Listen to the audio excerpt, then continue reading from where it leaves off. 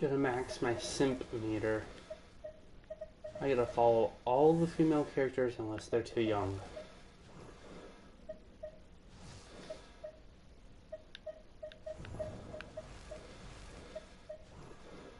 Kinda too young. Alright.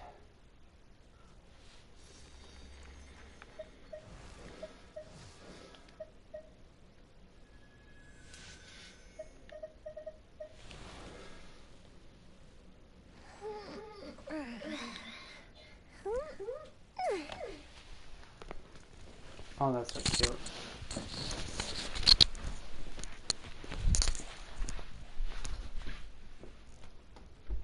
It's what, 10:53 p.m. And this is a 12-hour special. So I'm gonna have to stay up until what, 11 a.m.?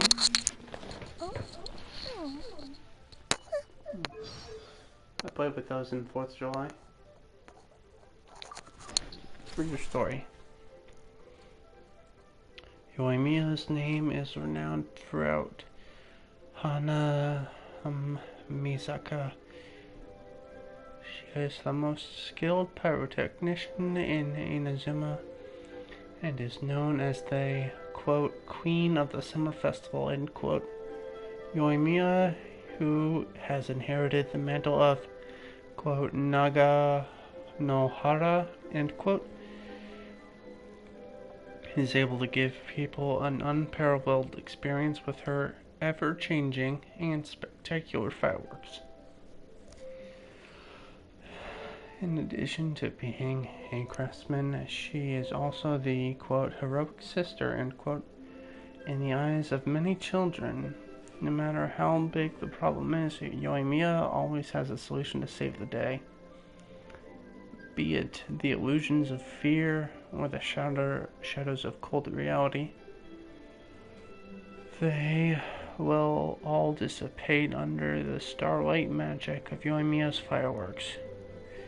The children are not the only ones she helps. As long as one is willing to talk to her about their troubles, she will lend a helping hand and try her best to help them through the crisis. Splendid fireworks, warm starlight, and passionate lights all join in swirling dance in Yoimiya's hands. Her bright smile is able to inspire fellow travelers and light up the way for them.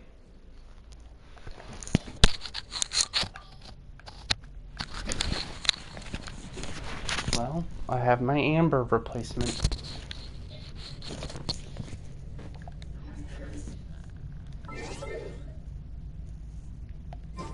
Wait, what? Let's double check. So, because I did amber, right? This is amber. I've maxed out her friendship. Yoimiya is getting all of that. Yoimiya is inheriting the throne.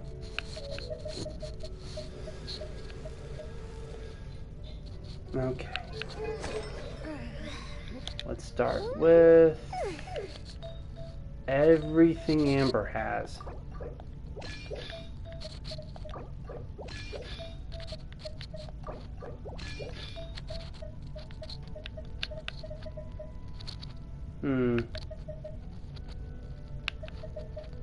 That's weird. Oh, that explains it.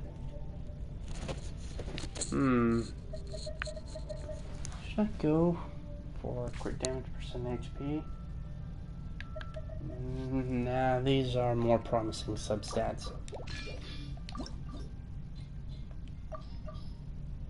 Oh, hey.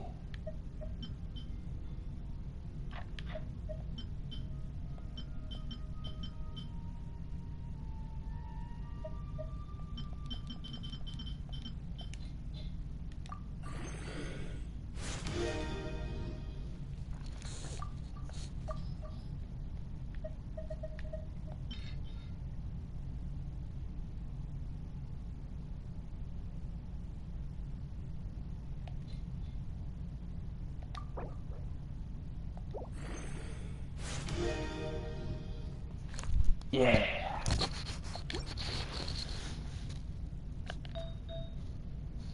There once was a ship that took to sea. The name of the ship was the WFT. The wind blew up her bow and down. Oh, blow my boy, boys. Whoa. Soon may the whalemen come to bring us sugar and tea and rum. One day when the tugging is done, we'll take our leave and go.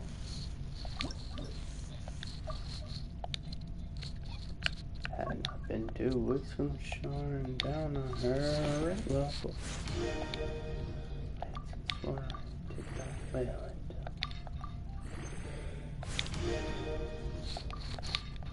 Soon may the woman come to bring us sugar and tea and one day when the tugging is done, we'll take our leave and go. Before the boat had hit the water, the whale came up and caught her. From the fire when she found her.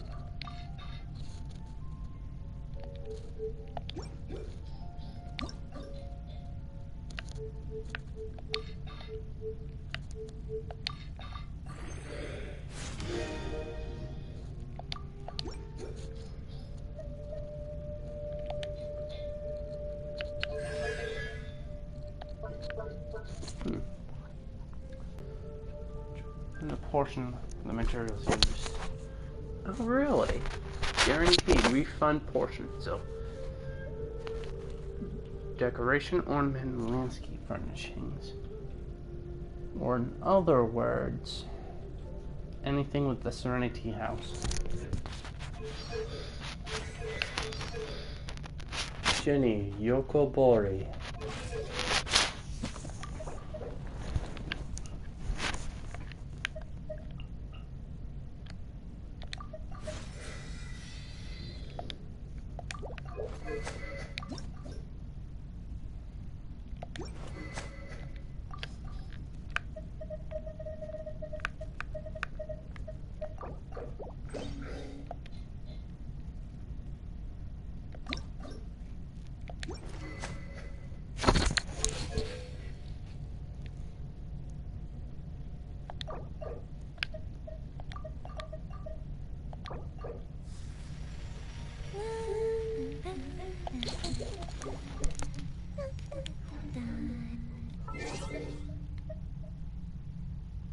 Transferring commodities back and forth. And those that come across Leo need to stay a while.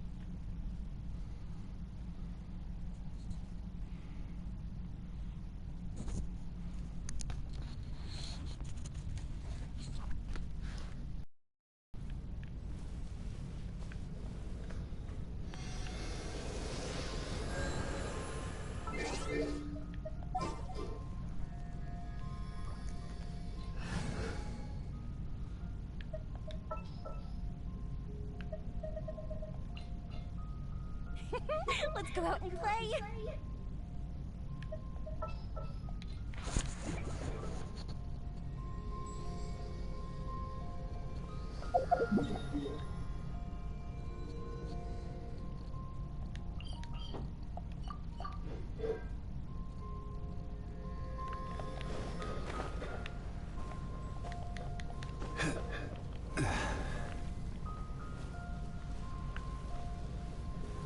Quake!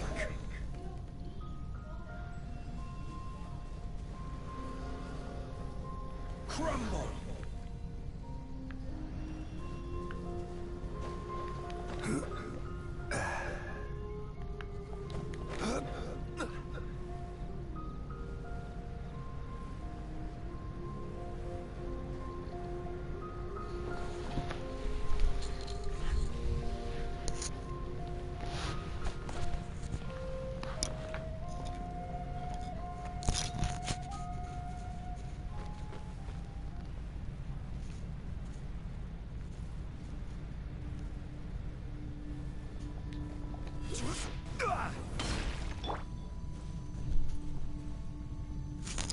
I have Kohaku.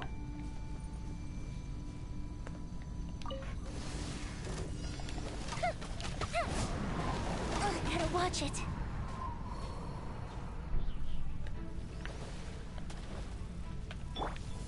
By royal.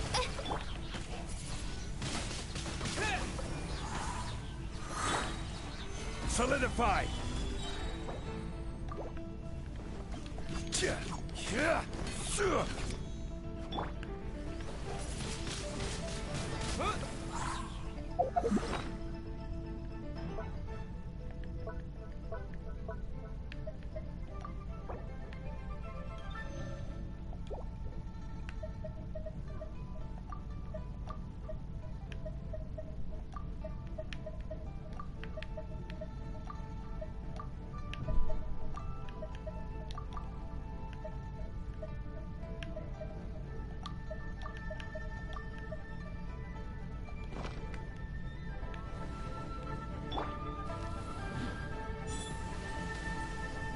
Yes.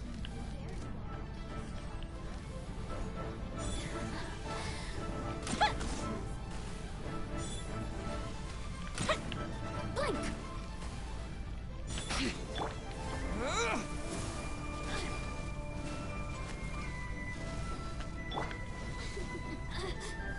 Gather! I will have order!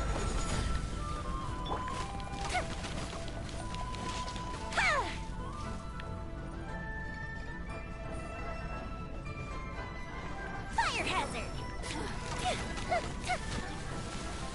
You really know how to get me going.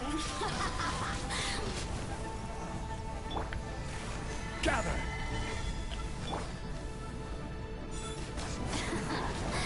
Let me amuse myself a little.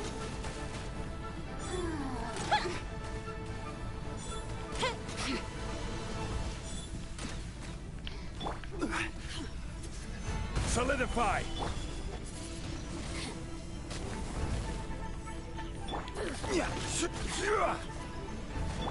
Fuse is lit.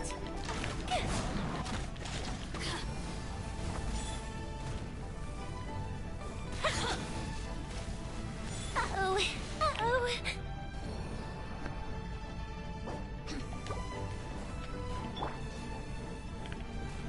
Solidify! This is order!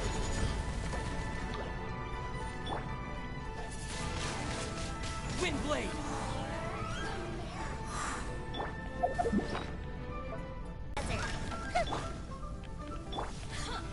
Solidify!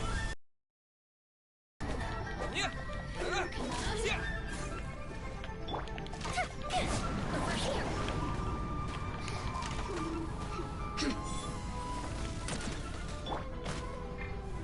Gather!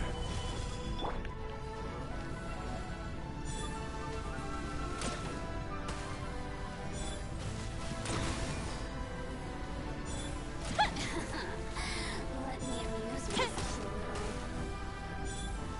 a little.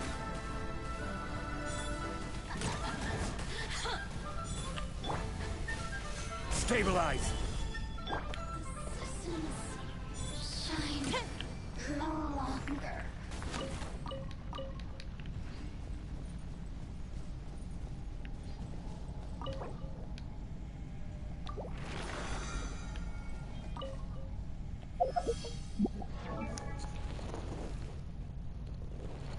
Oh, cool. I'm really close.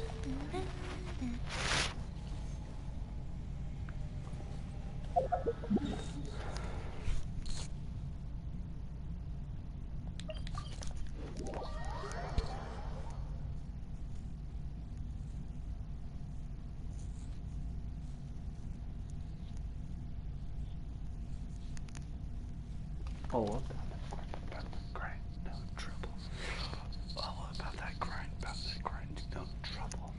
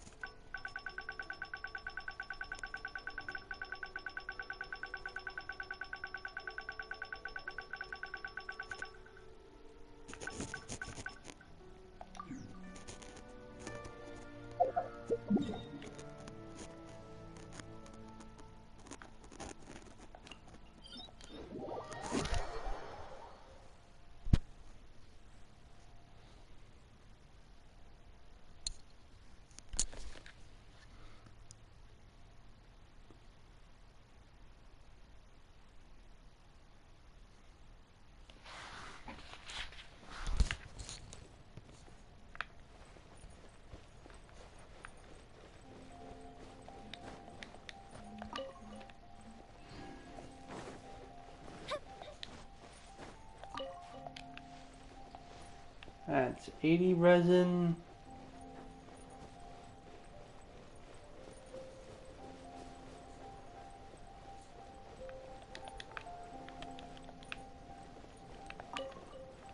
And that makes 120.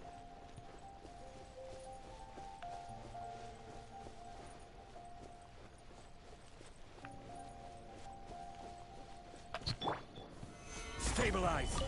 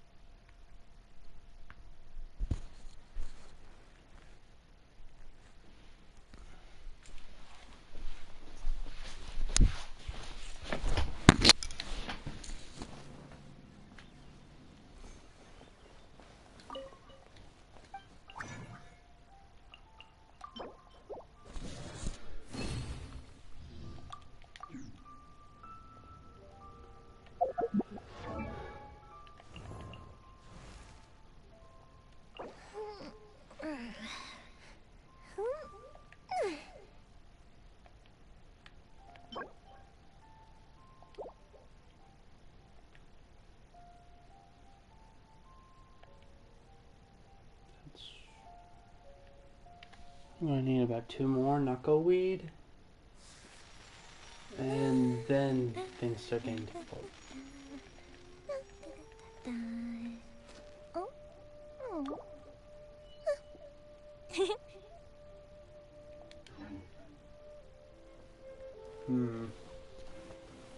Better show up with a knuckleweed.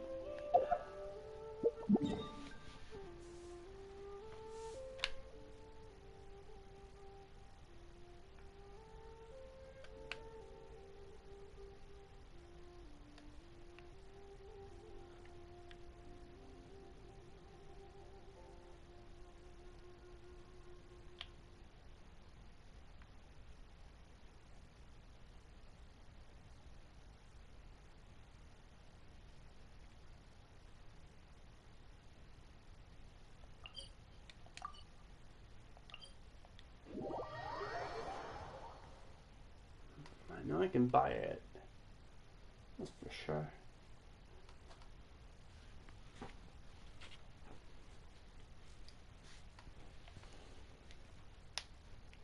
I'm gonna have to look up where the rest is.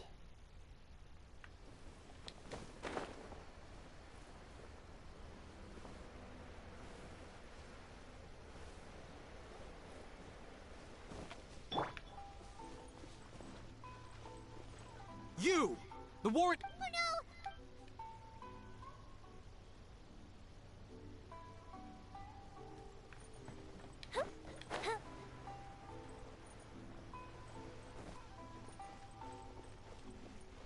My story's offering the latest in fashion.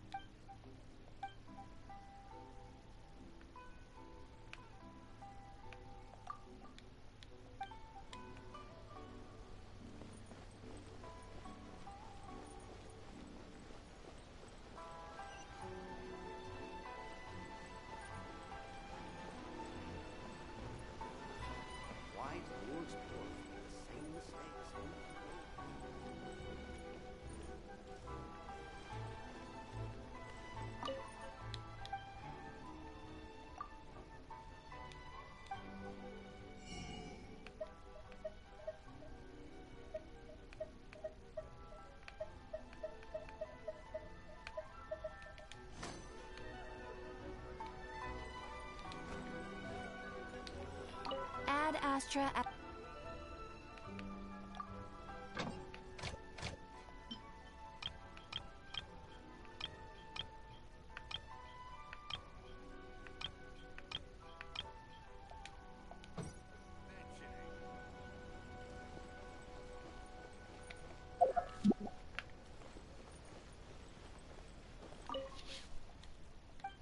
Aoi, or Blue. Her name is quite literally Blue in Japanese, by the way. Fun fact.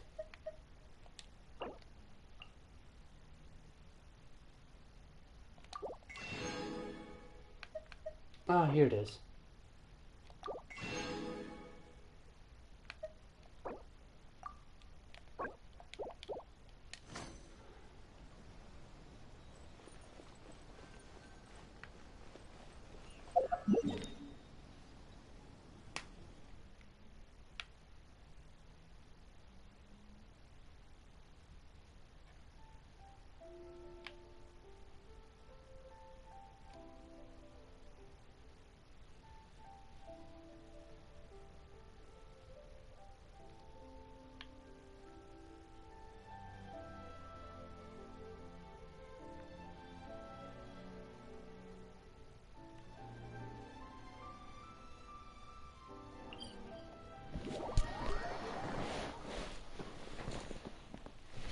Oh. For fireworks, don't miss.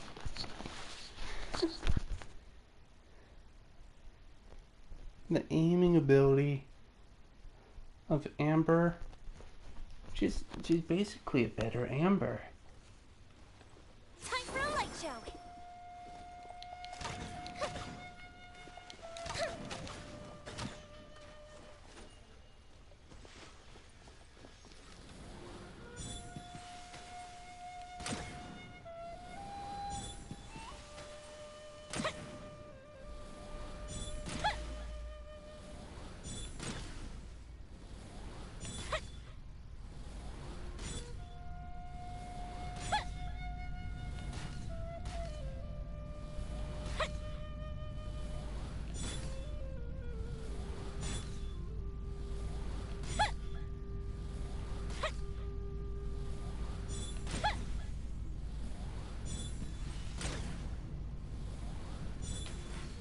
Fireworks have a range, though.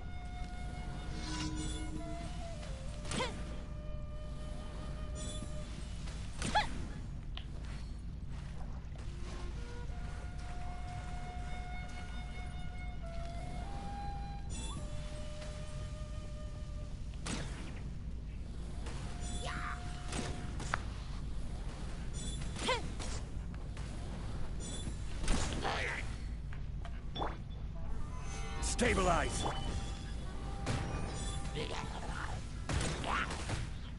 Fire hazard.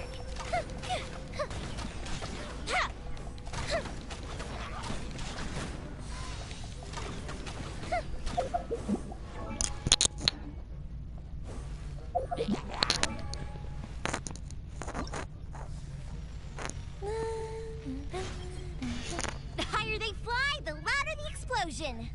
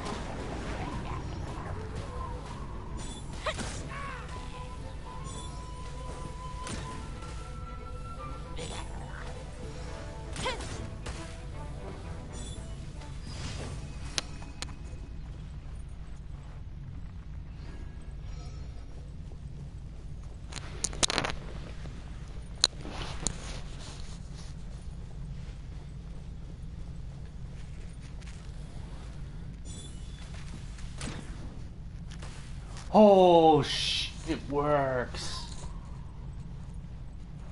Noted. KFC, here I come.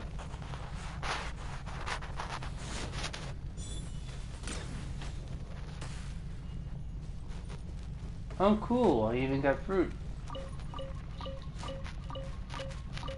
Pain. Why, yes, I do have a pain.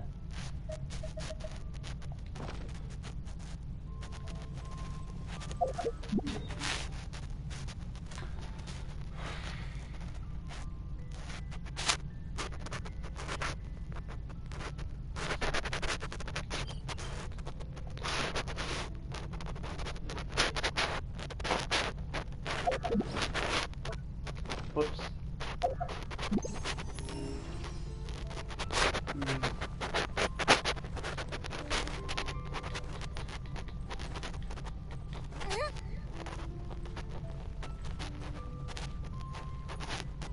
Hmm. Nice. Wait. Wait. Hold on. She's saying she's not there? How did she go to the bathroom then? Is it... No way it's a stylistic choice. Is it? Is she actually hurt there? There's like extra black on the edges, so does that mean that she's hurt?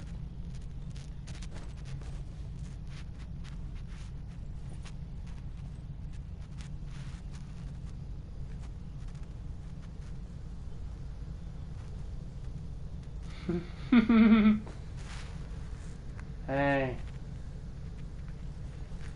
What's up? Ah, thank you. I have a viewer.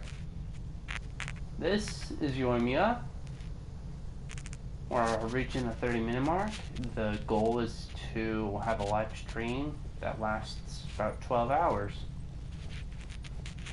I've recently uploaded a video of my great fortune getting my Amber 2.0.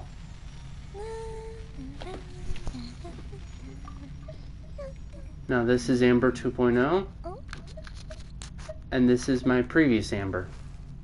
See? I have level 10 friendship, so I have no use for her anymore. I've already maximized my friendship. She's immediately useless. Now she had level 9 friendship. Then I keep her, so I can upgrade it to the final level 10. But now that that's out of the way, there's no point grinding. Because I have my Amber 2.0 that looks like Ohaku from Dr. Stone.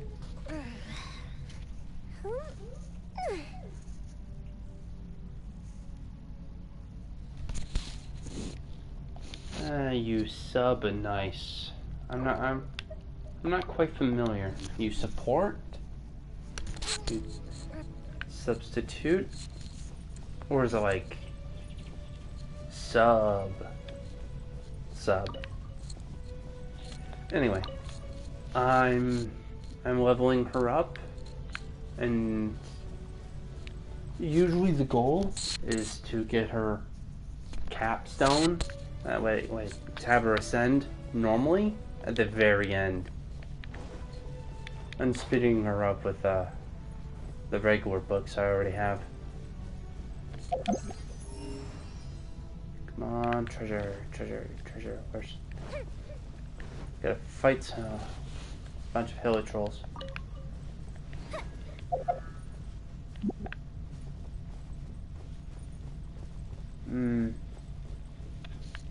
Oh, watch this. Oh, shoot, that sucked. They're homing missiles. I just realized she has homing missiles. She's like Diona, but better.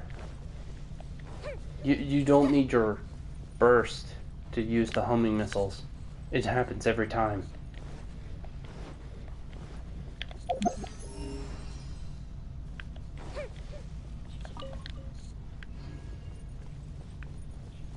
Oh, that reminds me.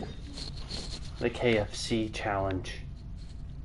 I call it the KFC challenge because, well, you'll find out. As a Genshin player, there are a few memes I can think of. But the KFC challenge, as I've dubbed it, is to get as many of Timmy's birds as possible. Now, if you don't have D-Luke in his ult,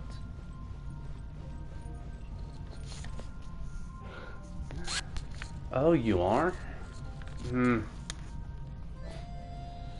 Congratulations, you're better at it than I am. Because I kind of suck at first-person shooters. I am surprisingly good at anime RPGs, though. Fly, fly, fly away. My fireworks will hunt you. My fireworks will hunt you down. Okay. Now for the genuine KFC challenge. Now these are the burbs. Now, normally, if I want to get the maximum amount, I get Ningguang, because she has an AoE, but these are homing missiles.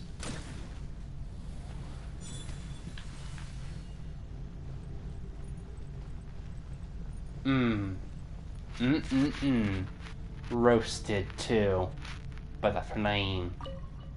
2, 3, 4, 5, 6. Yep. I have succeeded in the KFC challenge. Thank you, Kohaku.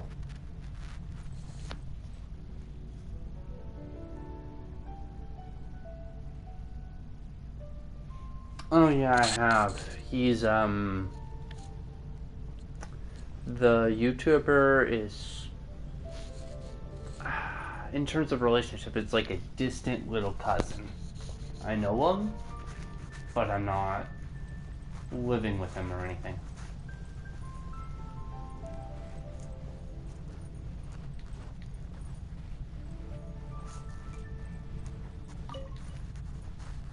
I wonder if I can get them mid-air. Yeah, that'll be a good test. Let's test her. I gotta to find more birds. Gotta find more birds. Alright. I gotta test Yoimiya's gotta test her missiles. Her guided missiles.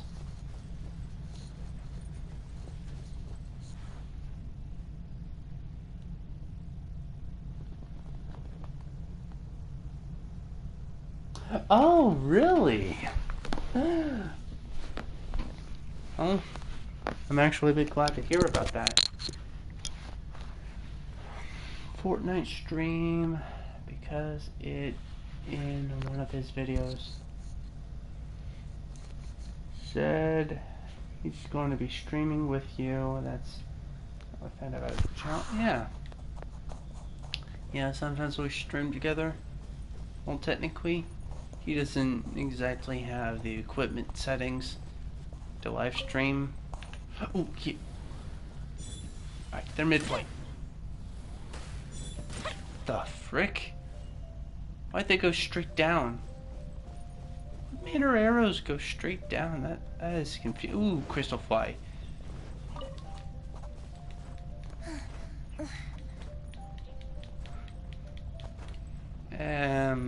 You do.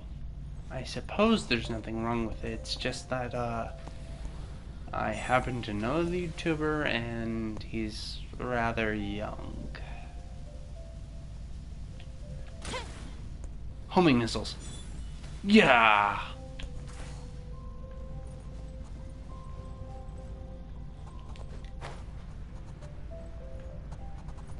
It works.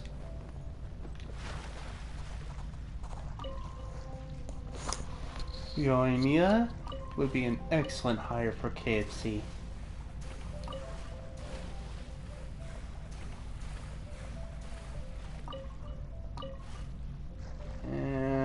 Younger than 10. He's about to be 10. I'm not sure if I should be disclosing this, but yeah.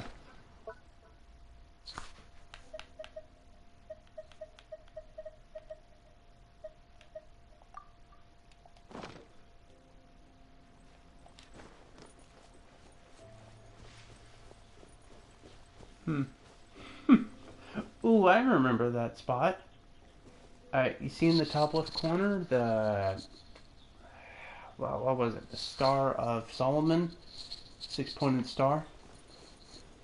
If you head over there, there's a spot. I think it's the spot Klee made. Yep, this is Klee's area. It's where her treasures are, see? This is my treasure. Oh. Hey, I'm having a moment. I'm reminiscing. I'm reminiscing with my... I gotta... I'm reminiscing with my child.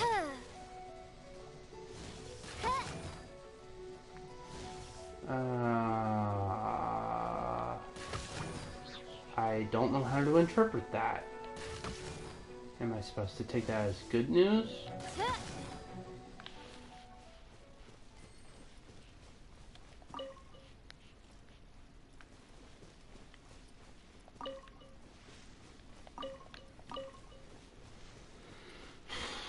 Ooh, light bulb.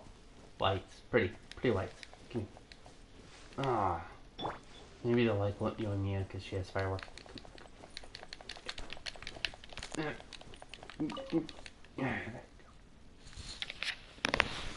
Oh no! Oh no! So what did you draw?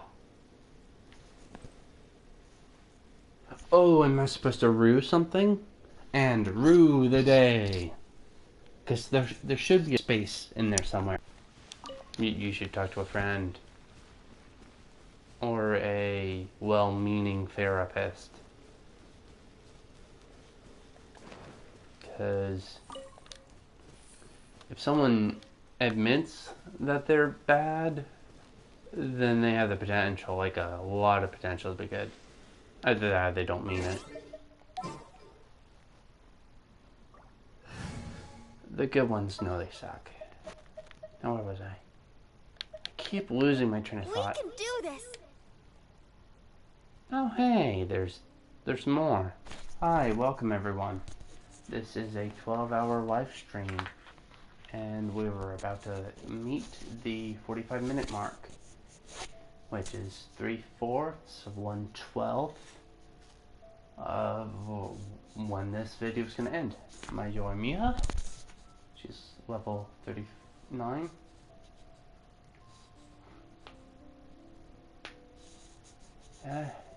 She's level 39. I'm going to level her up. Naturally, let it grow from personal experience, not just read books. She's not the studious type. Dawaka Kyokuro. Ha! You try to run and dodge, but my guided KFC missiles defeated you anyway. Also apples.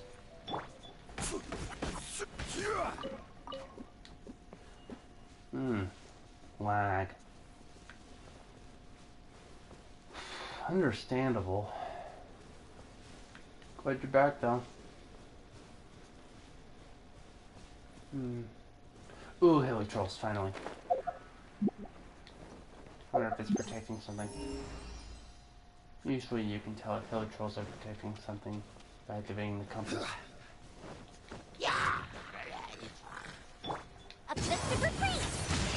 Oh, that looks so cool.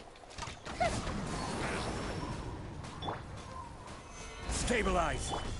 Midnight Phantasmagoria. Ooh, apples. Nom nom. Don't mind if I do. I got crystals.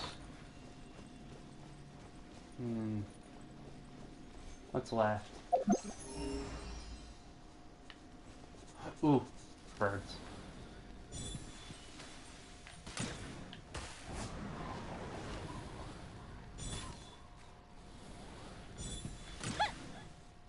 It works on... Holy cow. Confirmed, the cyclone works on birds. The cyclone can keep birds in place. Awesome. Holy cow.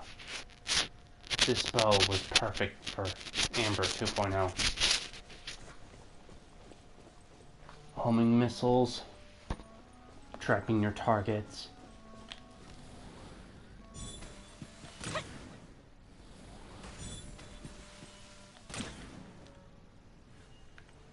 Nice.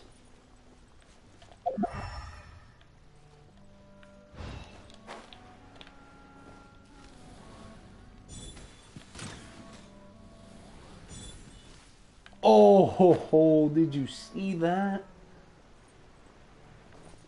Guided missiles. She is the perfect huntress. Let me see that Shigo. Shigo. Yeah.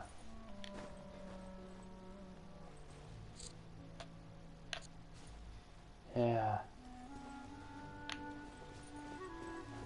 I gotta find the camera so I can get a bit of a zoom up. Baby, let me see. Jalebi, baby. Come on, run here. Jalebi, baby. Yeah. Look at that.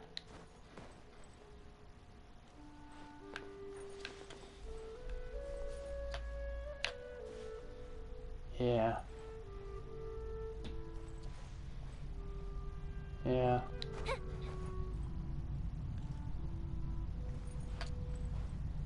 Yeah.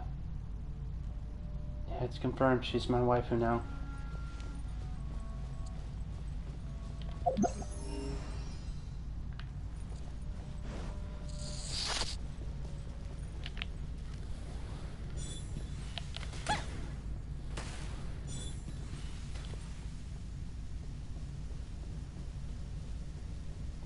Darn. Now I'm just gonna have to keep walking until I find a proper target. Guided missiles. I have guided missiles. You ain't gonna defeat me. You ain't squat. I got guided missiles. I can collect stuff while I'm aiming. Bows take 2 hands, but apparently I have like a third invisible mystic hand that can grab stuff for me. Yep.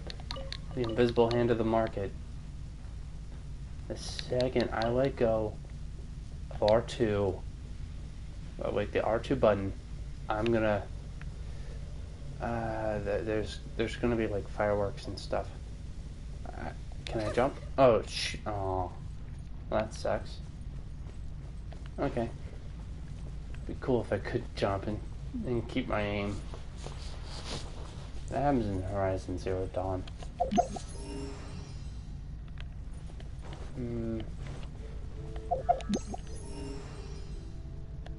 Fine. Okay. Let's check this spot.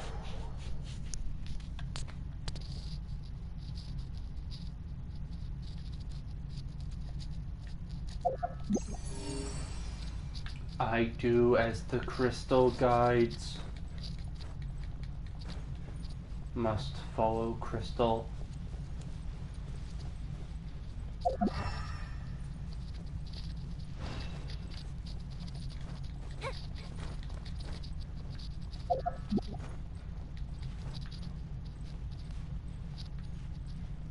Oh boy. Okay. Before I go any higher, I gotta get some climbing equipment. Climbing.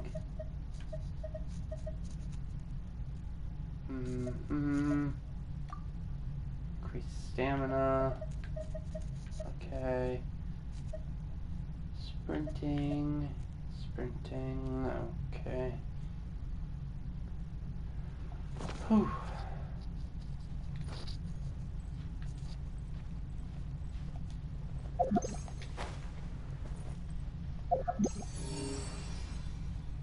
It is really up there. Okay. I'm gonna take the longer way around.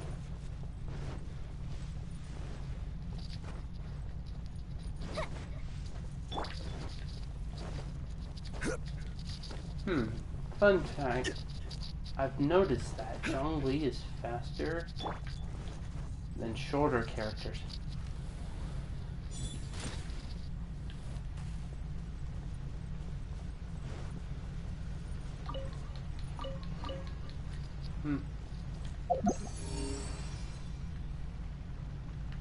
I do as the crystal guides. some Rick and Morty reference. Alright, so Far Cry 3. Now, I think I'll mention it. The core reason I played it was because I heard about its skill tree system. You get a tattoo, and whenever you learn a new skill, it like automatically inks itself.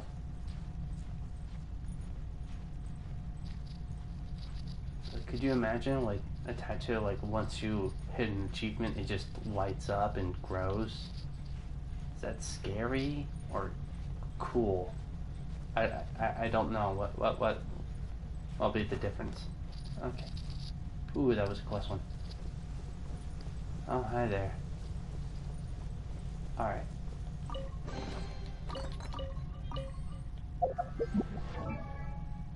Alright. So level her up? No?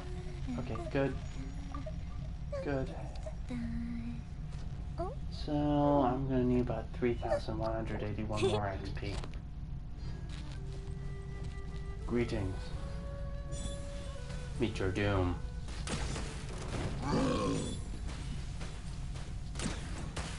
Wow. That's actually a lot of damage. For reference, this is like the caster damage of 200.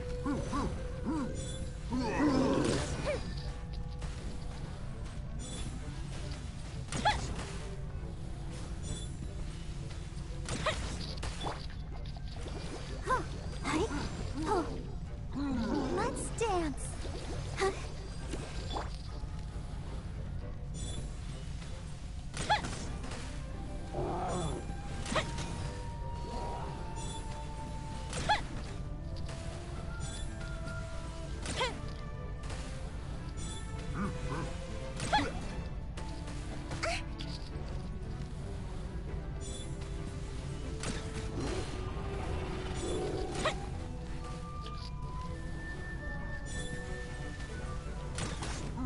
In the face.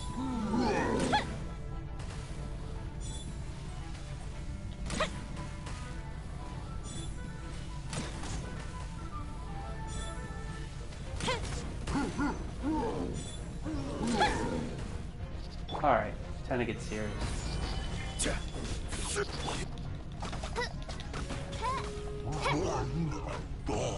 Yeah, that's better.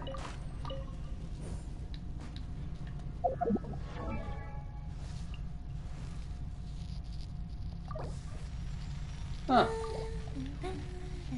I got a little bit more XP, so even if she's not actually the one doing the murder, Yoimiya still gets the XP. Ooh, even more. I gotta go even higher, I guess. Unless, of course, the tree is... There's like a chest in the tree. Wow, that is a really tall tree. Like half of my stamina on that tree.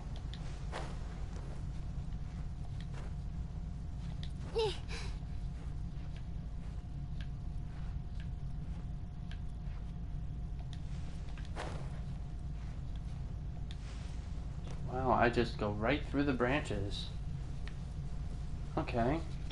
Quake! I can double jump.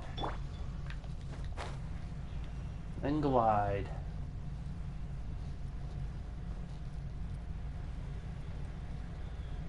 Oh, these poor, unfortunate souls.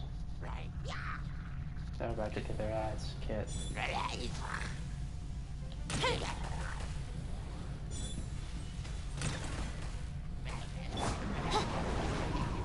My ruin.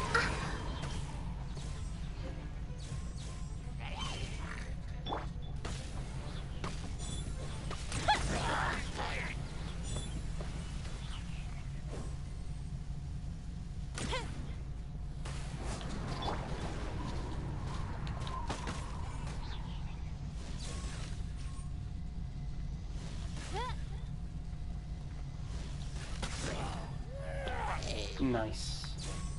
10k damage. Ominous mask.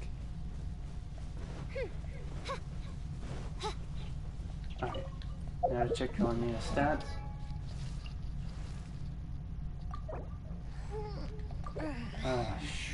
Man, I'm not gonna get anywhere near the amount of XP I want fast enough.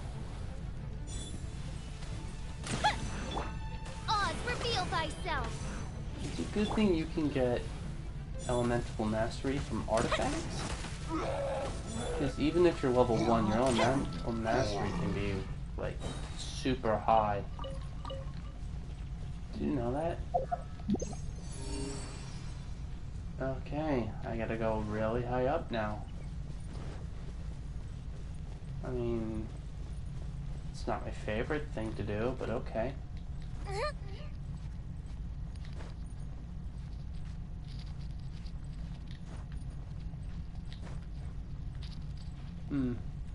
Wrappings. Oh, cool.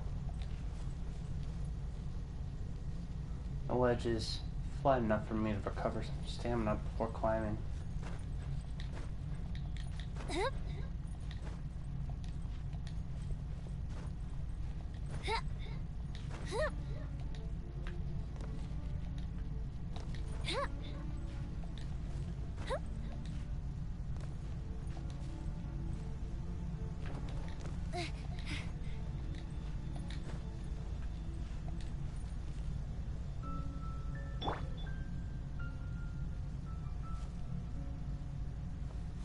Rise!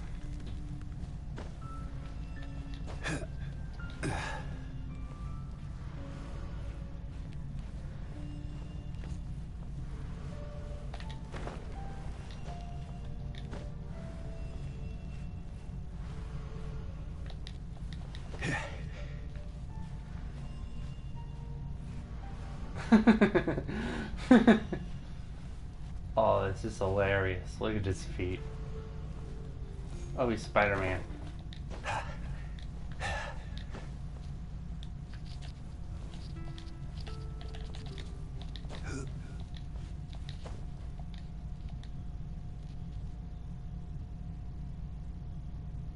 Crumble!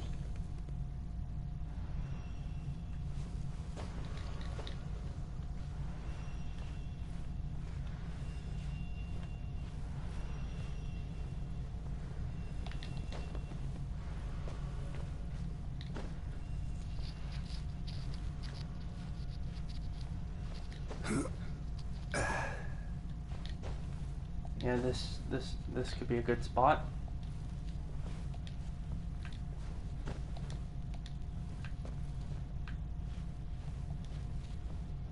Oh yeah, definitely. The geometry. I am the geometry wizard.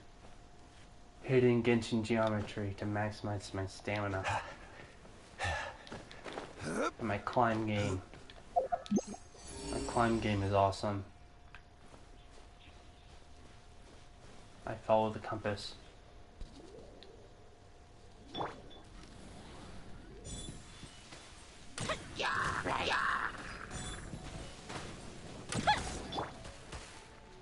By royal decree.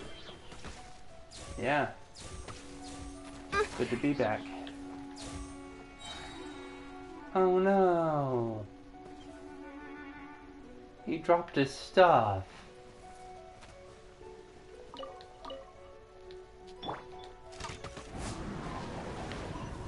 Fuse is lit. Fuse is lit.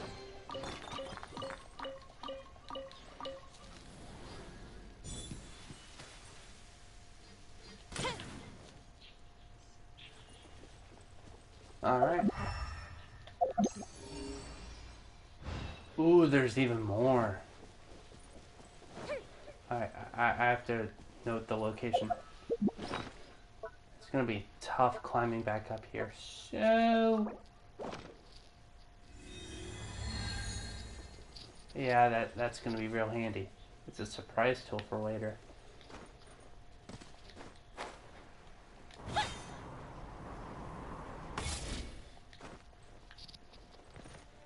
Ooh.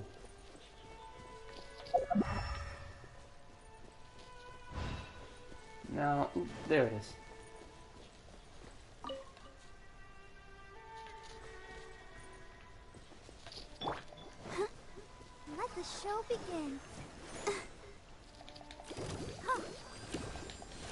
Hi. Yeah.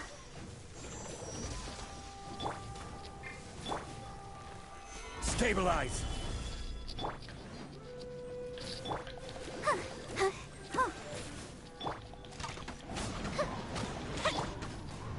Oz, reveal by... Here comes the fireworks!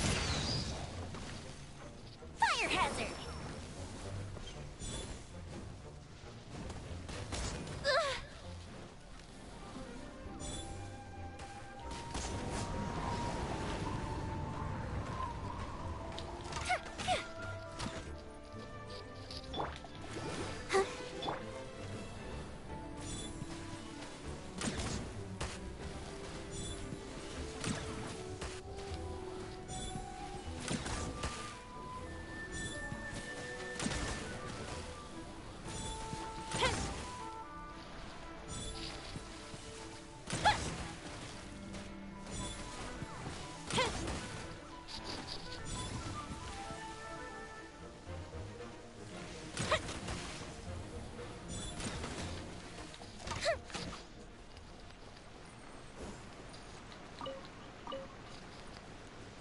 Yep.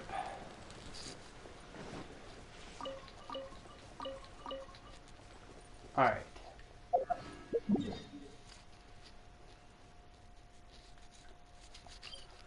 Whew. Now where was I? I was making sure that I got the chests. Yeah, that portable waypoint really does come in handy.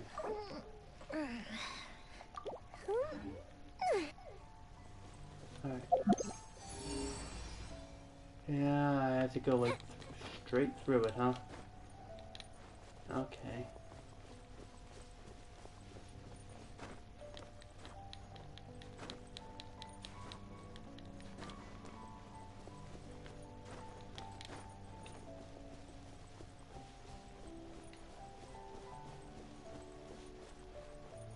Alright. Just to double check. Double check. Alright. Oh, alright. I gotta keep going, I guess. Wow, there's nothing in this field.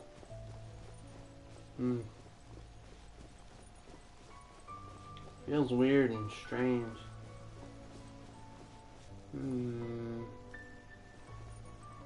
Do I keep going? This is odd.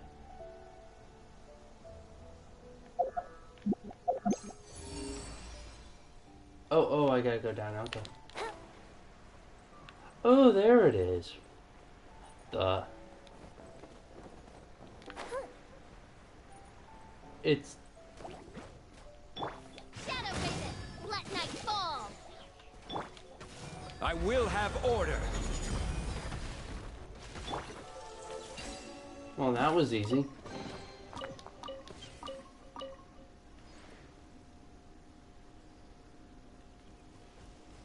Okay. Now, I noticed something on the distance. There it is.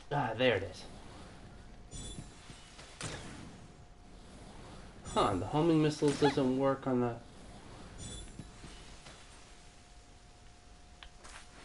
What the... Alright, so...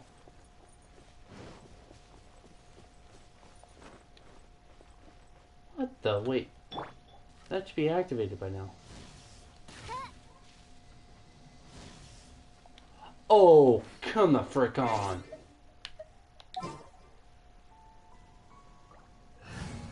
Fine. So be it. Diona, sweetie. The hunt begins! She's a wally cat girl.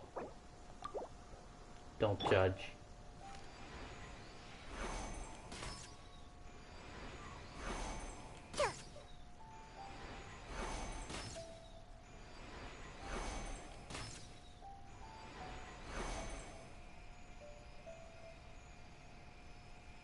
I don't curse. I mean, it takes too much magical energy. Now, I do cuss. I do cuss on occasion. But it has its grammatical use. Such as emphasis. Grammatical emphasis, for one. Alright. I'm not prepared, I'm not prepared, I'm not prepared. Frick. It's a rune guard. It even has a serial number. Frick. I'm dead. I'm dead, I'm dead, I'm dead, I'm dead. Okay, calm down. Calm down. Can't reach you. It's a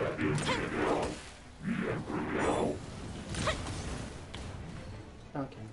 I always have the shield.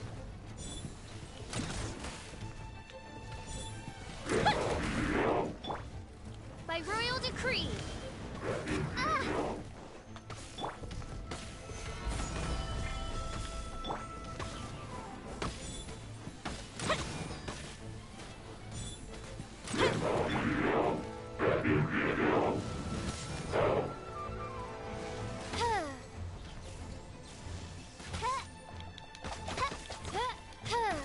Huh.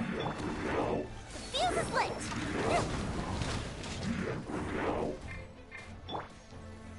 Solidify! Oz, reveal thyself.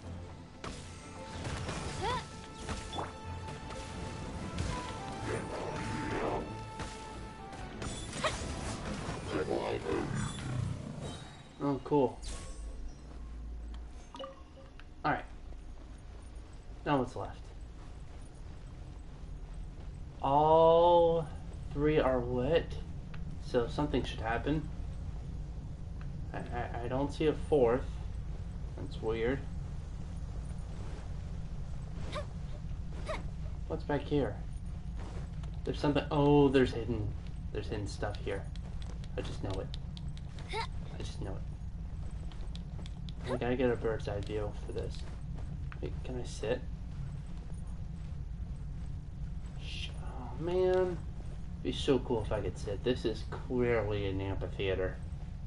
This is. Alright, so that 3.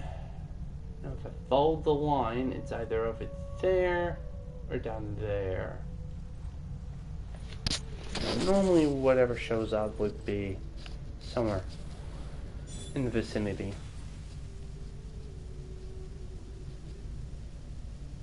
How you are. No, I don't know how you are. How are you? Are you having a good day?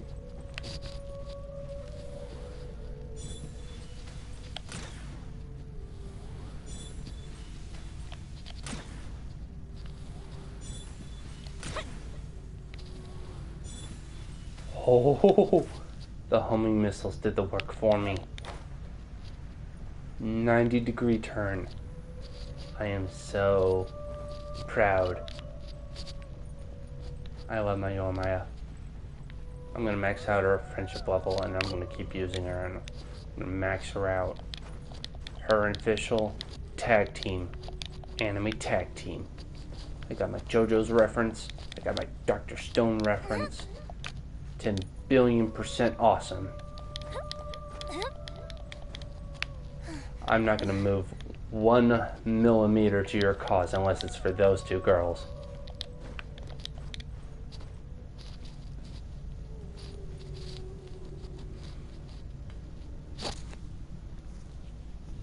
Yeah, I already knew. I already knew, Wes. Wesley's the type that does the whole please subscribe thing. I just let you think I didn't know. I'll take care of it. Because you gotta feel clever sometimes.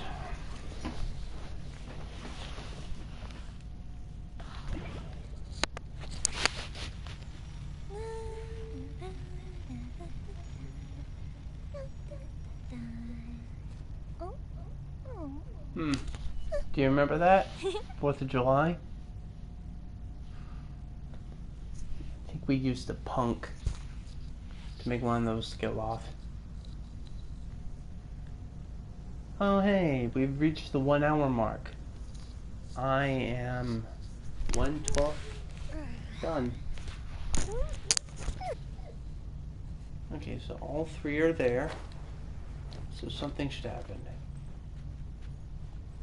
All 3 of them are lit unless there's like a 4th one.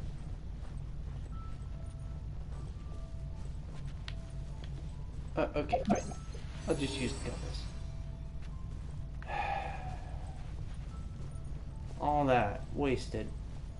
Oh, now I get it. I summoned the Ruin Guard, that's how.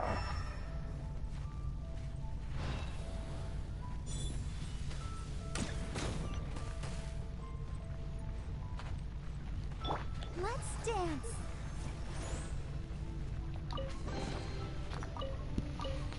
Wait, who stores a steak, like raw meat, in a treasure chest?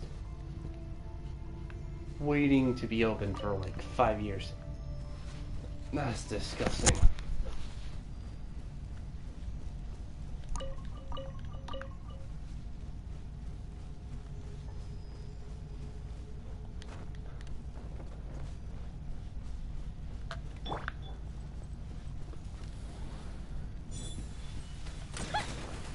Now this is my favorite technique.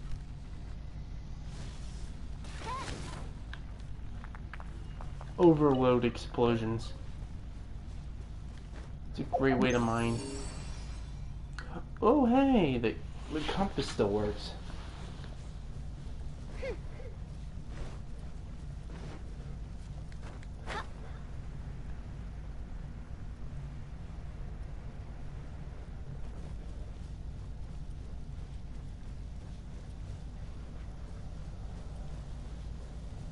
Alright. Here should be far enough.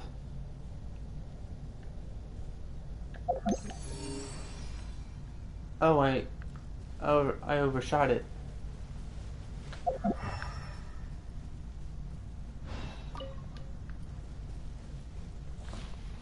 Defone fan. Hey, sup?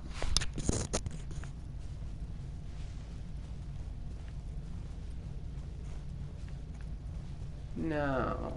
Okay, so I apparently overshot it. And there is a chest in the area. Am I being pranked? I feel like I'm being pranked. Okay, I gotta keep going in this direction a little bit up. Alright. Down at the site.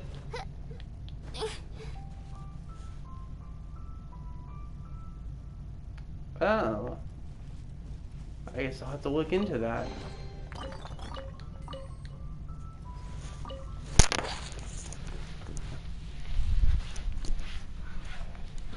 Defone, huh? Or is it dephone or defone? If it's Daphne, I'm gonna be really shocked. Or Fane being shocked. I hear the voice of fate, speaking my Oh. name in humble supplication. Oh, Minecraft.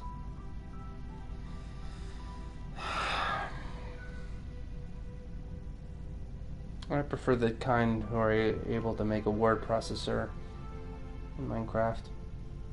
Ooh. I created another universe. 6 and hours found ago, a paradise. YouTuber named I, JB official, Sprinkles and the princess in posted a nice pic. And where was I? Oh yeah, Defone. Okay. Typing it up now. D-E-F-O.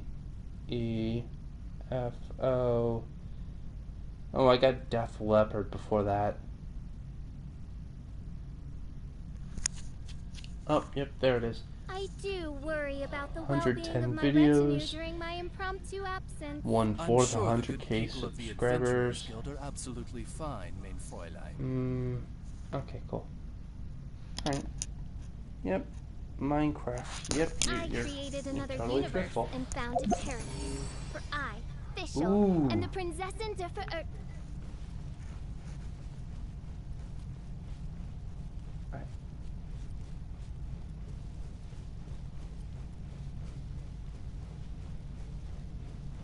Okay, kinda gotta walk. Now, it will be a real trouble if it turns out to be up. So, I'm going in this direction just in case. Alright.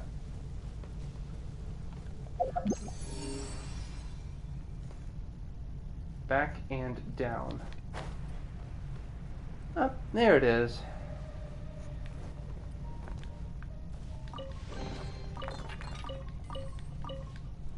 Cool.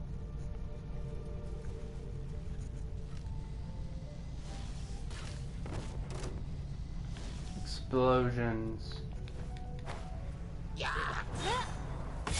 By royal decree.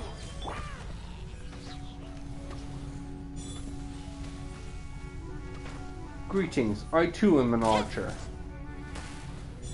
My archery skills are better than yours. Headshot.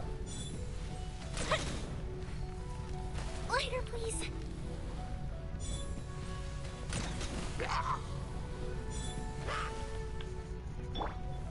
Gather!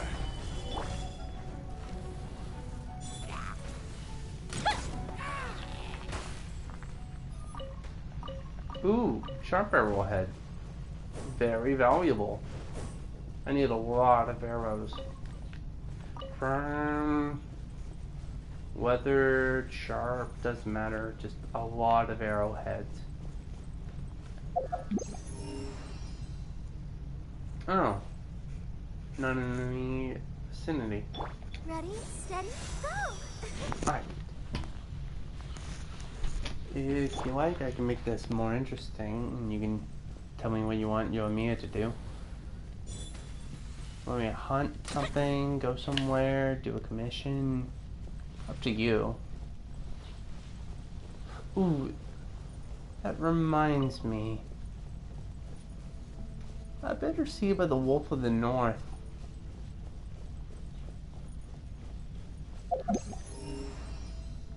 Hmm.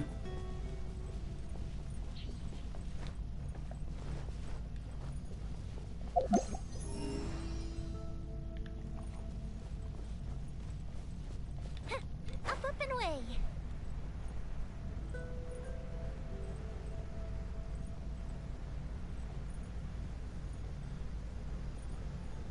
Bird's eye view.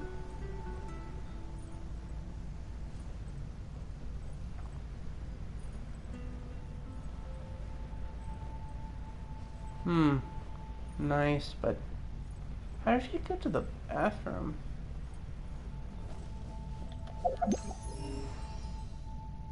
Nope.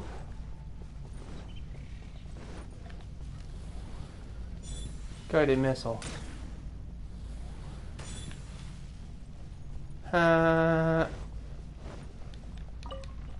Get the bird.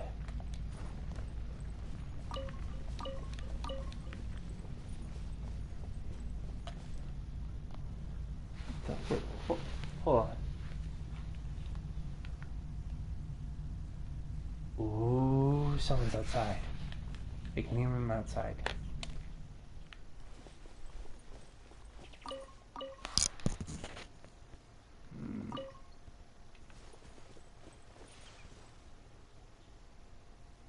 Who am I kidding? I'm gonna unmute it now. Okay.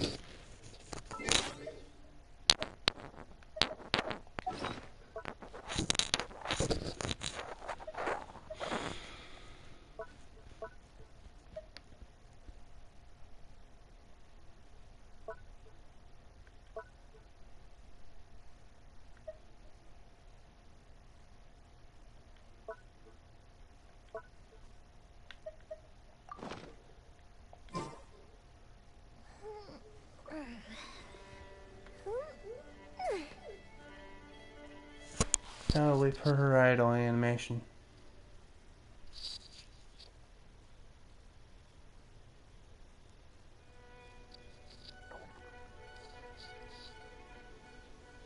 Nah, who am I kidding? This one's much better. Gather!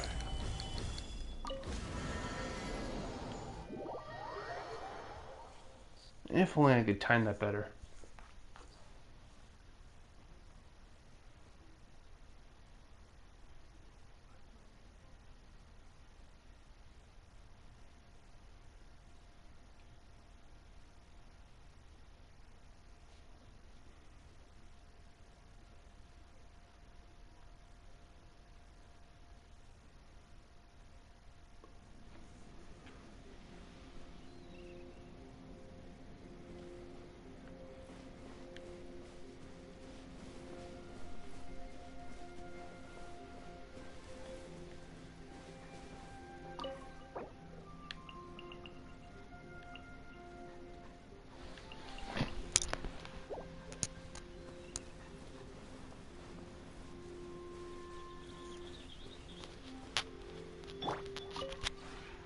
Would you care to sit down and join me for some tea?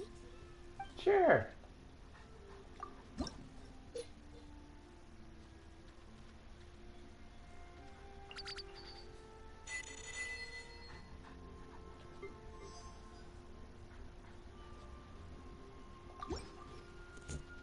Time to replace Amber with Yoimiya in this spot too. If you ever have...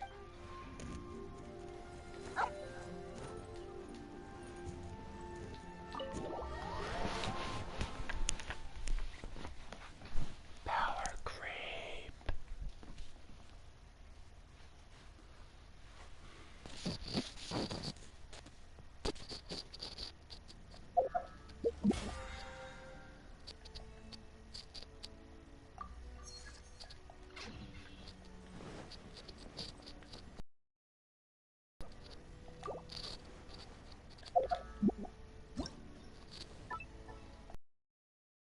Wait, before I do any...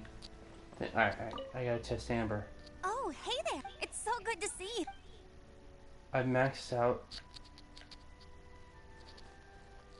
There's nothing new. Morning! Don't forget, if you ever need an outright... Okay, good. I don't need her anymore.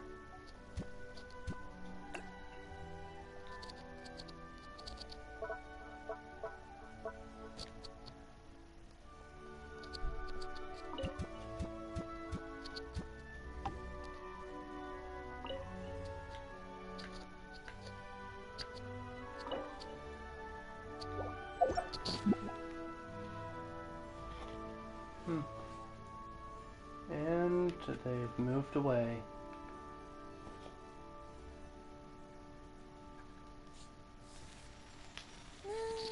Alright.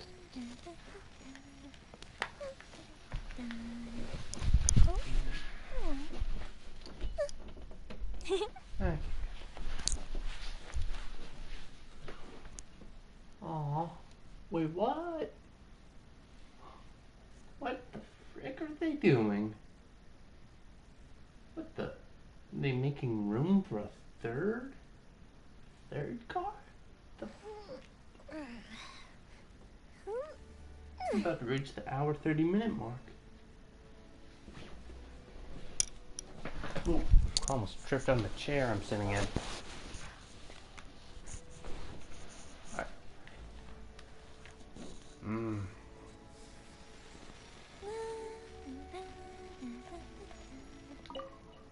Hey, it's you!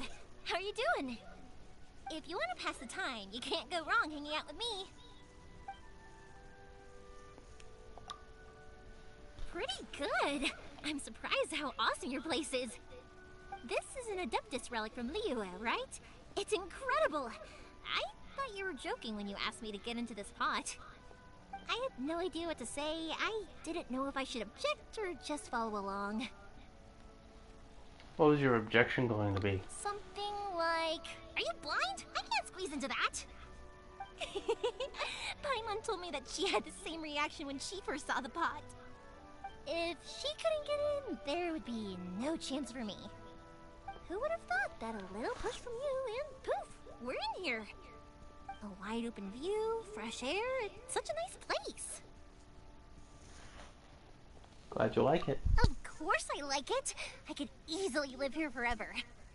Whoa. Maybe I can open a second Naganohara here. You can invite all of your friends to see the fireworks. Consider it a gift from me to you. Aww. I wonder what the other way of... Hey, it's you! If you want to pass the time, you can't... Pretty good. This is an Adeptus relic. I had no idea what to say. I didn't know if I should object or just follow along. What would you have said to him or me? Like, let me send over Taro the goldfish, the most trusty fish in my aquarium, to accompany you. I'm sure it'll be able to get in. It's a goldfish after all. Who would have thought that a little push from you and poof, we're in here. A wide open view, fresh air, it's such... Of course I like it. I could easily... You can invite all of your friends... Alright. Hi there. Aw, see, is so full of life. Morning. Mate, I'll pray for you. Pray for me. Oh yeah, she's religious. Hmm.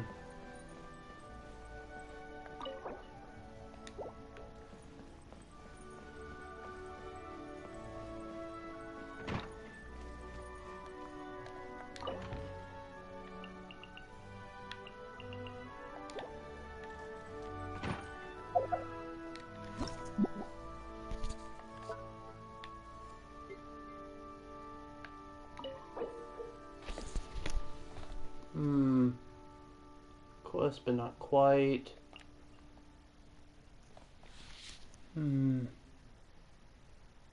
Oh, there's a way. Don't have that.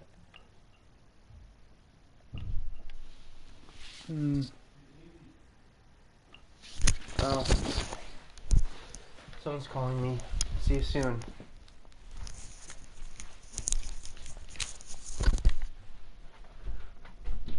Yeah? There's a great big spider, I think it's a brown recluse, right next to the front door. And this is just funny crap. Right after you got home.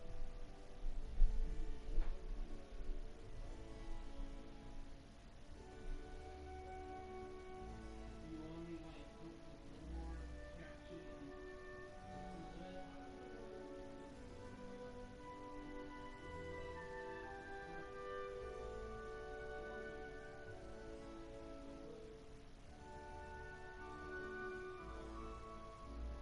right when you open the door.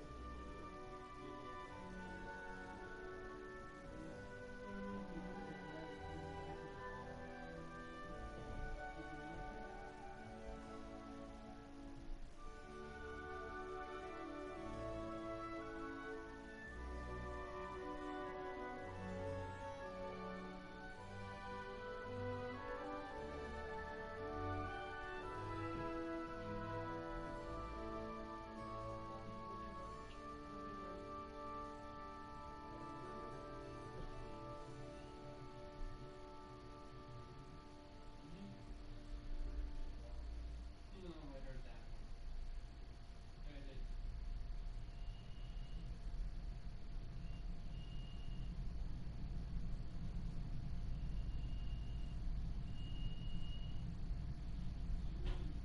Let him grow.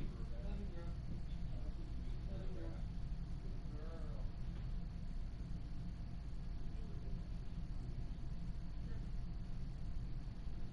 Oh, tonight.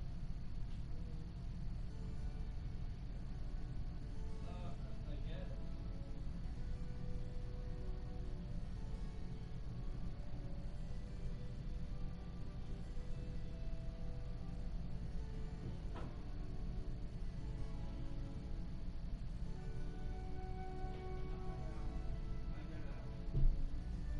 I'm gonna drop first, I guess.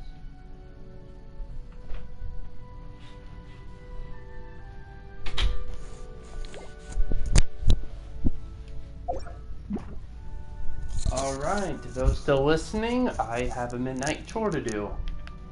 So I'm gonna be gone, but Welcome to Naganohara. My name's Yoimiya. Just let me know if you need anything. We have kushikatsu, egg roll.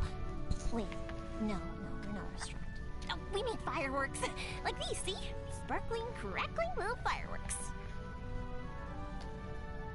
Fireworks are for now, but friends are forever. If we've got nothing else to do, why don't I tell you a story? Have you ever kept goldfish as pets? They're very cute. I'll get back to when it rains.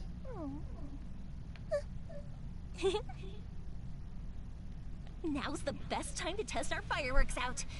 Though I'm sure they'll look good whether they explode in the sky or on the ground. Just kidding, I'll pay attention to safety. I'll be back in a bit. Time for lunch. Yeah, I can hear you. Oh my. It's an egg with a double yolk. What wonderful luck.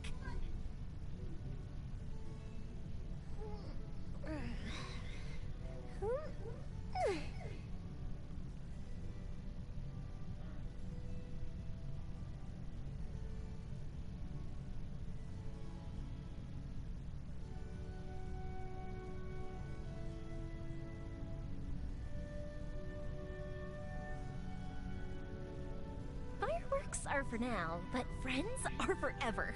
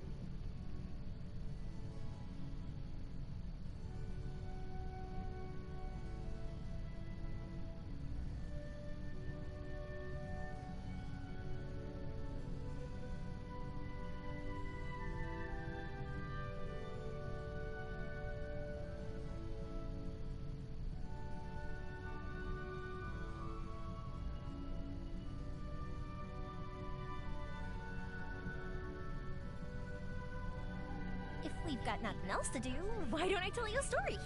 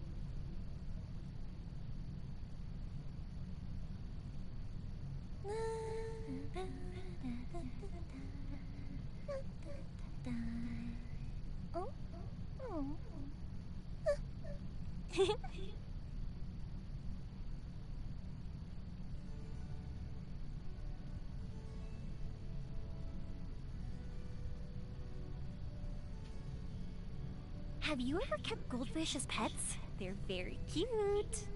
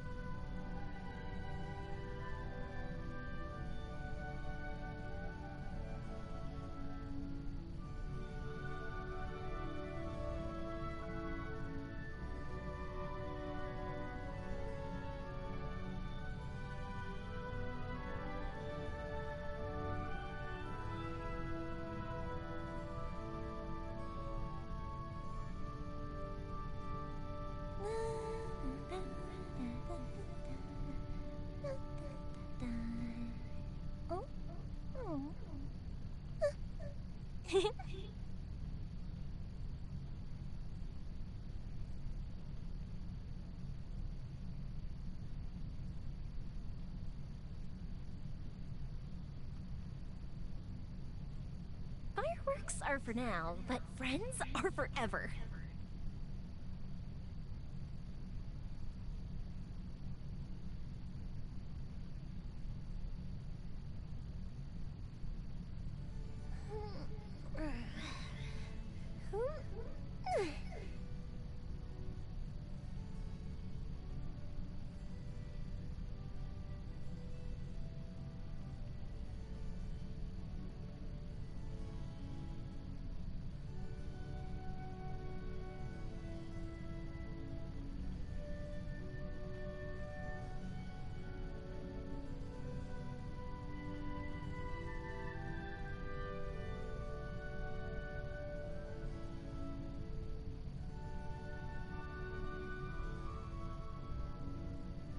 Have you ever kept goldfish as pets? They're very cute.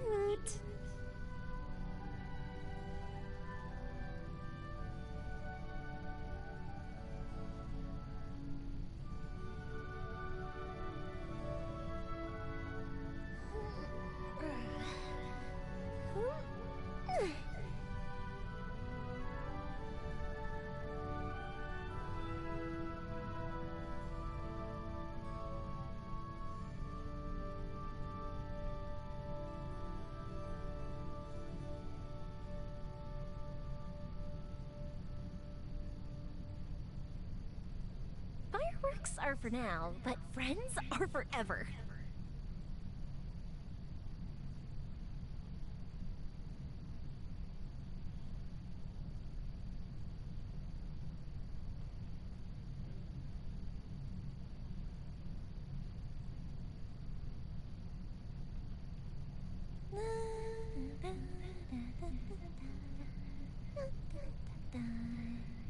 Oh, oh.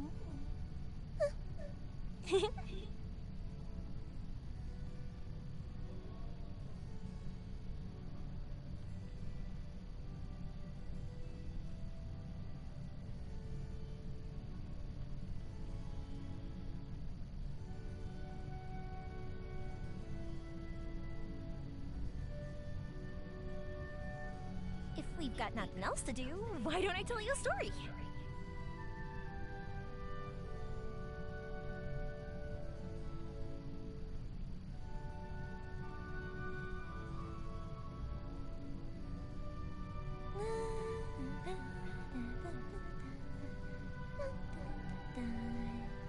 Oh, oh.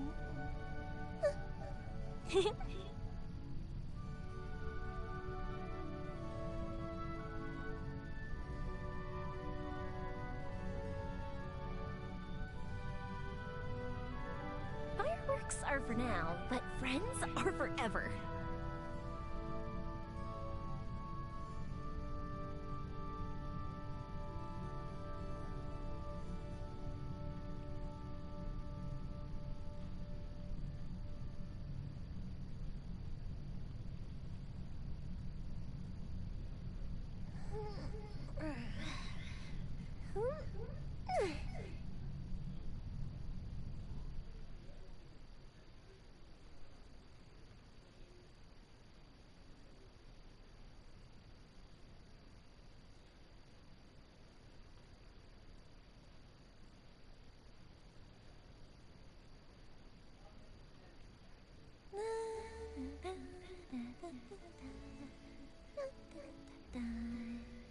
Oh, oh.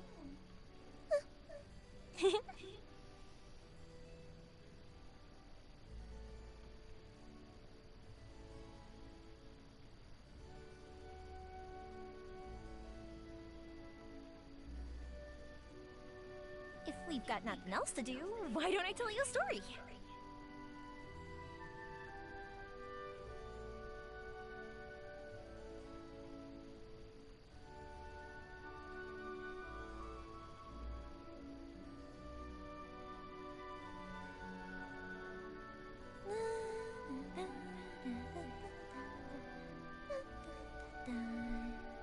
Oh, oh.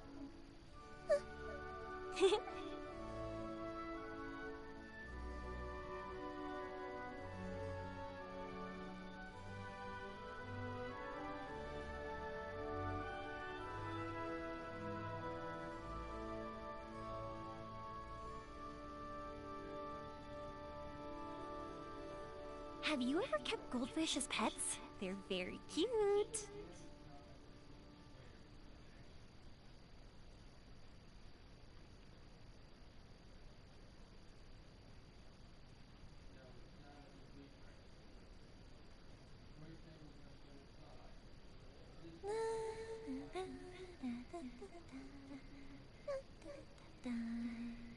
Oh, oh.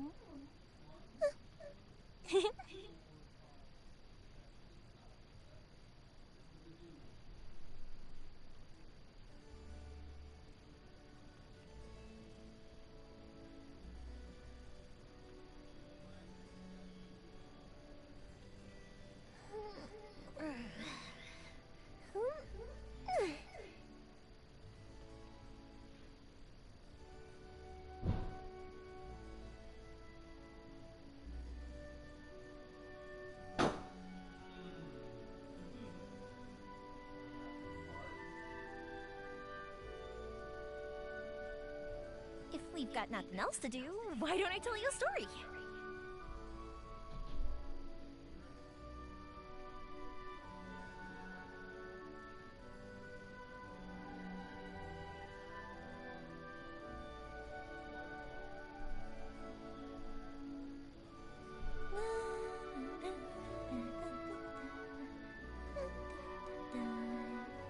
Oh, oh.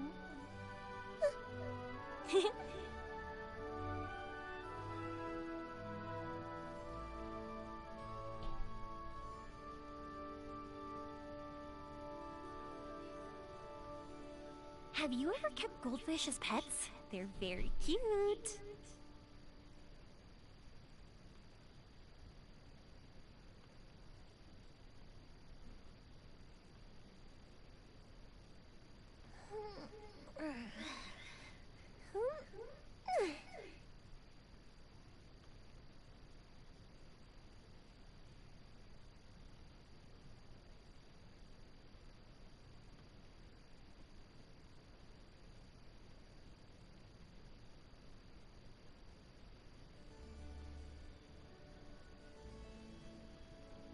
Fireworks are for now, but friends are forever.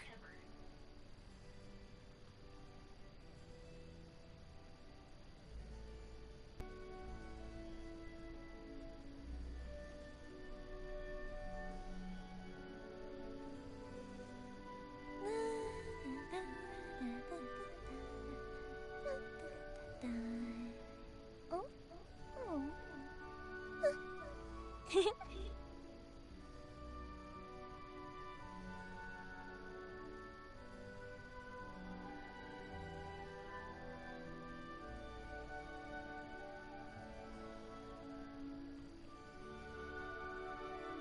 If we've got nothing else to do, why don't I tell you a story?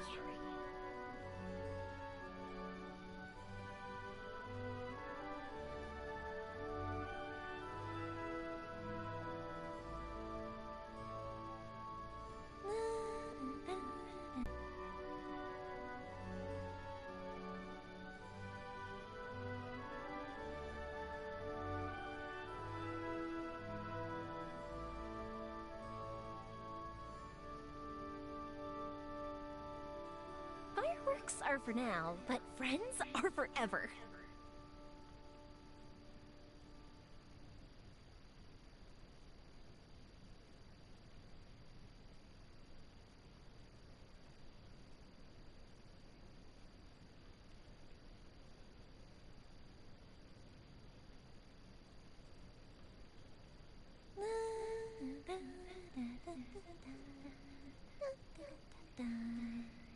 Oh, oh.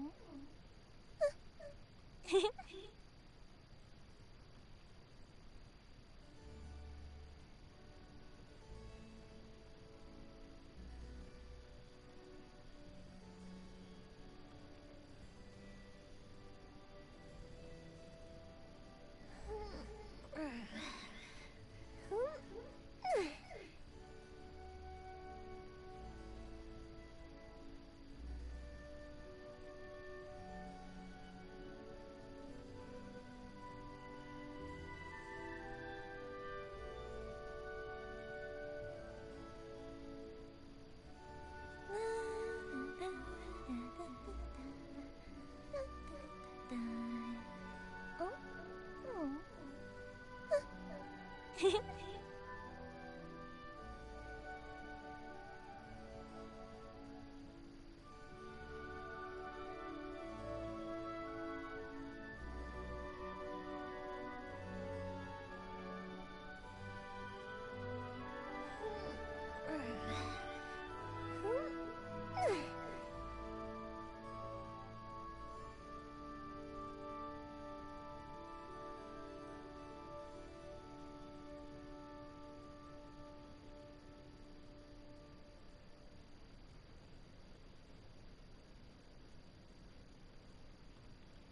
we've got nothing else to do, why don't I tell you a story?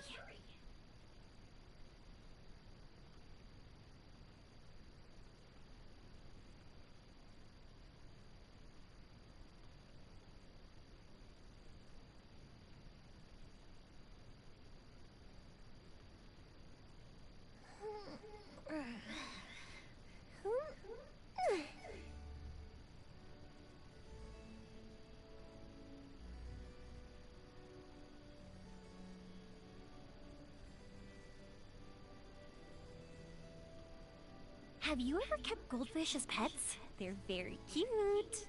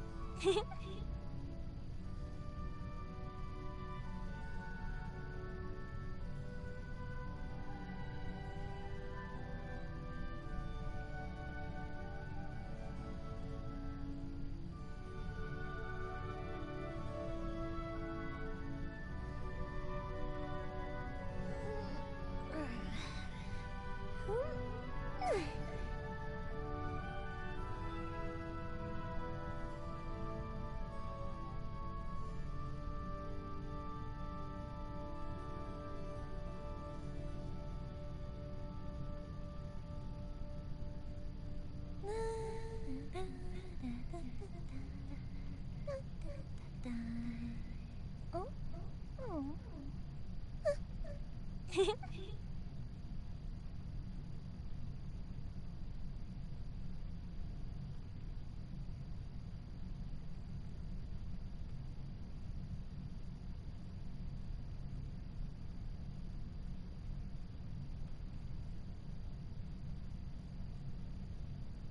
If we've got nothing else to do, why don't I tell you a story?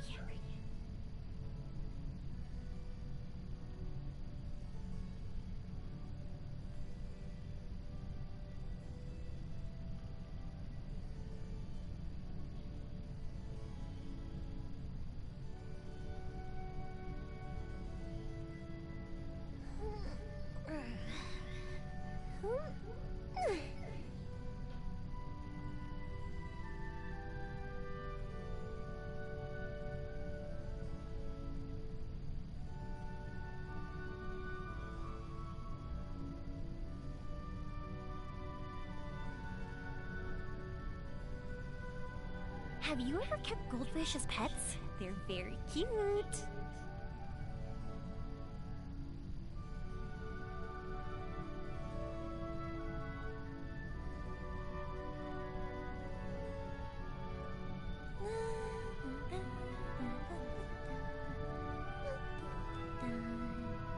Oh? Oh.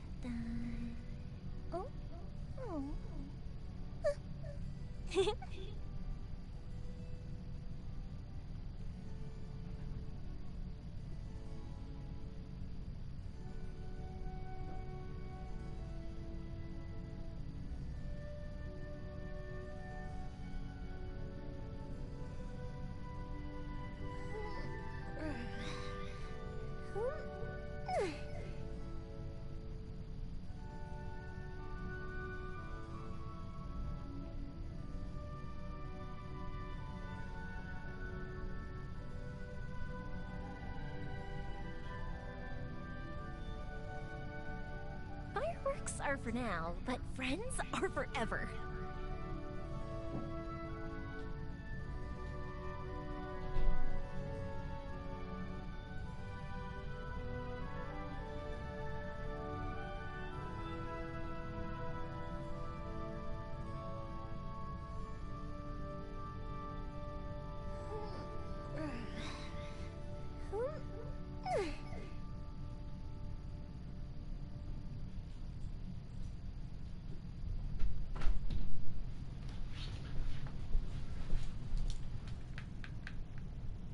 The fireworks are gonna get soaked!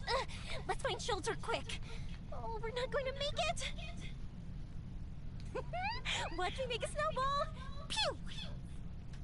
Ah, this is great. I feel so relaxed all over. I could almost float away. The wind's so strong! It's blowing my voice back at me!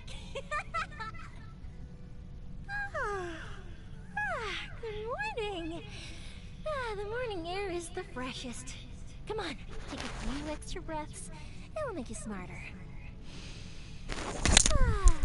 Ooh, smarter.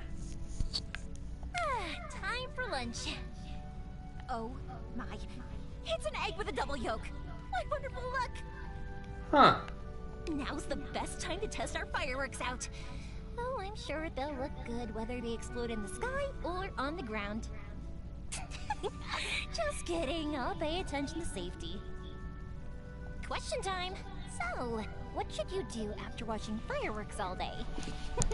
The answer is... watch them again in your dreams, of course. Good night. See you tomorrow. My father's hearing isn't very good.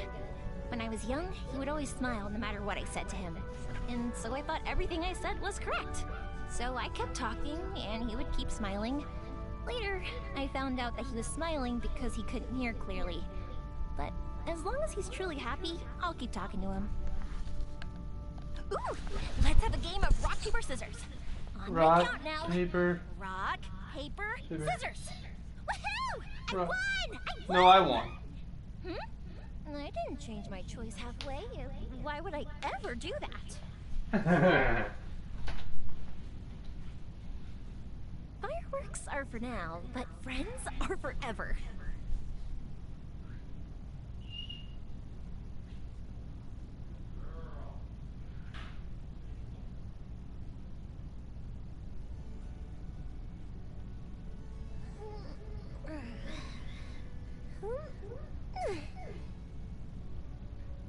The Sophia whistle. I blow it to summon you. I can summon you, Sophia. Sophia, you should be summoned. If we've got nothing else to do, why don't I tell you a story?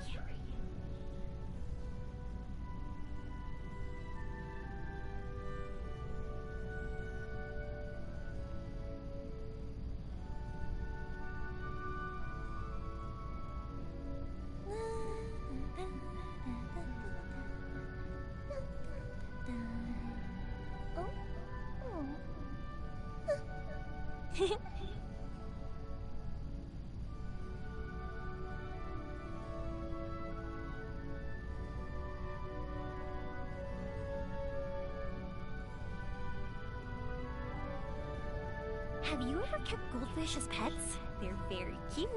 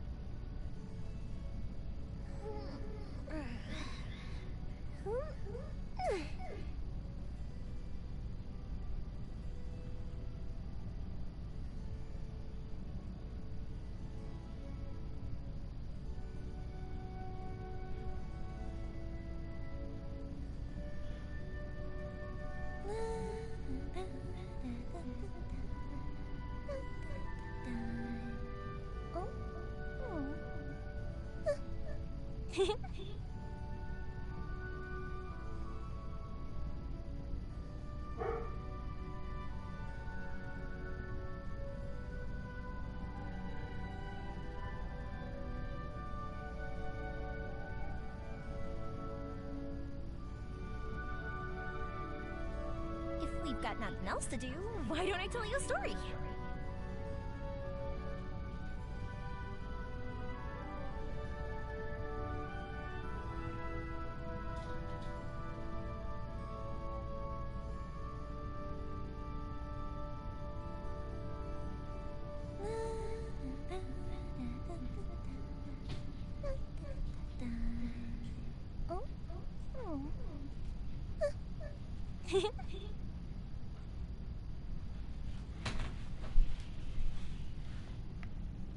Did you know a lot of the fireworks used during Leo's Lantern Rite were purchased 2 from hours. our shop?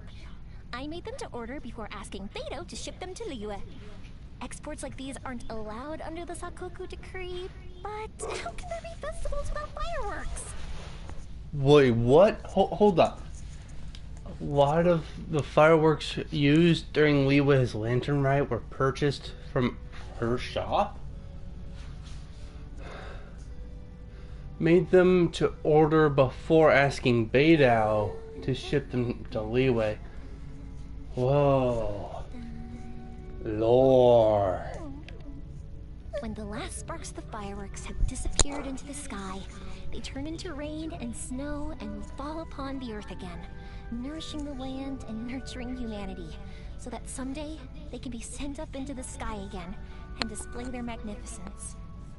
Of the many stories my father told me, this one is my favorite. Did you ever try to step on a spot of light before as a child? You know, those patches on the ground created when the sunlight passes through the leaves? I once thought that it would disappear if I stepped on it, but it would always jump onto my foot instead. I tried and tried and tried, but I never succeeded. Quite the sore loser I was then, sitting on a rock, sighing to myself and thinking, so there are things in this world that can't be stepped on. While squatting next to some children and watching them catch goldfish during one summer festival, I suddenly had a thought. Could I make fireworks that could go off on the surface of the water? Thus, the goldfish fireworks were born. They can swim here and there, emit multicolored lights, and they can even spit bubbles. I never thought it would actually work, but I guess wonders never cease. You want to hear a story? All right. Sit here and I shall tell you the story I'm most proud of. The story of the Naganohara family. You'll rarely ever hear me talk about something this serious, you know? Fireworks! Wait, that doesn't count. Well, then, let me think. This one's a toughie. I like to chat with the neighbors, I like going to summer festivals with the children, swimming, picking wild fruits. Oh, I can't decide which I like most. Wait, I've got it! I love playing with everyone.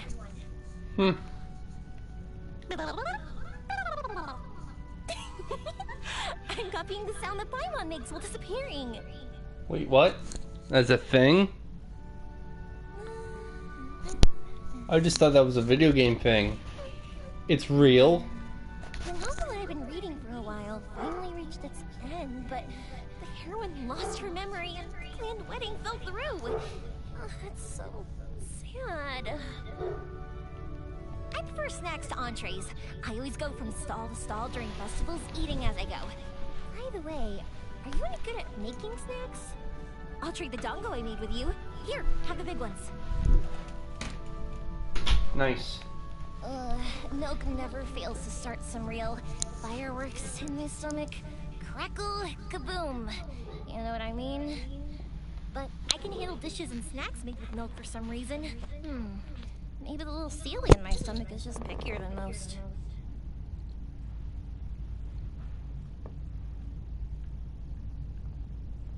The higher they fly, the louder the explosion.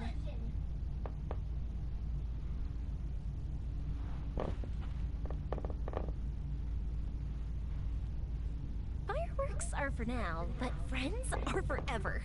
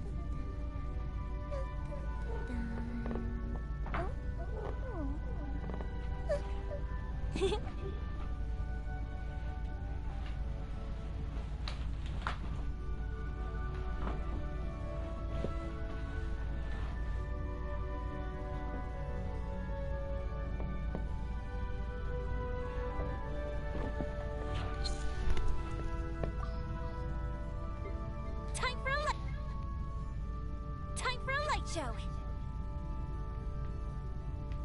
The fuse is lit. Fire hazard. A festive reprise.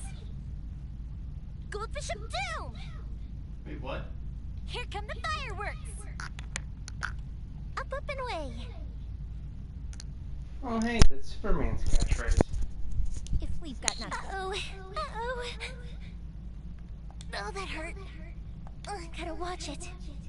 Burned too brightly. All fizzled out. The festival ends. Lighter, please. She's asking for Amber. That didn't count. Are you going to hold a festival? Let's go out and play. More companions. Hooray!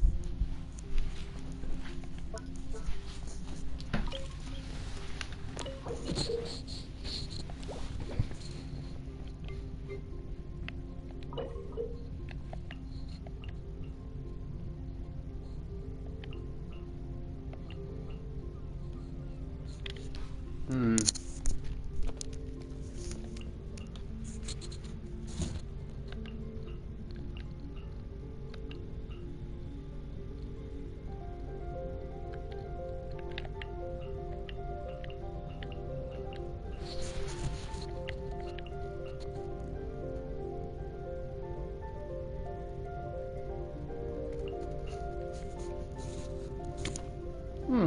I have all three of those. 780 versus 760.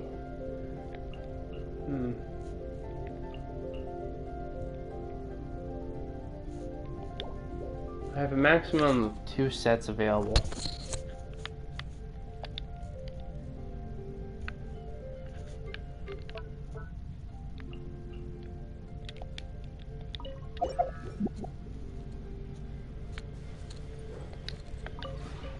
Would you care to sit?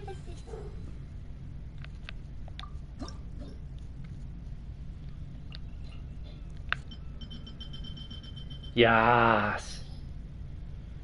All right.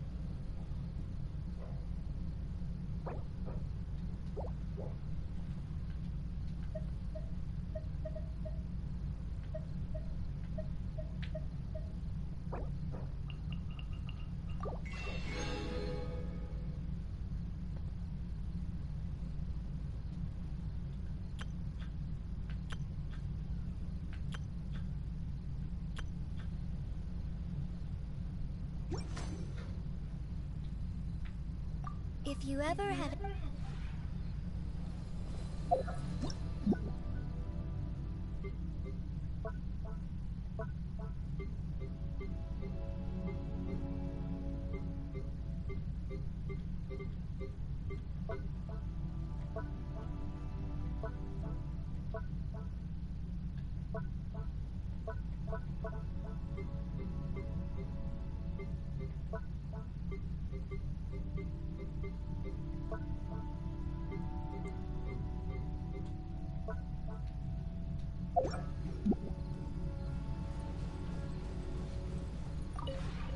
Would you care to sit down?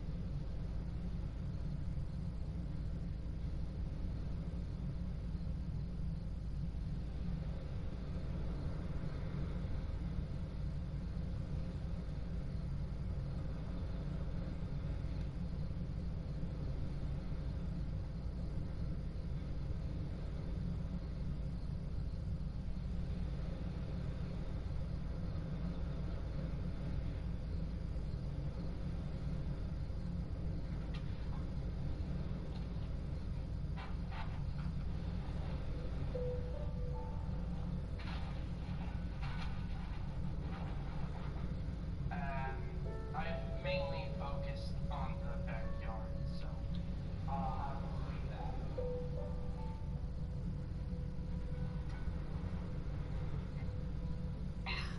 This one, really. Sorry you were out of range. It is.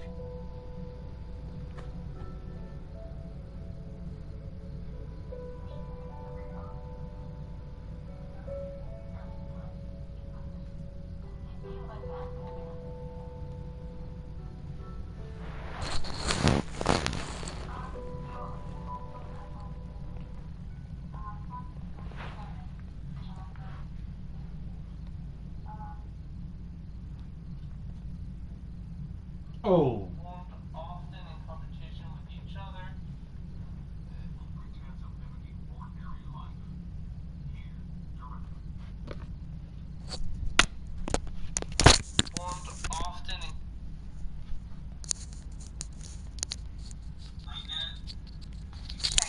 Because he couldn't leave England because that's when the Spanish Armada was attacking England, so he just couldn't get out. He was so delayed that he didn't actually return to Rowan.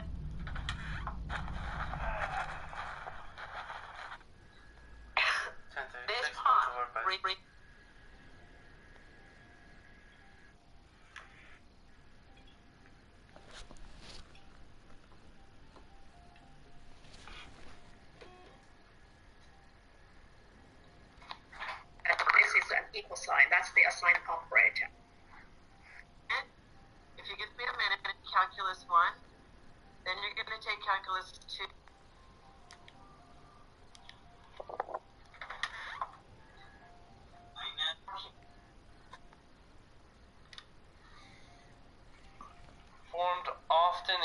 communication with each other.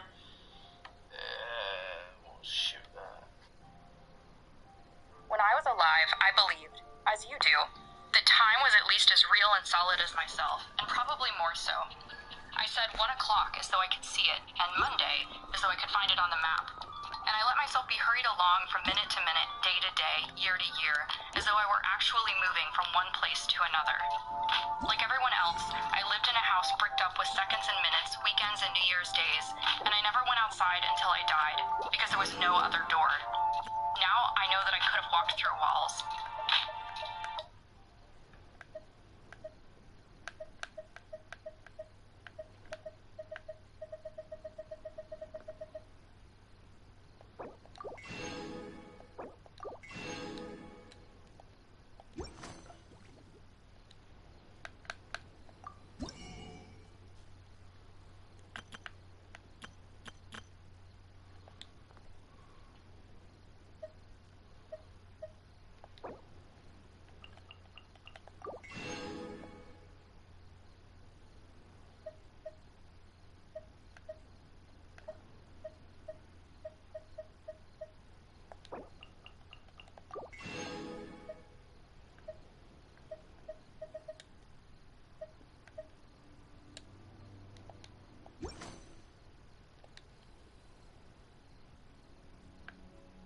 If you ever have any questions about the realm within, you may ask me.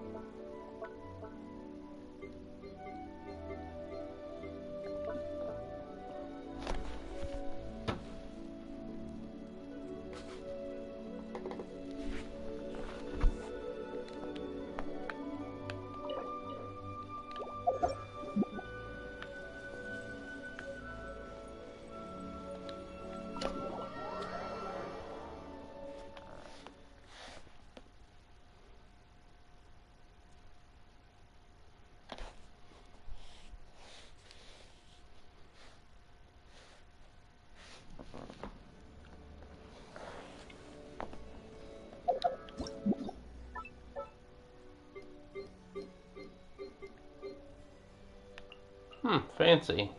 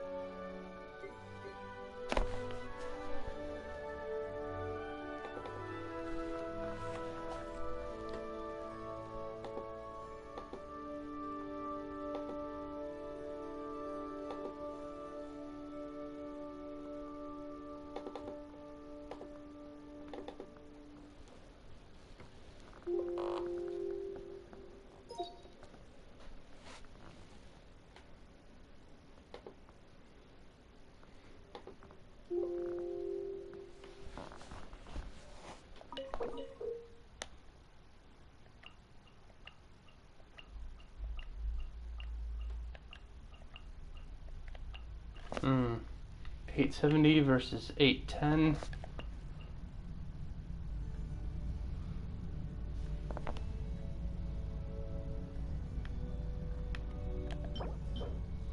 Sturdy library table, that's like the only thing I need. Okay.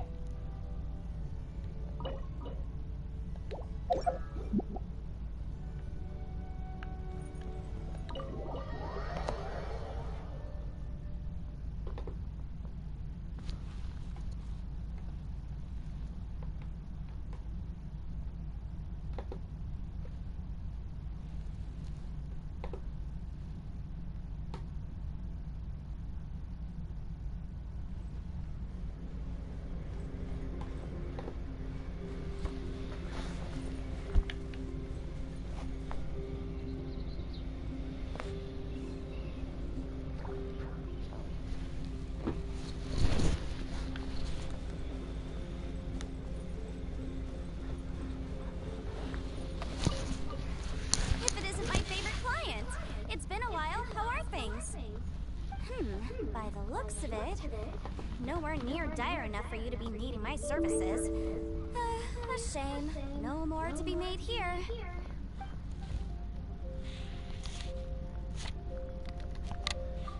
Great, very well.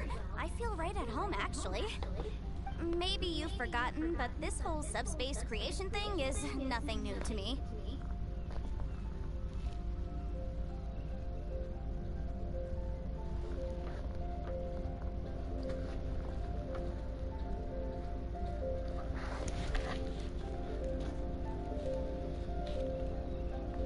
Well, it can be a little... It's not my forte, okay? Anyway, I'm all settled in here now. Making my own would just be redundant. You should worry about yourself, not me.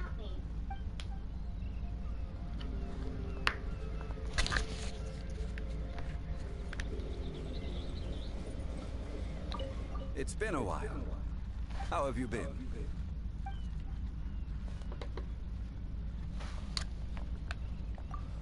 That would be my pleasure. What would you like to discuss? The past. Then let us find a free day to take our time and talk. A millennium's worth of stories cannot be told in one moment. If you wish to be comfortable while listening, we'll need a pot of fine tea, 2 quality chairs, and a pleasing courtyard. We need to prepare a courtyard. Don't trouble yourself. This place will do just fine. We can sit down and take our time chatting.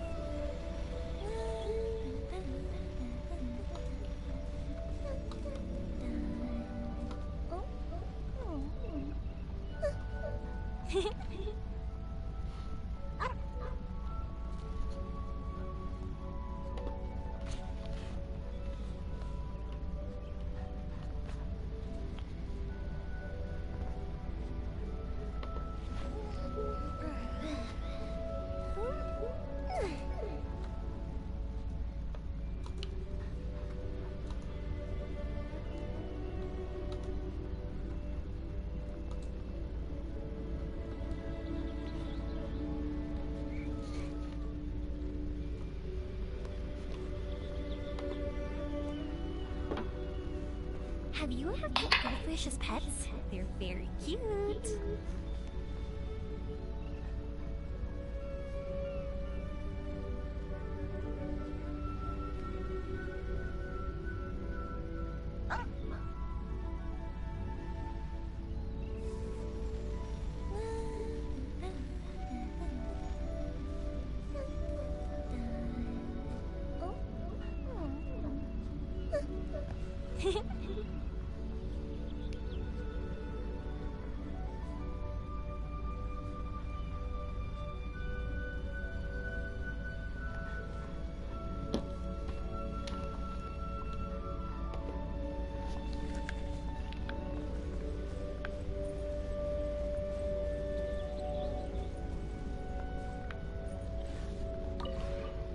Would you care to sit down and join me for...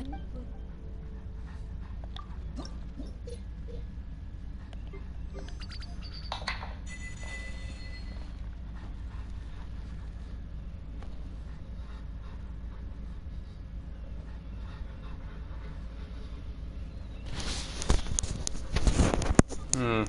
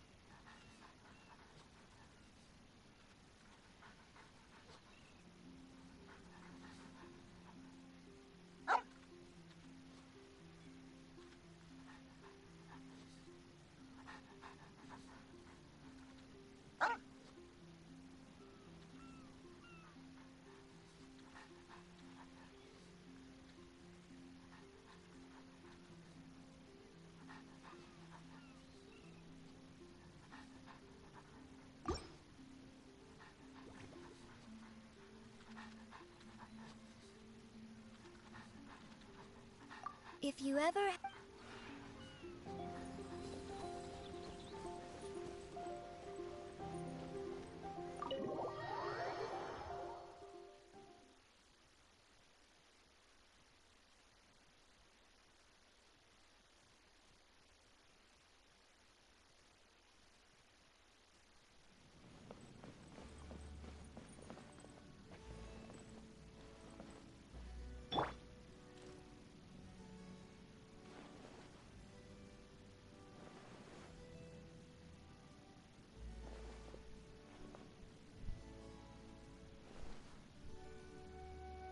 They have the same stock poses. I'm gonna have to be out. Apparently my dad needs me for his dog's medicine. Because he just has to let her in. Alright.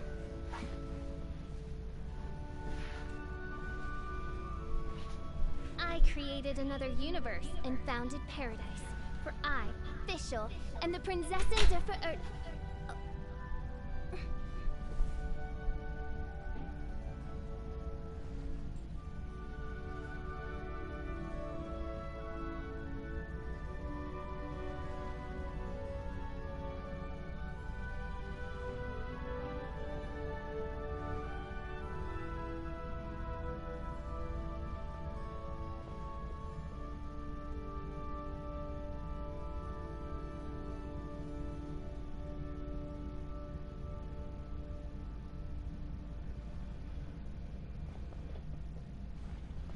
I created another universe and founded paradise. For I, Fischl, and the Prinzessin der Verirrt...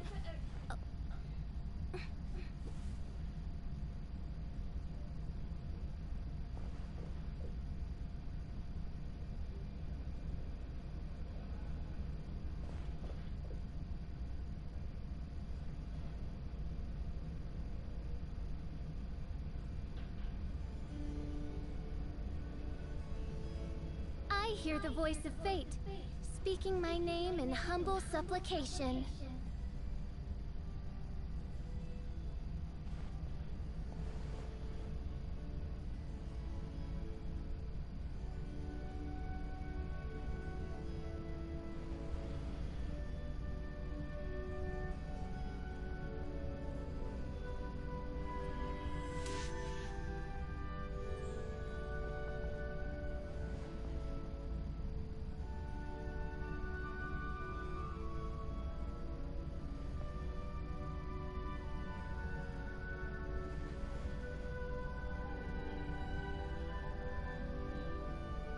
I do worry about the well-being of my retinue during my impromptu absence. I'm sure the good people of the Adventurers Guild are absolutely fine, mein Fräulein.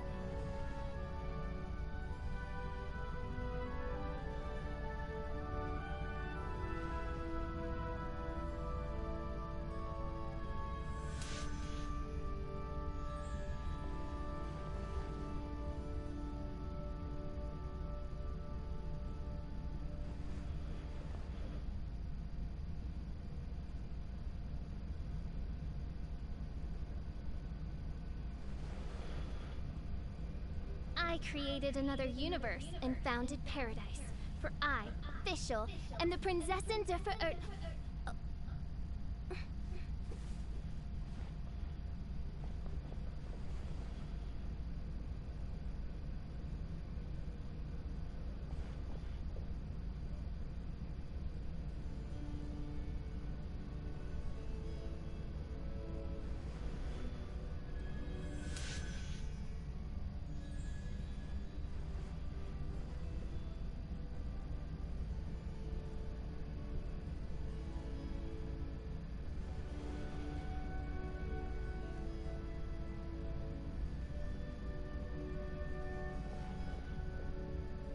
I hear the voice of fate, speaking my name in humble supplication.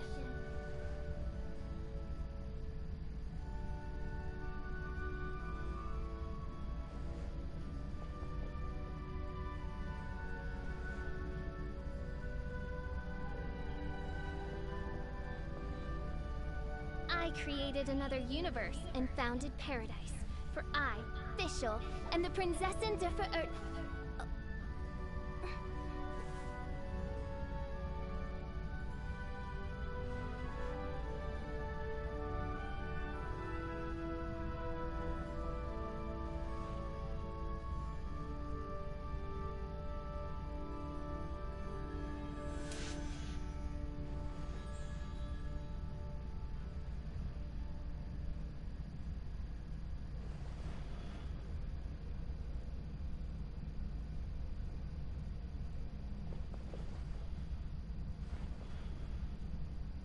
I do worry about the well-being of my retinue during my impromptu absence.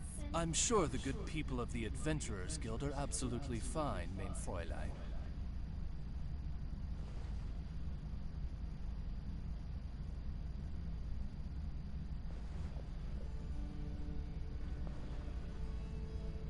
I created another universe and founded paradise.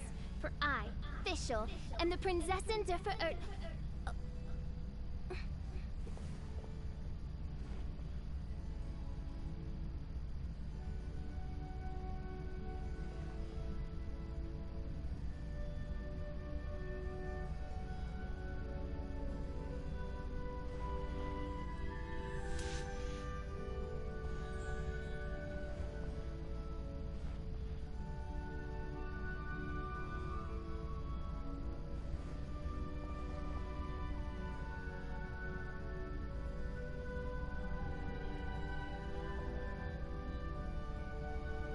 I created another universe and founded paradise.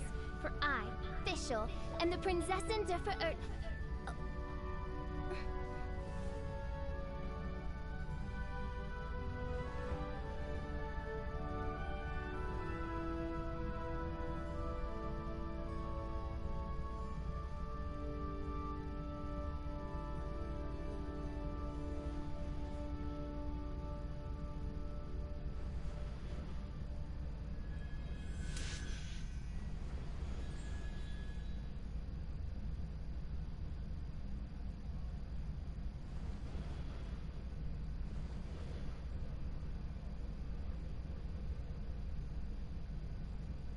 I created another universe and founded paradise.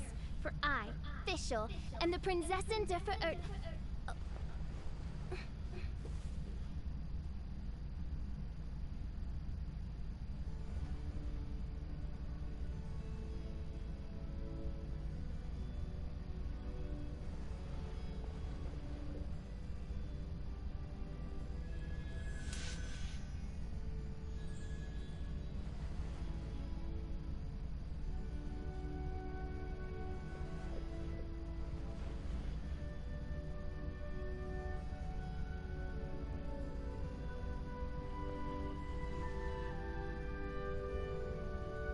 I hear the voice of fate, speaking my name in humble supplication.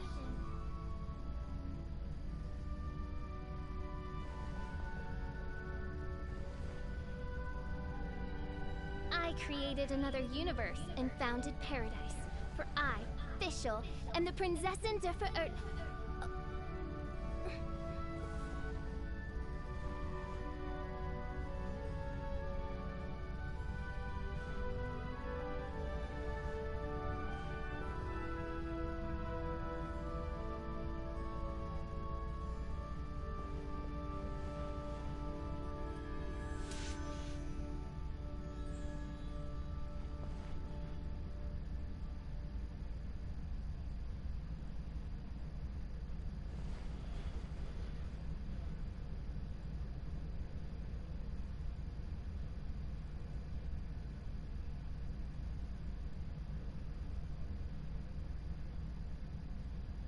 I created another universe and founded paradise.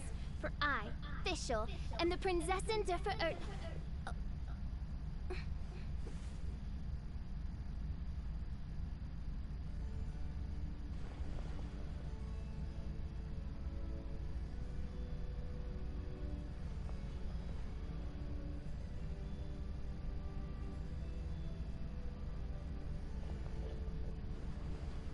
I do worry about the well-being of my retinue during my impromptu absence. I'm sure the good people of the Adventurers Guild are absolutely fine, mein Fräulein.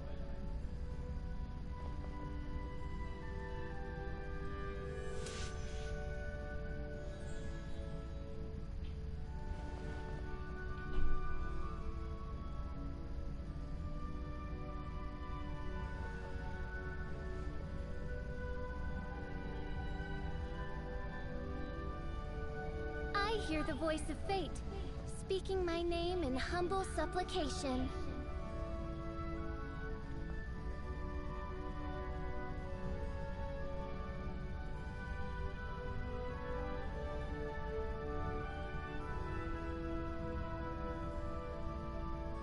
I created another universe and founded paradise. For I, Fischl, am the Prinzessin der Verirrten.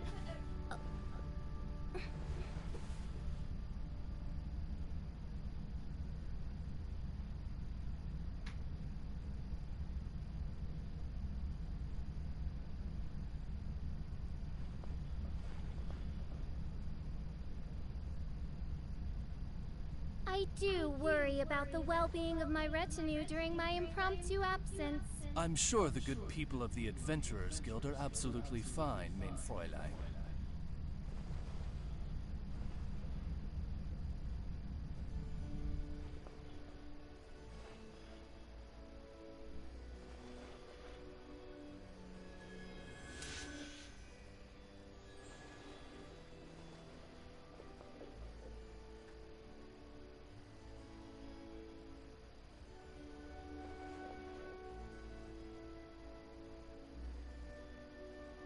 I created another universe and founded paradise. For I, Fischl, am the Prinzessin der Verirrten.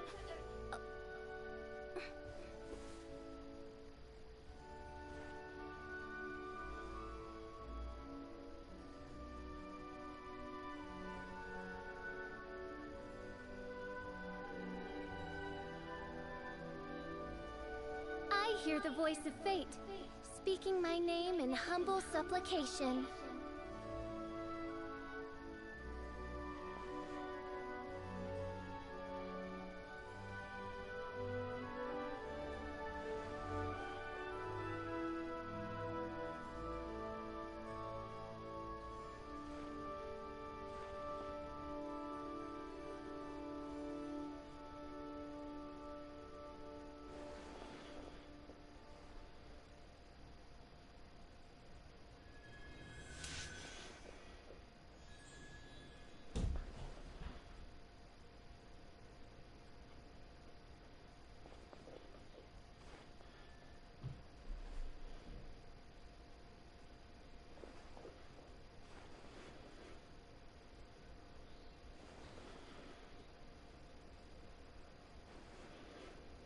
I created another universe and founded paradise. For I, Fischl, am the Prinzessin der Verirrten.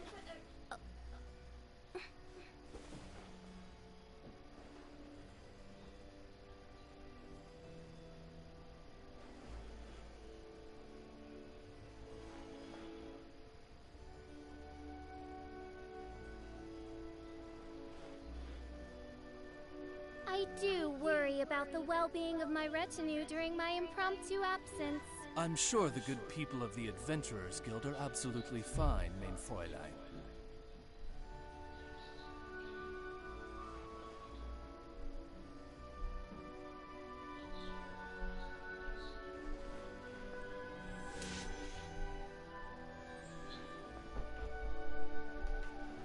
Lovely.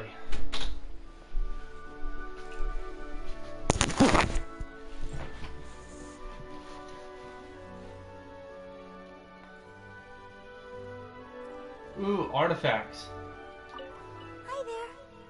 Oh, Seeing you so full of life puts my mind at rest.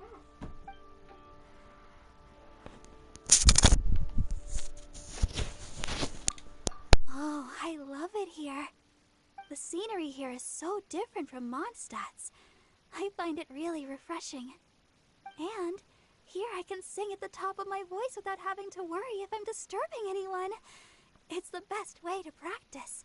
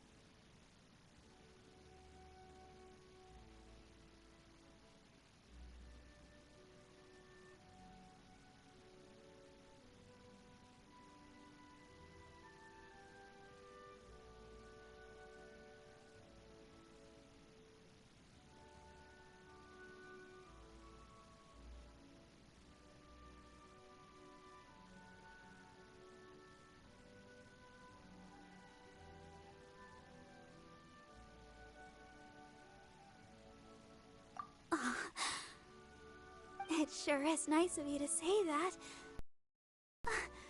Still, I always need to make sure I'm being considerate of other people. Anyway, I'm really happy you invited me here. I think I'd like to stay here a little longer.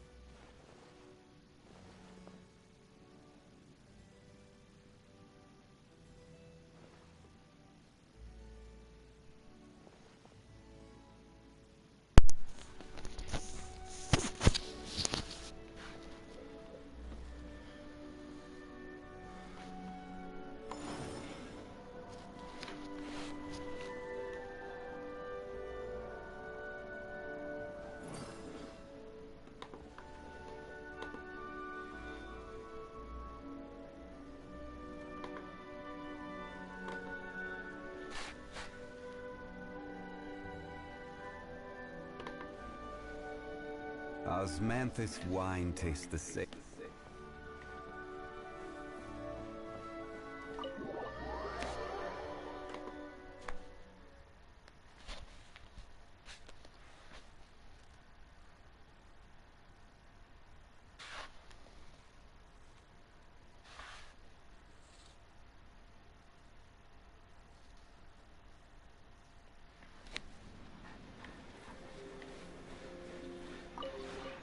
Would you care to sit down and join me for some tea?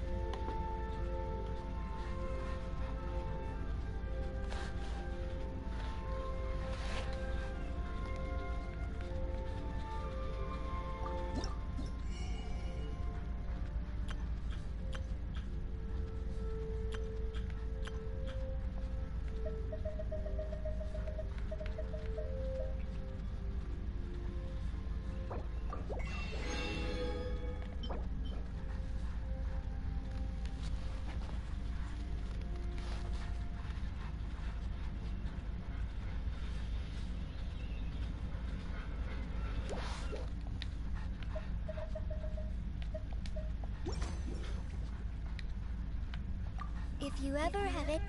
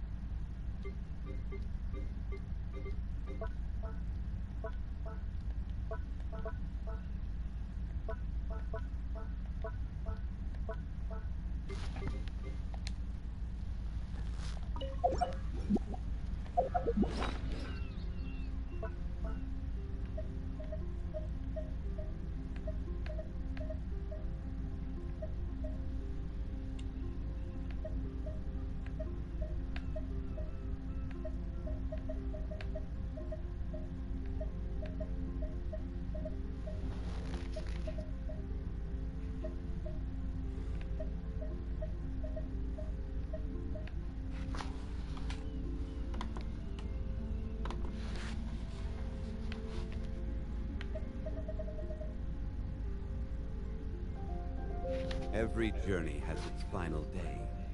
Don't rush.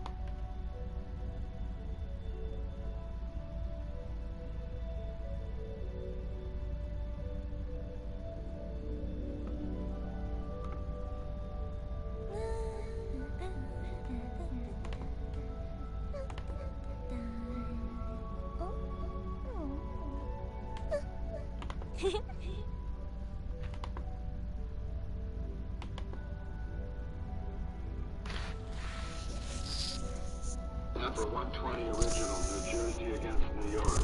Mr. Yanati.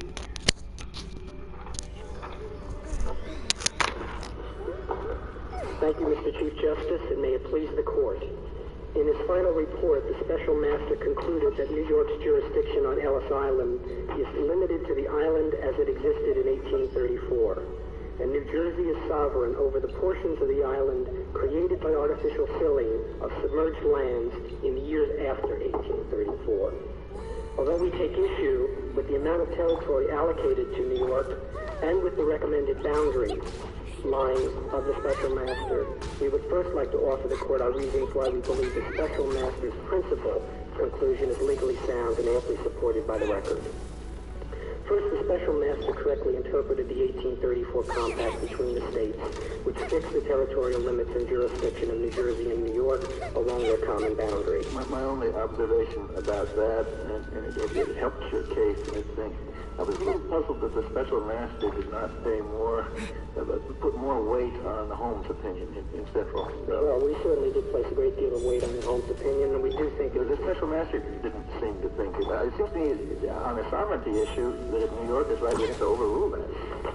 Well, they certainly did make that argument below, before the Special Master. Some of the Amici have made that point. I did not see a direct attack find the Home's opinion or request to see it overruled in the exception. So I'm not sure that We would have to overrule it were New York to have sovereignty, would we not? Yes, I think so, Your Honor. I think that case squarely decides the question of sovereignty over the submerged land. What the court rejected in that case was an argument that all New Jersey had under the compact was a right of property under these submerged lands. Now, as to the meaning of the jurisdiction that remains, the Holmes' opinion is just not quite clear, and I think that probably needs further elaboration. Under Article 3? Yes. Yes, well, or whether there is a difference in Article 2 jurisdiction and Article 3 jurisdiction is not clear in the Central Railroad. Well, Justice Holmes indicated in the Central Railroad case that under Article 2, New York had retained its present jurisdiction of and over Ellis Island, which he interpreted to mean was the states intended to preserve the status quo ante. And the status quo that existed in 1834 was a situation where Ellis Island was on the New Jersey side of the boundary. It was 2 3/4 acres of vast land in high water. It was owned by the federal government, who had acquired it in 1808 from the state of New York, and it was utilized as a military fort. New York, in fact, had ceded jurisdiction to the federal government in those conveyances and retained only the right to serve civil and criminal process. So that was the jurisdiction that was retained by the state of New York. That was what we contend was the present jurisdiction in 1834 when the agreement was made. And moreover, our view is that the states recognized that the island then in existence, which was, as I said, 2 3/4 acres, was the Ellis Island that was being addressed by the terms of that compact. So I do...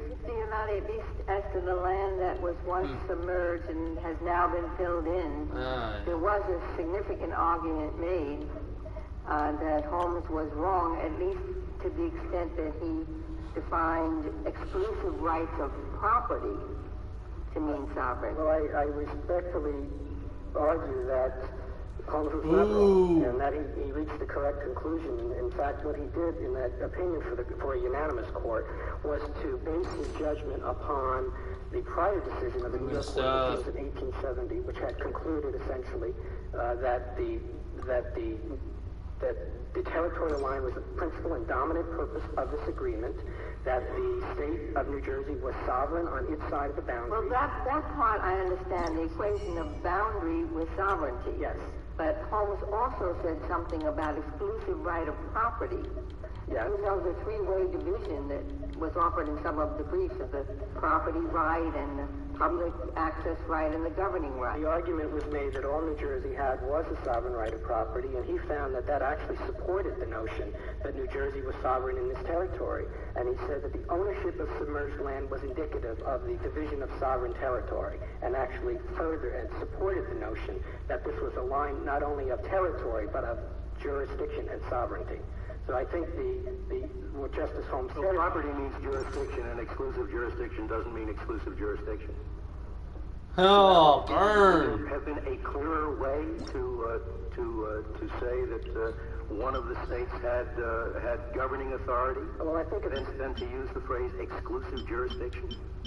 I think it's important to focus also not only on that, but also on the notion of exclusive jurisdiction over the waters. And I think that is the key element of that Article 3, because New Jersey had recognized that New York had exclusive jurisdiction, but it was limited. It wasn't full sovereign governmental authority.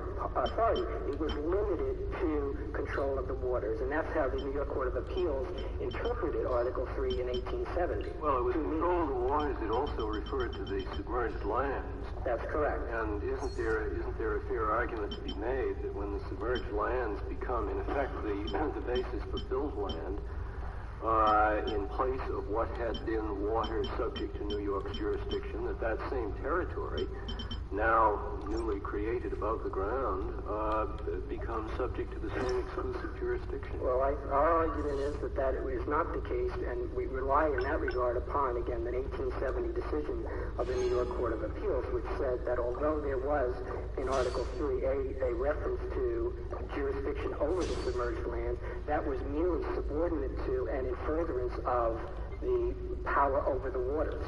And it was the New York Court of Appeals gave it a very limited reading in that case. And in fact, in the 1908 decision by Justice Holmes, the court specifically upheld the taxation of submerged lands. But how could it have no meaning? That is, let's assume you're right. You're right that I'm assuming that this is within the sovereign. You're sovereign. New Jersey has sovereignty. Yes. Because of Article 1. Still, isn't there some kind of jurisdiction to do something? Our view given by Article 3? And is you want an injunction. Which injunction says New York can do nothing?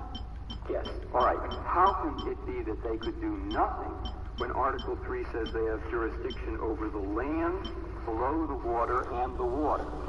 I mean, maybe that jurisdiction doesn't mean sovereignty. Maybe it only means a few things, like the serve process even.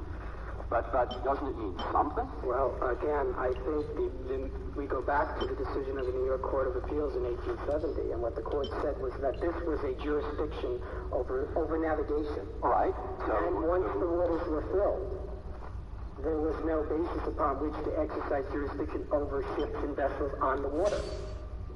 That the jurisdiction essentially, there was no basis upon which to exercise that jurisdiction when the land was filled. In other words, exclusive jurisdiction doesn't mean that. It means that the only thing you could deal with is a ship. It does mean exclusive related to ships, related to navigation. So suppose there is a ship, a ferry boat, tied up at the pier. That now is in New Jersey's sovereign territory, next to that immigration house. All right? Doesn't New York have jurisdiction over that? That's specifically addressed in Article 3, where New York's jurisdiction is recognized. Fine. If New York has jurisdiction over that, on your theory, how can you receive an injunction, which is what you requested, saying that they couldn't enforce their law at all? Well, I think, again, my point is that this is a jurisdiction as it relates to vessels, and if they're tied to a port facility on the New Jersey side, that creates an entirely different situation than to have filled land. So what sort of injunction, this is what's confusing me. The injunction that you requested is an injunction that says New York cannot enforce its laws or assert its jurisdiction. Then once you say that there is something at least they could do, even if it's just to a boat that's tied up, then how could you be entitled to that injunction? That is not, again, the request that we sought relates to exercise of jurisdiction on the land, not on the waters, not on boats who are still on the waters that may very well be tied up to a New Jersey pier or to a portion of land that is subject to the jurisdiction of the state. I didn't find in the Special Master's report a discussion of what exclusive jurisdiction meant. I understood that he believes that New Jersey is sovereign, and I accept that. So what are we to do to decide whether exclusive jurisdiction means you can do zero? New York can still do zero in respect to the submerged land. Well, again, it relates to the land. It relates to the subject matter of that jurisdiction. And as it's been interpreted by the courts, that jurisdiction relates to the subject matter is navigation, pertains to vessels while they are on the waters. And that is the limit there of the jurisdiction. Well, the master touched that in part at page 67 when he said interpreting exclusive jurisdiction in Article 3 to mean police or legal jurisdiction is the only reading of Article 3 that prevents such serious anomalies. But he addressed it no further than that. Right. Well, I think this specific argument that's now being offered with regard to some residuum of Article 3 jurisdiction over the filled lands is not an issue that was really raised very much by the state of New York. It's only come in now in the context of the exceptions. So the master did not really, it was not an argument that was pressed before the special master. Mr. Yanati, I'm a little curious as to why New Jersey did not make the argument, which seems to me available, that the compact only gives New York exclusive jurisdiction over lands covered by the Hudson, and these lands are not anymore covered by the Hudson. If you read that phrase as meaning covered from time to time. Well, I think that is essentially what essentially what we have been saying. You put it better than I did. But I think the point is that once they are covered, once they are filled, there is nothing upon which to exercise that jurisdiction. It is I do not understand you as having made that argument. Well, that has been our point, and I do believe we have that in our brief. But it is our argument that that once the lands are filled, that there is no basis upon which New York may exercise that jurisdiction under Article 3. And let me add further, with regard to these what we perceive to be sound interpretations of the compact that were reached by the New York court in 1870, and also by the New Jersey Court of Errors and Appeals, our highest court. These rulings, which were the basis upon Justice Holmes' decision in 1908, have been accepted by both states, and they have become, over time, a meeting of the minds between these two states as to the meaning of this particular compact. And we think for that reason, too, the court should reaffirm what Justice Holmes said in the 1908 decision and apply that principle to the submerged lands here once they are filled. One point on jurisdiction. Is it your point that Article 3 exclusive jurisdiction is a somewhat lower order than the word present jurisdiction in Article 2? Well, in order to determine what present that jurisdiction... strange use of words, as Justice Scalia pointed out, exclusive jurisdiction seems to me broader. Well, present jurisdiction, really, in order to ascertain precisely the meaning of that, you have to go back to the situation as it existed in 1834 to determine what was the jurisdiction. And at that time, New York had virtually no jurisdiction. They had ceded everything to the federal government, and the island had been used in those days as a military fort for the exclusive purposes of the federal government. It was a federal enclave, and New York had no presence there, and New York exercised no jurisdiction there. And so therefore, that is the present jurisdiction. And if you perceive that to be a lower or some lesser element of jurisdiction, it certainly is supported by the factual record, which shows that this was a federal enclave subject to federal jurisdiction. The special master also determined that New York had failed to establish its affirmative defense of prescription and acquiescence. And on this point, too, we think that the special master's analysis was correct, and we urge the court to accept it. Again, as I mentioned, this was an island that was under the federal government's exclusive control. This was true prior to the filling in 1890, which commenced in 1890, and it was certainly true right on through the period of the immigration period, which New York focuses on so strenuously. There was little opportunity for either state to exercise jurisdiction in the federal enclave. And our view is that being the case, New York could not establish the requisite degree of government dominion and control in order to place New Jersey on notice that it was prescribing jurisdiction over this territory. What is more, New Jersey did not acquiesce in the purported assertion of jurisdiction by the state of New York. And as the record amply demonstrates, there were extensive instances where New Jersey either took prescriptive acts or asserted claims to the territory which were sufficient enough to establish New Jersey's assertion that there was non-acquiescence in New York's claims. So on this point, too, we think the special master was correct. Mr. Yanati, are you going to talk about the recommendation of the master that the actual territorial boundary he proposes be adjusted to take care of certain buildings and improve? Yes, I do, Your Honor. I think, I understand from the Chief Deputy Clerk that the court does have the map in front of it today, and that map illustrates, as does Appendix K in the Special Master's report, it illustrates this proposed boundary to which we take an exception. As you can see on that map, the original island to the mean high water is indicated there, and that is not the line of demarcation that has been recommended to the court by the Special Master. Our view is that the court's role north would be to the right, west would be to the top of the map. Thank you.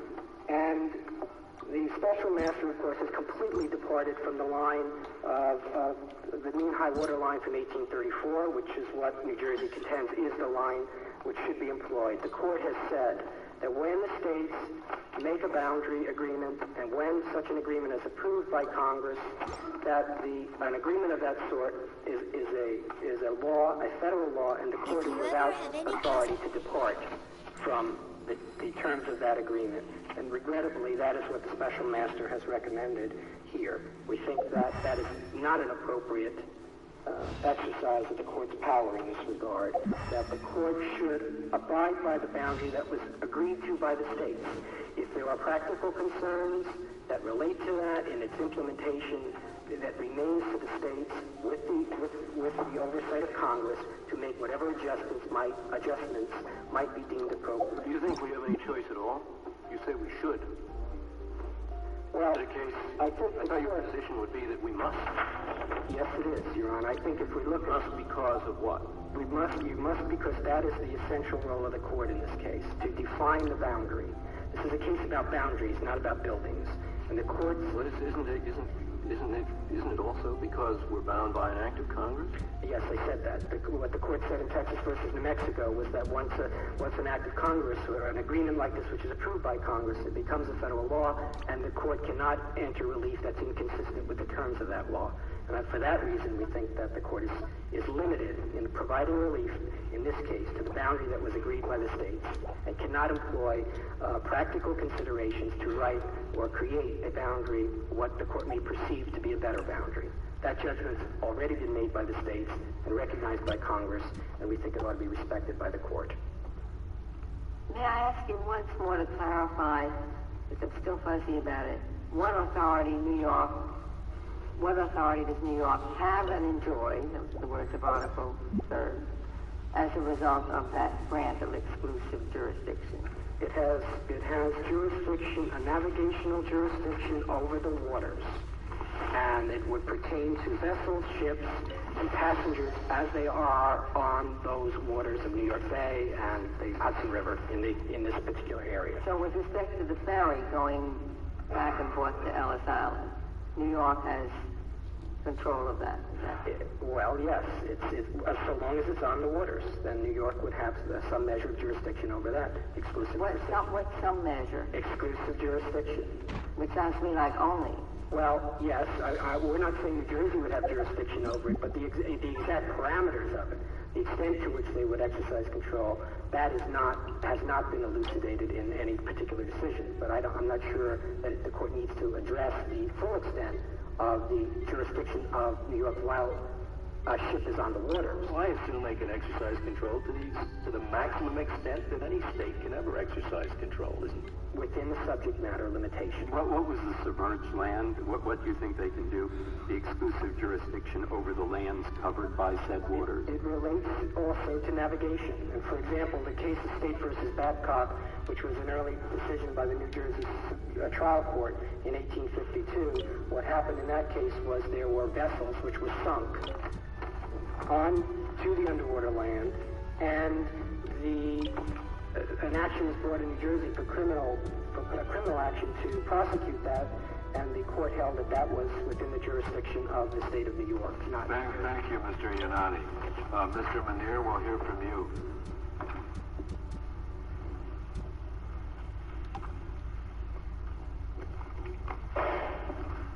Mr. Chief Justice, and may it please the court. The master correctly rejected New York's contention that Article 2nd of the Compact of 1834 gives New York sovereignty over the filled areas of Ellis Island. The compact was written against a backdrop of common law rules respecting coastal boundaries, and those rules recognize that evulsive changes, such as the addition of fill, do not change the location of the boundary. The compact does not address fill, and it does not purport to alter the common law rules. As a result, the compact should be interpreted as following the common law, and therefore granting and preserving New Jersey's sovereignty over the filled areas. Now, the master was also correct in rejecting New York's contention that the filled portions of Ellis Island became territory of New York through the doctrine of prescription and acquiescence.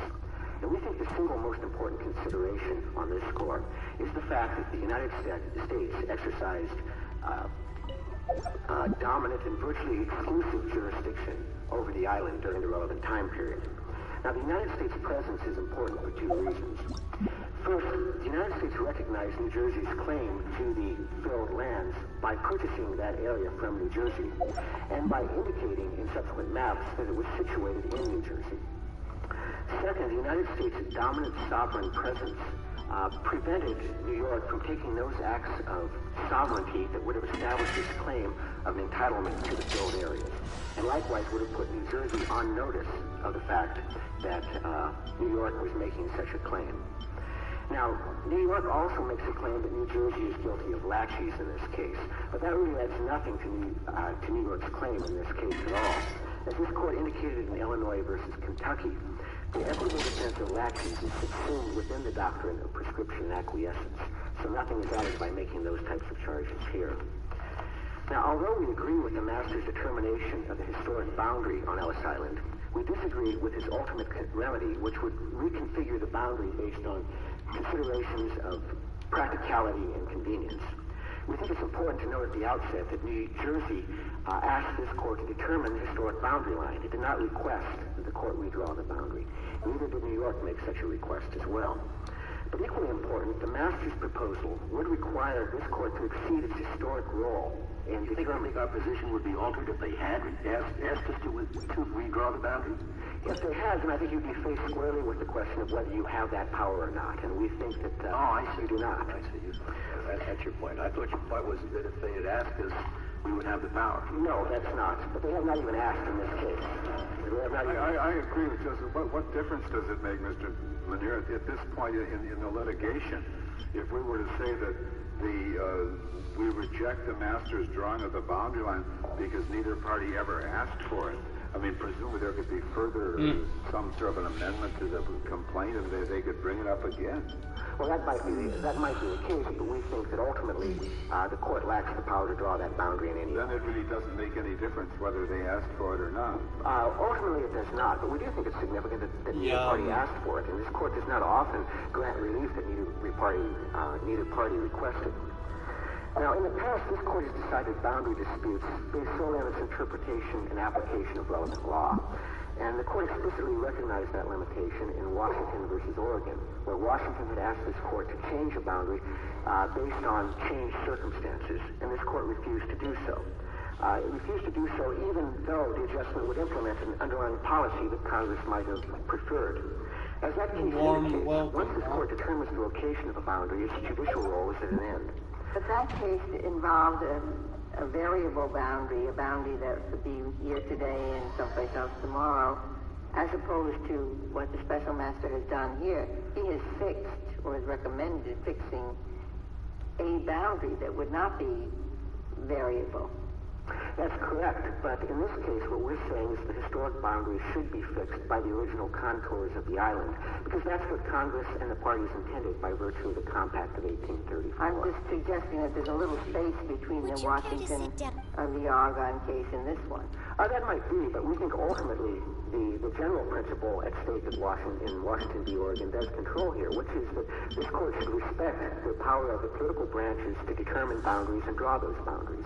And in fact, the Constitution provision of the boundary, and that's in fact what actually happened in Washington v. Oregon. That is how that dispute was ultimately settled, was by virtue of a compact between the two states to alter the boundary. How do you do this little, maybe it's just a minor, I don't know, the problem's still bothering me. In the first 3 paragraphs of the complaint, for relief, New Jersey wants boundaries drawn in a certain way, and you basically agree.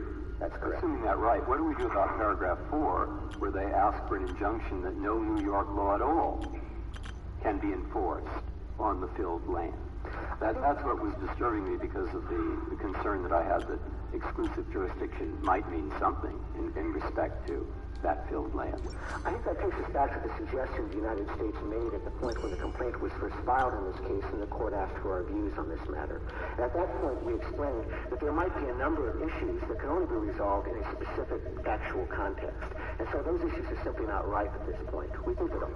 So what are we supposed to do then about that? We think all the court can do at this point, all the court should do at this point, is describe where the historic boundary is and just simply indicate that any other dispute that might arise can be handled by the parties seeking further relief at the foot of the tree. Not, I think the master, but I'm not certain, recommended that we accept that paragraph 4, but we should not, in your opinion, do that. I'm not sure. My recollection might not be completely accurate, but I'm not sure the master specifically addressed that question. But his proposed decree does leave it open to the parties to seek further relief at the foot of the decree, which is common in the case of original actions and original decrees. Yeah. I can't think of an original action since I've been here in which the issue is not who owns the land, but where one state is simply suing, claiming that the other state has no jurisdiction over a particular action, over a particular thing. Usually that issue comes up in the context of a private party defending against the asserted jurisdiction by one state or the other.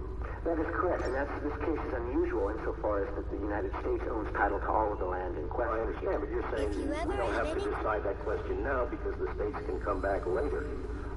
When there is more factual context to it, and I'm not entirely sure they can come back later to present us the question of which state has jurisdiction. Well, it's likely that the issue could arise between a state and a private party, right. But ultimately the issue would return to this court, and the court would make a resolution of law in that context.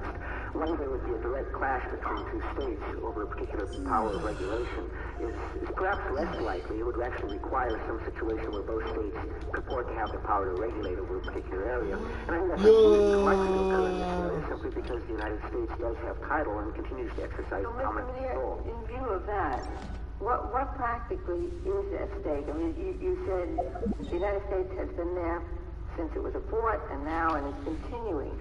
So the states want the boundary set. Well, what consequence does that have as long as the United States owns and exercises jurisdiction?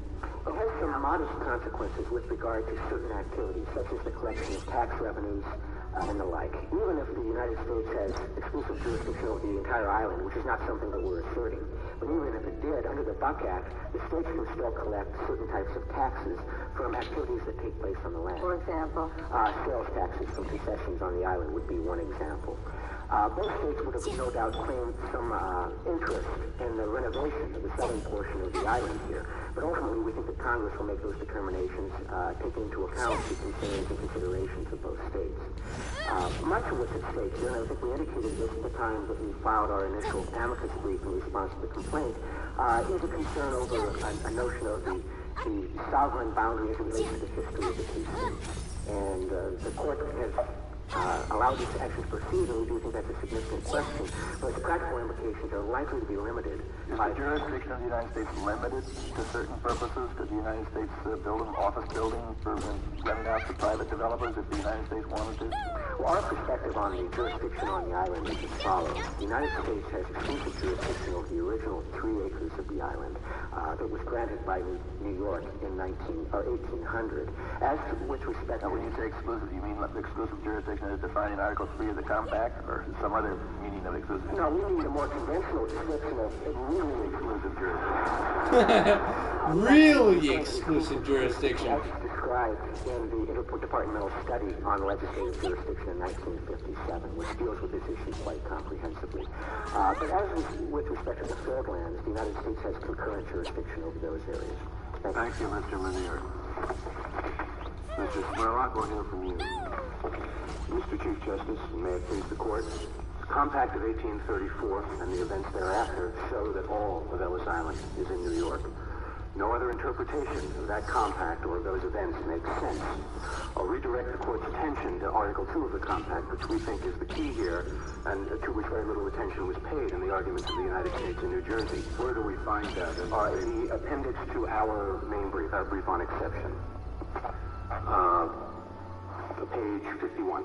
52, I guess, is where Article... 51 is where Article 2 appears. Article 2 of that compact says that Ellis Island, without reservation, is in the state of New York. And as New Jersey conceded in its 1829 complaint in this court, during the negotiations for the compact, and again conceded in this action, the present action. Well, Article 2 doesn't say what you just said in so many words. No, but the parties both interpret it that way. As to, there is no dispute that the grant to New York of jurisdiction over Ellis Island was in the nature of a grant of sovereignty. The only question in this case is whether that grant of jurisdiction extends to the landfill portions of Ellis Island as well as the original portion. There was absolutely no dispute between the parties as to the fact that jurisdiction in Article 2 of the Compact means sovereignty. In other words, New Jersey did not concede that prescriptive rights had given New York that added jurisdiction.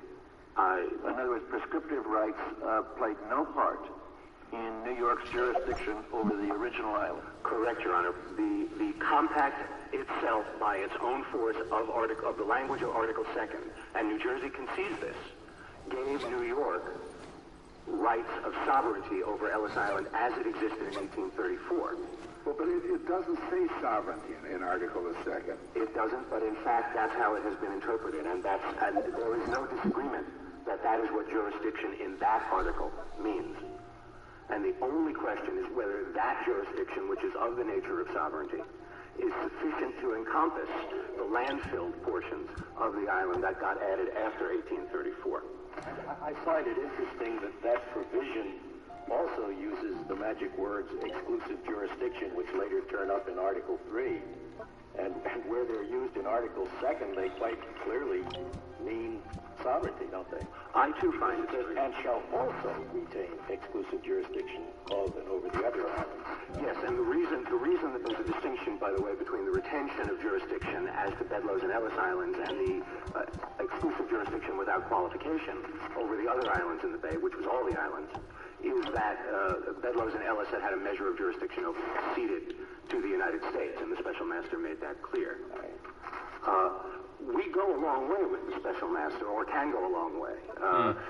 We don't think that Article 3, that it must be interpreted, the grant of exclusive jurisdiction must be interpreted to be in the nature of sovereignty for us to prevail. We think that Article 2 does that of its own force.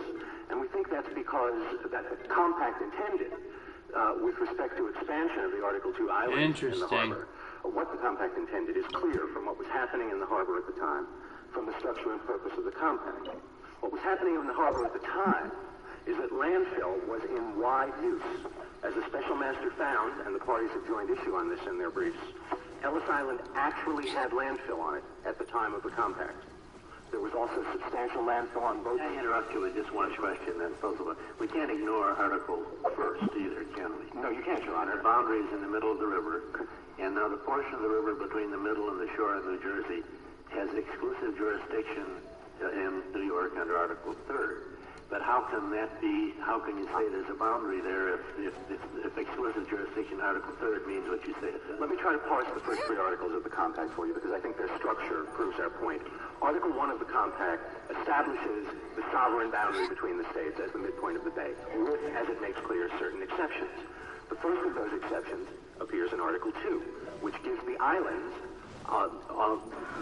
which, if they are on the western portion of the bay, might, under Article 1, otherwise have fallen to New Jersey, gives those islands without exception to New York. Would, without Article 2, but as it's agreed, Article 2 gave them to New York. Article 3 deals with the waters, the underwater land, and the New Jersey shoreline. It gives exclusive jurisdiction, which, we argue, is in the nature of police power over navigation and commerce in the harbor, and there's compact history that supports this, and the Special Master cites it, and so do we in our brief. Gives exclusive jurisdiction over both the lands underwater, which we would argue probably refers to dumping, it refers to ships on the ocean floor, and it probably refers to landfill, because landfill gets put on subaqueous land. Or anchoring buoys, I suppose. Probably necessary if you're going to maintain the navigation. That sort of thing, and it refers both to underwater land and to the waters in the harbor.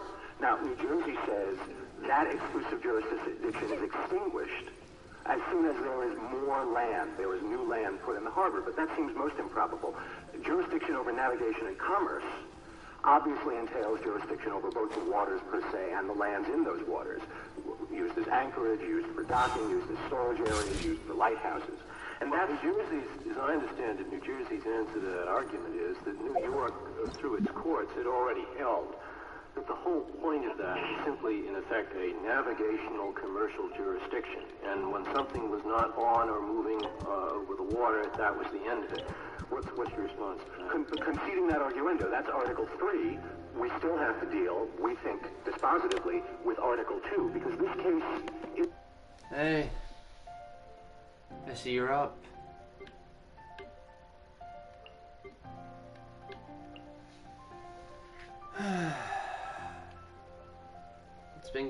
It was pretty boring and lonely having to listen to my favorite court recordings. Now, my second favorite court recording was it was one of the it was one of the band members of a rock, or was it a metal? It was from Twisted Sister versus something. You should have seen the way he was dressed. Alright.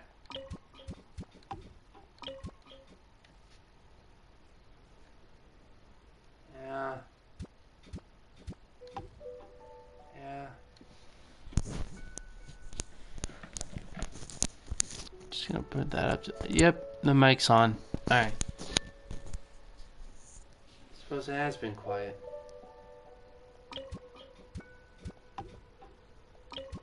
I just realized that I can pack this new land with a bunch of stuff. So that's just what I'm gonna do.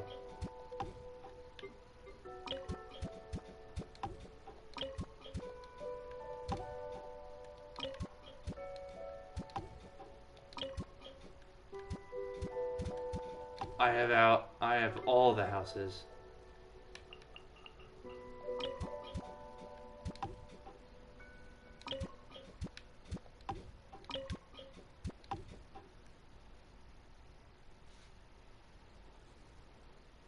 Ooh. Now, there's one automatic recommendation, depending on, like, where, depending on how you feel, like if you're looking for slice of life, the recommendation kind of falls flat, and I can't recommend what I would have. But if it's like, I'm not watching this for the plot, there are, you know what, there are actually two that go in radically distinct different places. There's Chargeman Ken, which is not for the plot because it's awful. It's so awful you can just set it in the background while you make dinner or something. It's completely nonsense. It's like white noise. It's like white noise, but for your TV.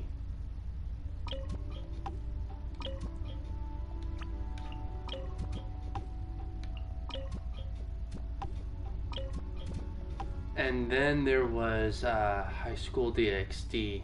Now that is something I've watched, but forgotten. The vast majority of the details I've forgotten. I'll be honest, I forgot the plot of High School DxD, but I just definitely remember it being nice. Ooh, Waypoint. Subspace Waypoint. Oh, yeah. Good on you, mate. Alright. Mm-hmm.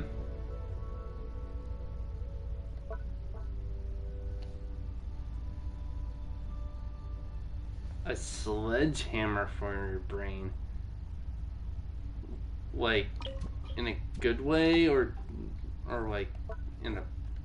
That's hard to interpret other than positive. Because... Again... Did you know... it sounds like you don't like High School DxD. Or maybe I'm just bad at interpretation. You know, I'm just gonna pump it full of furniture. Not the other stuff. No White Castles. Just a bunch of furniture.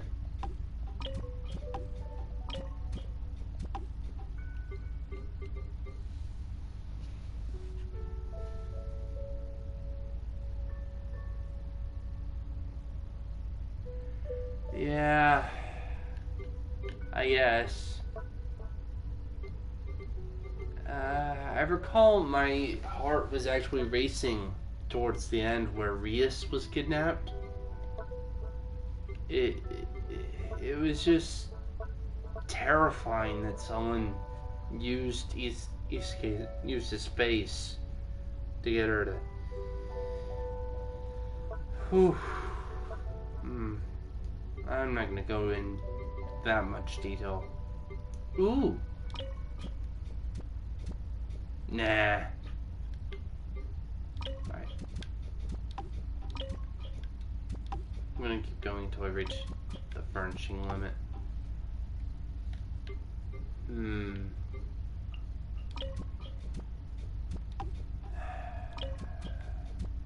If you like, I could recommend you another harem anime.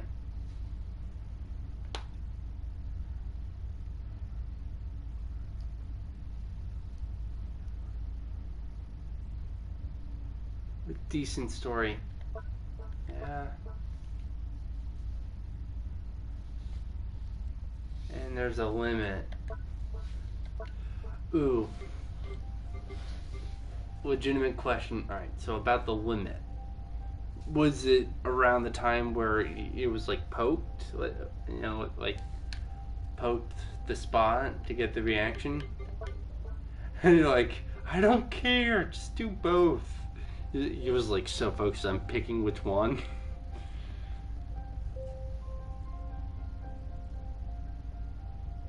Oh yeah.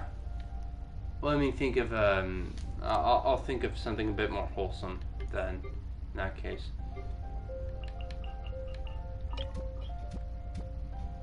Wholesome anime.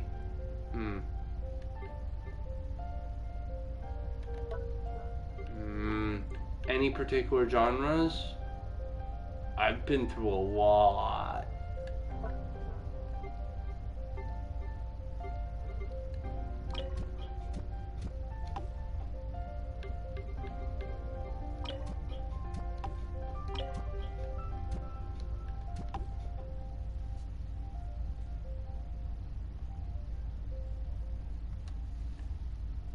Oh yeah.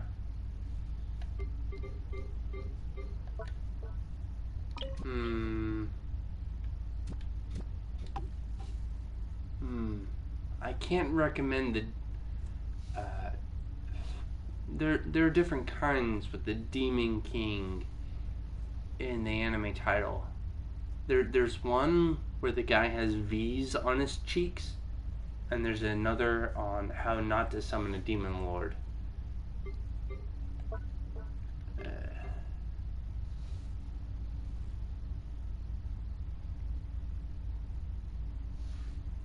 Of what V, not the 5-hour one? Do the abridged 15-minute version. WATV. WATV. Alright, sure. I'll bring it up.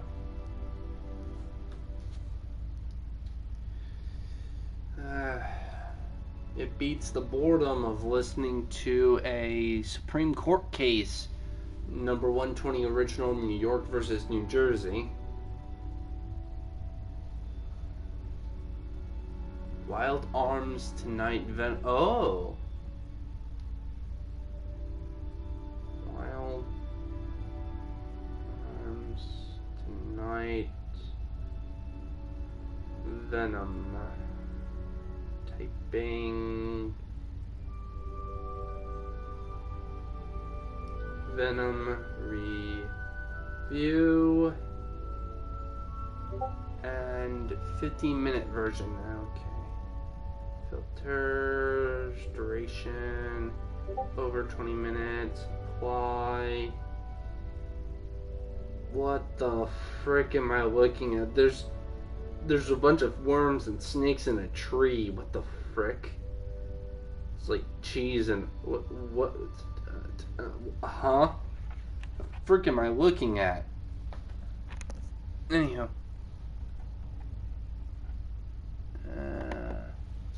Yeah, Discord ping. This one's under Quint Ain't His Clones. Maybe that's a better filter.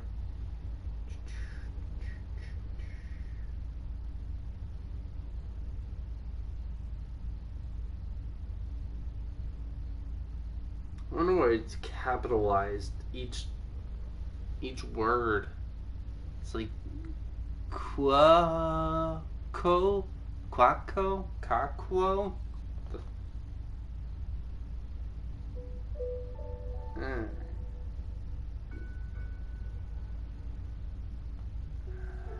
Ooh. Is it recent? Oh. Goes in. Oh, you've been playing Genshin.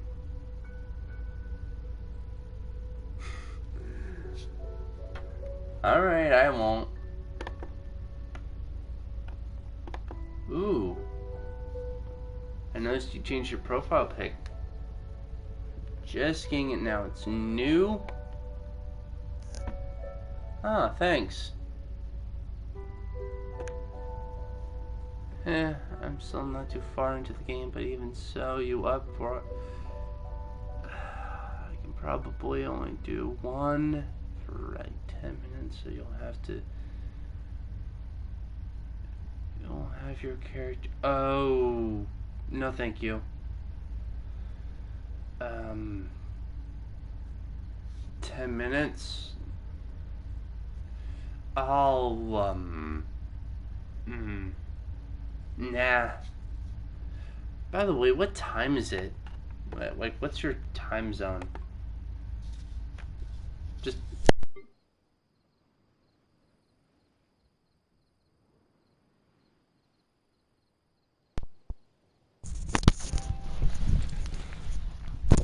put it in the background. Alright. Hopefully I won't get sued. Hold up this link. I don't care, yeah.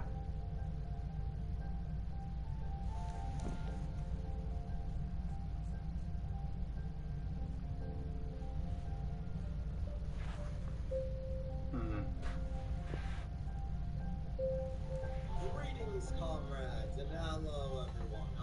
11. Dang. Dang, you got daylight savings. Cool. Daylight savings. It's 11 p.m. for you? It's 3 a.m. for me. And I'm getting my coffee. But seriously. Alright, so. I guess I'll be putting the video in the background then. 1866. If you see the title, you're probably wondering, hey, Quint, didn't you already do a 5-hour-long video going into detail about Wild Arms Twilight Venom for every single episode of the show? Isn't this supposed to be a retrospective? Why on earth are you going back to it? Okay. It's a good thing you don't have too much of a bowl cut. If I'm digging in. Allow me to explain this simply. 1. I don't think people are going to watch 5-hour episodes in a retrospective. And 2, for a retrospective, I should actively try and improve my reviews since... Oh yeah, 5 hours? I could probably set it up on the living room TV while I do my chores and while I'm in existential dread that I have already lived 19 sets of 365 days. Yeah.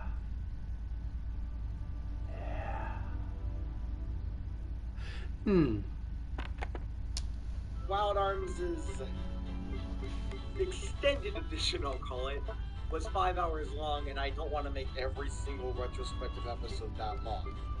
So, to make this more simple for the retrospective, I'm going to be making an abridged version that will serve as the format for future episodes in the retrospective. However, if by some chance you love the 5-hour-long episode-by-episode edition, I will do those for certain episodes that get popular. But until then, expect much shorter videos like these in future episodes. So yes, I am making a much shorter review, which will essentially, again, serve as the basis for every future reviews template. So yes, I'm going back into Wild Arms one final time for now to give people a abridged version of that overly bloated review.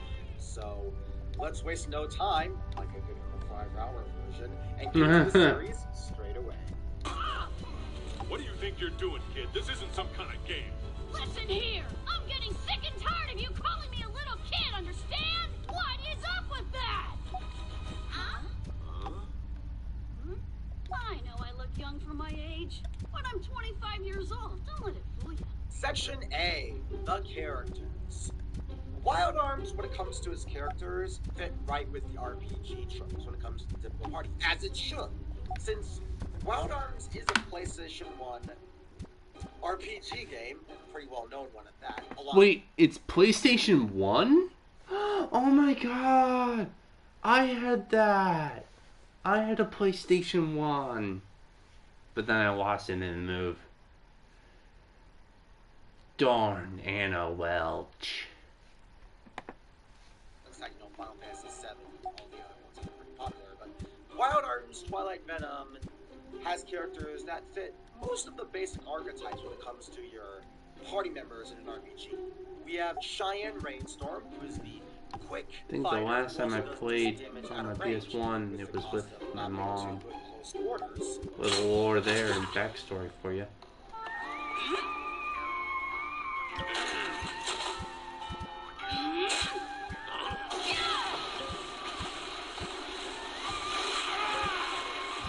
We then have Dr. Kiel Arrenax, who is the tank of the party, who can take a lot of damage and deal a lot of damage at the cost of almost no ranged attacks. Tower. Sours get the tower. Who is the status fighter, providing magic that strengthens the party and weakens the enemy at the cost of almost no damage. What the hell? What an ugly bat!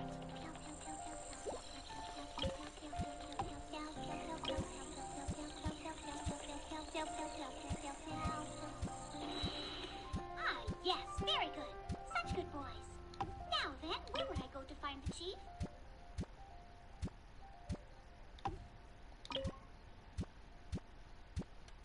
Thanks. And while you're at it, I think I'd like to take the keys to the prison. And finally, we have Lorena, or Ratorio, the sorceress who uses magic cards and is a quite literal glass cannon, but she does have some good physical capabilities to cancel out her weaker defense. Reflect! And we do have two mascots named Isaac and Jerusha. Greetings. This is my unholy abomination. I still, to this day, can't truly pronounce the name of the race. It's like... I can't remember how to pronounce it, but they more act as a guy more than anything, and more as comedic slapstick, so all is well that ends.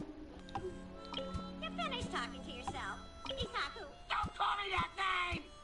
Man, take it easy. Why shouldn't I use your pet name? My Isaku. Yeah, the tower.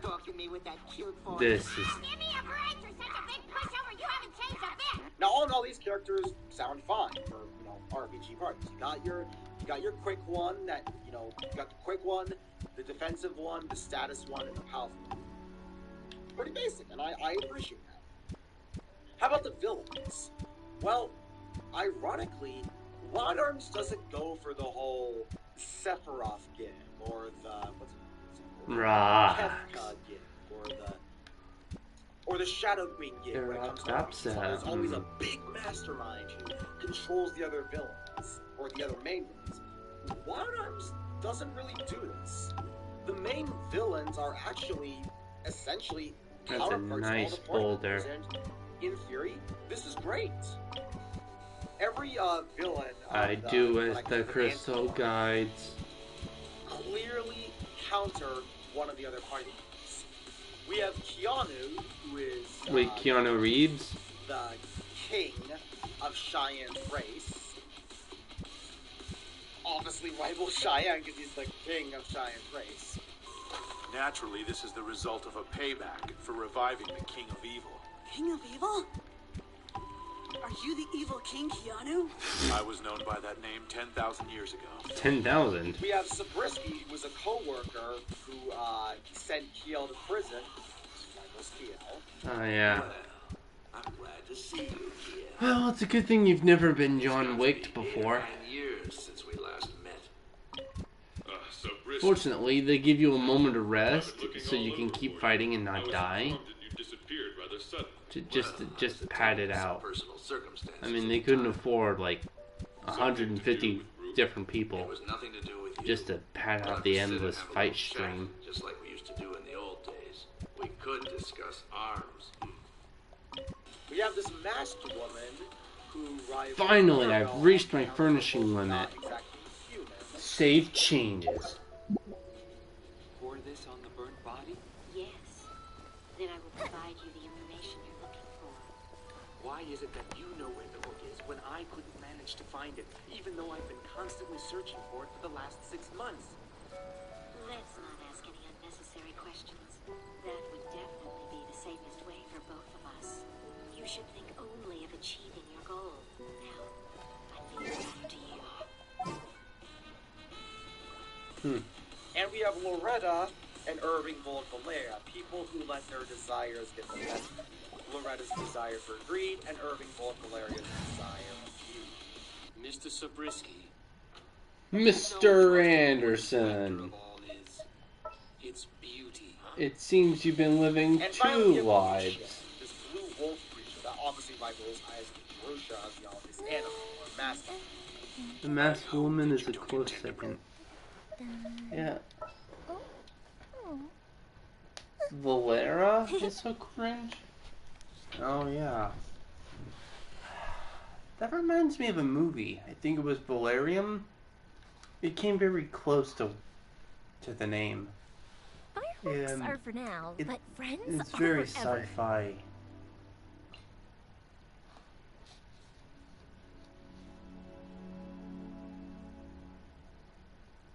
Oh yeah. I've heard about Sephiroth from Final Fantasy. I was told that the little animations they did, the little dances before they fire off their spell, was hiding the loading times of it finding the exact spell to use.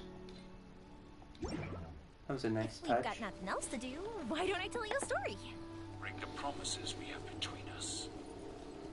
As you know, I've kept my promise.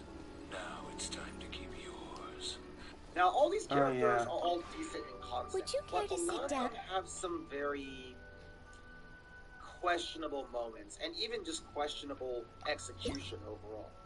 This is specifically within Kiel Aranax, who, despite having many flaws, is my personal favorite amongst the party, though I can admit he's not the best.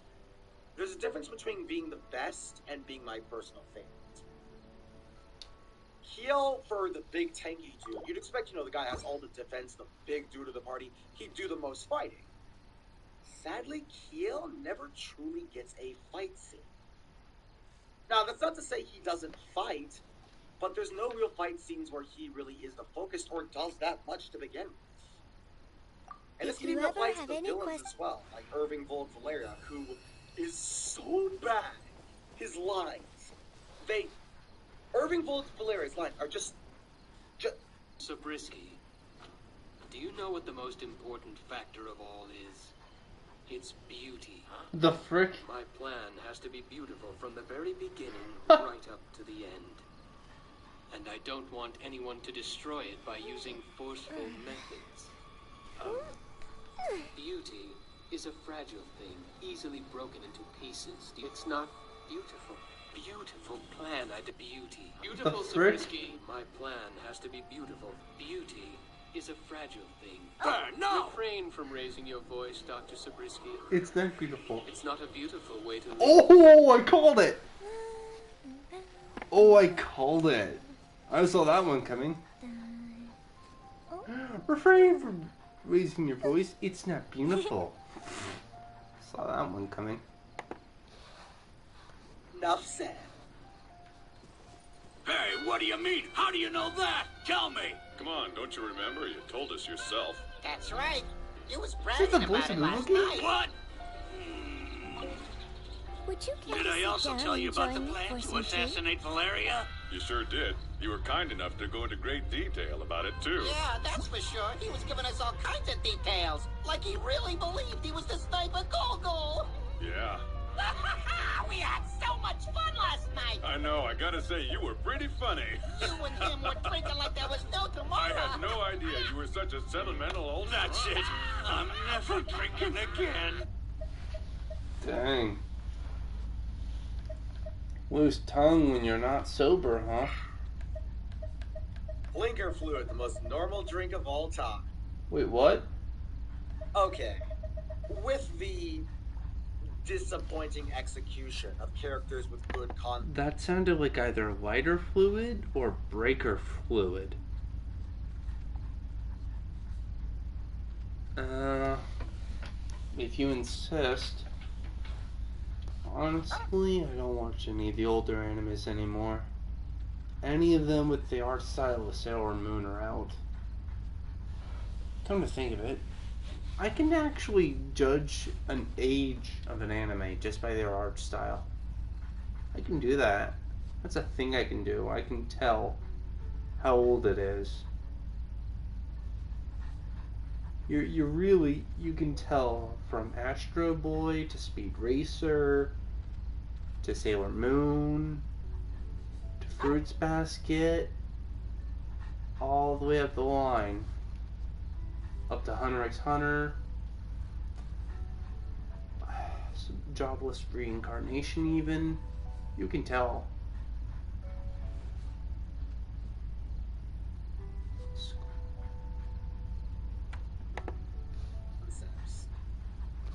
The world, surprisingly enough, is really good. I mean, like, really good. The planet of Falgaia might just be one of the most varied and, like, diverse locations I've ever seen in obscure anime. Now, of course, there are, like, better worlds I've seen, but when it comes to obscure anime, Falgaia really stands out because it What anime only has and 2 I'm actually letters? surprised with the amount of variety it has. The villages in Wild Arms Twilight Venom are just about what you'd expect. You got the water village near the sea, you got the desert village with the bazaar and the tents and whatnot. Alright. The mountainous village, the forest village. Well, if you can give me the villages full that are more anime, stone-like, and of full course name of the Apple anime, City, then where sure. everything's all big, there's the most technology and the most amount of people and the rich. Now, when it comes down to village types, these are all pretty basic. However, I do like What some year of the other WA villages that released? don't quite go in the direction you'd expect, thus giving an extra added layer of charm to the village. Now, I obviously can't mention all of the different villages, since, I mean, the villages are only one part. What does OT stand for exactly? Take a wild guess. WA TV released. Well, without... Alright, do you know when FMA was released? Yeah, that's an acronym for Full Metal Alchemist. I don't know what WA is an acronym for. Oh, Wild... Oh, one sec. Look at the art style from... Oh yeah, so... Close to the 90s, but it's not reaching the 2000s. It's definitely older than the 70s. Close to the 80s? Yeah.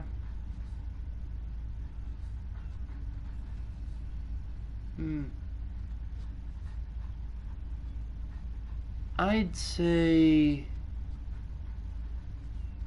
WATV was...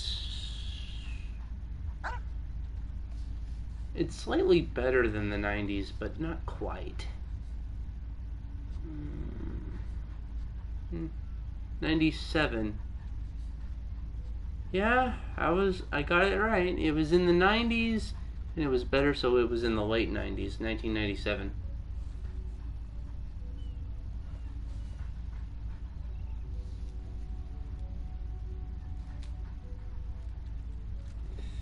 And what made you jump to the wrong? Like, jump to saying wrong. I didn't give you an exact year to guess. For the last 6 months. Zabriskie, do you know what the most important factor of all is? It's beauty. The frick? My plan. Oh, this is the part where I have to skip it. Varied and like diverse locations I've ever seen in obscure anime. Now, of course, there are like better worlds I've seen. But when it comes to obscure anime, Fall Guy really stands out because it covers a lot. The villages in Wild Arms Twilight Venom are just about what you'd expect. You got the water village near the sea, you got the desert village with the bazaar and the tents and whatnot. You got the mountains my ingredients village, have been the forest processed. Village, villages that are more stone-like, and of course the capital city where everything's all big and there's the most technology and the most amount of people and the rich. Now, when it comes down to village types, these are all pretty basic. However, I do like some of the other villages that don't quite go in the direction you'd expect, thus giving an extra added layer of charm to the village. Now, I obviously can't mention all of the different villages, since, the villages are only one part of the locations, but I'll point out a few noteworthy ones. I do get a kick out of the Sandy Water Village in episode 3. It's not just sand and it's not just water, and the whole gimmick of this village is that the people try and salvage stuff in the sandy water to sell it off, thus giving them a source of income. There's also dragons in this sandy water, and that makes for an excellent threat to the people who are trying to salvage it. Now, it's obviously just your mix of a sand and water village, but it's entertaining enough and does make for a good set piece this early on. But my real favorite village easily goes to Los Gamores, the casino city, which may sound pretty cliche, but it really does work with the Western aesthetic of Wild Arms. They say it best in the episode itself. The casino city of Las Gamores feels completely different to the desert world outside, and I love this episode as a fact. Now, the villages of Fall Guy are obviously not the focus. They show the more mundane lifestyle, the more citizen-like people who don't go on big adventures. But I do like it that they made quite a few of them interesting, which you can't say often. In RPGs, you get the most fun when out in combat, out in the dungeons, out in the open. But the fact they made the villages interesting definitely gives it some points. So, how about all the other locations of Fall Guy? Well, these are pretty good as well. The more adventurous parts of Fall Guy are still pretty basic, but do throw in a few good areas, whether it be the forests, the deserts, the water areas, or yes, of course, the dungeons. They all have interesting concepts that do make them stand out. And the way these places are drawn, or even just portrayed, really do make the locations pretty darn enjoyable. I obviously can't name all of the standout adventure locations, much like I did with the villages, but I'll give quite a few, since this anime has a lot of really good ideas. I'm not even kidding here. The interesting adventure locations are shown off as early as the first episode, with the prison of Alcatraz. Instead of being in an island in San Francisco, it's floating in a crater with magnetic rocks. That's pretty darn creative. I also love how in episode 4, we have the library, which is not only a place for book fanatics, but is also a large database archive. 2 episodes, in fact, take place entirely on vehicles, like the steamship in episode 5 and the train in episode 6. Now, these episodes are more bottled off and not as great as the more adventurous locations, but they do make the idea interesting enough. I also love the roof lab / base in episode 12, which is really entertaining and more technologically advanced. The hills of the Death God ninjas that dare strike anyone who trespasses in their territory, and of course, the statue marking where the goddess defeated the evil king's race leader, King Kian. These locations are all great and very diverse, thus allowing for a lot of really good locations, and even some outright beautiful shots. I mean, when it comes down to the world of Fall Guy, it's amazing. There's almost everything. There's even some space segments that are actually pretty cool. And I would argue Fall Guy is one of the most diverse locations in anime I've ever seen. Unfortunately, this is held down by the story, which I'll get into right now. Oh, I'm gonna check it out again. Right. Do you think it's something else? Don't worry about the wrinkles. Just kiss her. What's the matter, big guy? Are you chicken? How about you giving her a What kiss makes him yourself? chicken? Think about it. He ain't Monty McFly. He ain't gonna fall for that. No, nothing. Kiel was afraid of her wrinkles and Cho. Hey! Alrighty then, we're now into section C, the story / plot, whatever. The story is a bit of a mess, not gonna lie. It does have its charm here and there. The story focuses around the main cast who, as I've explained earlier, make up your typical RPG party. The story has this weird case of not really knowing what it wants to be. Even though the main party is made up of 6 characters, the male characters and the female characters split up. The male side of the party, Cheyenne, Kiel, and Isaac, I call the Adventure Dudes, and you would know this if you saw my 5-hour-long review. Same thing with the female side. Jerusha, Mirabelle, and Loretta, I call the Treasure Gals. Adventure Dudes and Treasure Gals, when they're all together, I call them the party. Now you're probably wondering why go out of the way to separate them. Well, that's because the party isn't always with each other. In fact, it's kind of a recurring gag that the party separates, but end up running into each other every episode. And most of the time, they're kind of reluctant to help each other, but they ultimately find a compromise and get the job done, since they ultimately want the same thing. The episode structure is also pretty weird as well. Episodes 1 through 10 are all separated by stories that loosely connect the main plot established in earlier episodes, regarding Cheyenne's original body, since Cheyenne is a 25-year-old in the body of an 11-year-old, and he wants to get his original body. This also hints toward his village, which was destroyed in a natural disaster called Twilight Venom. So essentially, episodes 1 through 10 are all filler. Now, this sounds bad, since this means nearly half of the series is filler due to the series running for only a mere 22 episodes. And even then, there are a few filler episodes that come in during the second half, making a lot of the anime feel like a drag at times, because you just want the main plot to kick in.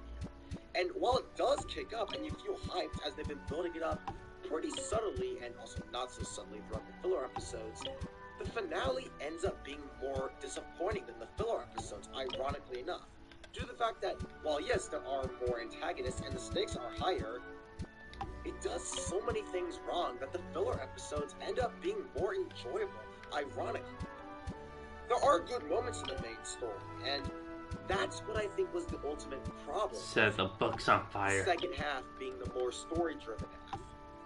Because you had all these expectations with the filler episode building this up that it'd be better, but the story doesn't quite do things that it should have done. Now, I'm going to go into spoiler territory, so if you don't want the story spoiled, skip to the next section, or honestly, just stop watching, because I'm probably going to be spoiling this series and some time. Since you're still watching, not that it's a surprise, I might as well ask you about Chargeman Ken. Without looking it up, guess how old Chargeman Ken is. The only exception I'll grant you, with some woman that claims she loves him. the only exception I'll grant you is looking up the images, but not the year. You can see the art style of Chargeman Ken and tell me how old it is. I'll wait. In addition to seeing his original body. As episode 11 further progresses, Shine and Kiel finally make it to what remains of Shine's original village, and there are a few people left despite the wreckage left by Twilight Venom. He meets Sergio, a pubman who he had frequented when he was in his 25-year-old body. However, Sergio doesn't recognize him, even when he shows Sergio the arms. Cheyenne then meets Lila, a beautiful woman, and as you can probably see, she shares the exact same appearance as actually, it's in the 70s. I think it was 1978. Chargeman Ken. Now, Twinkle Noel Rock Me is a close second. But in terms of, like, awful taste, you know what? I'm just gonna bring it up. Oh yeah, here it is. I might be wrong, though.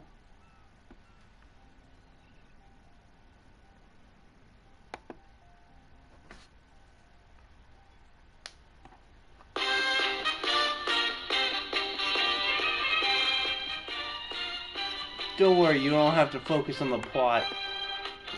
It's just something to have in the background, but not like lo-fi beats.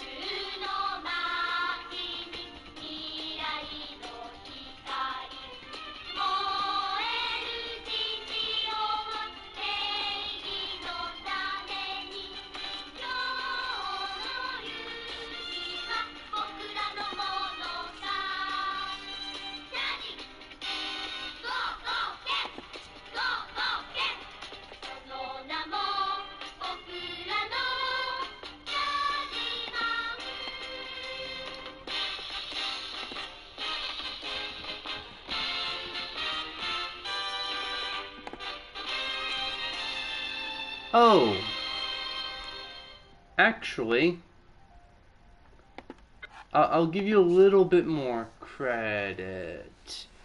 I was close. I knew it was in the 70s. I just did the search now. The first air date of Chargeman Ken was...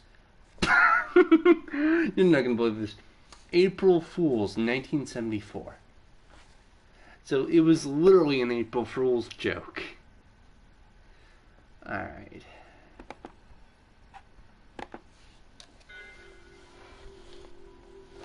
So this one is called Danger, the Children's Space Station. Their special effects is weird. Fun fact about their special effects, they're nets. Like one time Chargeman King intentionally made it worse by having like off lines. Alright, if you insist. As the woman in Cheyenne's dream. And of course, given Cheyenne's character, he simps over Lila, and it's pretty cringy. Cheyenne gets to know I wonder if I'm why immune she to seems cringe. so sad over the loss of I her know the dead boyfriend. sensation, It is revealed but that I Lila feel had to like kill I'm him. somewhat immune to it. Before this can go anywhere, though, some agents from the evil research company Ruth appear in Lila's residence and kidnap her. Now, it is pretty stupid how the big super secret villain organization is called Ruth, but whatever. It is then revealed that Lila is the reincarnation of the goddess Lyra. 69. Cheyenne, playing the hero, feels the need to save Goddess Lila from being experimented on by the agents of Ruth. With help from all the party members on both the Adventure Dudes and Treasure Gal side, they all infiltrate the roof base out in the middle of the water. He all runs into one of his former co-workers, Dr. Zabriskie. Remember, Dr. Q Arnax is a scientist, so it's obvious they would explain his doctor origin. If you ever have... Oh yeah, He Dr. doesn't look like a Robotnik. doctor, he's a big beefy dude with an eye guard. Fun fact, you want a villain? Just put doctor before it. All villains are somehow doctors, like they're really mad that they went and got an education. Ooh, maybe that's why they rob banks and steal and stuff. They're fed up with their student loan debts. Hard and a blade shield, but I guess looks can be deceiving. Zabriskie reveals that it was he who sent Kiel to Alcatraz, but surprisingly does not want to harm Kiel, and instead gives him the third piece of Cheyenne's arms, telling him Cheyenne... Not sus? Are you sure? I mean, fun fact, Iron Man, Tony Stark, he has a doctorate. He is technically a doctor, but he never uses it.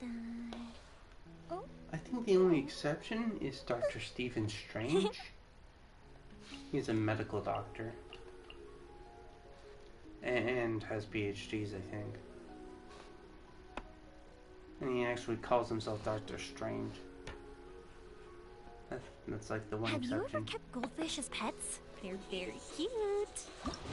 Cheyenne attempts to escape with Lila from Ruth, and thanks to Kiel giving the third arms piece, Cool steal. gave him, Cheyenne is able to fend Oh, off the soldiers, scavenger blowing a big sword. hole in the face, in addition to buying enough time for him and Lila to jump to safety out into the water.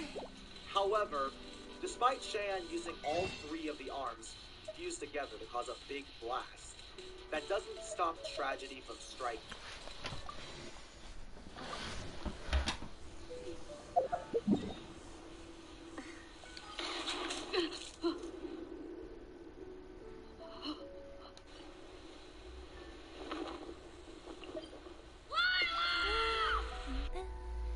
Lila's death is a pivotal moment for Cheyenne's character, but the party ultimately save him before he can drown trying to save Lila, who already longed for being saved. A few episodes later, the adventure dudes come across another escapee from Ruth named Sybil, claiming she knows where Cheyenne's body is and will tell them if they escort her to safety. However, Sybil has arms. Only I had Jean for theater She also acts mechanics. very strange, as her memories are constantly clashing with I her more love soft her humanoid supremacy. persona, switching over to a more elegant and mysterious persona that claims to be an angel. Meanwhile, with the Treasure Gals, they meet a character who actually does appear in the Wild Arms games, that being Judecca Dantes. They find him in his residence after he is injured on the floor when Loretta went to trade crest cards with him. Judecca bargains with Loretta and the rest of the Treasure Gals that he will give them any card if they find Sybil and take the card back from her, as well as killing her, considering Sybil had stole one of his cards, and she can't be left alive, as information regarding this card is too powerful and needs to be Wait, kept hold up. under There's a wraps. chick in a red dress. Loretta is slightly suspicious. Oh, her name of is Judecca Loretta. being very pressy on killing Sybil. Wait, why does she have a mole But on her she buys cheek? into it for the time being. Back with the adventure dudes, they're under fire from two We've got insane nothing else to thugs, do. and Why don't I tell oddly you a enough, story? unlike the other villains, they actually have arms and can actually use them. Pedro, the one with the giant rocket launcher arm, Cheyenne manages to defeat. However, the other thug, Jet, comes over to the party and claims vengeance for his fallen comrade Pedro, using a giant Gatling gun. However, Jet falls over, weakened, and dies from using too much vitality factor in his arms, and it's revealed that people with not enough vitality factor will die from shooting arms. It's dependent on the model, but Shine wonders if Sybil were to fire her arms, would she die? However, this is interrupted as the adventure dudes run into the Treasure Gals who attack Sybil, but Cheyenne pleads Loretta to not kill her, as she is the closest lead to finding his body yet. Loretta demands Sybil return the car, and even offers to spare her. But Judecca appears, telling Loretta it's no use reasoning with her, as her memories have been tampered, thus apparent by her personality shift from her human persona and her angel persona. Loretta, however, faked being on Judecca's side and turns the tables, revealing she knew Judecca was evil all along. Dungeons and Dragons. Judecca Dantes isn't done yet. He then draws his weapon, which is arms as well. Sybil begs Judecca Dantes to not use the arms, as Pedro and Jet had both suffered from using the arms. However, Judecca then reveals that he, Sybil, Pedro, and Jet are all failed experiments of Ruth that had fake memories programmed into them, and they were let back out into the public in hopes they would forget. However, these programmed memories malfunction, making Pedro and Jet go insane, making Judecca want to kill everyone in addition to not remembering his past, and making Sybil think she's an angel. Judecca Dantes had broken free from these programmed memories, but he has a vengeance dwelling within him. He wants to kill everything that was related to Ruth. He wants to kill Sybil, Dr. Zabriskie, all of the people at Ruth, and of course Cheyenne. However, Cheyenne won't allow Judecca Dantes to let his vengeance go that far. So the two face off. So, Let's finish Judeka this flips quickly. a coin and a fierce standoff engages, with both arm users, Cheyenne and Judeka, ready to fight. Wish me luck. As the coin lands on the ground, they both fire, but hit each other. They're both still alive, but Judeka manages to fight through the pain and tries to point his arms at Cheyenne once more. What shall we do? As Judeka approaches the weakened Cheyenne, Sybil Let's go runs out to and his play. defense. Sybil looks into the emblem of her arm. The threads of your fate lie in my hands. She knows she was human, Something's but her come body up? had been modified to use arms, and her memories are all fake. Oh. So, accepting her fate, she points her arms and shoots Judeka, draining her vitality factor and also getting hit by Judeka in the process. Judeka dies, but unfortunately, Sybil does as well. Dang. However, before Sybil dies, she does reveal the location of Cheyenne's body, as it's in the capital city, and Ruth has a very close relationship with the government.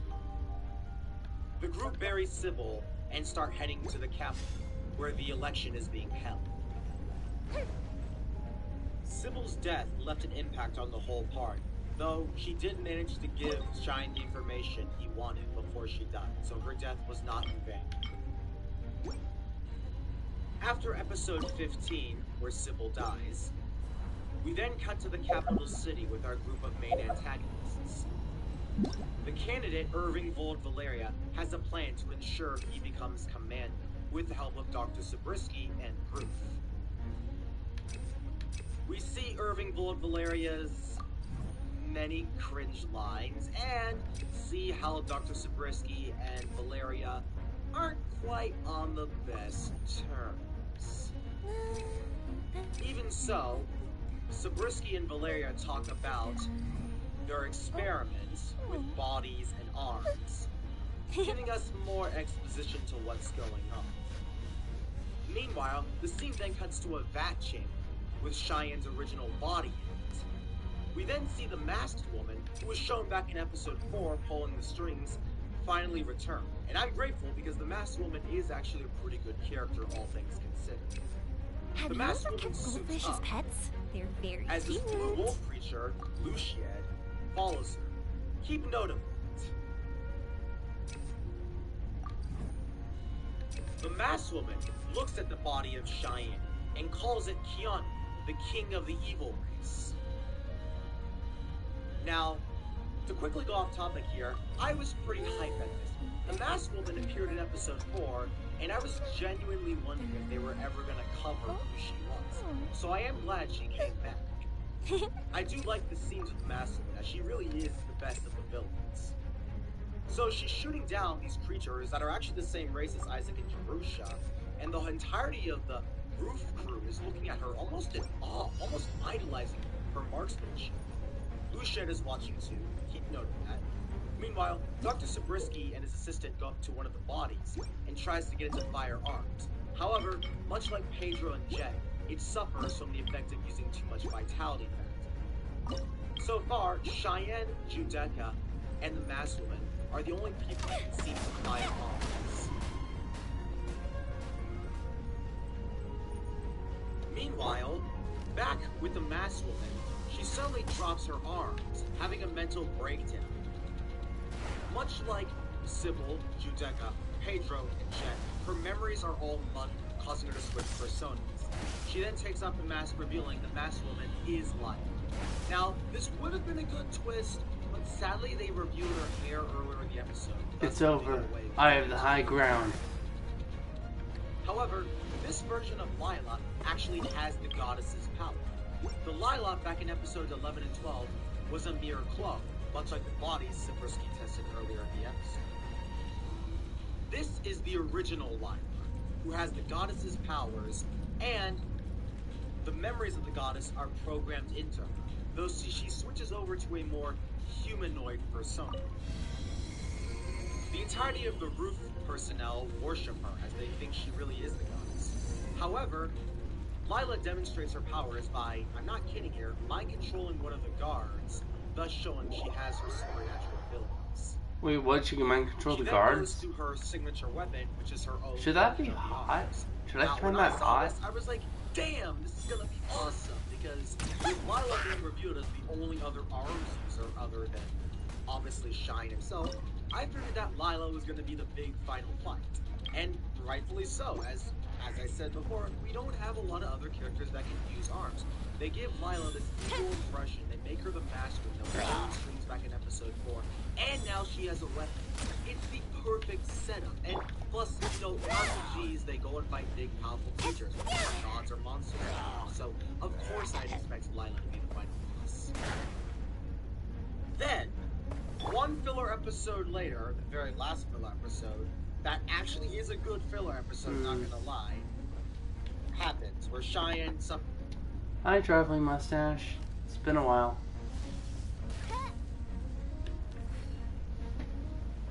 It sure has. Have you been?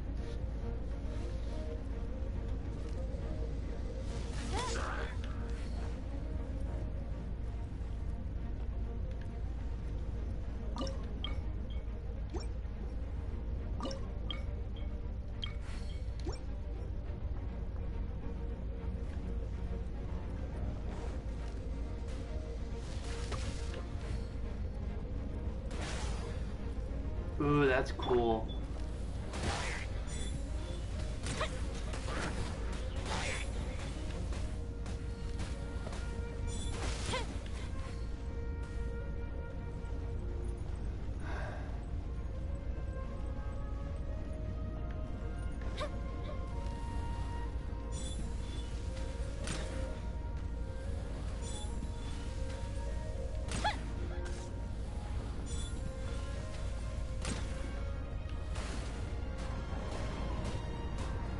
Ooh. The cyclone effect is actually the greatest for theater mechanics. Keeps them in place.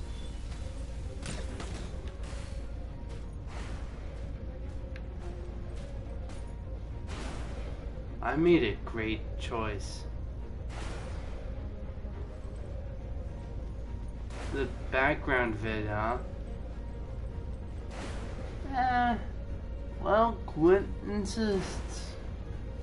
Unless, of course, you'd rather hear number 120 original New York versus New Jersey. That's a pretty spicy Supreme Court case right there. If we've got nothing else to do, why don't I tell you the story? He loses memories but gets them back. And then finally, the finale episodes get resolved. Now we finally get to episode 18, The Days of the Balkans, which is one of my personal favorite episodes in the entire series. The crew are just about to get into the capital city with the coach, when Cheyenne sees Lila running away from some roof soldiers. This basically confirms that this is the real Lila, the one in episodes 11 and 12 was a myth. Cheyenne, with the help of an old man that was at the bus stop, manages to snipe down the bridge and save Lila from her pursuers. This old man, who is a really good character by the way, go to find Cheyenne and Lila passed out near a statue that marks where the king of the evil race, Yonu, was defeated by goddess Lila. The old man takes the passed out Lila to his place and revegetates, giving him a place to stay while the coach comes in the next 3 days. Cheyenne watches Lila sleep and hopes her to wake up. Meanwhile, Kiel and Isaac listen to the old man ramble on as he gets drunk, claiming he's the legendary sniper Gogol 30. Isaac laughs this off, thinking it's just the old man being really drunk. However, Kiel thinks there might be more to this. Cheyenne then wakes up the next day to see Lila is up and at him, but he then hugs Lila. But then she asks Cheyenne, who is Lila? Stabilize. It turns out this woman claims her name is Gina Angel. Cheyenne thinks there might be more to Gina, since she shares the exact same appearance as Lila, and she's being chased by Ruth, the same people who killed Lila in episode 11 and 12. Cheyenne talks to Gina Angel a little bit more, trying to figure out any connections between her and Lila. Gina then passes out with memories flashing within her, and the episode continues. Cheyenne helps Gina back to the place where Gogol is, and the woman that Gogol is letting him stay with, her name is Olivia by the way, reveals that she knows Gogol has romantic feelings for her. Gogol, 30, the old man, the sniper, gets drunk again and further reveals his plot to assassinate Commander Valerian. Kyo, thinking two coincidences can't be a pattern, is unsettled by this and thinks that the old man truly is the legendary sniper Gogol 30. The next morning, Kyo is gone, and Shine and Isaac wonder where he went. Isaac hypothesizes Kyo went to check on the coach schedule.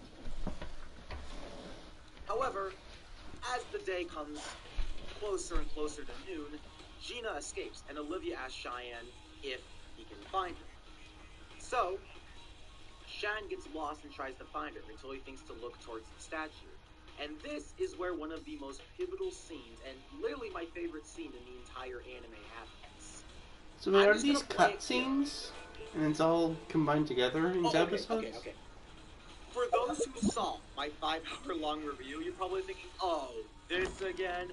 Well, I actually have some good news. If you saw the 5-hour-long review, you'd probably know that I mentioned the video files I found. Some of them weren't great. A few episodes get cut off midway, and a few episodes even have the audio completely out of sync. And it's not great. Now, I personally have the DVD, so I've seen all of these episodes in their correct format. But for the sake of my 5-hour-long review, I showed the Japanese sub version because I couldn't find the full episode 18 in English dub. And I did find one. Unfortunately, the audio is out of sync. Yeah, apparently it was for the PlayStation 1, it's better than nothing at all. which So, without a doubt, this is my favorite scene. Grew up on in my younger time.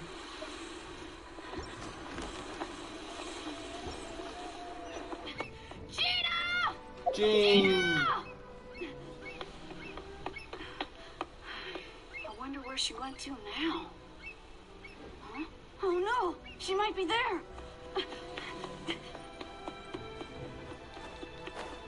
I wonder how they made the sound effects of him running. Thump, thump, thump, thump, thump. Doesn't actually sound like.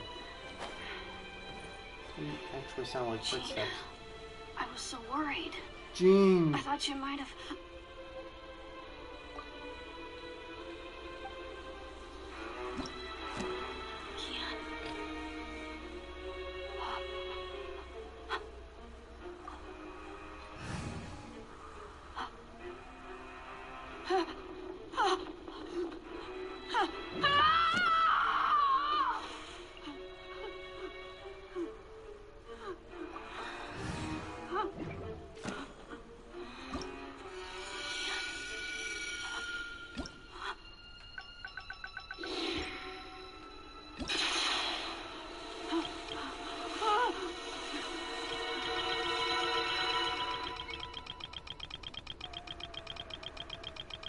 I came here to take you I don't back. know what Corpse Party is. Can you hear me, Goddess?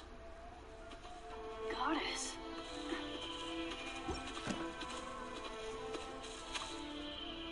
Here, please take this. So we meet again.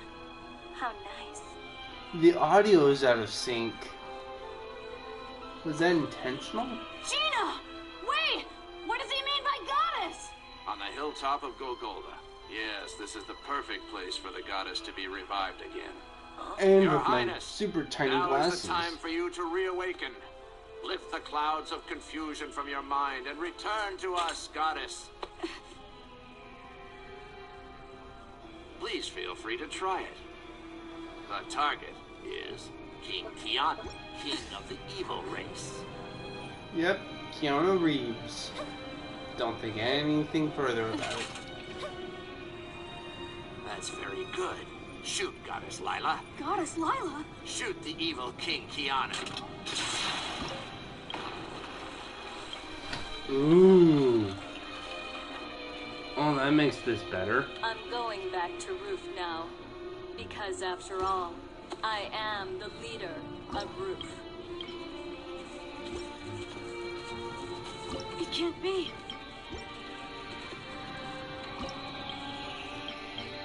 Ugh, it's a lie! This was the scene that really got me invested with the series. At this point, Gina Angel has completely given in to the memories of the goddess, convincing her she is the goddess Light.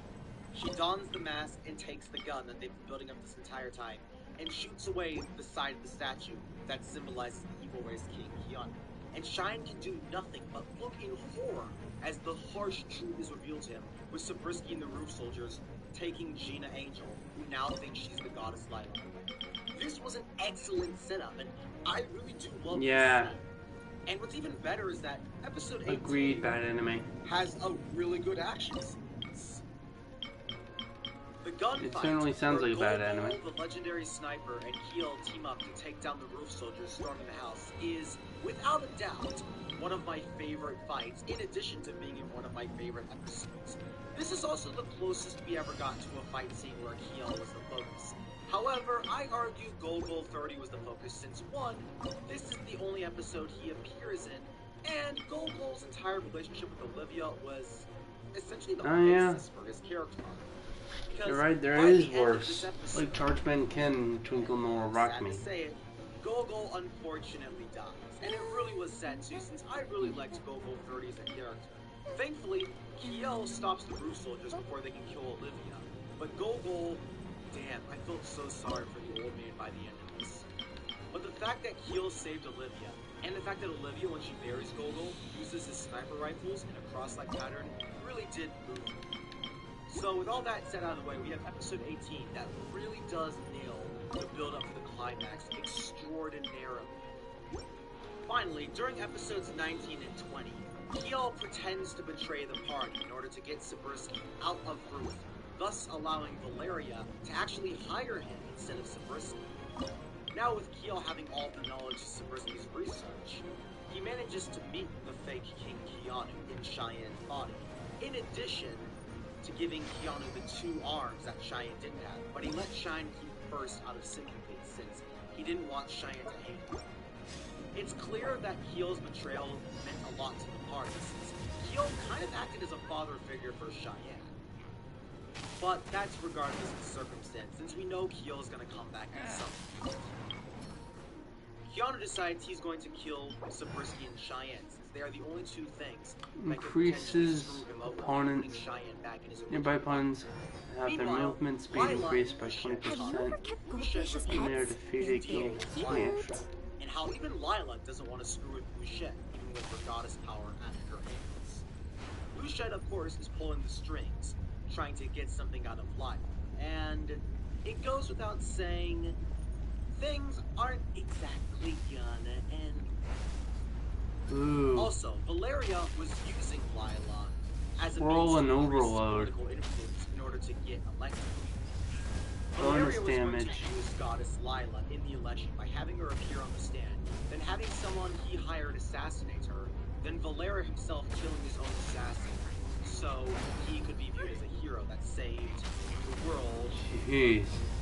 Essentially killed the person that killed the goddess. And Valeria's plan goes fine at first, with everyone believing Lila's the goddess, which causes a solar eclipse to happen. However, they turn to her for leadership, since with a goddess, who needs a commander? Valeria tries to snipe Lila. Bouchet blocks the bullets being used on Lila by Valeria's assassin. However, Valeria was quick thinking manages to pin the blame on Cheyenne, now everyone's after him, thinking he was the assassin. However, Cheyenne sees his body being used by the evil King Keanu.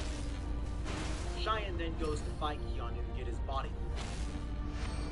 Meanwhile, Valeria has to put up now with being essentially another pawn in Goddess Lila's leadership, in quotation marks.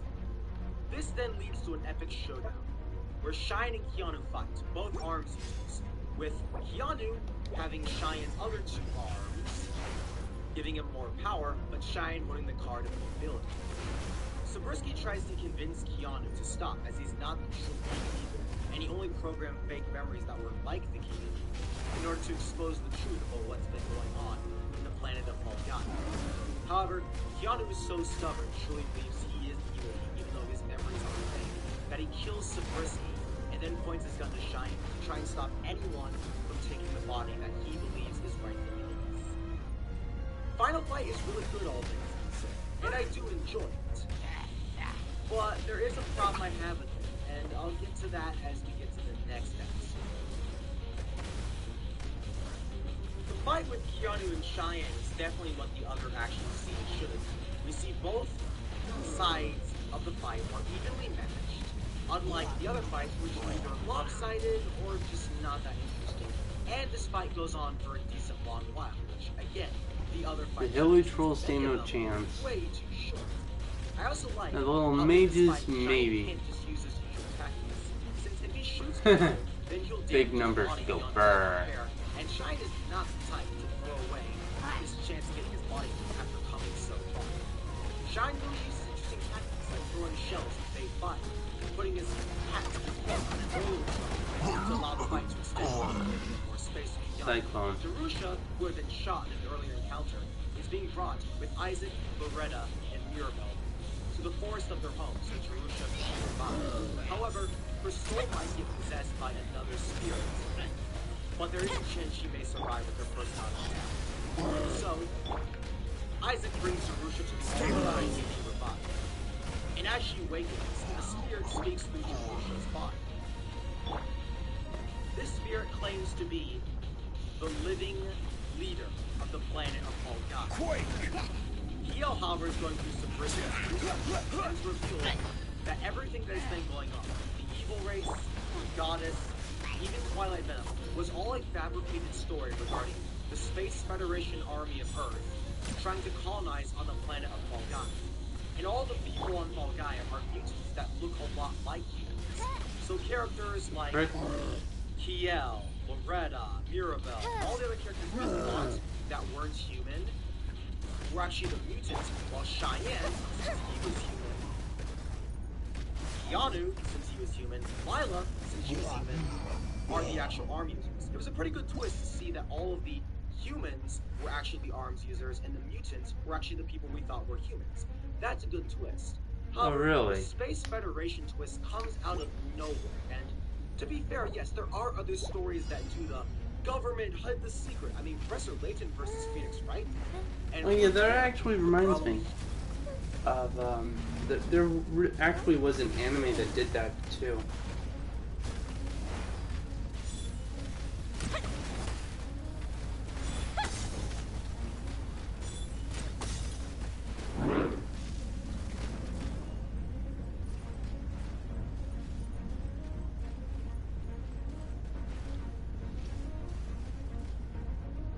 Wait, what the? You just got healed.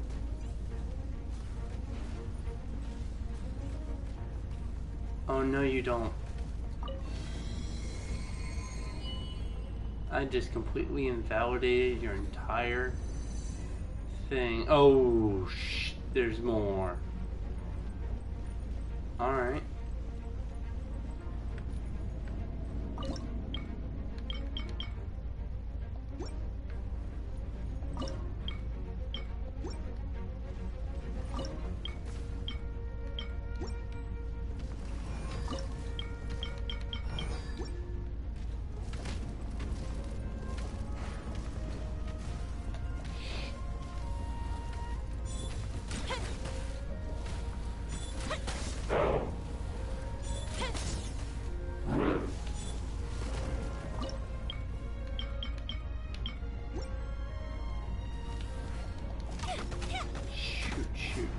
Shoot. Oh, frick.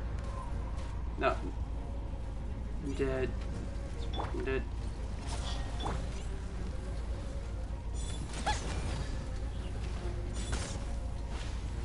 Oh, great. I missed one.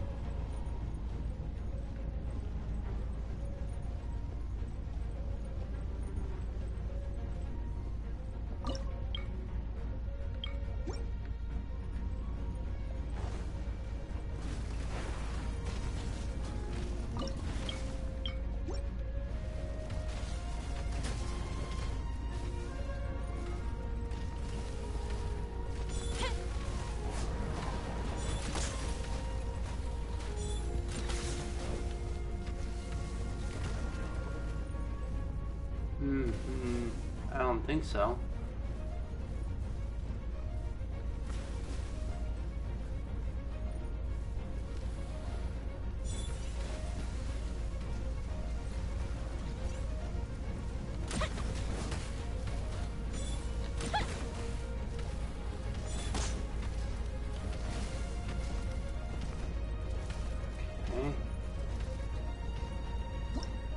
Note to self. I gotta retry that.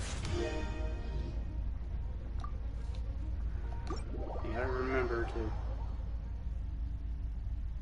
Oh, that's what you. Oh. Here was that, well, Wild Arms wasn't exactly built around this twist of the whole thing being a government secret to cover up a Space Federation army, and Twilight Venom was not actually a natural disaster, but rather a super secret weapon on the planet of Earth that was used by the commander and the general, Lila and Keanu. So Lila and Keanu weren't even gods or goddesses or kings. Lila was the commander and Keanu was the general. Jeez. However, Lila, in the body of Gina Angel, had gone into hypersleep after Keanu had died to protect Falgani. Yeah, it sounds like they're just buying time. It's basically Yu-Gi-Oh! They just keep going. Or maybe it's more like Pokemon. She could awaken years later. Then again, revive Keanu through Cheyenne's body actually and mind. reached the Cheyenne tournament. is the reincarnation of Keanu, and Lila is the reincarnation of Lyra. However, Lila, when she went into hypersleep, had lost her memories, thus creating Gina Angel. But she had prepared for this by uploading her memories into Ruth's database, thus allowing her to control the body of Gina Angel through the personality shift. Cheyenne and Keanu get really close, with Cheyenne getting the upper hand, but still can't kill Keanu. Keanu, using this moment, does not hesitate to strike, and gets back at Cheyenne, getting the upper hand. However, Lila interrupts the fight, demanding Keanu stop, and let Cheyenne go back into his body. But Keanu is so stubborn that he knows he is the Evil King, even though he's not, because Zabrisky's personality was way too true to the Evil King, that the Evil King, despite being fake, knows he can't do it. So, the Evil King, deciding he wants to prove he will obtain the true King's memories, commits suicide by pointing his own arms at himself, killing him, and destroying Cheyenne's body beyond all repair. So when they say arms, do they mean gun or what? Cheyenne and Lila try to stop him, but the body is destroyed and there's nothing they can do about it. This causes Lila to have a mental psychosis, as her goddess memories and human memories clash even harder than before. Now, when I got to this point, I was actually pretty excited. The fight with Cheyenne and Keanu was good, but it did leave a little bit to be desired. Ooh.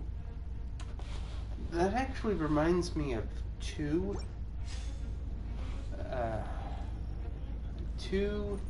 Pokemon episodes, both of which were canceled. It was then the second one I recall was Electric Soldier Porygon, because it basically it gave people epileptic seizures with all the flashing.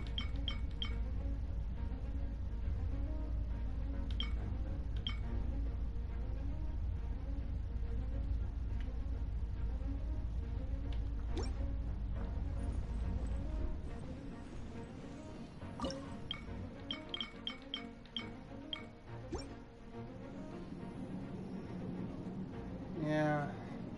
And then there was the one where they just straight up showed real guns.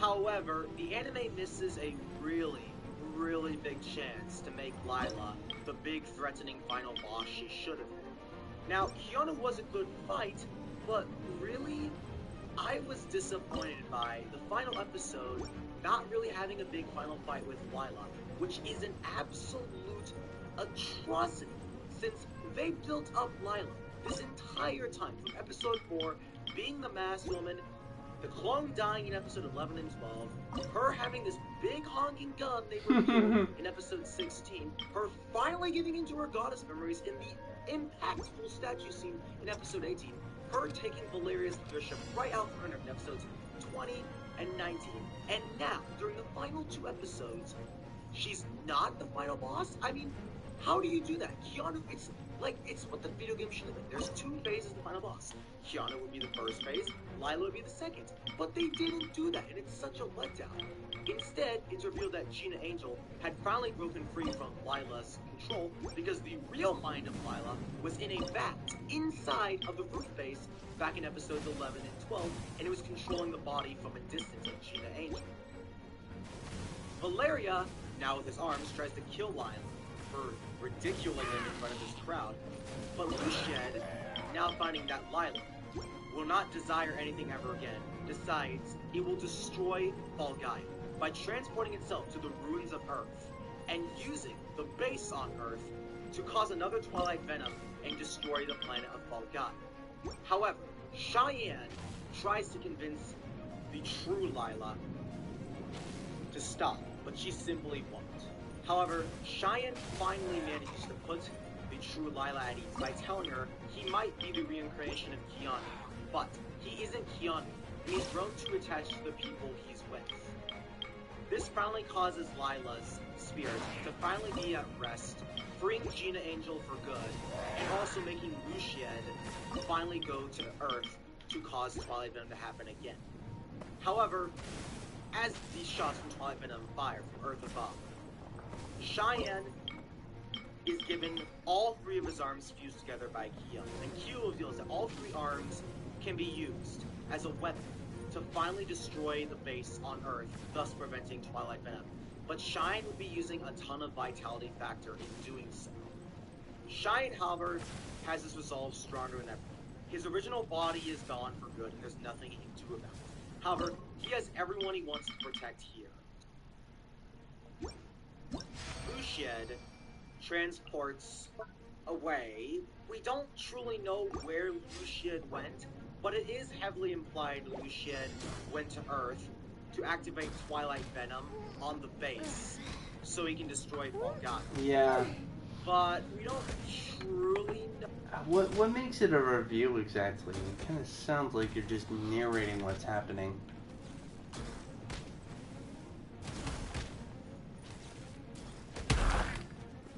You're summarizing what happens and what's getting narrated. How is it a review? I guess I wasn't paying attention to like where your opinion came in.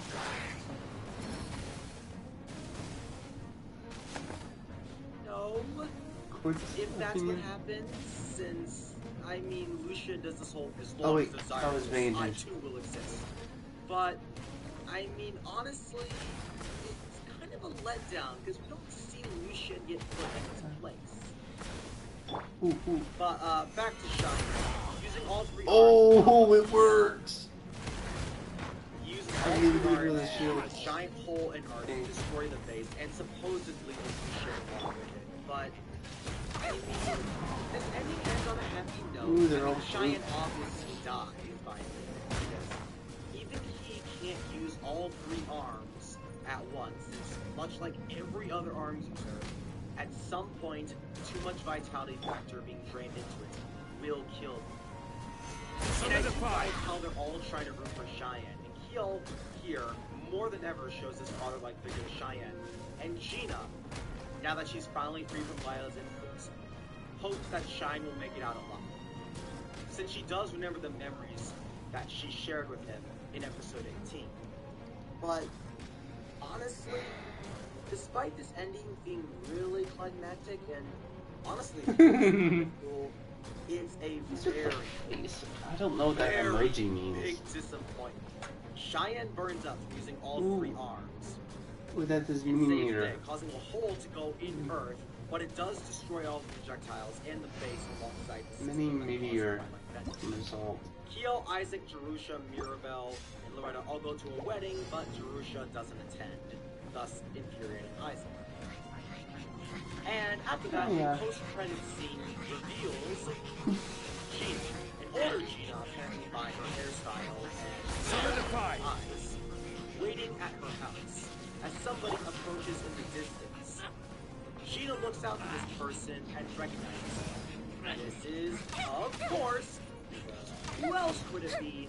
Cheyenne Rainson. and it's not really explained how Cheyenne lived. Now, to be fair, I did find out that during the scene where Cheyenne fuses all three arms together, he does have an angel appear over his body, and the angel is the same silhouette as the one Sybil hallucinated in episode 15, but where did he get the new body from? And this is the absolute biggest problem with Wild Arms Twilight Venom. You see, the story, at first, started out simple. Person is in body that doesn't belong to them, they want to get it back. It started out very simple, and it was easy to grasp. Now all of a sudden, it's about all this fake lies and the government controlling our knowledge, Lila and Keanu being spaceman and stuff. I don't think Wild Arms was built on this. I mean, sure, there was tech mixed in here and there in earlier episodes, but that didn't need to be the focus. They didn't need to make the tech the theme. It was all Western theme for the most part. Now, of course, you know, Cheyenne's gun is revealed as early as episode 1, but they could have just used the space stuff as the explanation for the technology. It didn't need to be the entire focus of the climax, and Wild Arms really doesn't blend well with it. And as good of a world Fall Gaia is, this story was not full. Fall Gaia deserved a much better story. Furthermore, the ending episodes are confusing as all hell. I've said it a lot in my 5-hour-long review. This story completely lost me at the end, and I had to rewatch this like 3 times to actually get a vague idea of what was going on. And even still to this day, I know it better now, but I don't truly understand it or think I understand it because there's so many things that don't make sense. And ultimately, I like a lot of the episodes. Also, a lot of the passion. That's another thing. The pacing was not great. The first 10 episodes being filler is okay. The second half being the story. The problem is the first 10 episodes do have story bits sprinkled here and there, so you don't know if it's okay to skip an episode that might look bad, but actually has some important detail. And then in the second half, where it's supposed to be more story, there are a few filler episodes that throw off the rhythm, making you think, well, the story's supposed to be kicking off. Why are we throwing in more filler episodes in the second half? It just makes no sense. And I really can't emphasize enough. The pacing was not great. And my absolute biggest complaint was the final battle. They built up Lila this entire time as the fast woman, pulling the strings in episode 4, getting the clone killed in episode 11 and 12. Solidify! To be the goddess in episode 16, the Masterman. They gave her this big honking gun, yet she never fights with it. Okay, yeah, sure, she stopped the statue in episode 18, but you can't just build up Lila as a threat and a villain and give her this huge weapon and not have her fight with it. It's just such a letdown, and really, I ranted more about it in my 5-hour-long review, but that was my biggest problem, is that, okay, I'm not denying it, Keanu's fight was amazing, but you can't just have Lila not use all this evil build-up, preparing us for a battle that we never got. I mean, this is like in Hunter x Hunter, where they had this build-up where Frollo and Hisoka fight. Now, yes, to be fair, in the manga, we did see them fight, but in the anime, they never actually fought, so what the heck? Oh, yeah. I can guarantee you there'll be a ton of people that want to see the Hisoka and Frollo fight anime, yet we probably won't get it. However, at the end of the day, I'm just rambling. So, without further ado, let's get to the conclusion. Idiot, you have to be more careful when you're dealing with bugs. What do you think's more important anyway, people or voxels, man? Bugs. All in all, Wild Arms Twilight Venom is a really hard anime for me to recommend. It has a lot to like, but almost the same amount to hate. And that's the problem. I don't really know if I like this anime. There's stuff I enjoy, but tons of stuff that I'm just like, I could be watching so many other things. And that's my ultimate problem. With Wild Arms, it's hard to like. There is stuff to like. There's way too many nooks and crannies that really make it not that enjoyable. Which is why, overall, I give Wild Arms Twilight Venom a 5 out of 10. It's okay, but don't expect anything more. Anyways, I'm Quinn866. Have a good one. Yeah, 5 minutes. Alright, finally. Now the review's over, I can finish to listening to this. It isn't about Article 3, really. It's about Article 2's grant to New York of those islands without reservation. Islands that already had, or Ellis Island did, already had landfill on it. So the question is, and really the only question, that the landfill being the wharf on the pier was built on landfill. Yes, it was about a 4/10 of an acre of landfill, as the special master found. And what was going on in the harbor at the time of the compact was that landfill was extensively used on both sides of the harbor. New Jersey, and Jersey City, and Hoboken had been extensively... No problem. I'm gonna keep playing Genshin. I've reached the 5-hour mark, which means I'm almost there. I'm almost halfway there. Doing pretty good. I might take a nap pretty soon. My Primo Gems. Yeah, good night, Clint. I'll be taking a nap, but I gotta keep my 12-hour live stream, otherwise it goes against the title. You don't no one has to stay up. This is just a self-imposed challenge.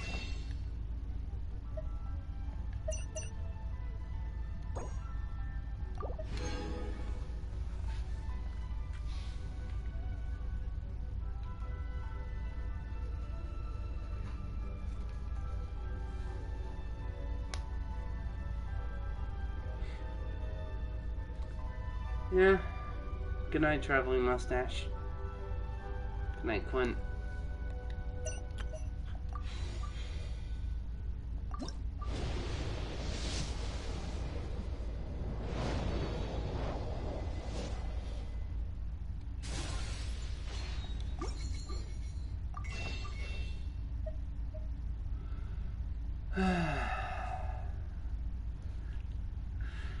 Oh, really?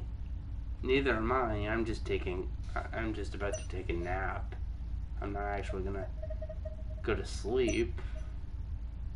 My PS4 would time out.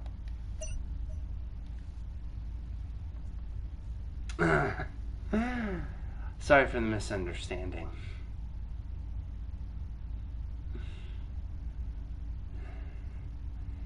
I sincerely apologize. Really embarrassing. And I thought I kept my wits.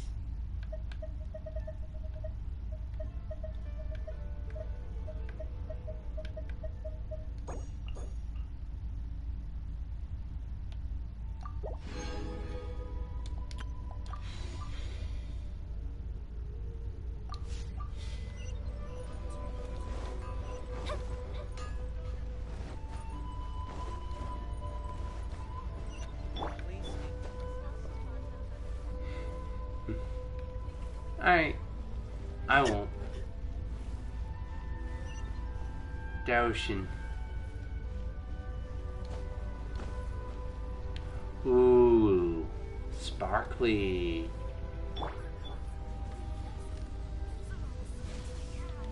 Pedals go burr. Make that a meme. Pedal go burr.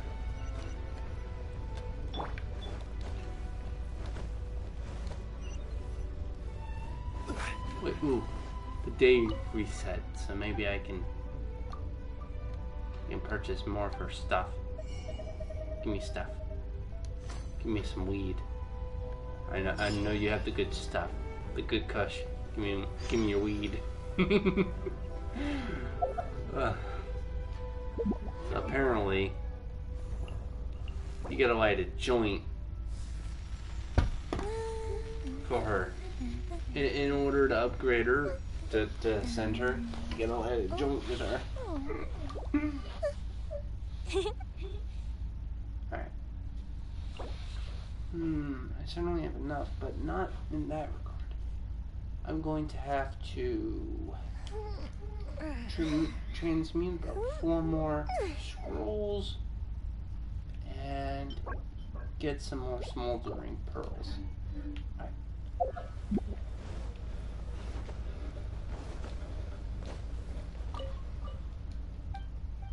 No, it's Timaeus all over again. Okay, crafting bench.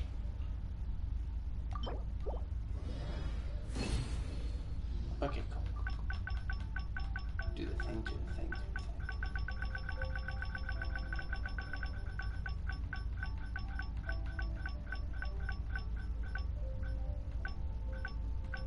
the thing. And maybe at a later time.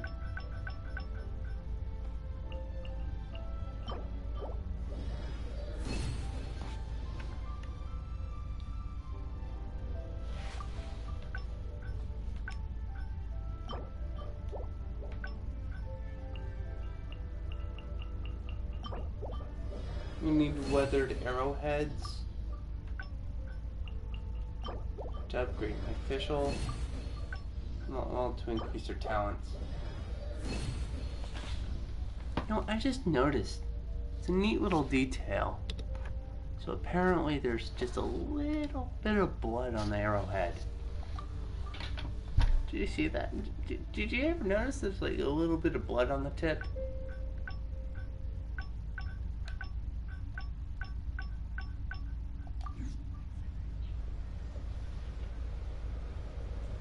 Alright, back to the Supreme Court case.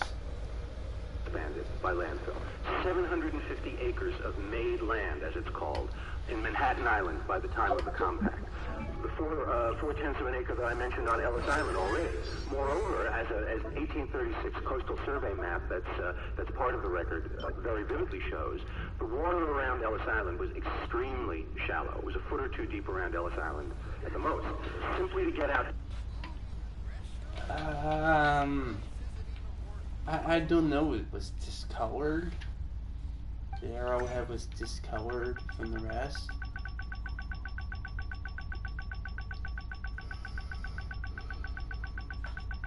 Did you not see it? Have you never seen that the arrow had like a little bit of blood on it?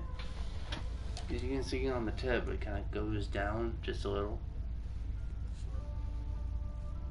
Like on the tip it actually pokes you with. Yeah, because the tip is redder. It's red. You've never seen it. I'll admit, I've just noticed, but that's like after I actually paid attention to the icon. Yeah. Alright, so this is a sharp arrowhead. Firm arrowhead. Sharp arrowhead. Neither of them have blood. But the weathered arrowhead, it's all decorative and there's a little bit of red on the tip, which shows that it's been used recently with blood. Do you see it now? Alright.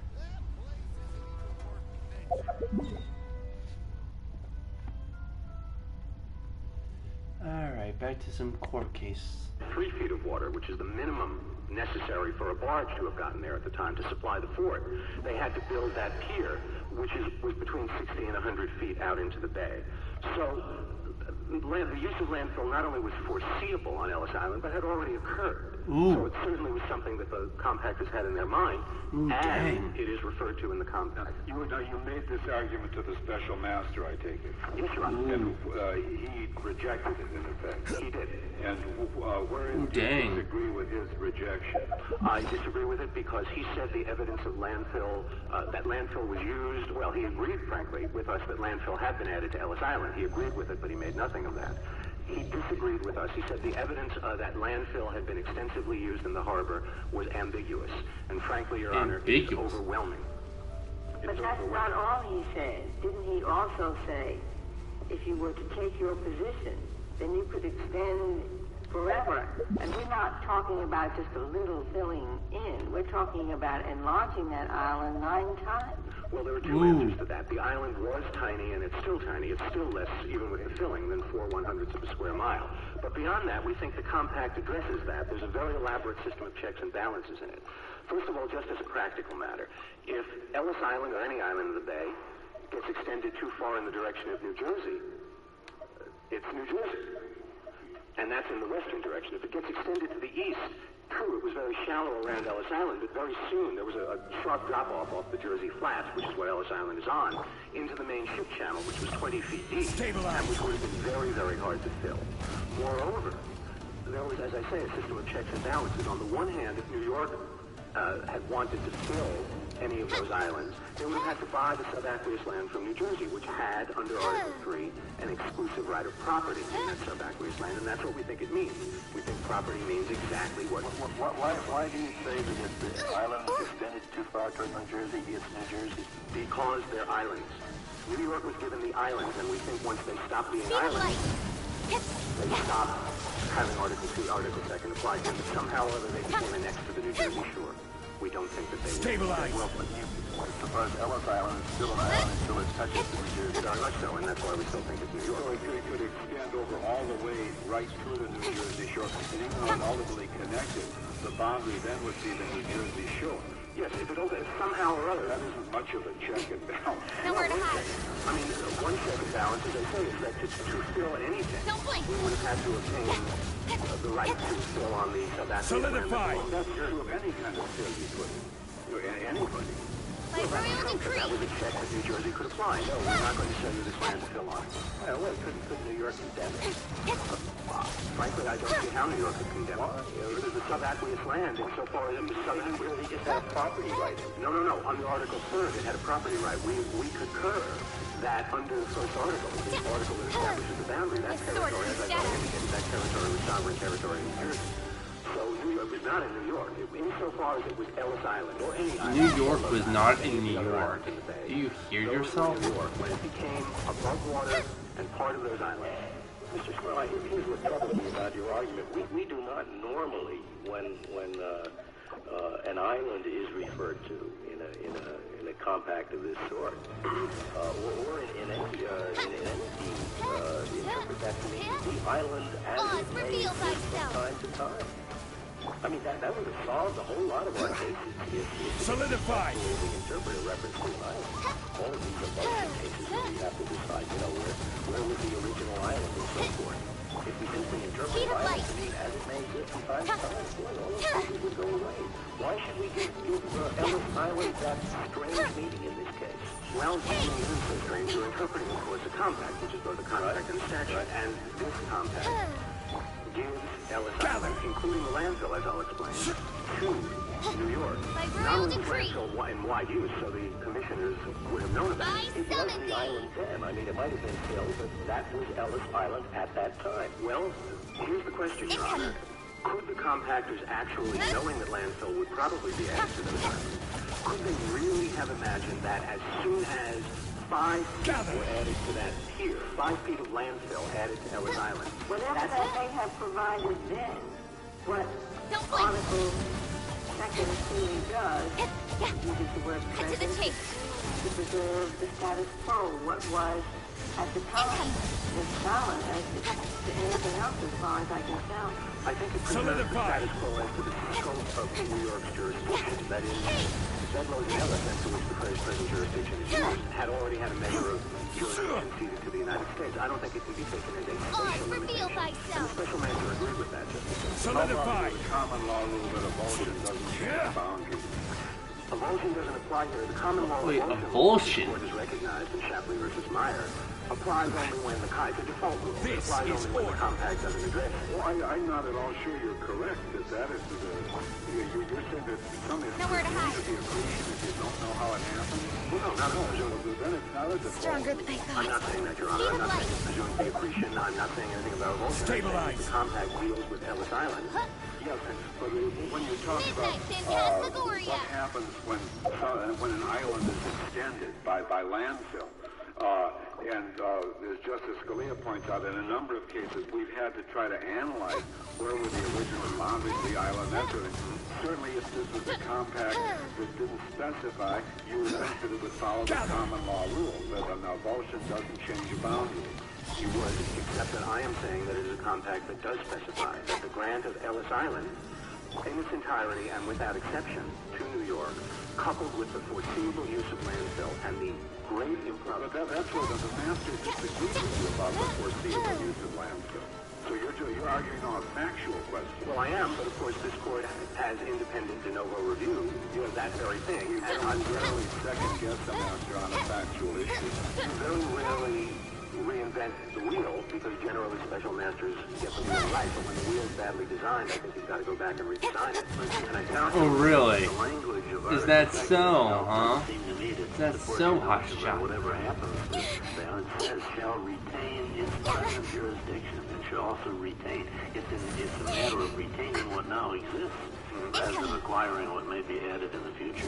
Well, just in terms of language. Let's look at the rest of the compact, because I think it supports it. It's only Article 2nd that really supports your position. No, Article 3rd does as well, and I'll tell you why. Article 3rd mentions the fact that New Jersey will have exclusive jurisdiction over the improvements on its own shore. And improvements, it's agreed by New Jersey, encompasses landfill. Now, there are two possible ways to read that. The commissioners either somehow or other envisioned that there would be improvements only to the New Jersey shore, to the Staten Island shore, which is dealt with similarly in Article 5, and not to islands where landfill had already been added, or for some reason or other they envisioned it but didn't have to deal with it in the compact. And I think the answer to that is the latter. The improvements mentioned Dang!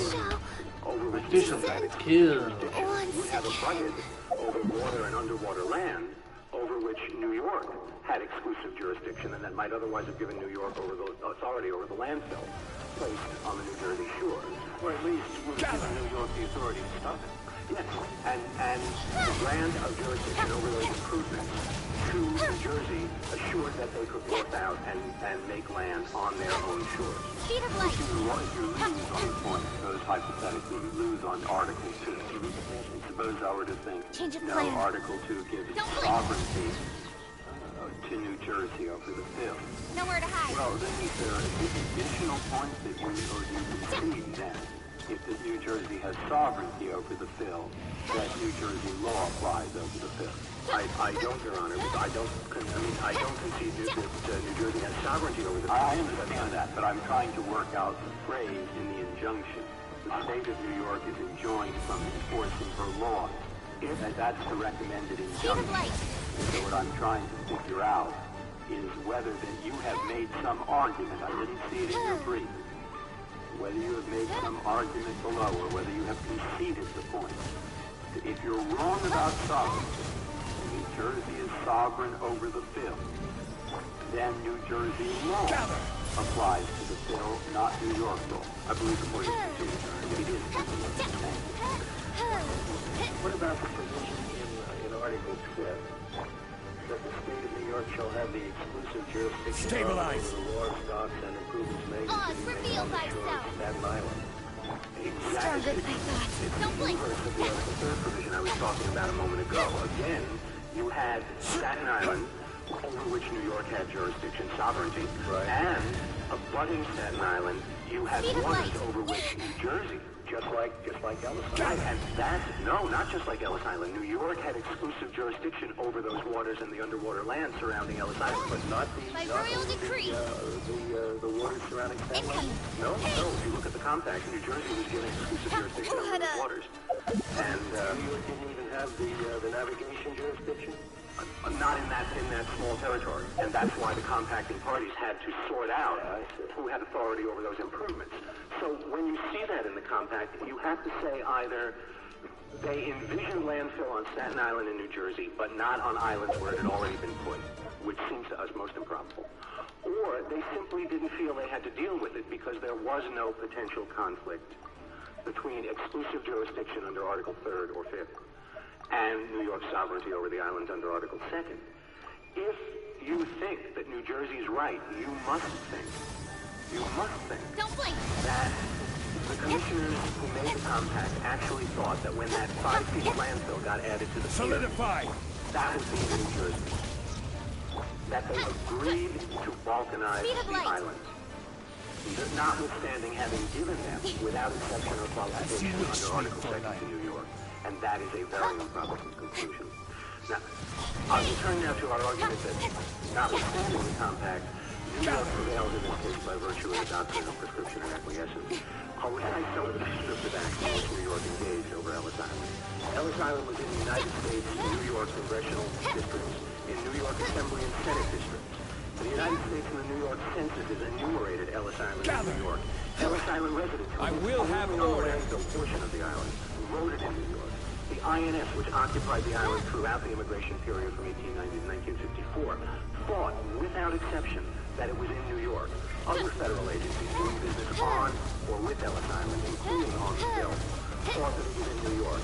Congress, in its legislation and its committee hearings, described it repeatedly as Ellis Island, New York, referring often to the bill. Federal courts of New York took jurisdiction over Ellis Island. The federal courts of New Jersey not only didn't take jurisdiction, they rejected it.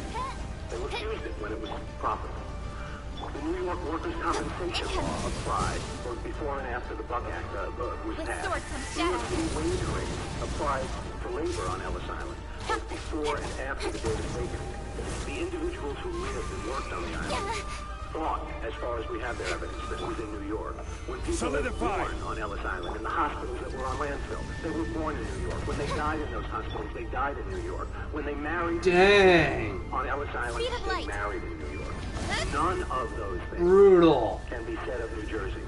And against those things, the weight of New Jersey's counterexamples of non-acquiescence simply isn't sufficient. Stabilize. New Jersey has to object to some of these things.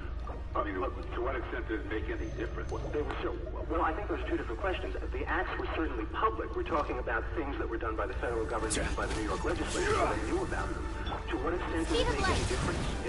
I'm not quite sure what you're asking. Well, I mean, so someone is identified as having been born in a hospital on Ellis Island and born in New York, and this somehow comes to the attention of New Jersey.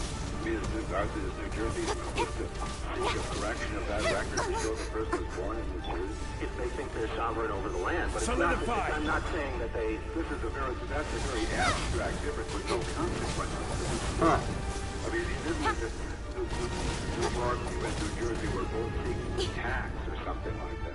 Well, as a matter of fact, Ellis Island, erroneously for New Jersey, was on both tax rolls of the state, and in fact, although the tax records are so old that we don't have them, in fact, at least as of 1940, income tax earned by people who worked on the island would have been taxable by a state.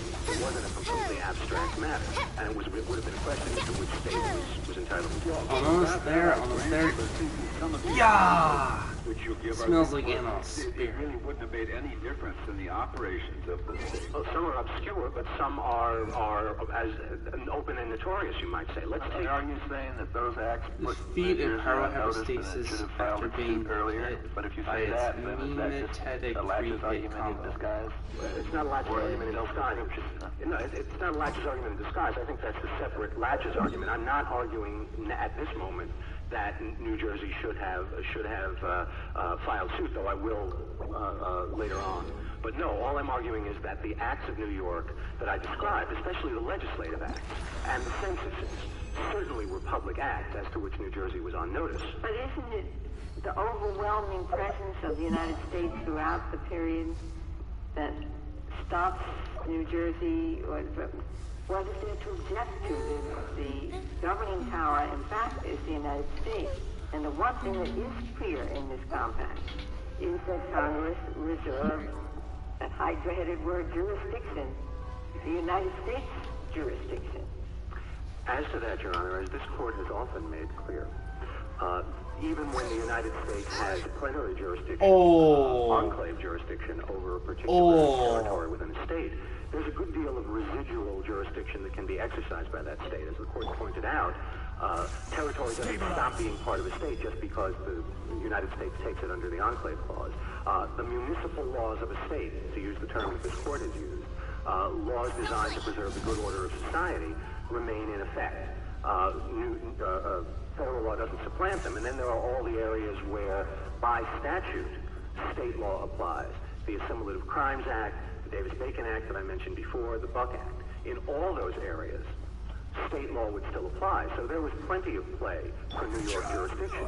And our point is that to the extent there was state jurisdiction to be exercised, and there was plenty of room for it, it was always New York that exercised it. Well, the Davis-Bacon is mixed, isn't it? There was some indication that New Jersey standards were used, too. It depends on what you mean by mixed, Your Honor. Up until 1947, New York standards were used exclusively. In 1947, as New Jersey's expert explained at trial, because the federal government wanted to save some money and New Jersey rates were lower, there was a brief interregnum of about 2 years when New Jersey rates were applied erroneously because they were also applied on the main island, the original island as well. And then in 1949, and this is a repeated pattern with New Jersey's supposed acts of non-acquiescence, the federal government recognized its error just as it had many other times before, and said, you made a have mistake, back to New incredible York, restraint. and they started applying them again.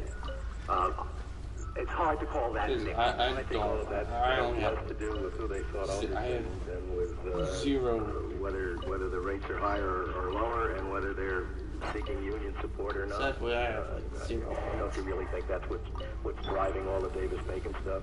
Possibly with the Davis-Bacon stuff it is, but with much of the odds, I recited already the examples of New York's prescription. How many people lived on Ellis Island? Between 100 and 200 over the years. There's one anomalous, at least while Ellis Island was a going concern as an immigration station. Between 100 and 200, all of them on landfill, and they all voted in New York. Well, they may not all have voted, but they could all have voted in New York. The examples of acquiescence or non-acquiescence that New Jersey offers simply don't measure up. There's the 1904 deed that I'll deal with first because that's their Exhibit A. And what's fascinating about that deed is that at no point, even though in 1904, Ellis Island had 12 acres of landfill on it, at no point did the United States or New Jersey say, oh, and by the way, that 12 acres must be in New Jersey. The negotiations between those two parties always dealt with the subaqueous land, and we think that supports our view of the compact, which is, if it was underwater land, it was in New Jersey. But if it became above water land by virtue of fill, it was Ellis Island, and because under Article 2 of the Compact, Ellis Island goes to New York. That really wasn't a very good deal for New Jersey, certainly. If they owned the water when it was owned the land when it was underwater, but as soon as it emerged from the water, it went to New York. Well, it was valuable land, Your Honor. They still had, for one thing, they still had the right of property in it. For another thing, how much value is land that's underwater? Yeah. As to wharf out on, extremely valuable. That was one of the reasons, and this is all in the record, that the Federal Harbor Line Board took over the establishment of harbor lines in the bay was because the states were building out landfill from both sides, and they had to have some kind of plenary control over navigation. That was very valuable land, Your Honor. It was not a pittance. Well, I think it's a hard road to hoe to establish prescription. It really is a very difficult thing. I guess I'm more sympathetic to your arguments as simply indicative of what the compact was understood to mean. Just as in normal contract interpretation, one can look at the parties' subsequent behavior after the contract was signed. So also, I'm sympathetic to the notion that we can look to New York and New Jersey's subsequent behavior as indication of what it meant to establish prescription. Very well, Your Honor. It's an easily convertible argument, and in fact, in Massachusetts versus New York, among other cases, that's exactly what this court did. It looked as if it was analyzing the case in terms of prescription and acquiescence, and then at the last minute, in its opinion, it said, well, we think this shows what the compact meant. Wait, why do you need 38 fates for a 5-star? Idea. Ooh, whoops. Kuching died. Wait, 38. And you have 16, so the idea is a math, so carry the 2 and stuff. Alright, so that's 40, 48. Alright, and then there's 4 left. Tastes the same as that's I remember. 54. But where are pity? those who share the memory? Says, so if you do like 50 fates in a row, you'll get a 5-star. Like guaranteed 5-star. Kinda sounds weird. Wait, hold up.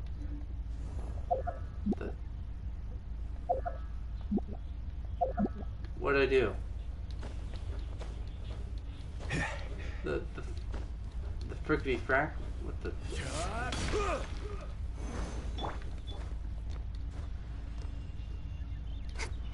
The heck?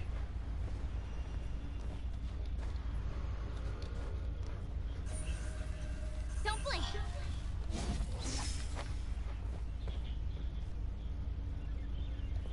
The heck is this?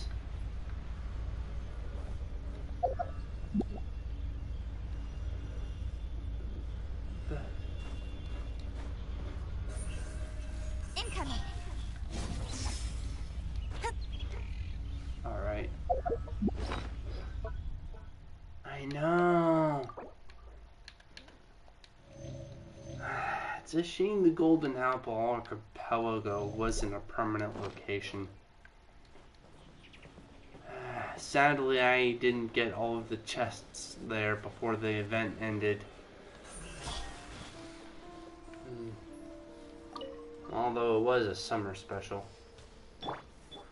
Maybe it'll come back next summer.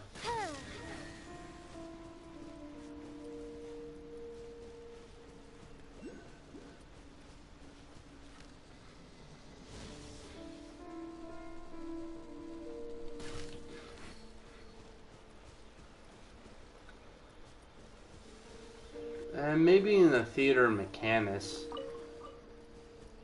But I'm not sure what you mean by lazy.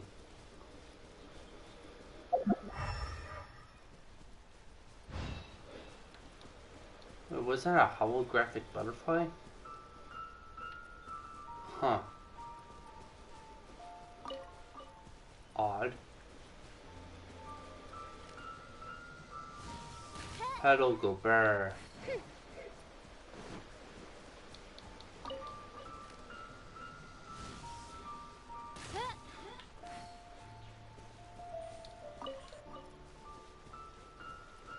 Pedal also go burr. Huh, so that's the thing I can do.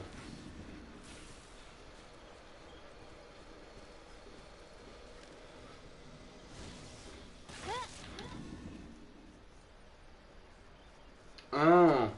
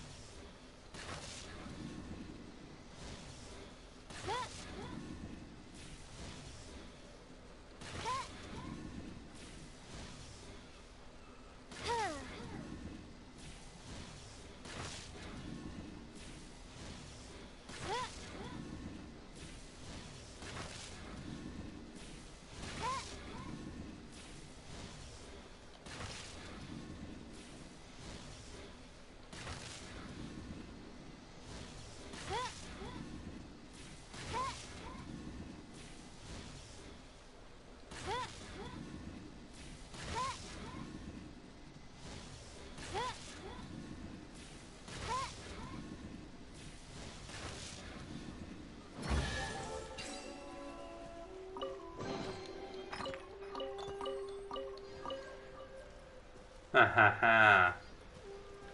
Pedal Cube go burr.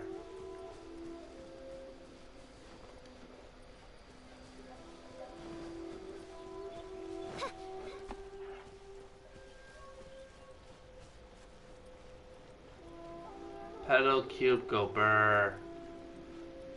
Nothing. Trying to find the remaining Electro totem?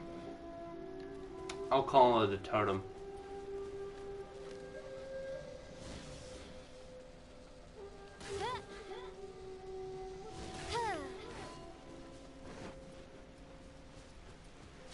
Ooh.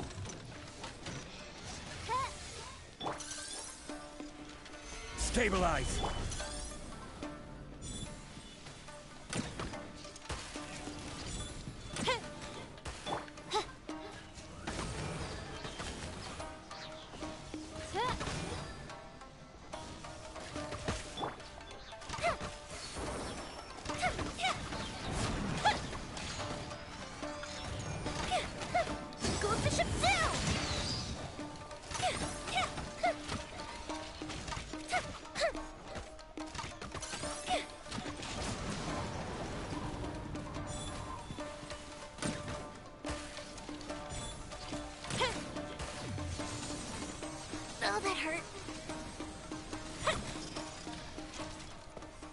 Nailed it.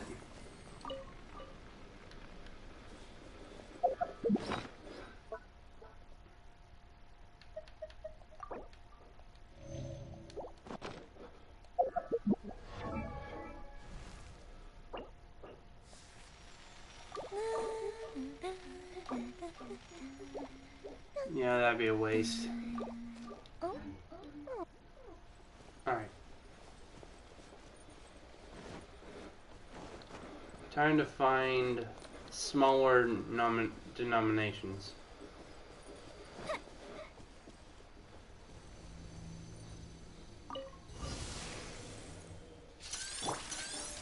Speed of light.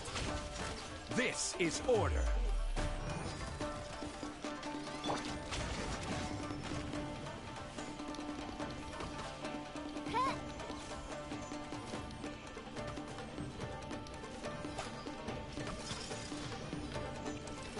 Don't blink.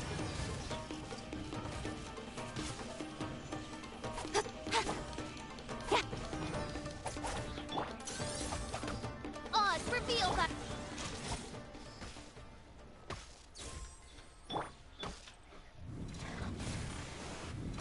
Gather.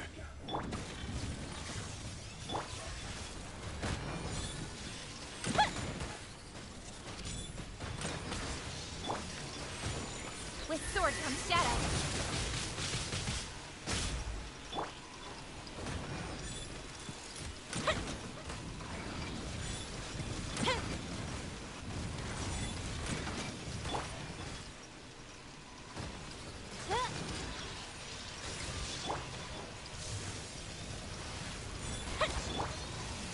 Solidify. Order guide you.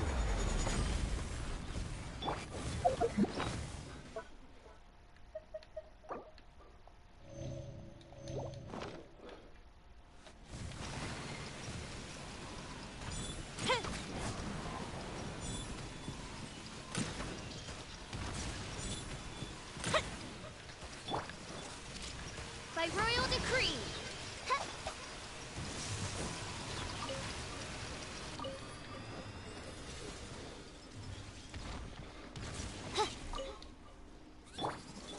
Solidify.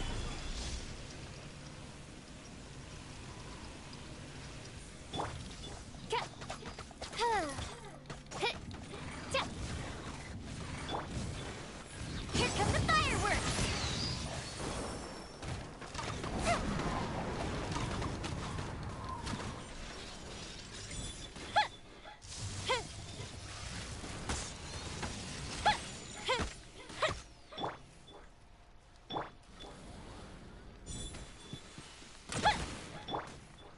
Oz, reveal thyself. 6,000 overload damage. Nice. Alright.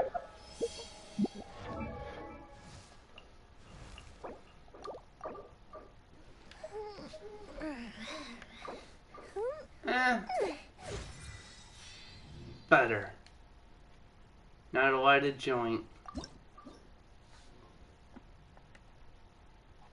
And finish this court case. And I agree with you, it does show what the compact meant.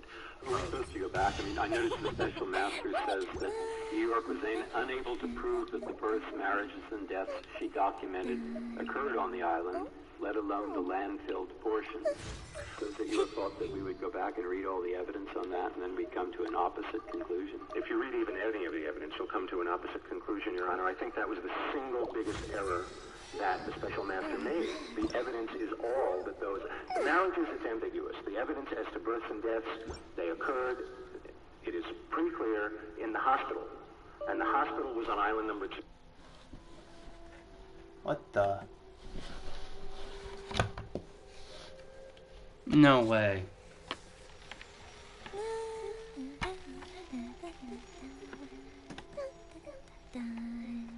Oh.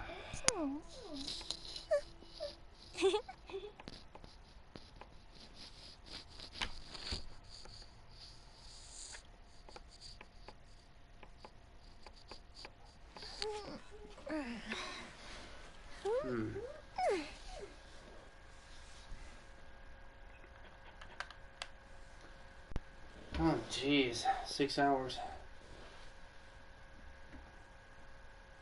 Halfway there.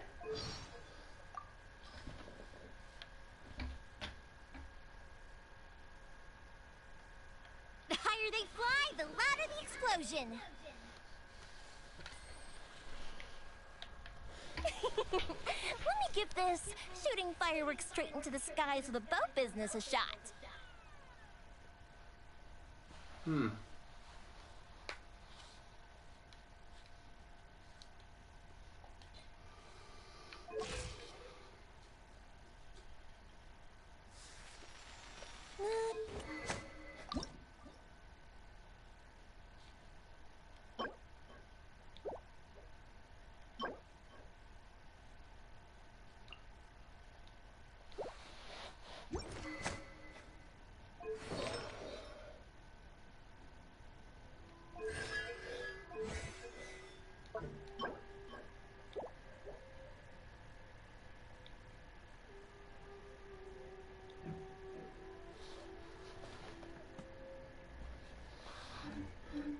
I hear the voice of fate, speaking my...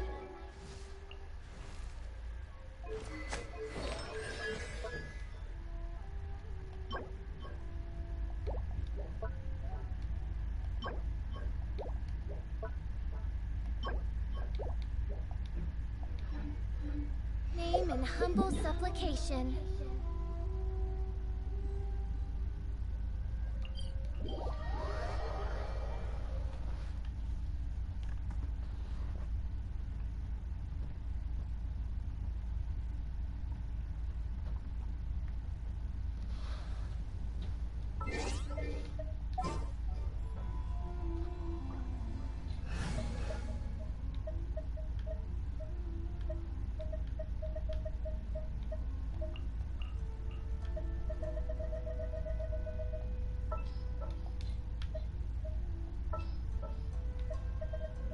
There's still a long road ahead.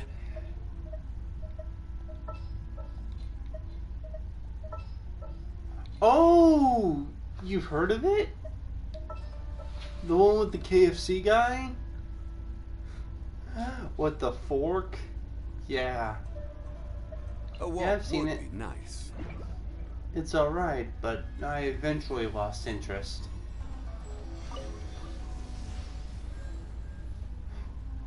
What's weird is that what I find odd is that, or rather what got my attention, how do I phrase it? What I remember, one of the things I remember, was that they couldn't tell the difference between moral truth and pretzels.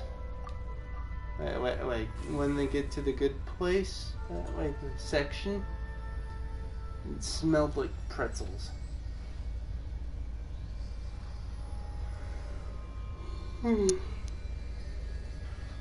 Ooh. My favorite part was the time knife. Yeah, they just confirmed the time knife so nonchalantly.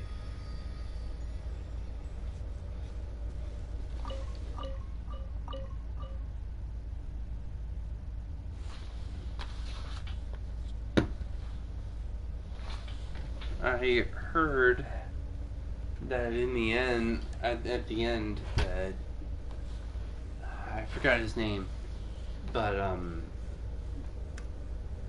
the original warden demon ends up being in charge of heaven or the good place, and apparently it doesn't work, so that's his newfound struggle. Oh yeah, alright, what was the twist? I like the twist. I'm trying to remember. Like, there was something about the middle ground? The twist was that they weren't actually in the good place, and and like everyone were actors. But they had to steal a Janet. Otherwise, if they had a Janet from the bad place, people would catch on.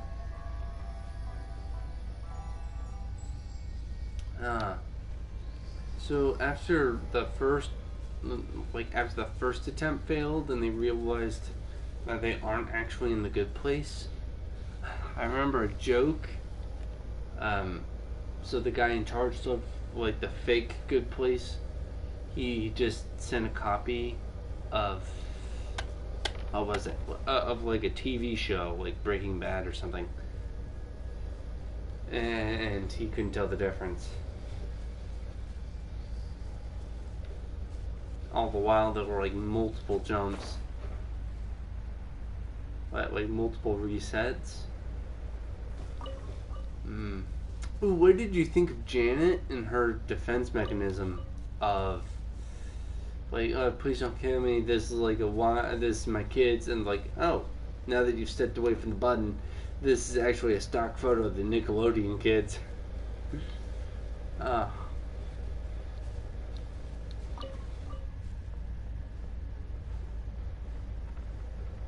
like the button.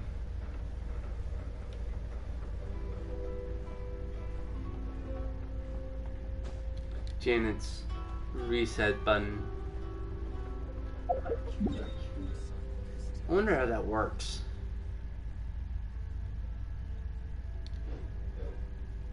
I feel my nap coming. Not enough Prima gems.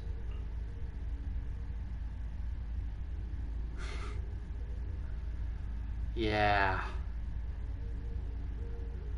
Pleading for your life, pretty much. I'm inclined to agree.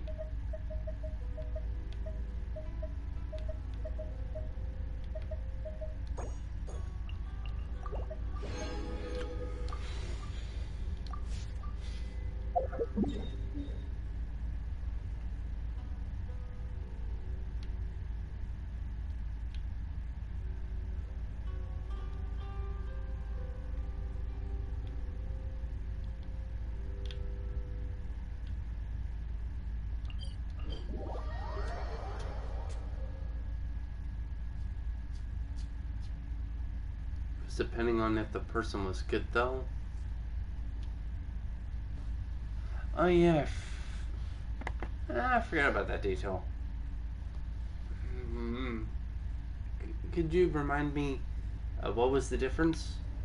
Like if they were bad person, her response was different.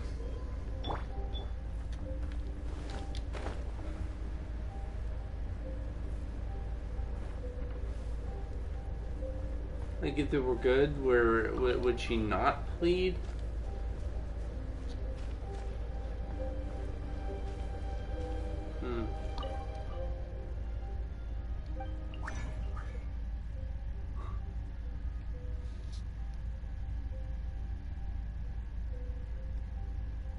It was depending on if the person was good, though. They would just press the button.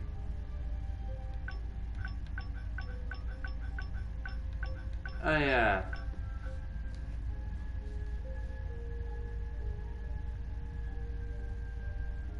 Yeah. If we were bad and they had no problem, they can just do it, yeah.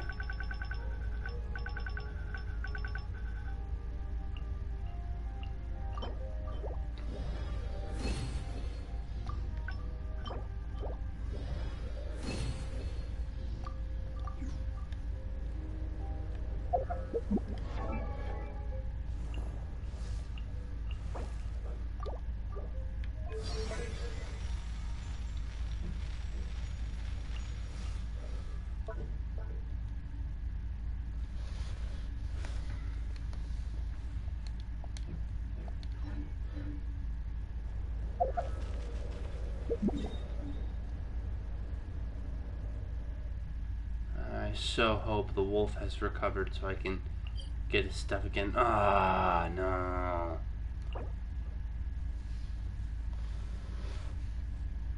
cost having a...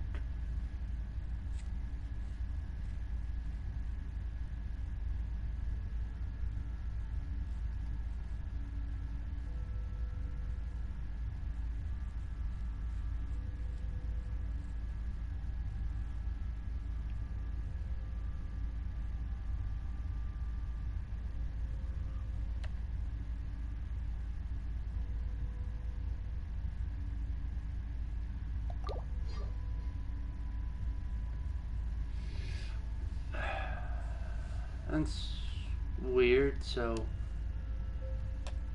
Oh, it's for them as a whole. Oh.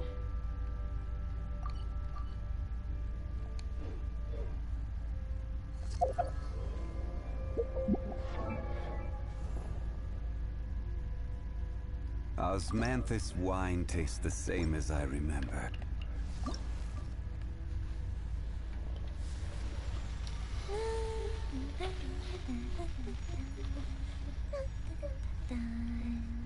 Oh? Oh.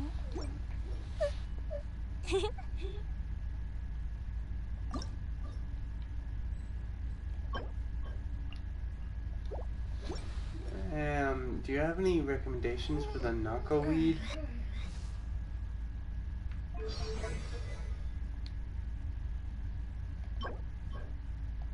Transients.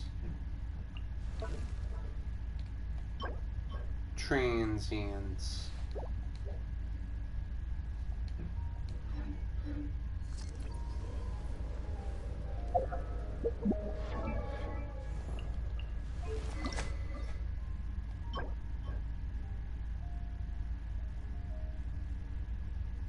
Alright, flask plate.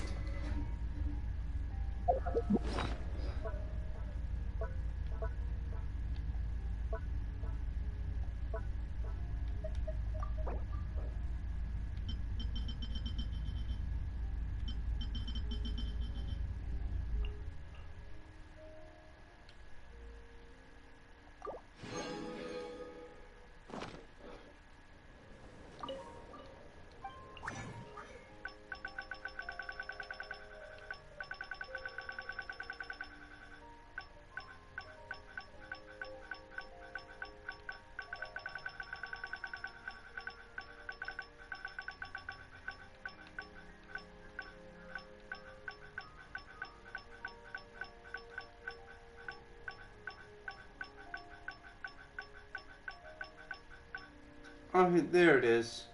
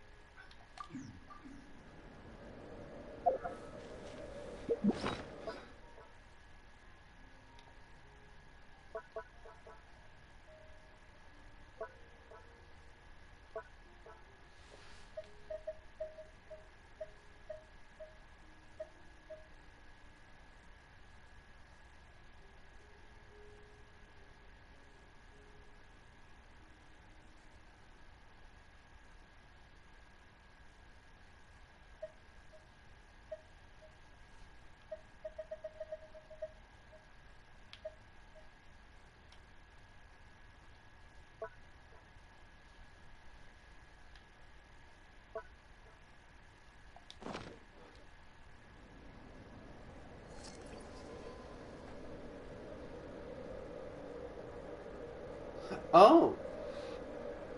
Oh, I forgot people knew about that. I'm gonna have to think. I'm gonna have to think real hard. My favorite Equestria Girls movie.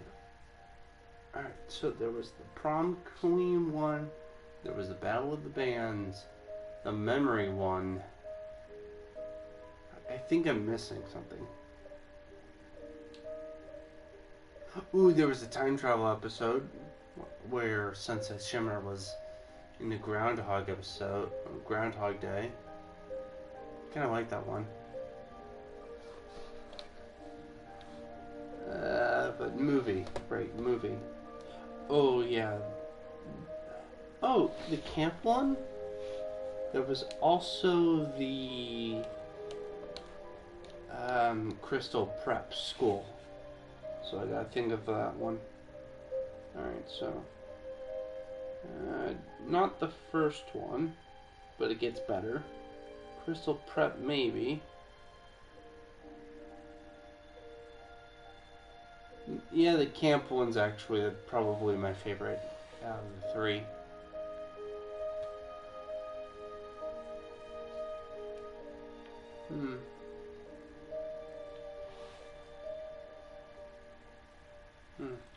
I wonder how cutie marks work in the human equestrian realm. And when all the horses they turn human into their human equivalents, but they keep their cutie marks so you can tell where they are.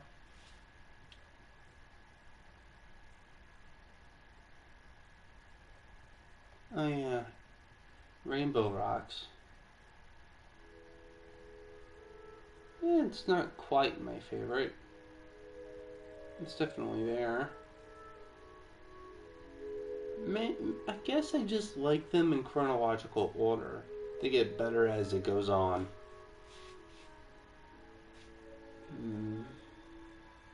Now the Rainbow Rocks.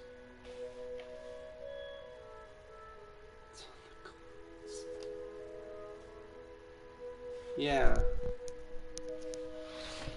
I know, but the cutie marks still exist, even on clothing. Like, how do they pick that out?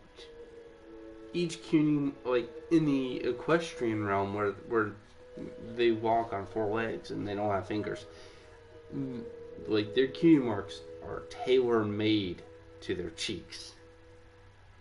It's like no two cutie marks are the same. They're like fingerprints. It's like fingerprinted with their identity. And with those clothing, it's still fingerprinted in that respect. And that's what I find so weird. Do they like have dreams? Like, do they have dreams of their horse equivalents getting it? And that's when they go, oh, I remember this image. I'm gonna go to a tailor and have that made or something. Just really weird to think about.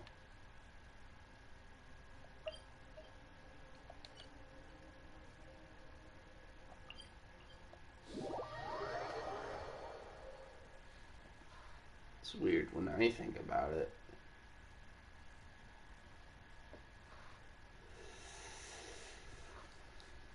Good. I mean, it's a super coincidence. What's even more off-putting or like more suspicious is Pinkie Pie. Was that her name? Frick. Pinkie Diane Pie. So I'll just call her Diane. So, if I recall, Diane's during the whole movie, she apparently knew about like very specific details of her, like a hunch. She waves it off as a hunch, but it was a very eerily specific details that were accurate. Like how the crown was really important for her realm. I even recall seeing a bit. I'm not sure if you saw it, but there's like a short video where Diane walks. Oh.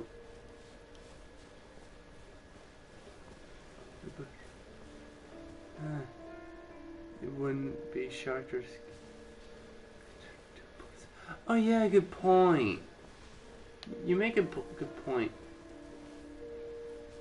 built different. I remember seeing a clip of Diane Pye.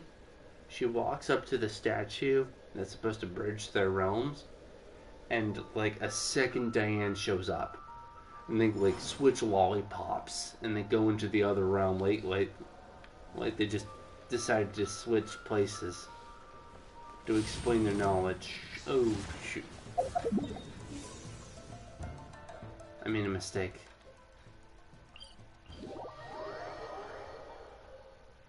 I think I know it. I think I can find the clip.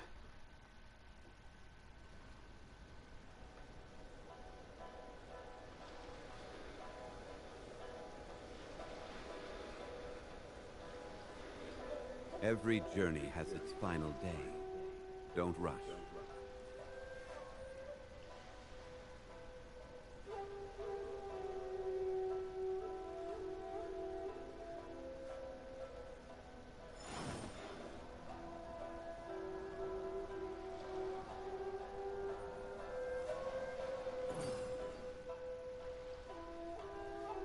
Wait. Here it is. It's Pinkie Pie meets Human World. Where do you want to go next? Oh, they even did a wink. Tourist spots. I have a few references. Alright, so the video is called Pinkie Pie Meets Human World. It's about 5 years old. By Quad Du Daniel something.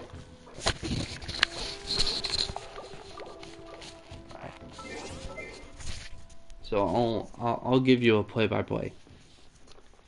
One Pinkie Pie is approaching the statue as another Pinkie Pie is emerging. They high five. The one from the human realm hands the equestrian Pinkie Pie a lollipop. That's her identifier. And as they continue their motion of switching places, the one from the equestrian realm winks at the audience. So it's confirmed that they did switch places.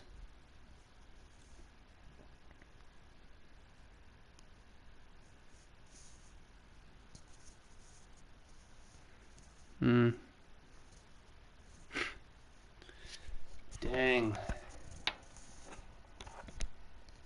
She really is built different.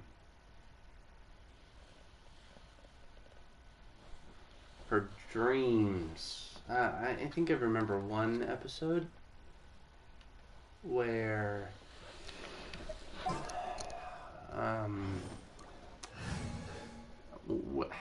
Luna, that's her name. So where the Princess of Dreams ends up in hers.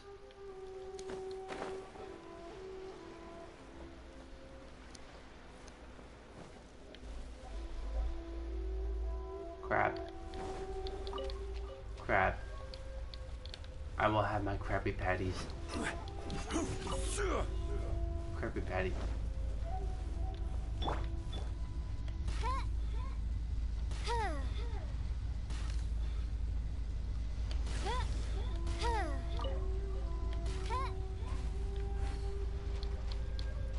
Not sure what that was supposed to accomplish, but I did it.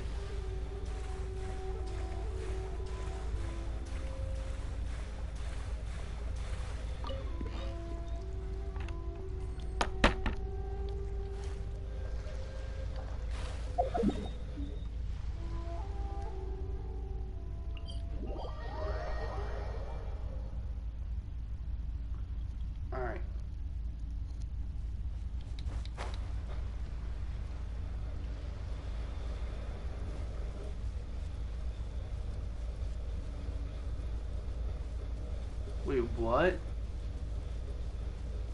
So, and the other Pinkie Pie left the human realm and then went back to her world.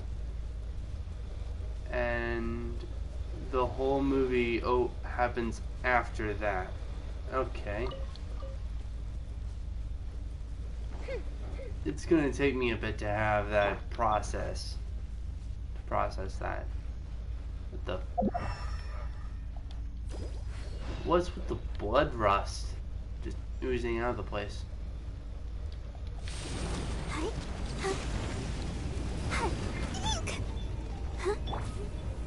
Gather.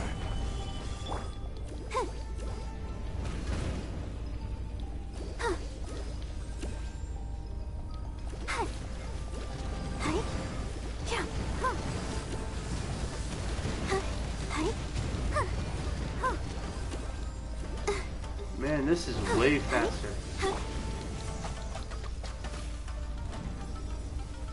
What?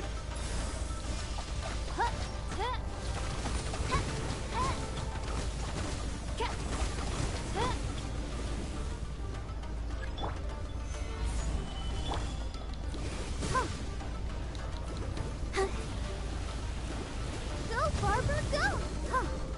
You only get rid of one at a time for some reason.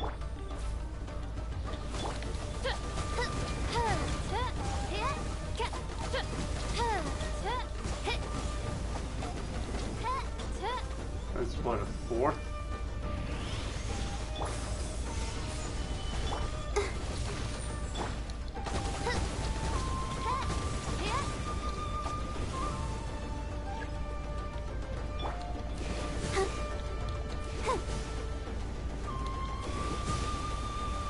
Go, Barbara, go! Oh yeah.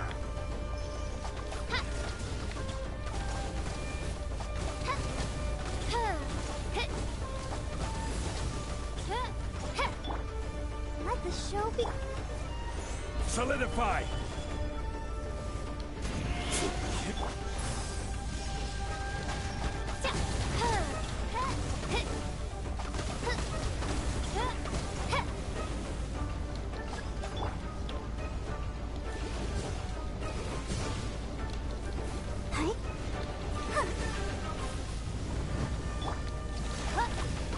Shoot.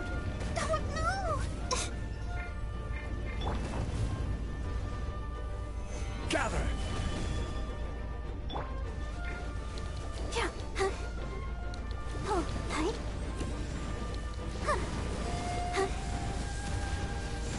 Yeah. Tight. Yeah.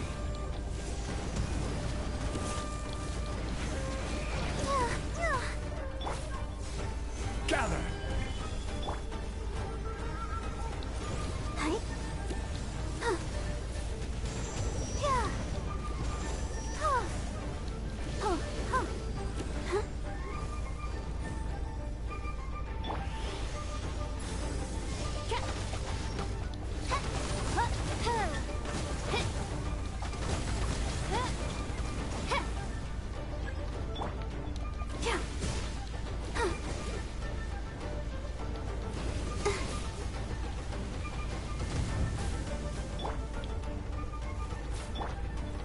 Gather.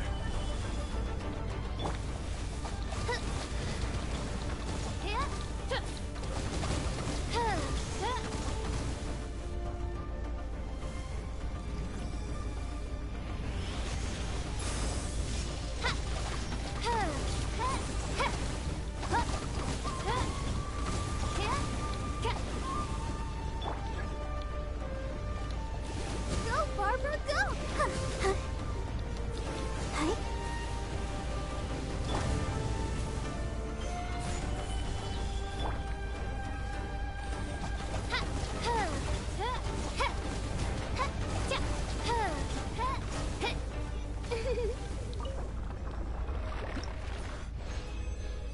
Well, that was much easier than expected.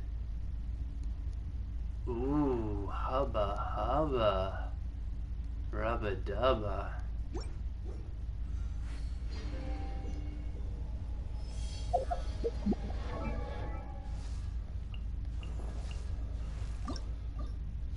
Alright. All that's left is getting that weed. Oh. Oh.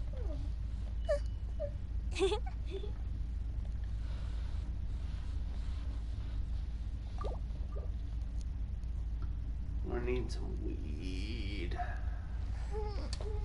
Where do I find that stuff?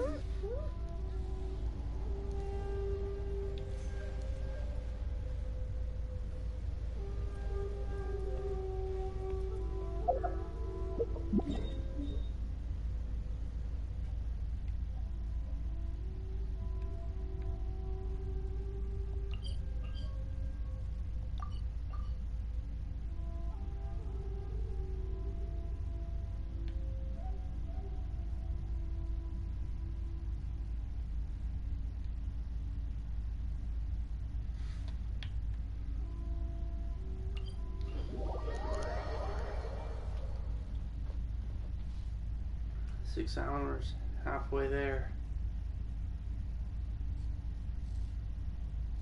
And the other Pinkie Pie left the human world and then went back to her world. Oh. And the whole movie happens after that.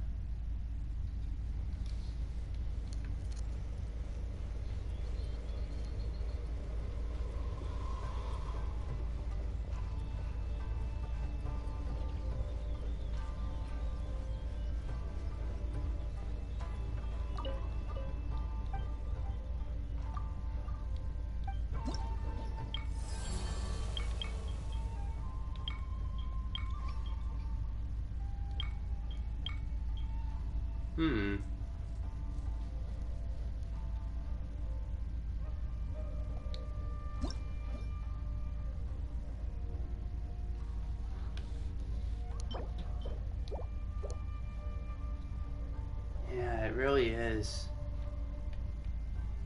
There's nothing beneficial for 7 whole levels until you get to the Dracula's Resonance Stone. Then the Electro Treasure Compass. So yeah, to go at the very end before anything useful shows up. You know what? Personal documents that need to be seen by the Commissioner. I think I'm just going to show up and complete and like register every quest, every world quest I come across. So let's. Ooh. I better unlock that and work my way out.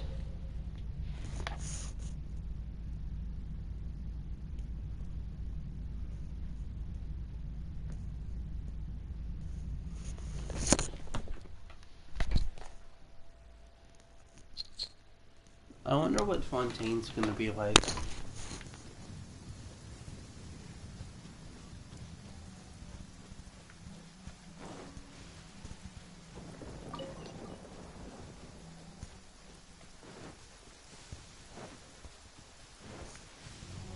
Oh hey, my first quest.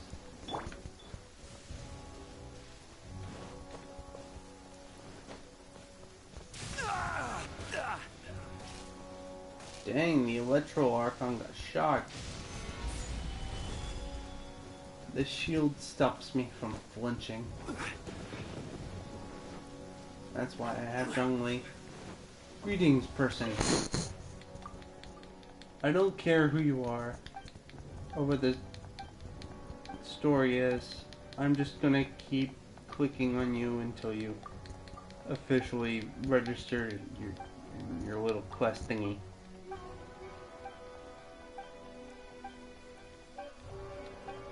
Not reading.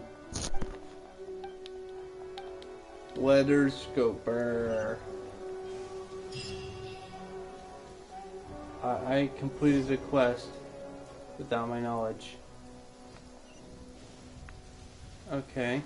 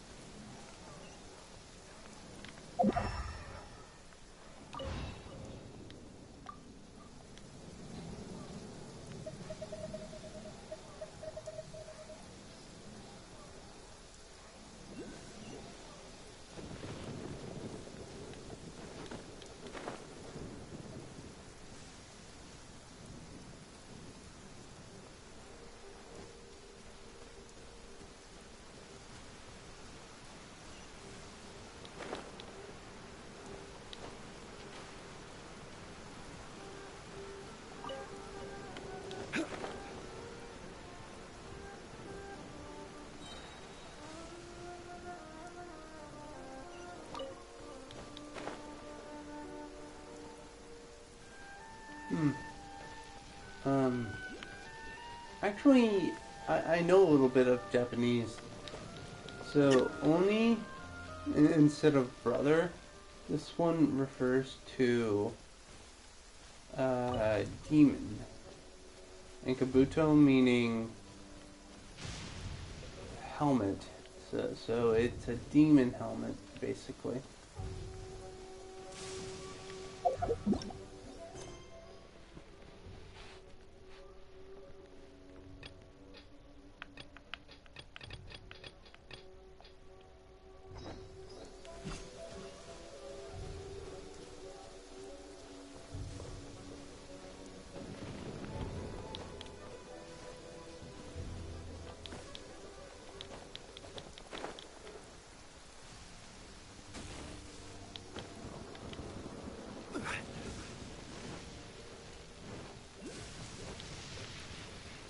Ooh.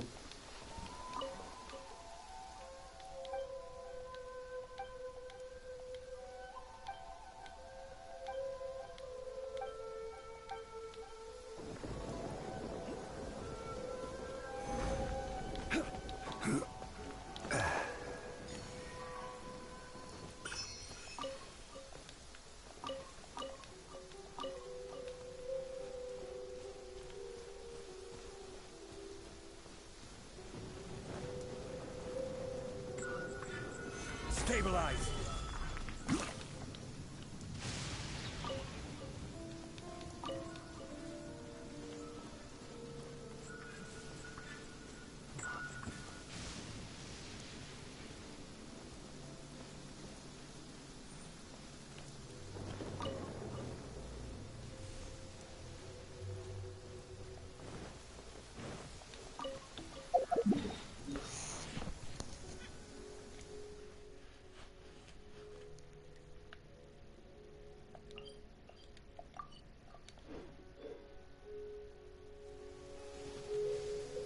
Wait, what? No, I did not. Where can I find his book?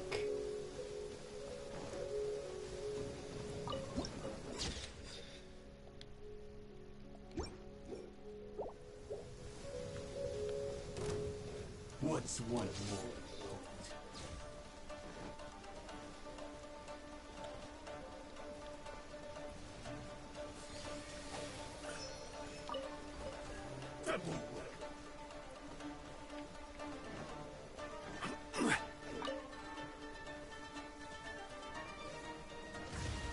Solidify!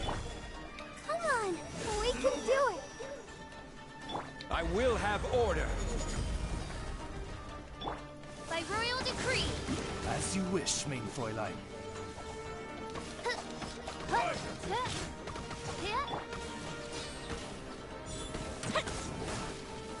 Ooh. Wait, who's Kokomi? I think I forgot. One strike.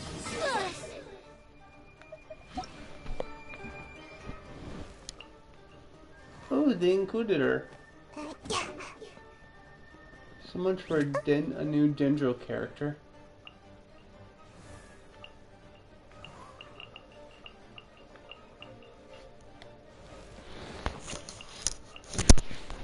Fun fact. I have every 4-star except for Animo. Like, Animo is the forbidden element for me. Unless I had if I didn't have Traveler, I would not have Animo at all. I can have every other element, but I'm not allowed to have Animo. Sucrose.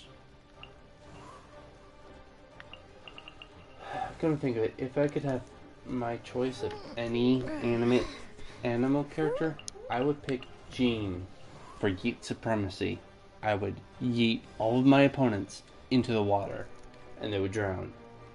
Because if you can hurt them, they do not have a swimming animation. They just die. Lucky little cunt. Oh. Rub it in, why don't you? Well, of course she's amazing.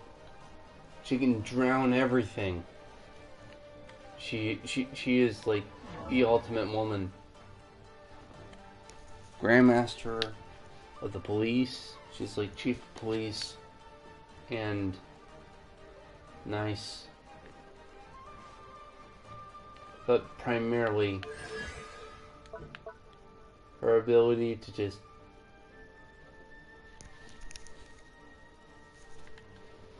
man. I think Jean at level 1 with like 0, like no artifacts, like the most basic of weapon, like a level 1 common weapon, her default weapon, nothing added to her, could defeat a lava churl in one go. And here's how. You lure her to the beach, and you lure it to the beach, and then she uses her burst, she picks him up with her wind, and then she chucks it into the water. Instant death. Instant death. I don't care. Of course she's hella strong. She can drown people. She can drown hilly trolls. It doesn't matter their health. If they can walk, they will drown. That would be my ultimate strategy.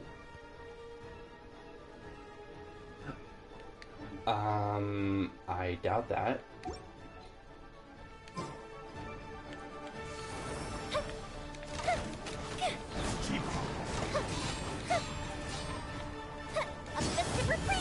I know a thing or two.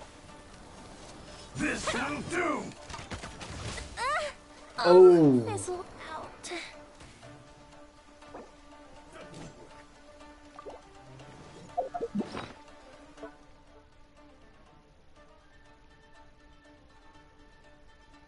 Make them trip.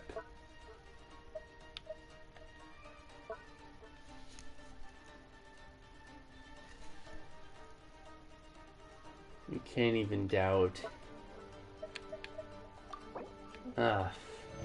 Fine. But if I ever get Jean, I am so flexing her on you.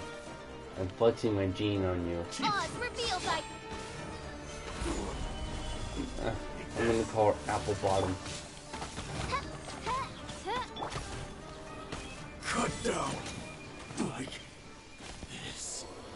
Ooh. I just got an achievement called Ride the Lightning. Defeat a Kairagi Dancing Thunder while their weapon is infused with the...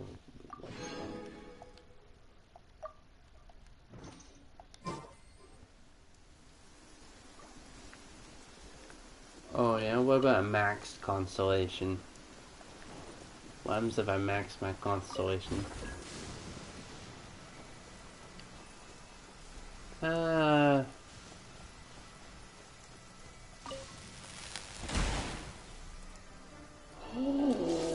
What the frick?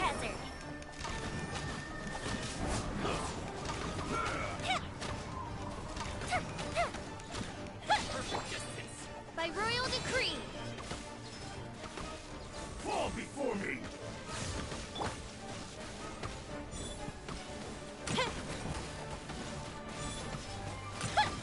You know a thing or two. Burned too brightly.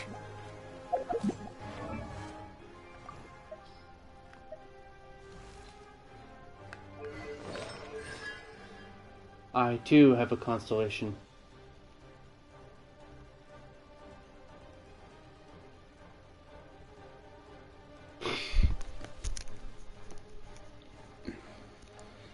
It is theoretically possible, though. All I need are 7 wishes. 1 to get her initially, and the remaining 6 to max out her constellation. That is the theoretical minimum. So in theory, you can get a constellation 6... Hold up. This is getting serious. I'm ignoring the battle.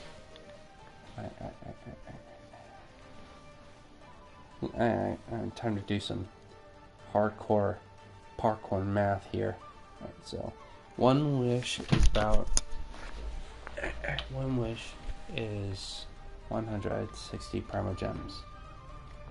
Alright, which means that for the 7 wishes, you require a bare minimum of 1,120 primogems to get Jean.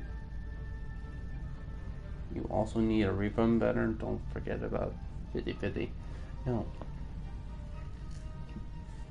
You can get Jean at any one time.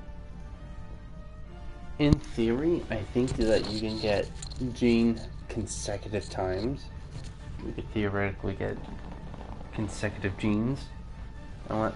Unless this whole pity 50-50 thing means that you're not allowed to get the same character twice, or you're not allowed to get 2 characters at once. I'm pretty sure I've gotten 2 characters at once. As I was saying, in theory, if you were guaranteed Jean every time, your minimum primogems would be 1,120 or about 7 fates. You would only need 7 wishes, like a maximum of like 10. You can do 10 wishes, get a maximum constellation Jean, and 3 other random stuff like a cool steel, skyward blade, and all the other usuals. Don't worry. Gather! This is order. Oz, reveal thyself. Let's dance. My blade!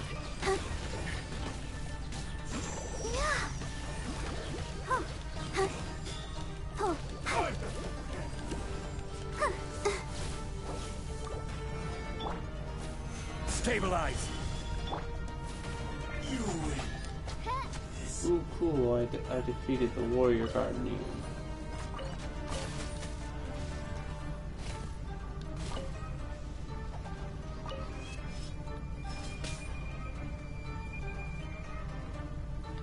You would need 720 plus if you lose the 50-50 every time. Hand hurts. Why does your hand hurt?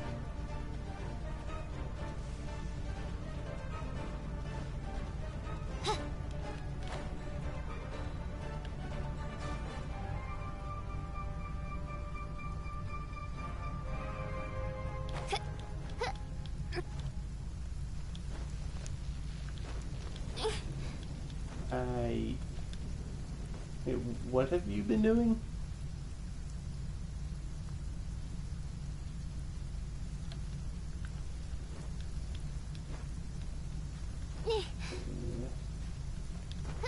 Do I want to know what you've been doing with that hand? It couldn't possibly be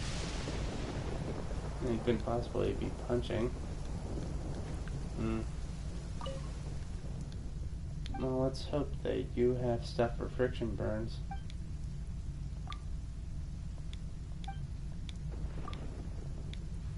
I think aloe vera is for sunburn, not friction.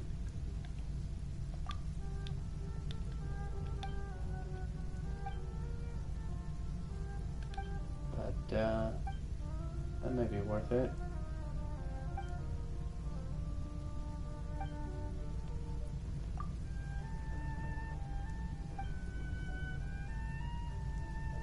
Okay, I will take your word for that, mustache.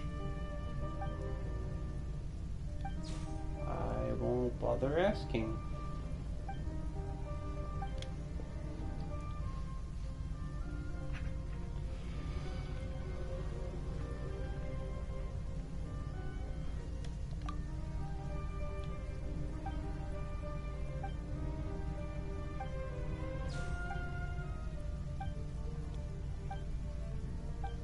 Jeez, this guy will not shut up.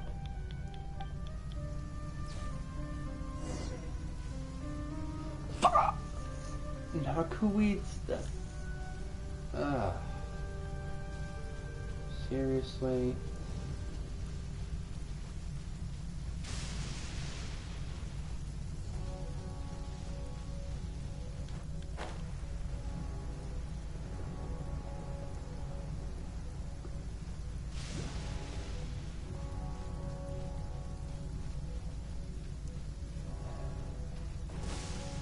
Maybe once I fully maxed out my Yoimiya. Ooh, dragon marrow. Wait, crystal marrow.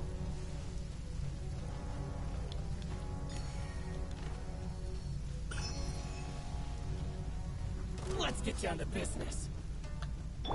Let's get down to business to defeat the Huns. Did they send me daughters when I asked for sons? You're the saddest mom, pathetic lot. You can bet before we're through. Somehow I'll make a man out of you. You're never gonna catch your breath. Say goodbye to those who knew you. Or did you really wish you knew how to swim? Be a man, you must be swift as a coursing river.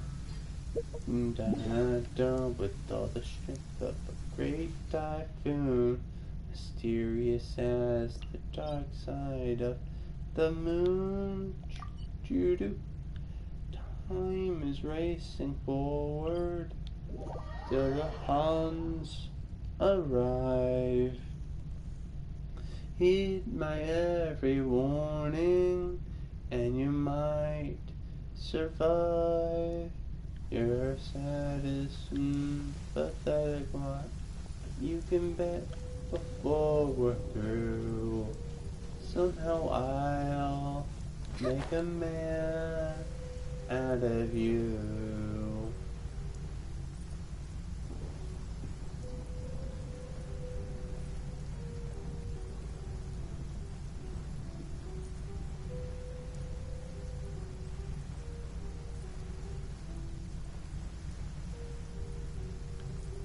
Ooh, gazebo.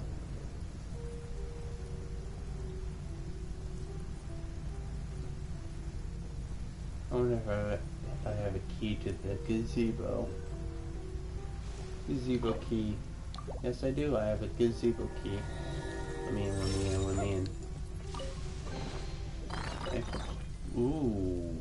Hot mama. Look at all this glitter. Look at that. Oh, that's precious. Precious babies. Alright.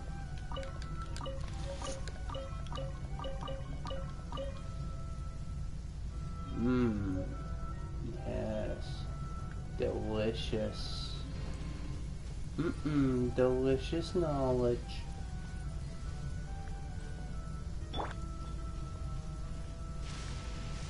Quake!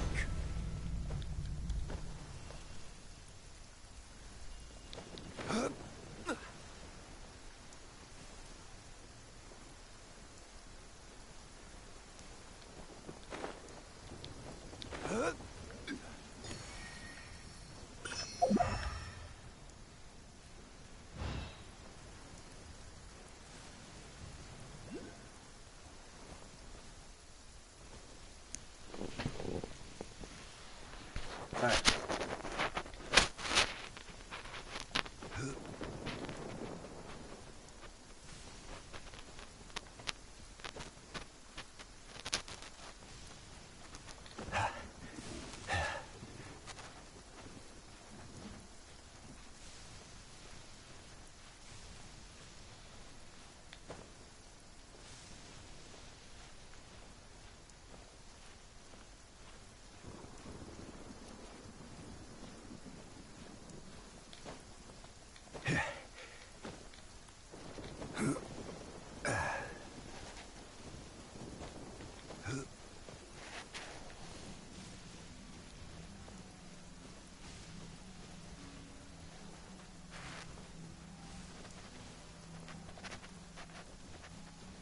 Superhero landing.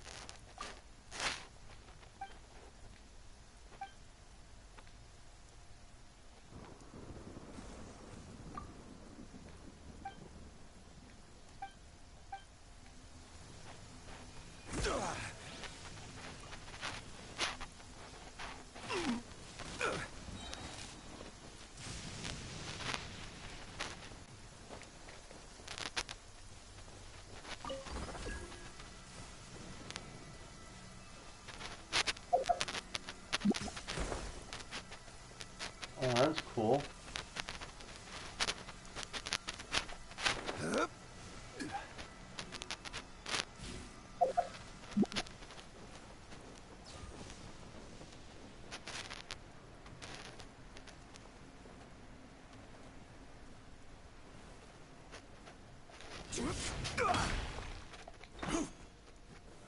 Stabilize. In fact, that's my favorite crystal is amethyst.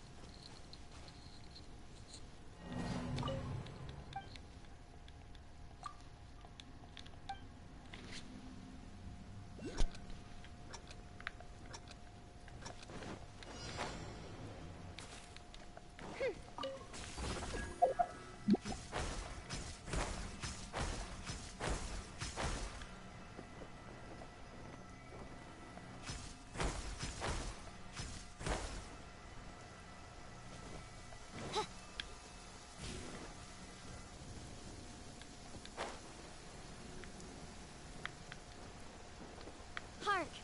'Tis thundering retribution. And only dark times ahead.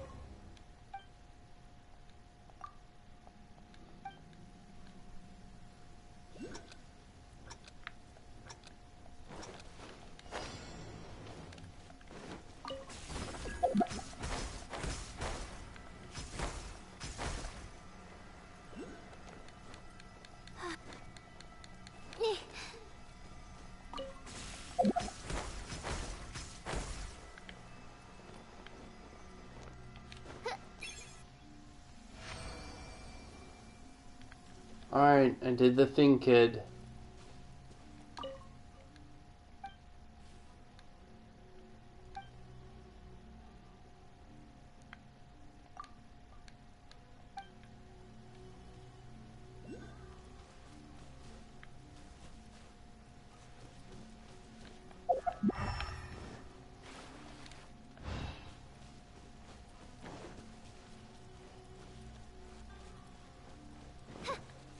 That's weird.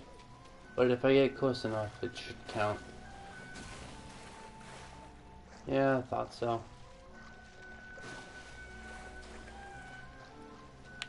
Wait, that's a far.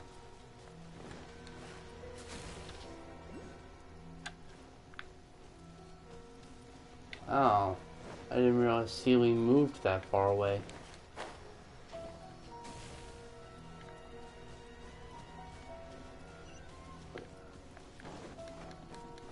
Oh, it's a good thing the icon was there, otherwise I'd never notice. I'd never find it.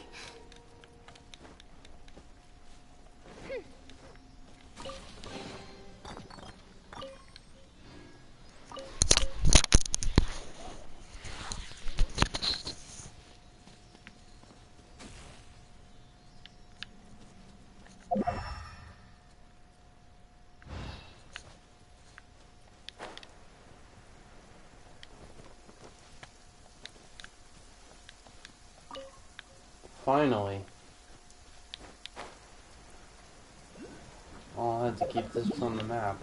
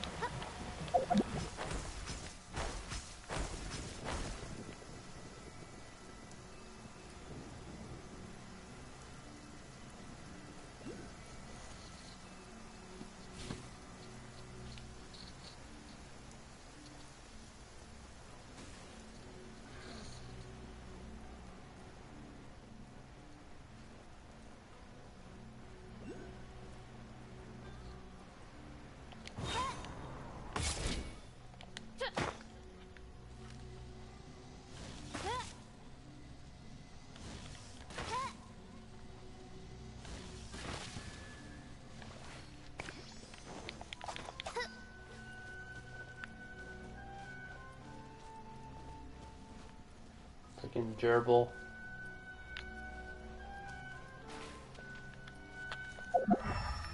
Annoying Tanuki.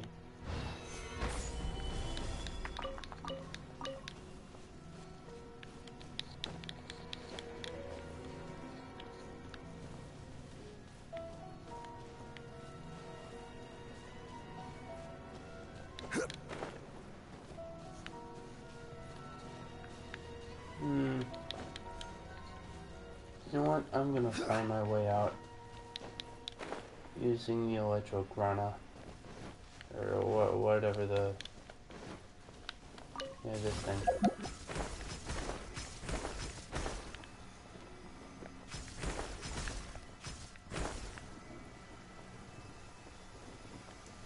Okay. Nope. Actually. What's one more?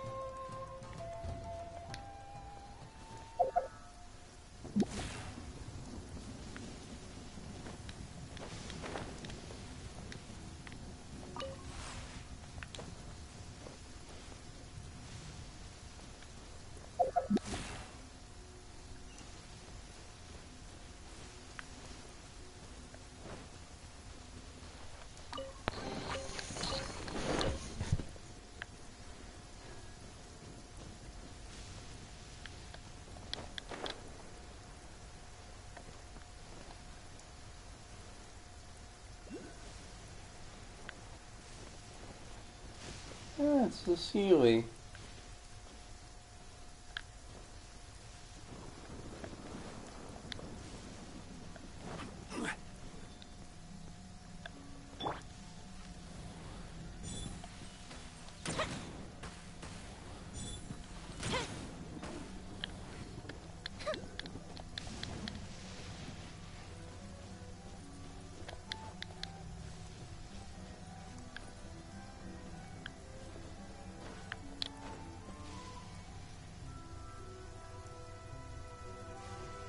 Am I really gonna have to wait until the rain clears up for that?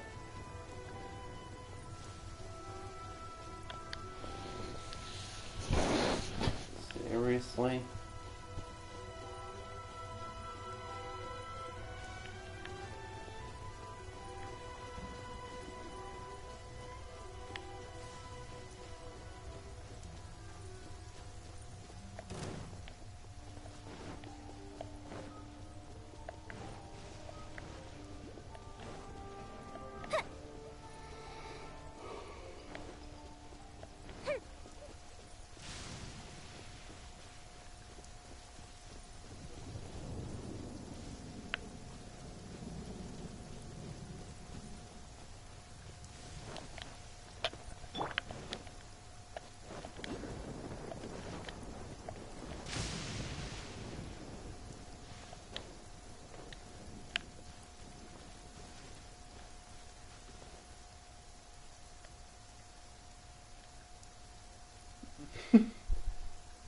Wait, what?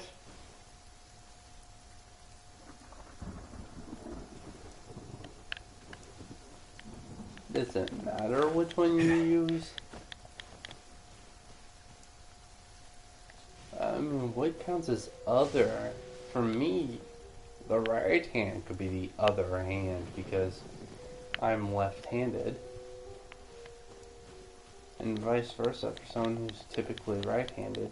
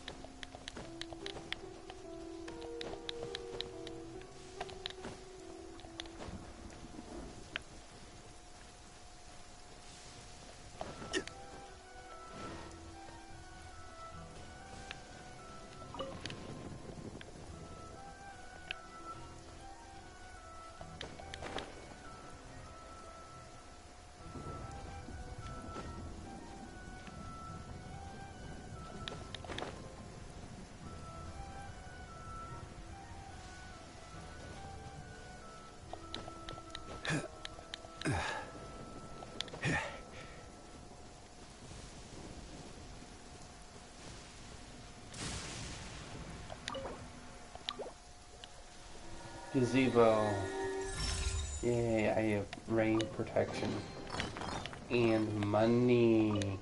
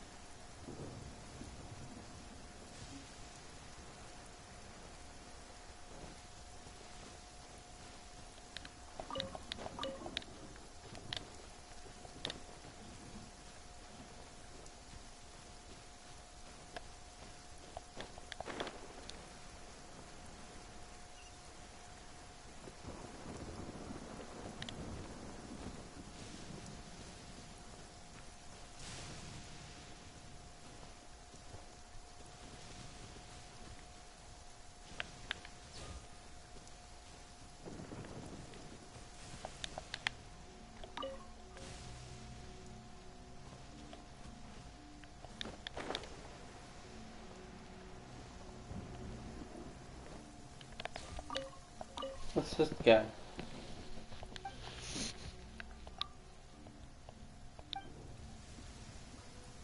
Well, what does the game thingy do? How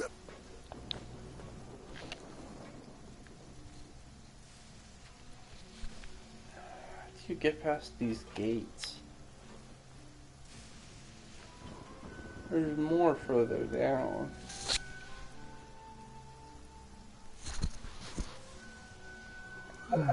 So weird, it just teases you.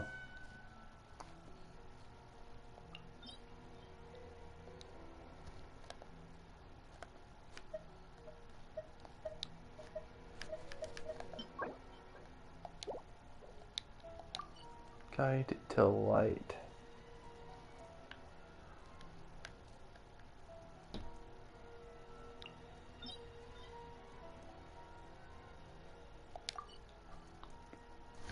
I'm talking about the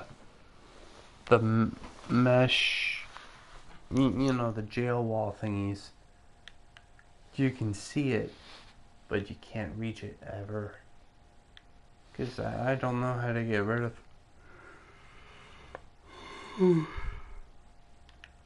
those metal frames. And actually reach the electroculus.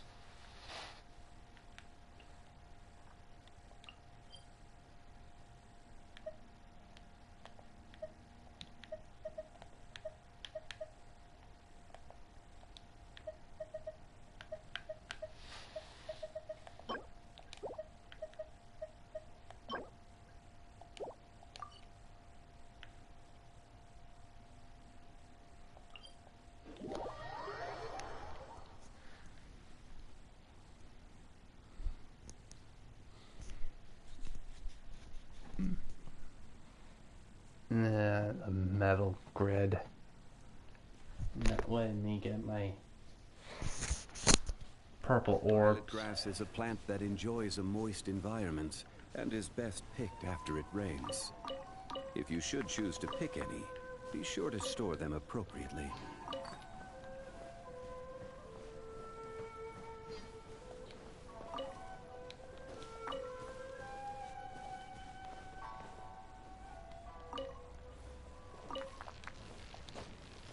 What the?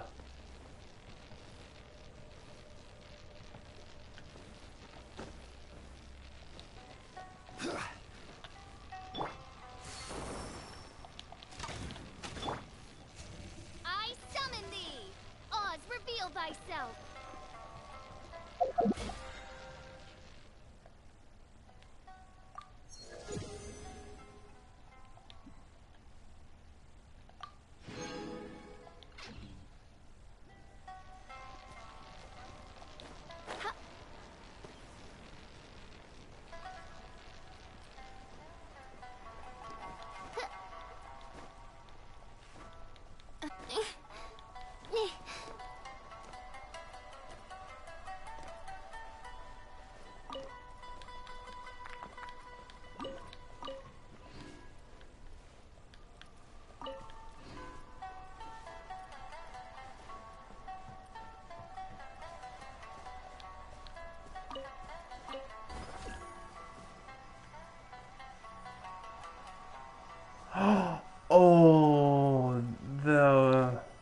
Cheater.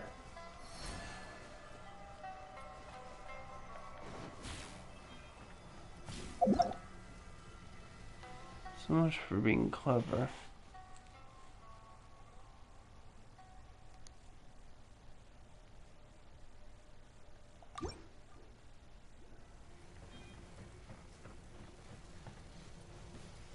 You'll get frostbite.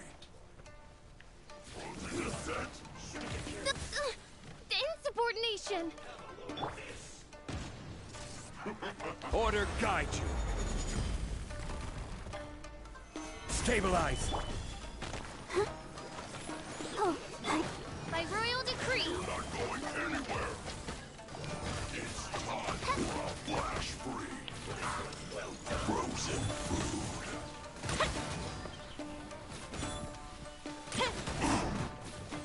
It's no problem. Midnight Phantasmagoria! Huh, ja.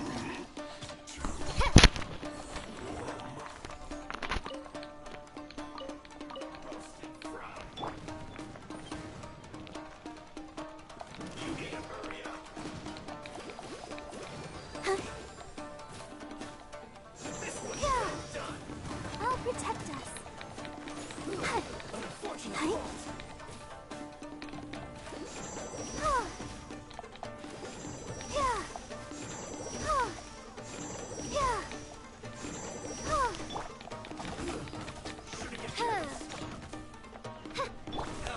This.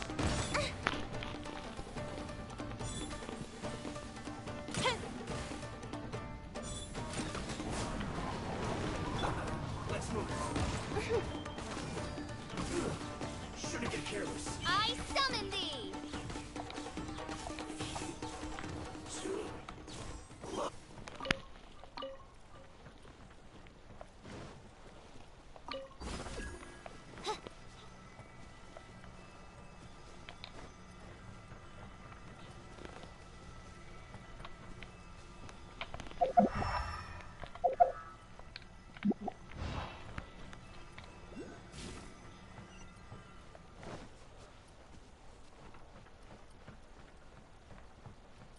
Oh, that is one mega taunt right there.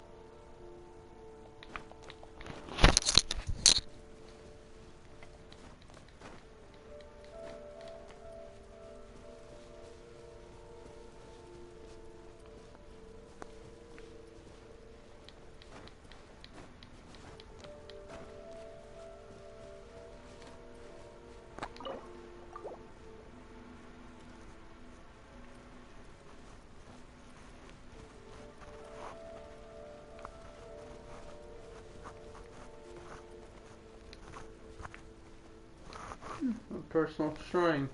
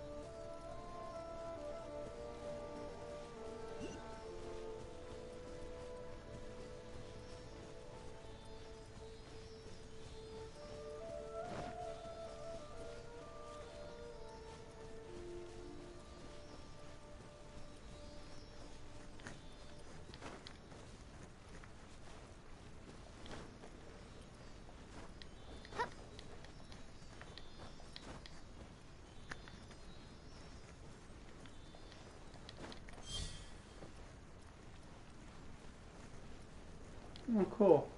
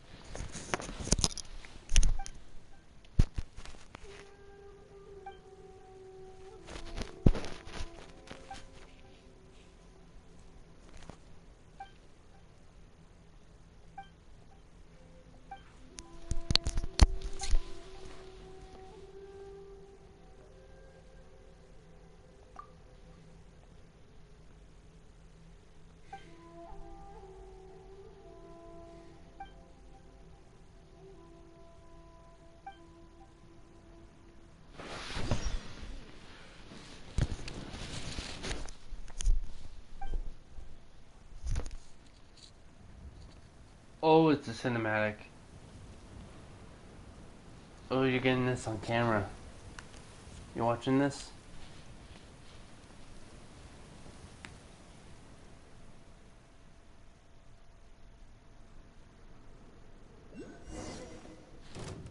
What's one more point?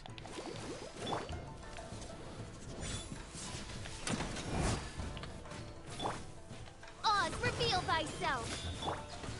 Solidify! Here comes the fireworks! Fire hazard!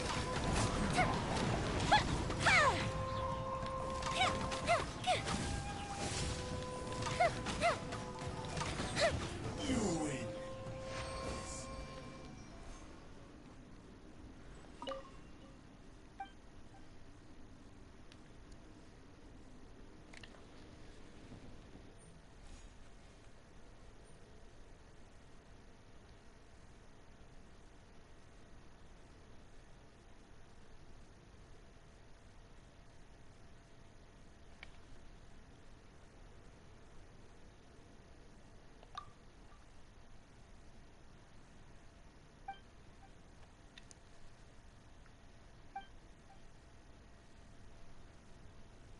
I am just a traveler.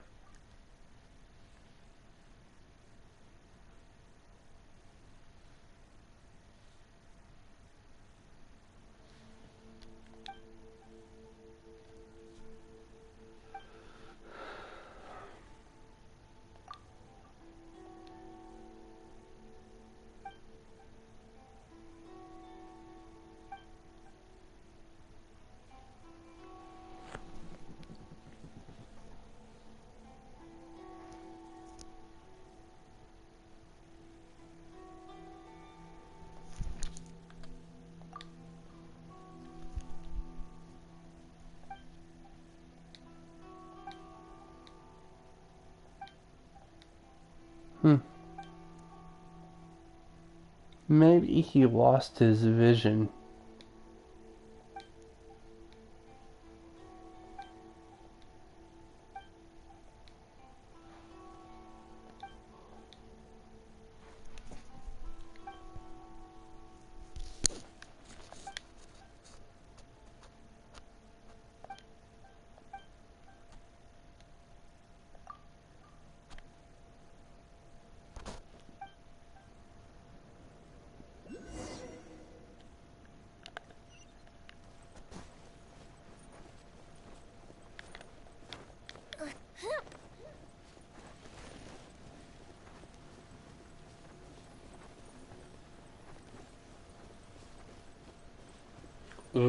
I think I know what these do.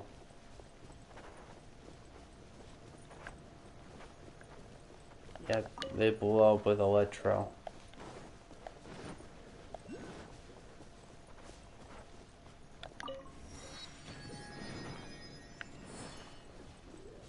Ooh, wow, this thing's at the edge.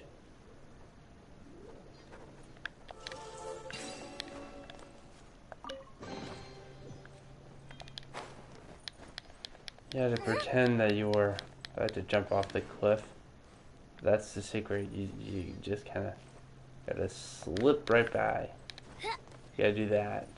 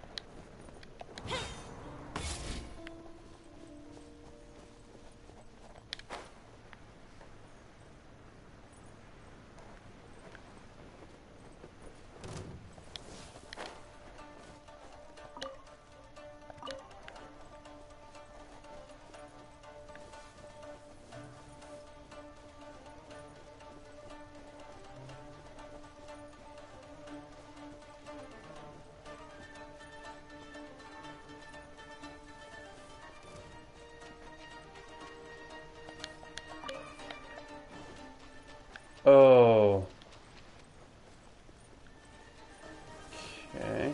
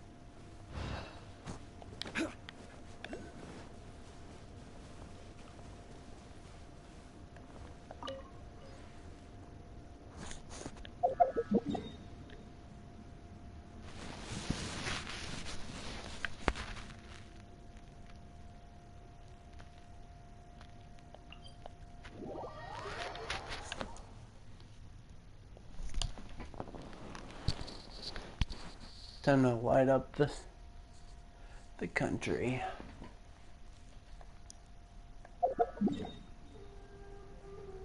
Full teleportation.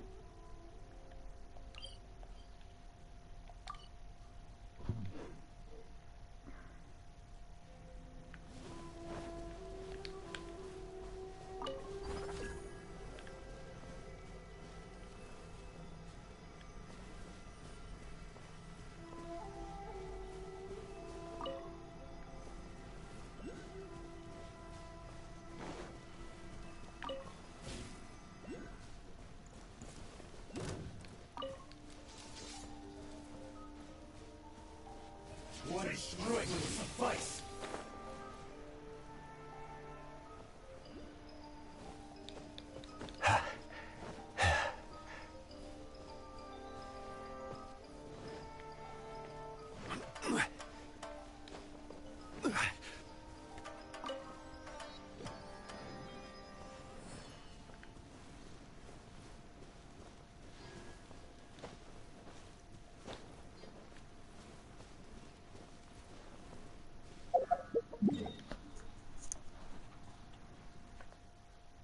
Okay.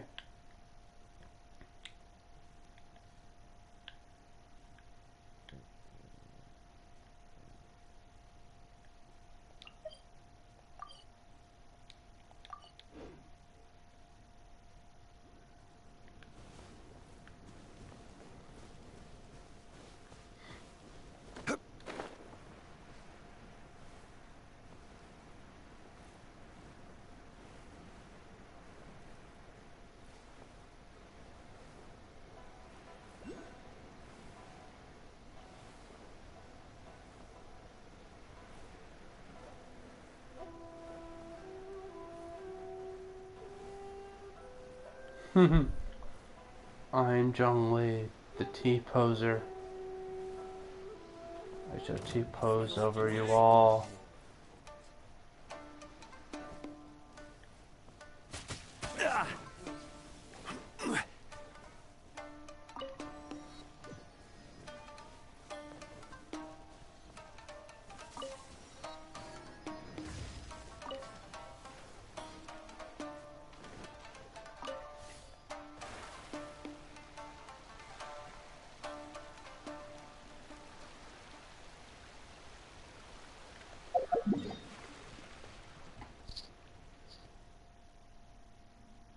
Wait, what? Hold up, there's even more stuff?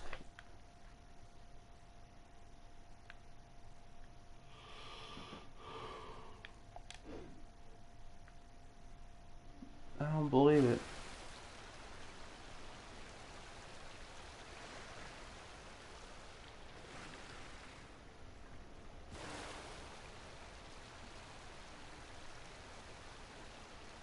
There's even more stuff.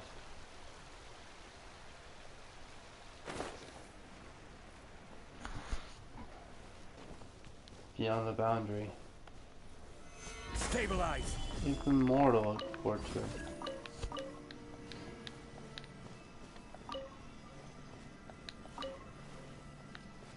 I guess that's my escape plan, huh?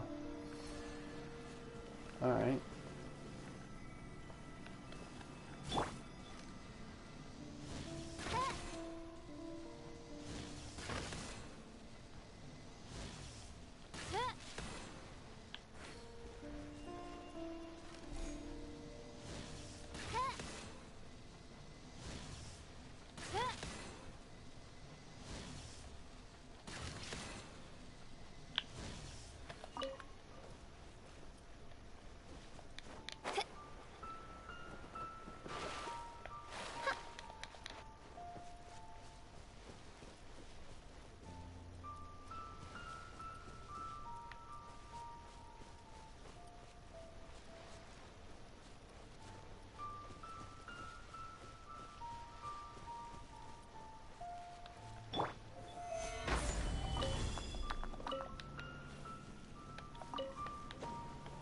Alright.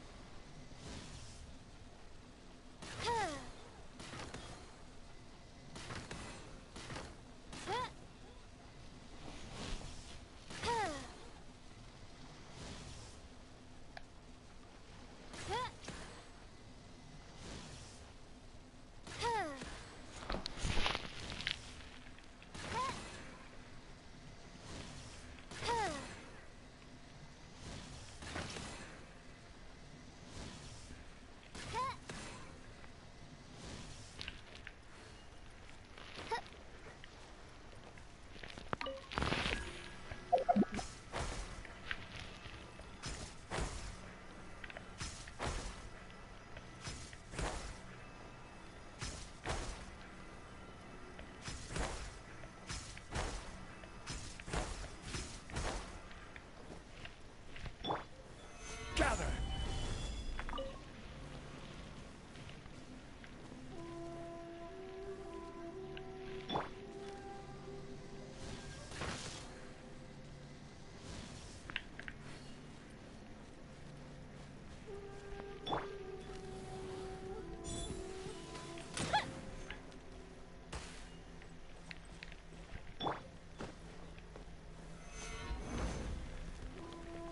Oh ho ho.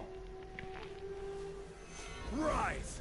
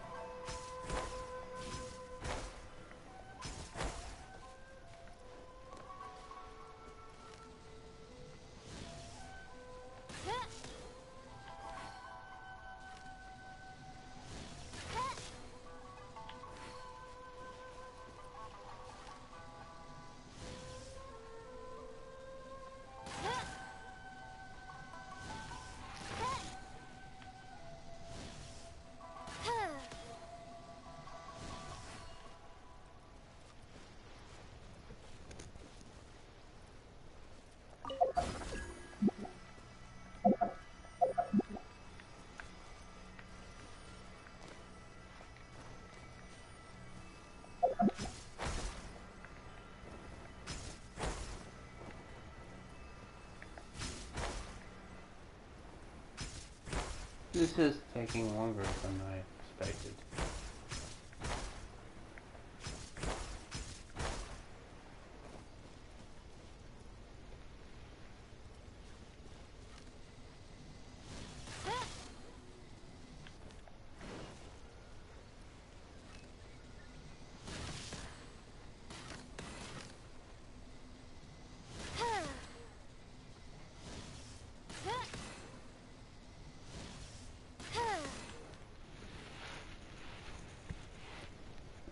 Whatever.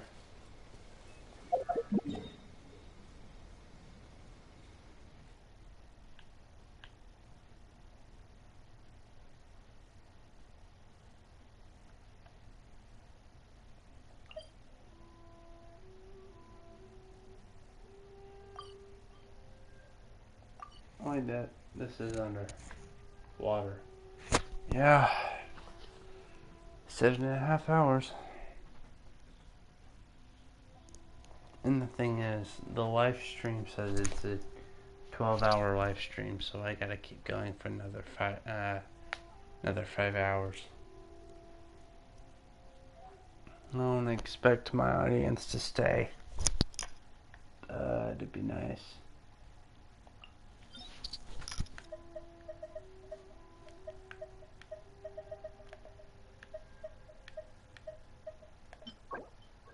Elegance.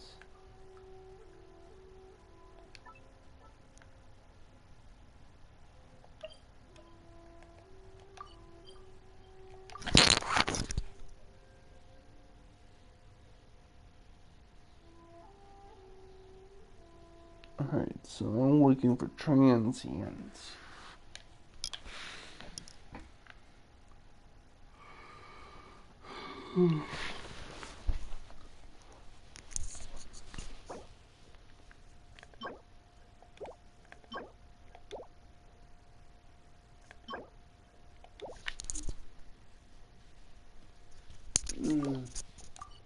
Okay.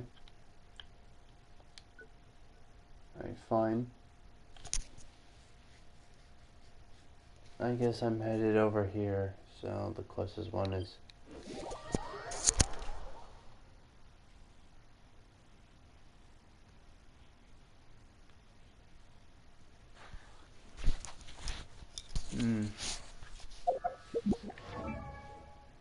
Right now, Yoimiya's at her max.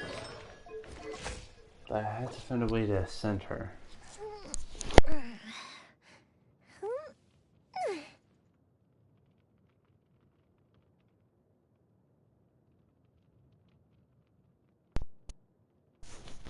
I need more Naku weed. I'm gonna have to find all of the grind places for Naku weed. You know what? I'm gonna open a video pretty soon. I'm just gonna look it up.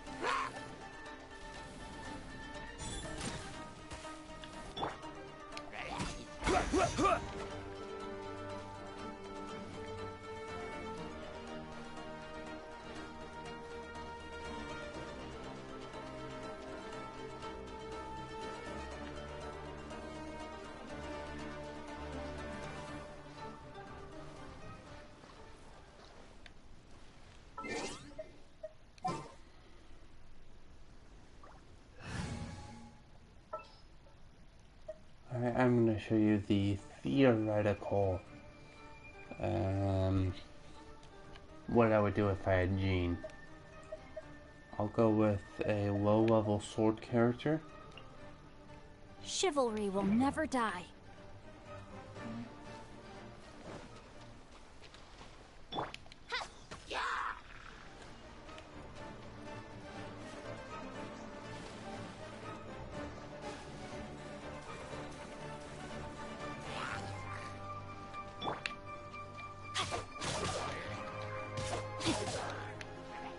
Body and mind. See, that's my level 1.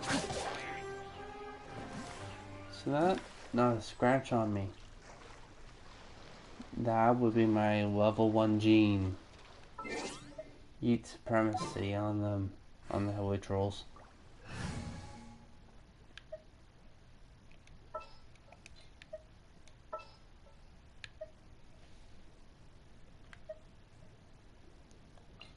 I'll take care of it.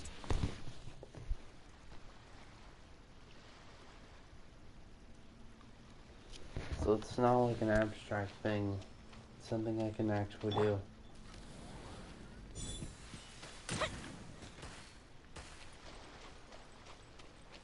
Ah. Gotcha.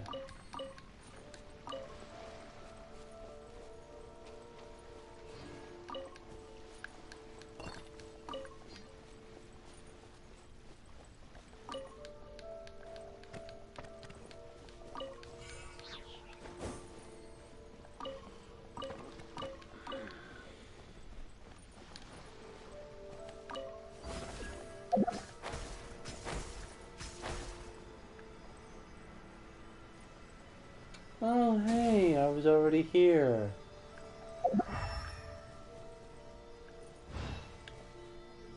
Huh. That's weird. I was already here.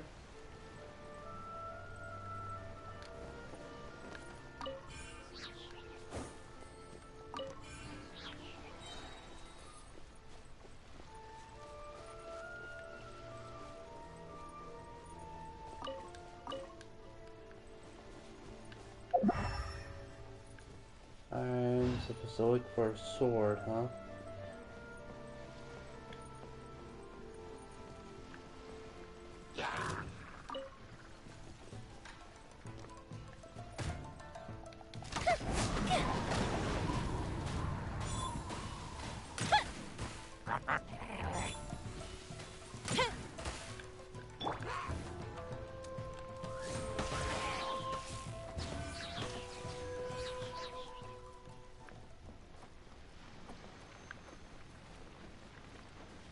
Oh, here we go.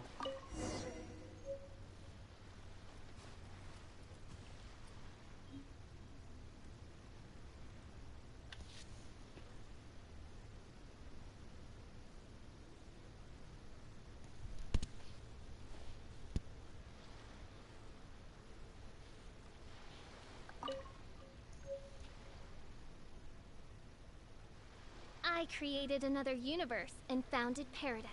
For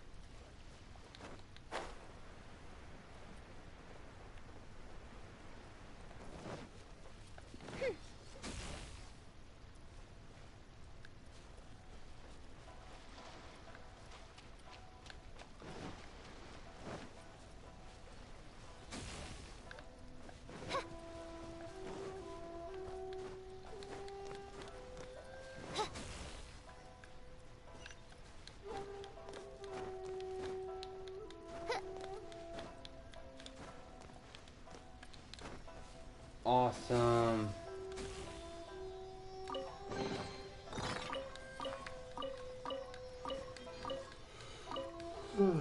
I've unlocked so many luxurious chests by now.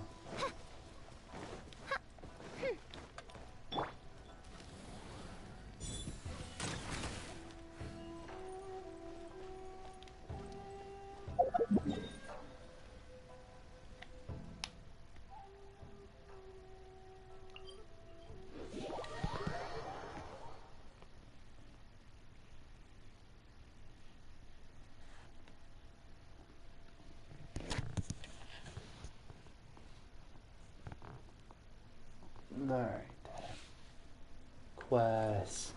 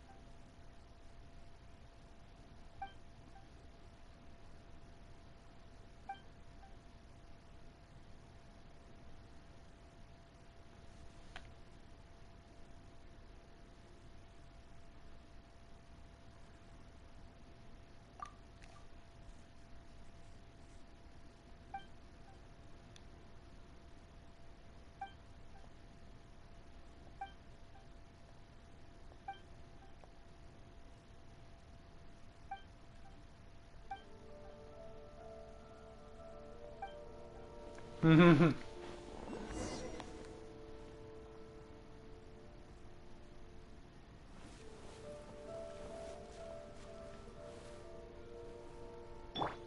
the show begin.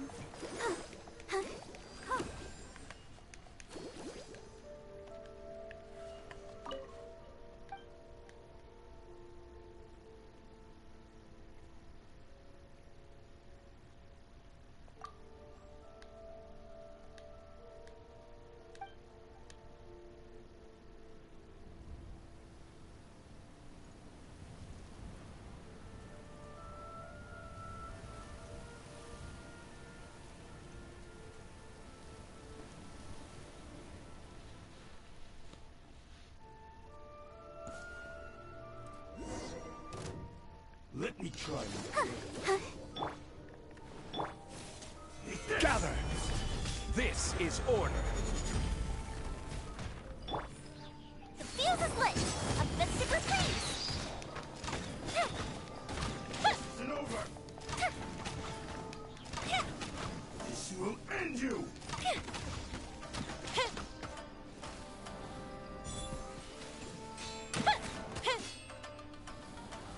One strike will suffice. Gather!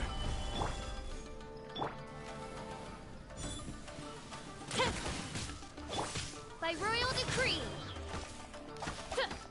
Cheap tricks. Wings of darkness. Come, sever the...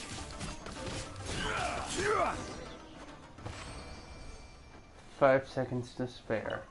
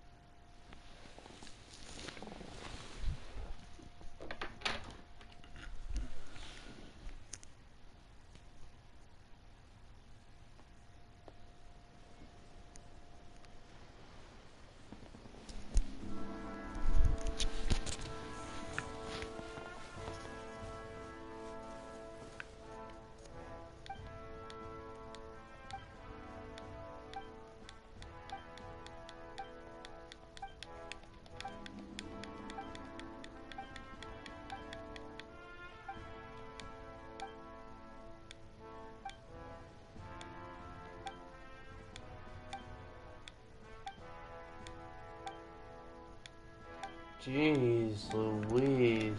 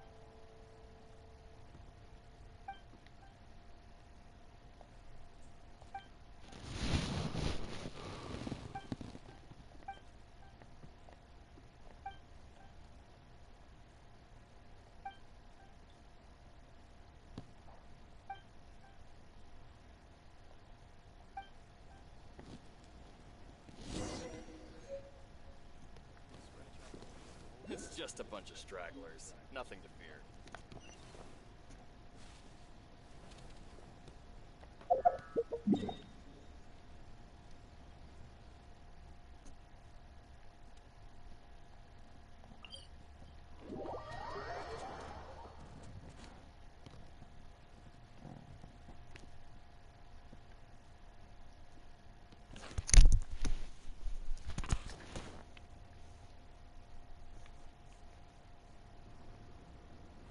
Quake!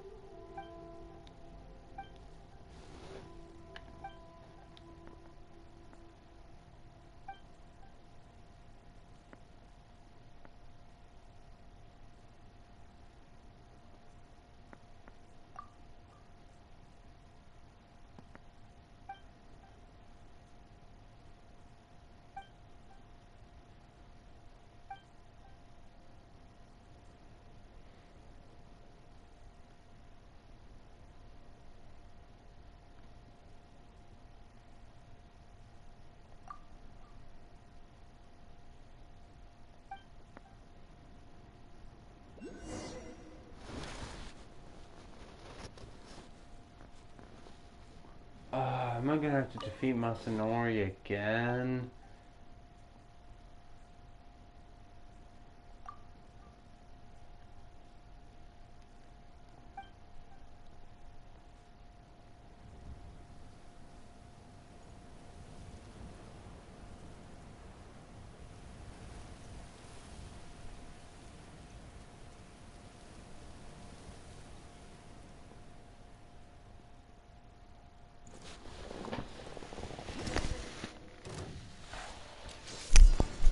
Stabilize! I'll protect us. Yeah. Hi. Yeah. Oh, hi. Ready, steady, go!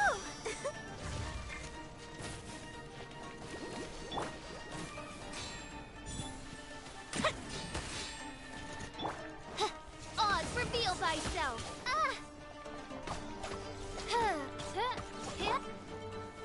Stabilize! Yeah.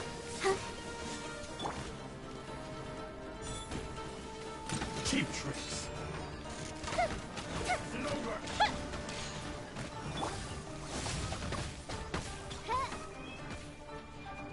my mustache.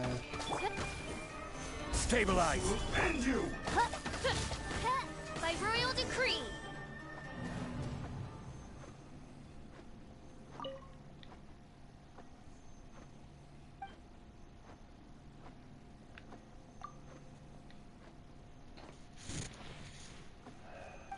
Once I defeat this guy, I'll take my nap, so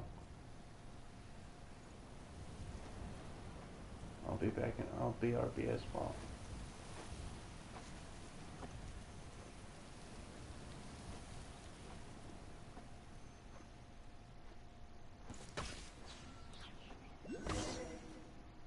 What's one more? Hi. I'm ready.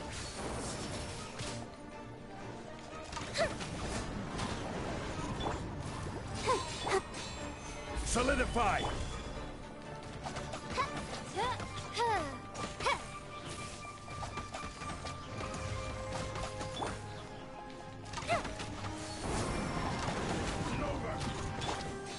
Oz, reveal thyself!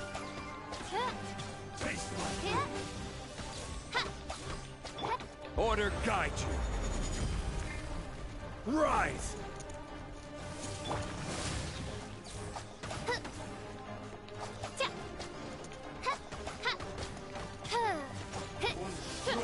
Slice!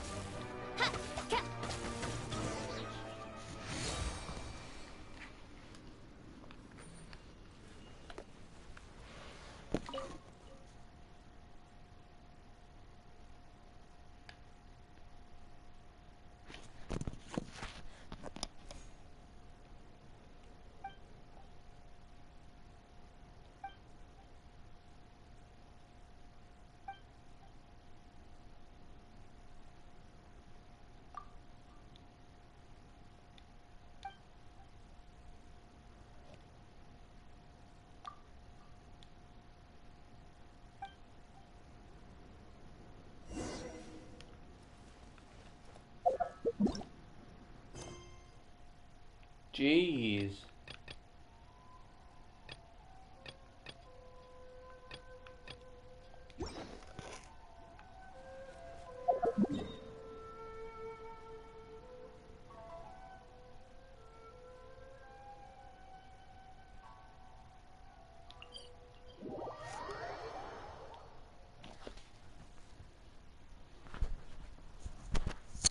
All right. Nap time.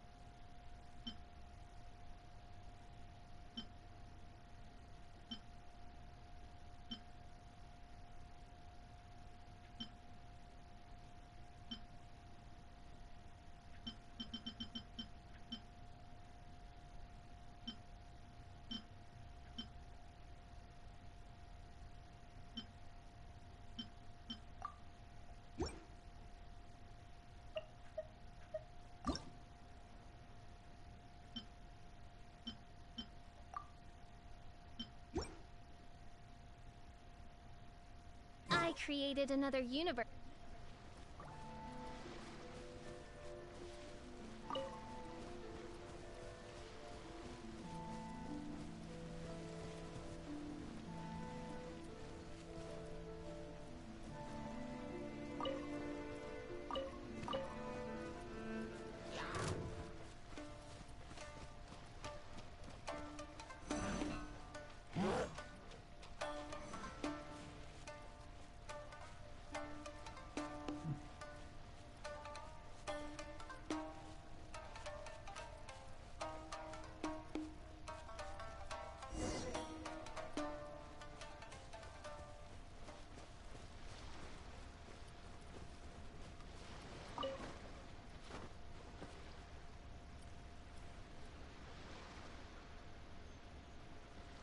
Let's get down to business.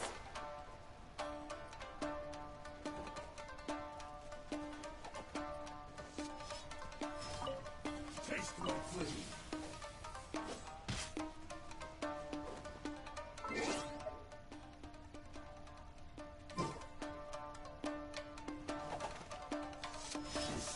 My blade!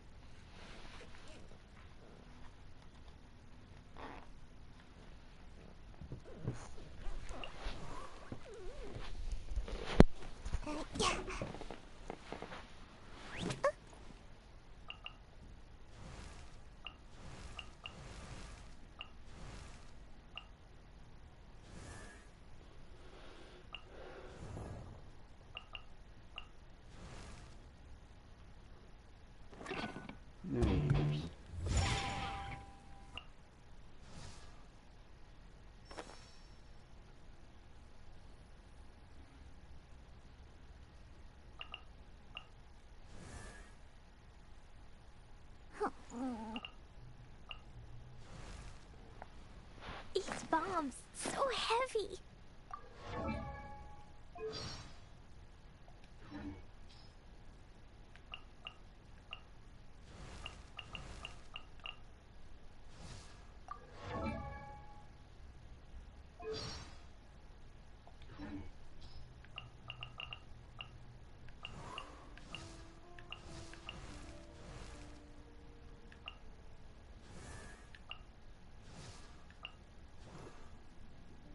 La da da da da da da da.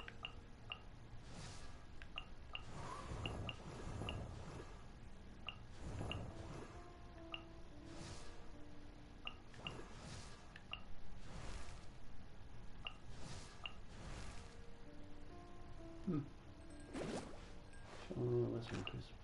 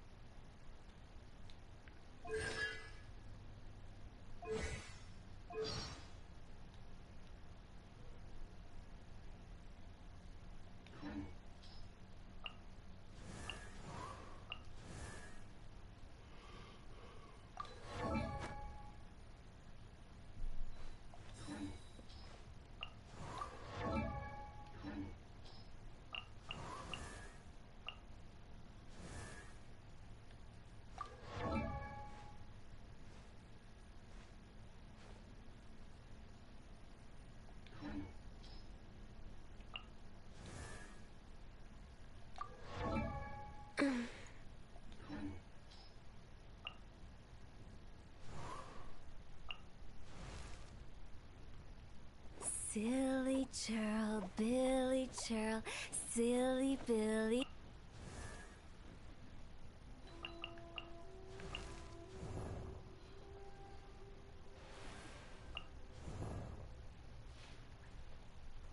Osmanthus wine tastes the same as I remember.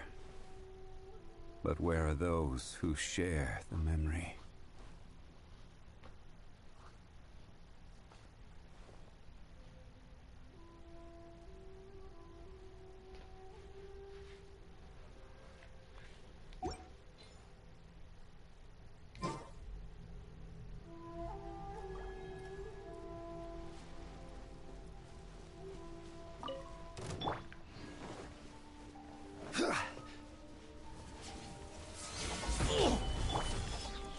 Let the show begin.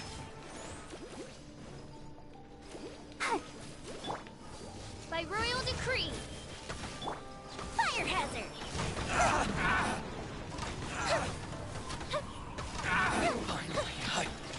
Here come the fireworks. End you! That won't work. Midnight Phantasmagoria.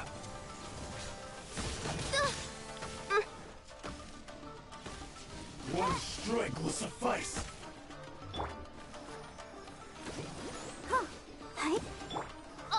Reveal thyself! I summon thee! No rest.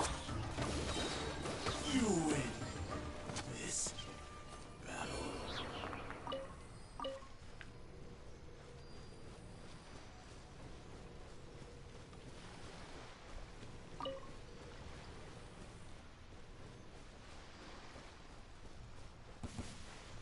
It's my lucky day. Let's dance. To move. My blade. Huh. How's this? By royal decree. There's more. Yeah. Go, Barbara, go. To the fairy. You know a thing or two. Ha! Show them a two. My blade. There's more. Fuse is lit. My blade. That didn't count.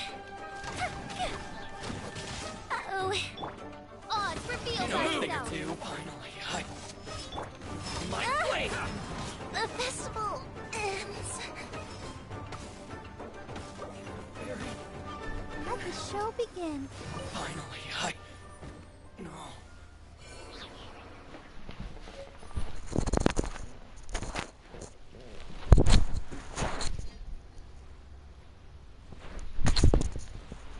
All right. And I'm back.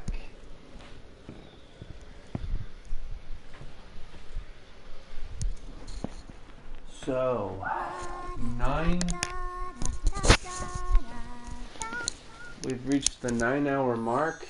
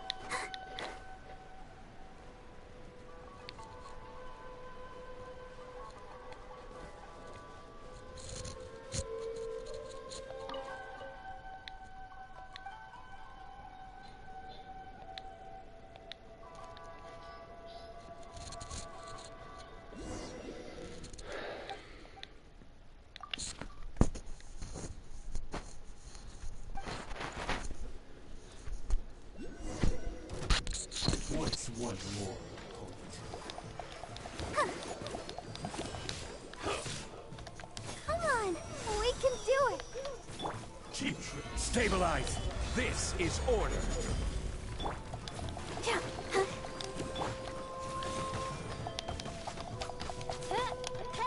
This will do.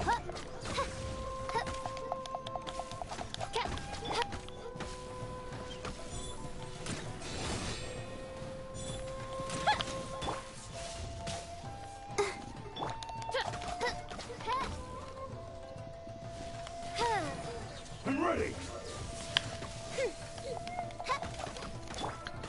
Fire hazard!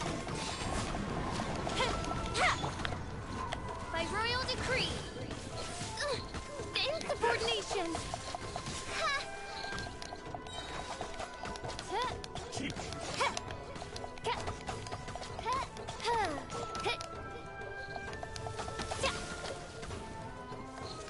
Oh. Solidify. Shadow Raven, Black Knight fall.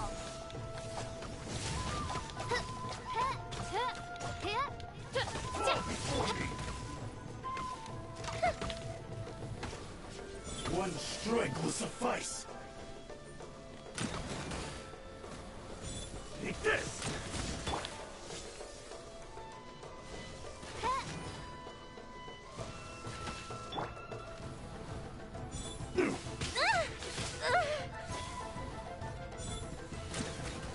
This isn't over.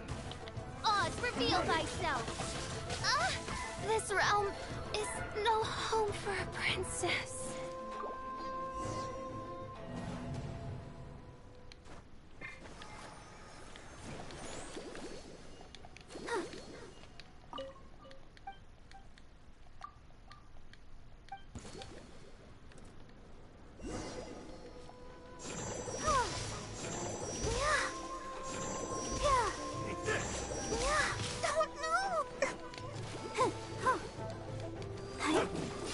Gather.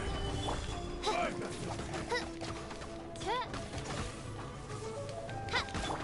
for a light show. By royal decree.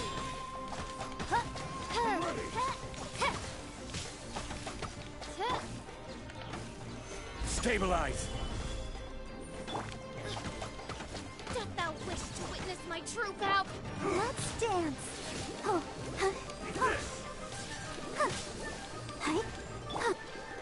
Solidify. Isn't over.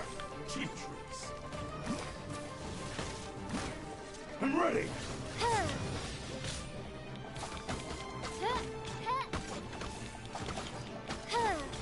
Fire hazard. This will end you.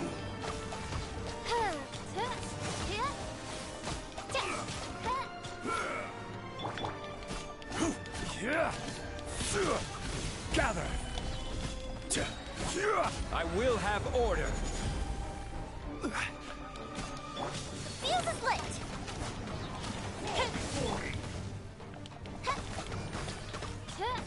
Oz, reveal thy.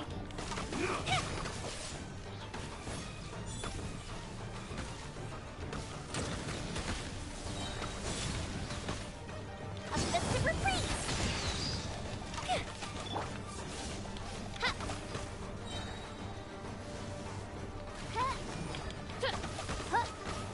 Midnight Phantasmagoria. Fall before me.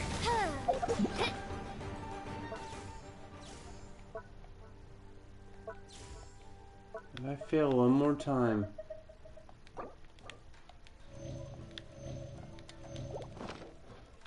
I'm gonna start bringing up the weapon snacks.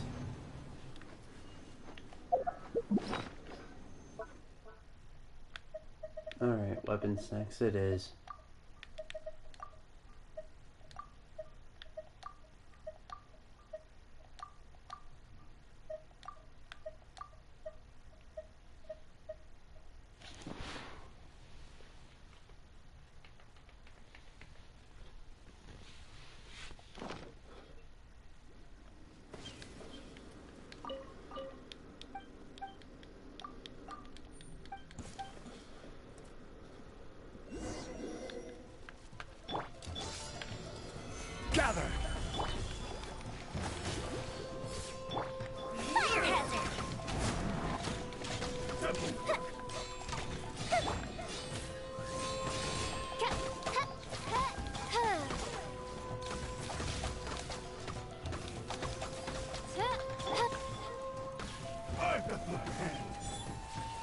Test my blade.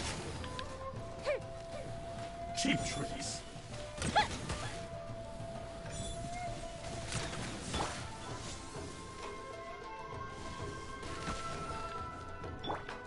Time for a light show. By royal decree.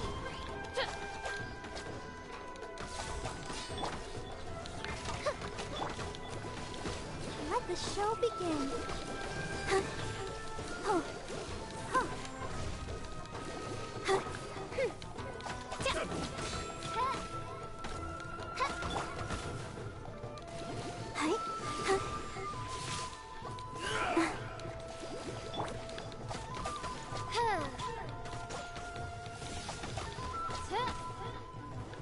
This will end you. Oz, reveal thyself. Fall before me. Let's... ouchie.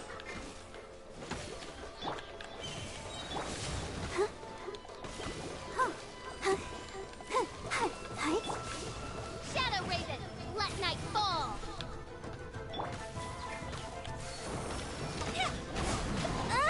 That didn't kill him.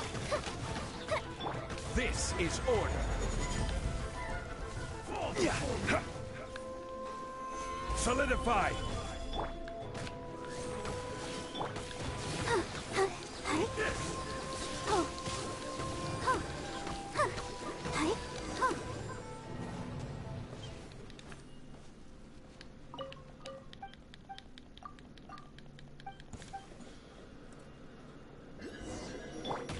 What's one more?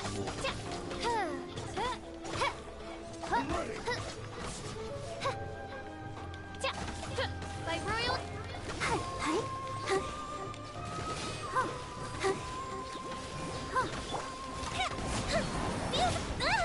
Oh, fizzled out.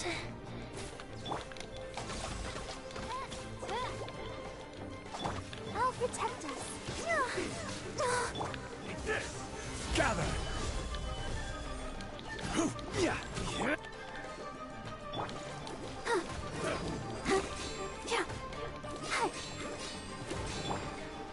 Oz, reveal thyself. Fire hazard. I summon thee.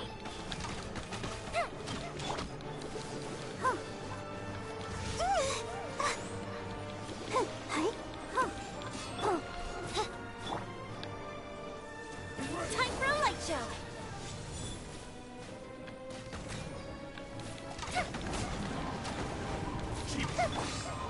By royal decree.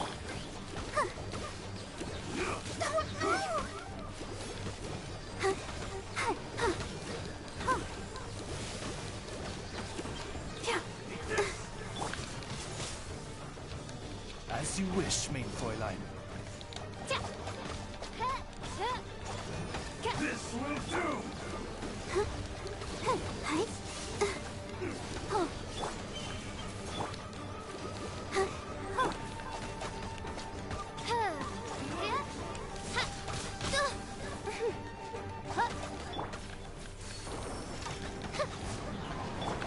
Oz, reveal thyself.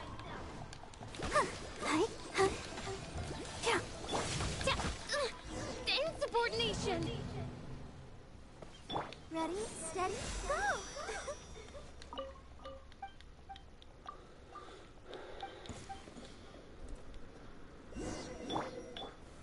Gather. Order guide you.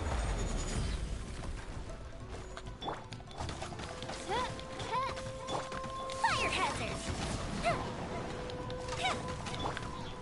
By royal decree.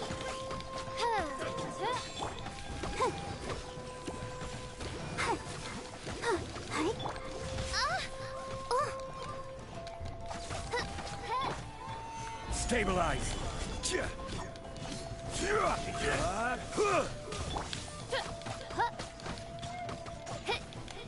tricks. Fuse is lit. Oz, reveal thyself.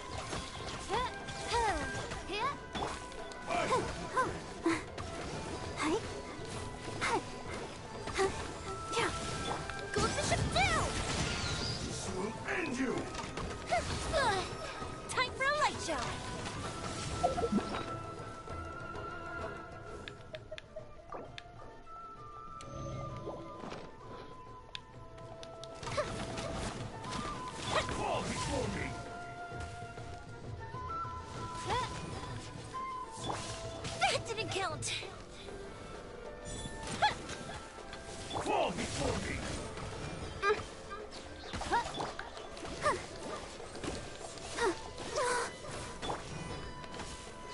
Stabilize. Midnight Phantasmagoria.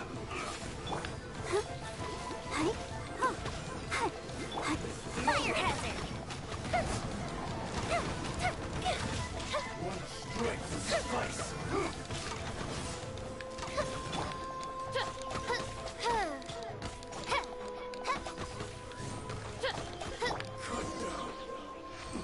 Whew. That was a tough one. He kept healing himself. Let's dance.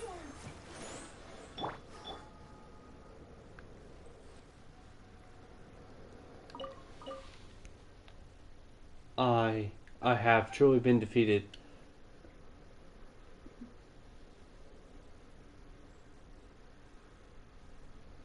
Have you awakened? So we're not going to spar again?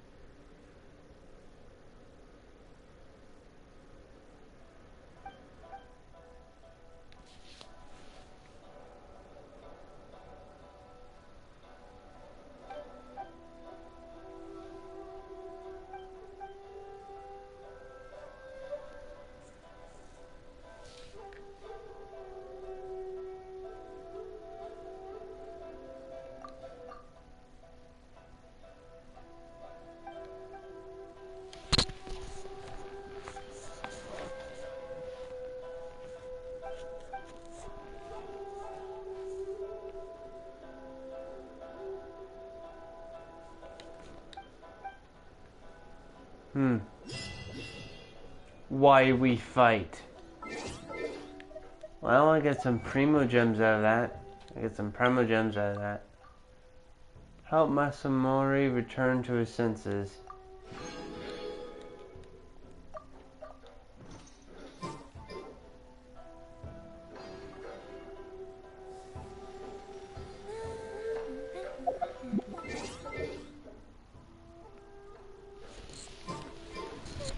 Alright.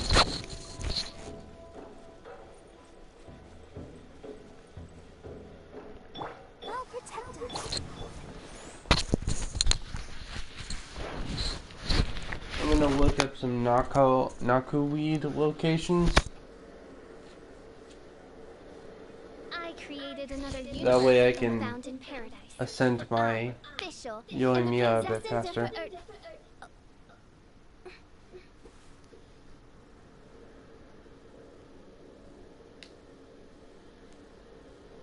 Alright.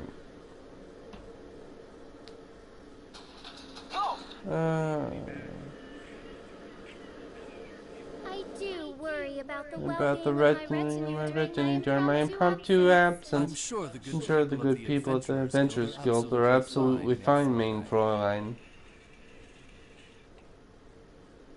I created another Another universe universe and found at paradise. For I, Official, and the possessing Jafurtalong. Ozzy, my dear familiar.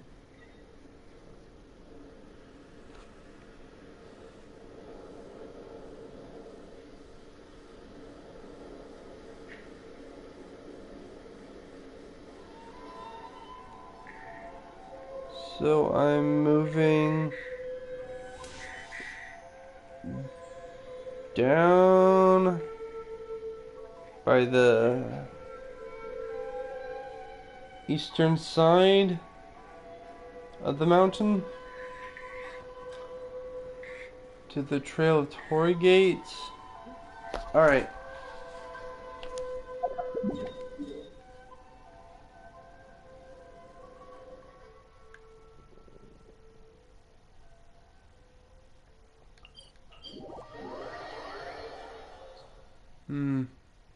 I wonder if I have enough sigil seals.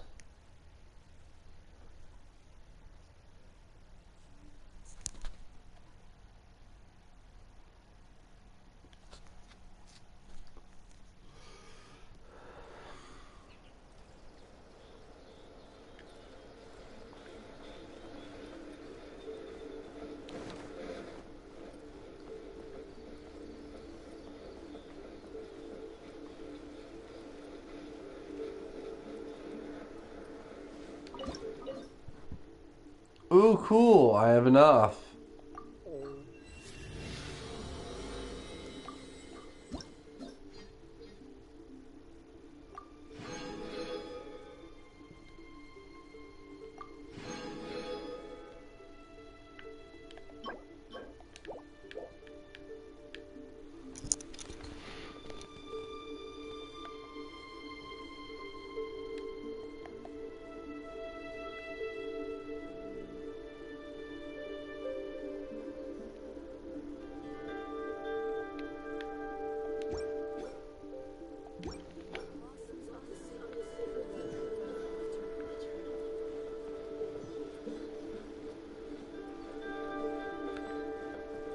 Alright, so eastern side of the mountain.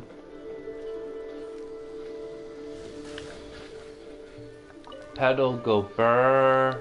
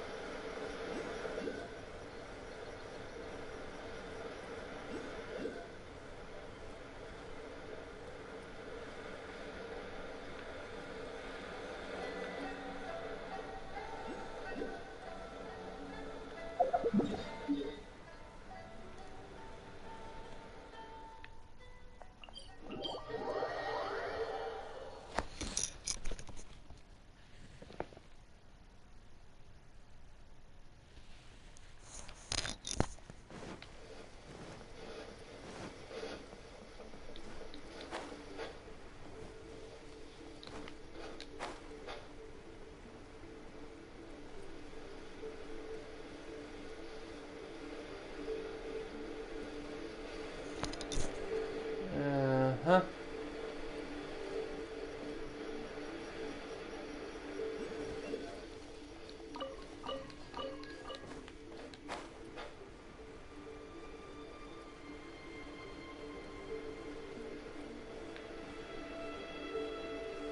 Oh, here it is.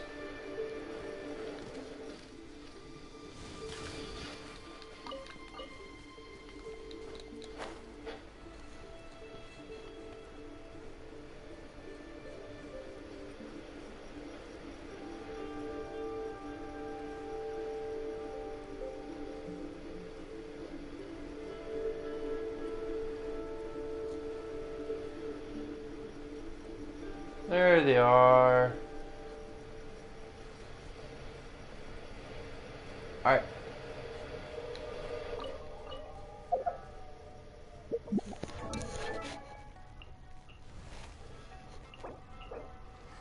Yeah. I'm gonna need about 13 more of those.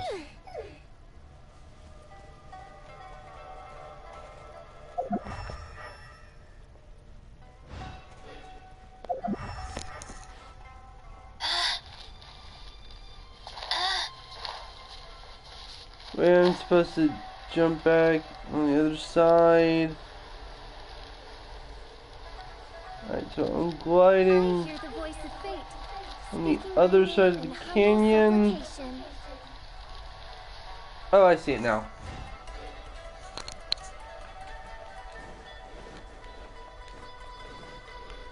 Alright. What's this? Alright.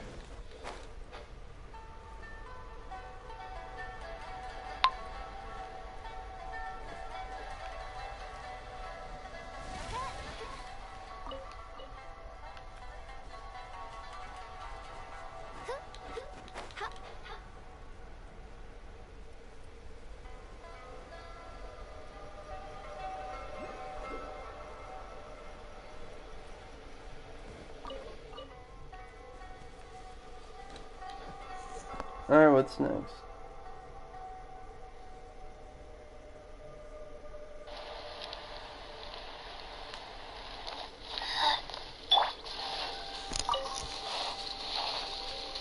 Take a right. Follow that insane geometry hiking path. Then go up. And once again, alright.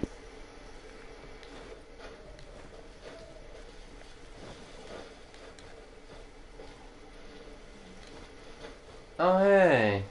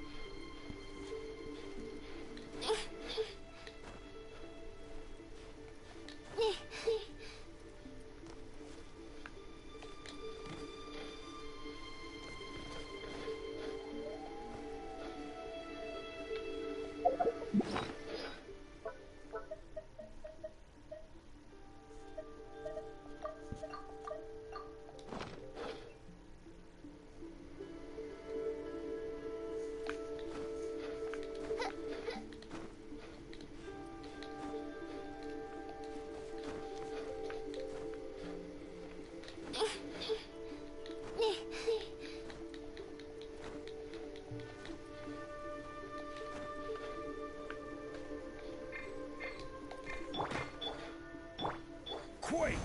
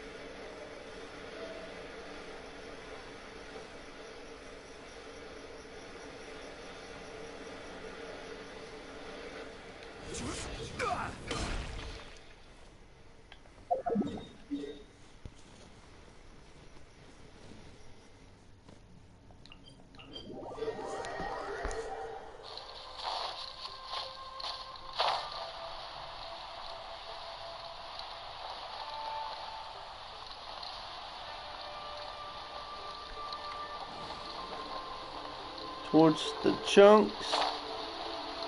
Oh, I see.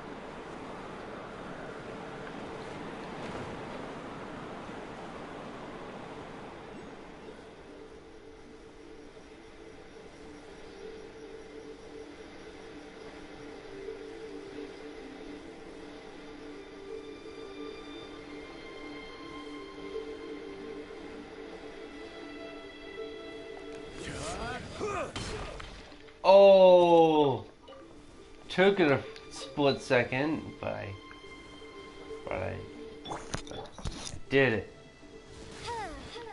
I defeated the bird. I'm looking around for knuckleweed. You see, in order to ascend my character, I need about 10 more of that. And so far, I can't buy it in store, so...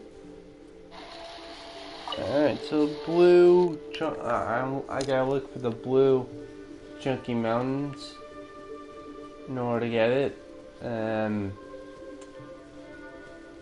I'll admit I'm kind of cheating here with the locations. Oh, I've seen the Bulbasaur since it was available. I mean, I've fully completed the Archon quest. My core gripe so far is that there's a character that shows up and I couldn't see who it was. Like, they literally talked to them and everything. But nothing. I should have live streamed it. Or saved it on video at the very least. Side quests? I'm doing the side quests now. Or the world quests. But, I've already completed the Nameless Samurai side world quest. Or side quest. And I'm currently on a mission to ascending my Yoimiya as quickly as possible.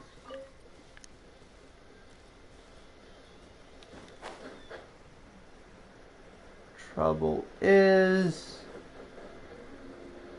I don't know where the Nakuweed is. Circular logic, I know. I end up repeating myself.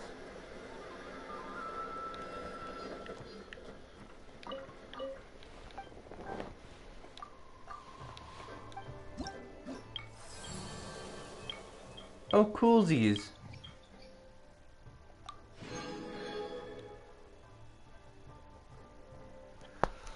I'm gonna need about 7 more of those, or 8 more.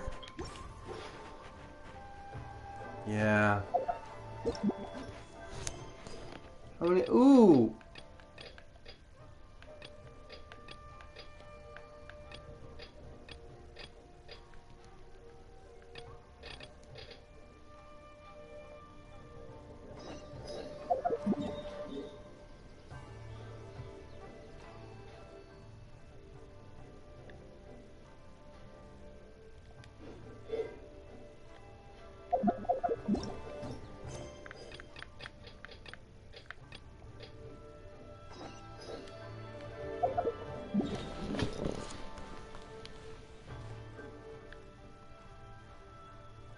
Wakanda Village.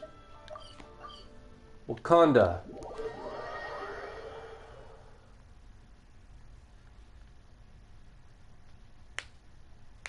Congo.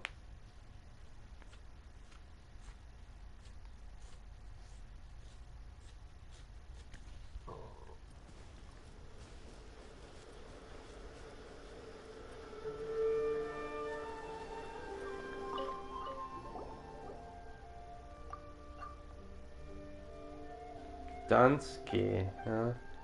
You mean like Chatsuke? Naruto Chatsuke?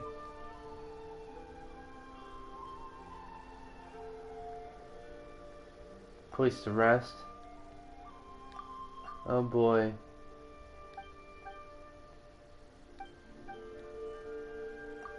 Calm down a little. There are no secrets here.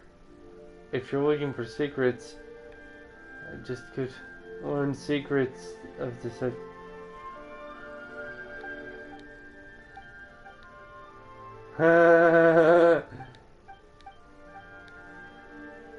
You can look around yourself.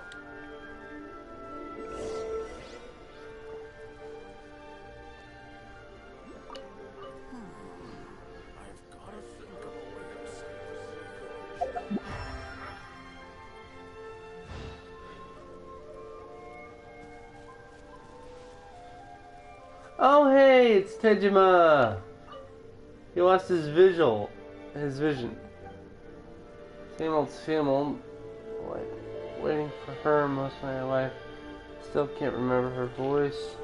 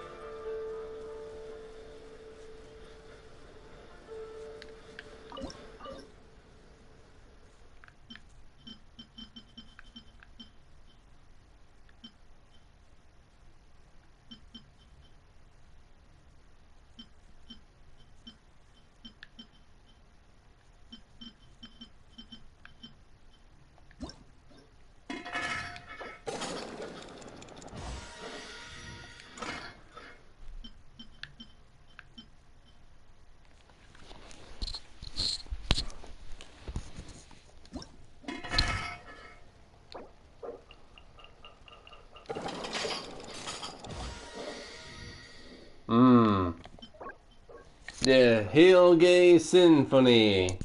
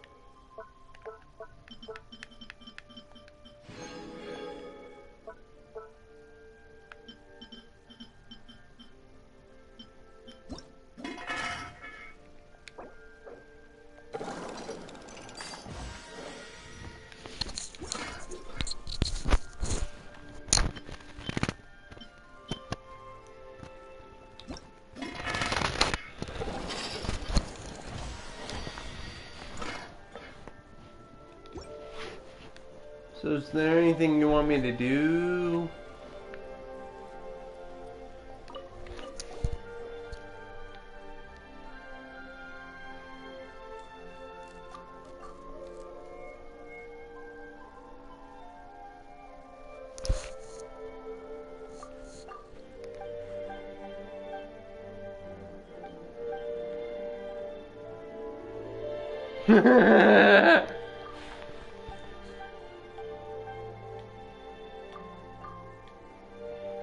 Intermittent clicking sound. Floating bags.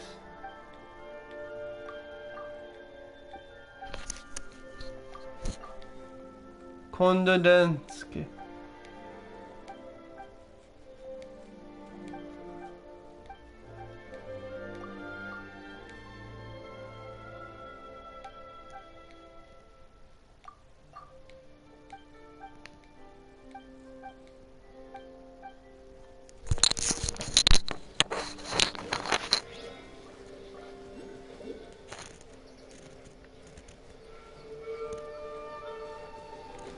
Ooh, an Electroculus.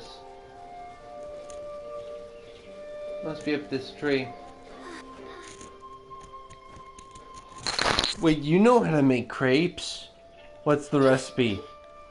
Teach me. I want to be able to make crepes.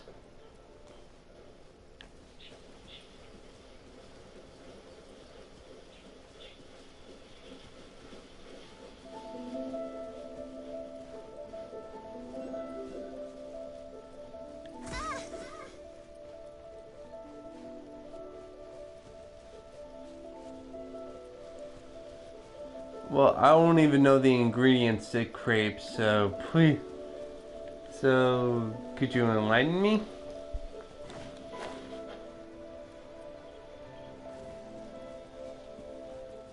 I only know crepes from anime, and according to anime, crepes are delicious.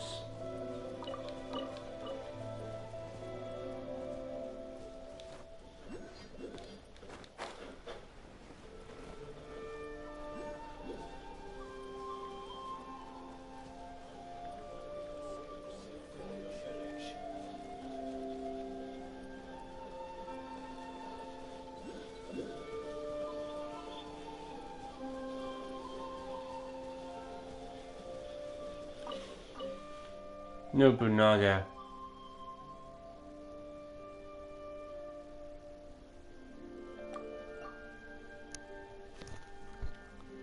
One cup flour, stiff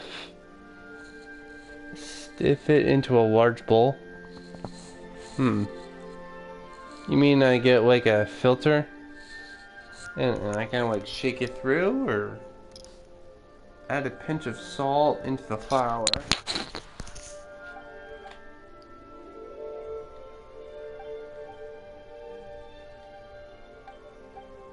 Oh, cool.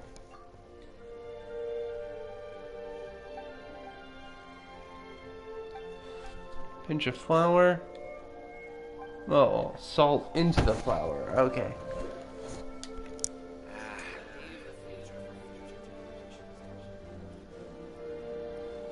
Add as much sugar as you like.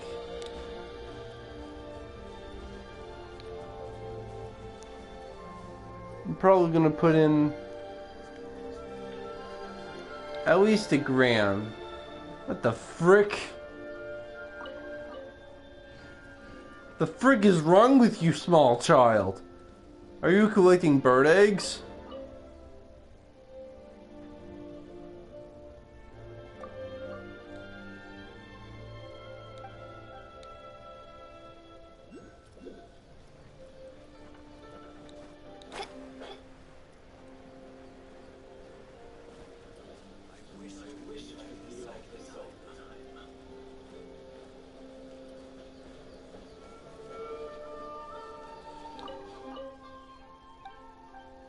Ooh, Yoimiya's!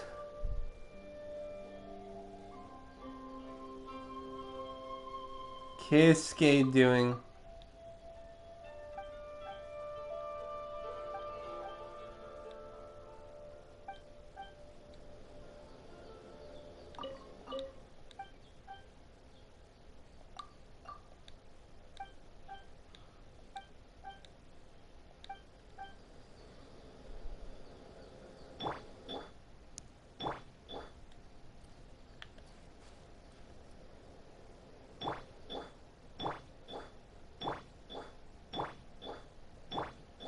Wait, hold up.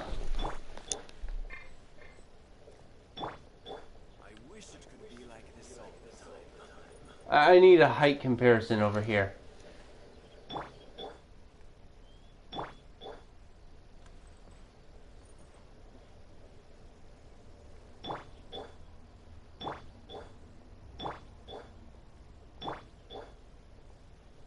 Yoimiya is slightly taller.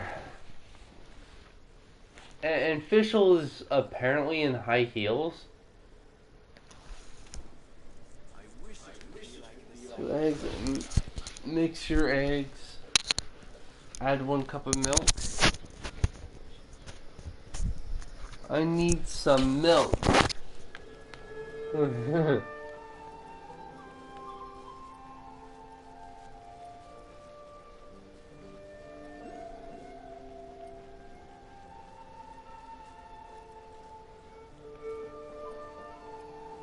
Add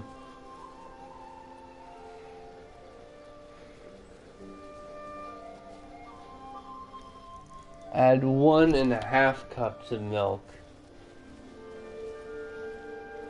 Alright. Leave the field.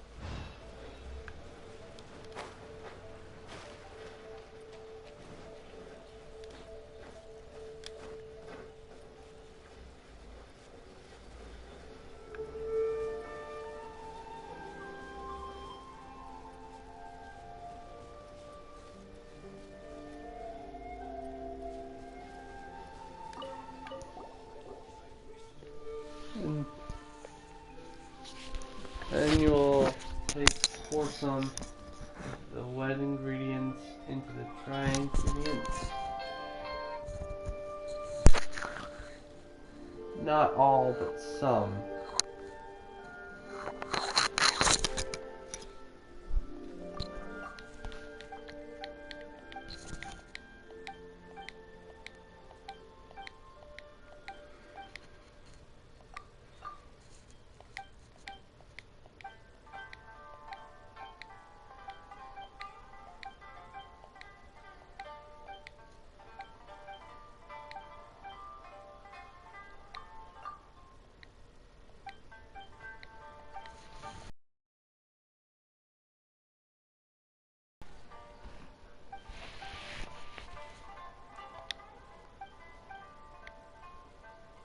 A nice thinnish batter.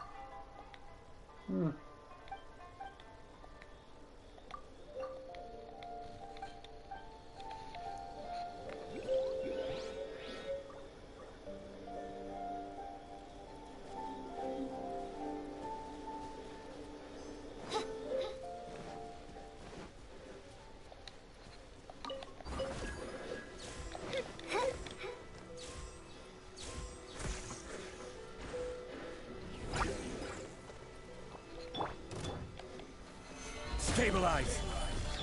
Time for a light show.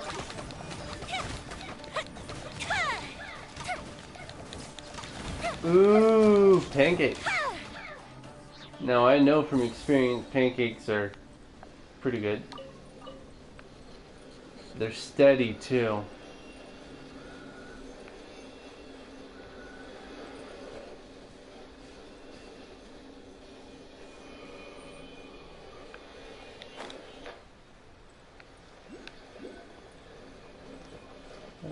Actually,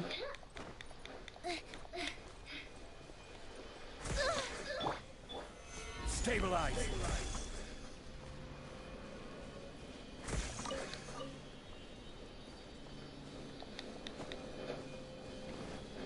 alright. Can I check the other two areas?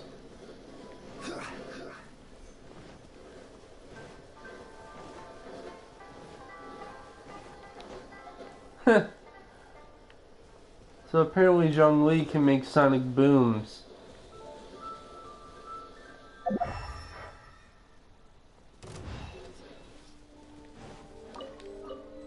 Oh. Alright, fine. By royal decree. A festival freeze. You know a thing or two.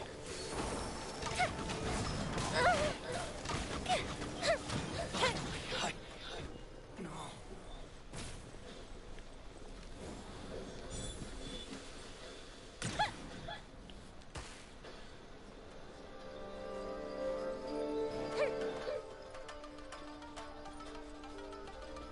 Let's see how far I can lure this guy away.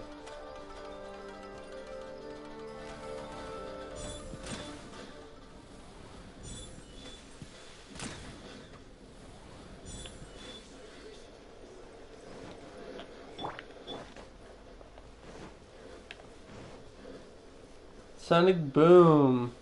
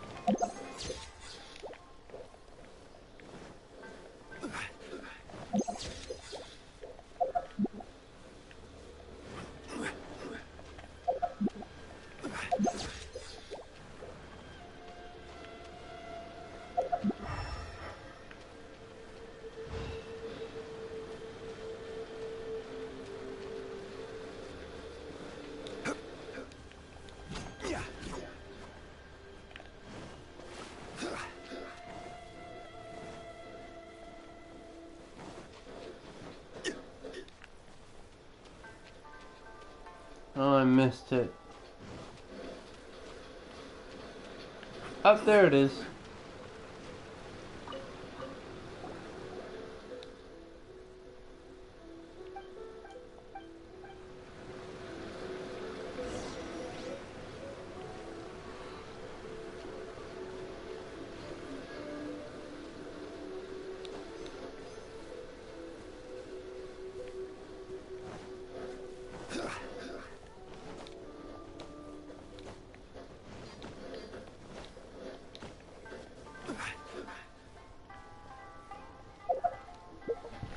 Alright, before the items are removed, I want to read their descriptions, if you don't mind. Okay.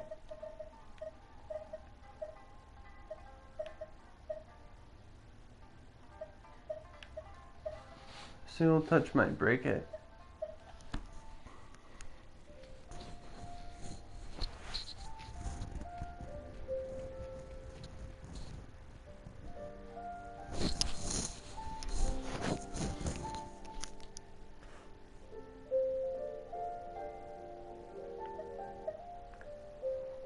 Purse by the dried up well. It seems to have been left behind in a hurry and has a special symbol printed on it.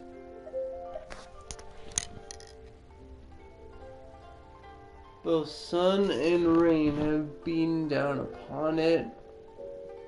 Such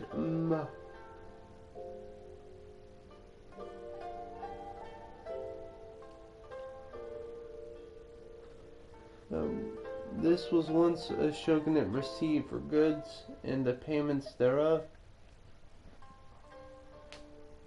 Cargo bag.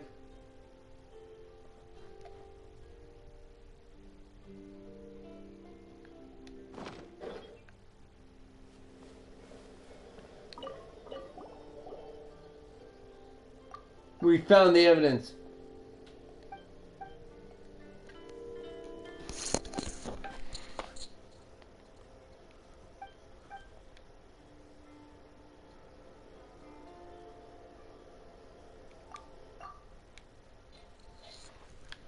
The dry well in the backyard? You mean the purse?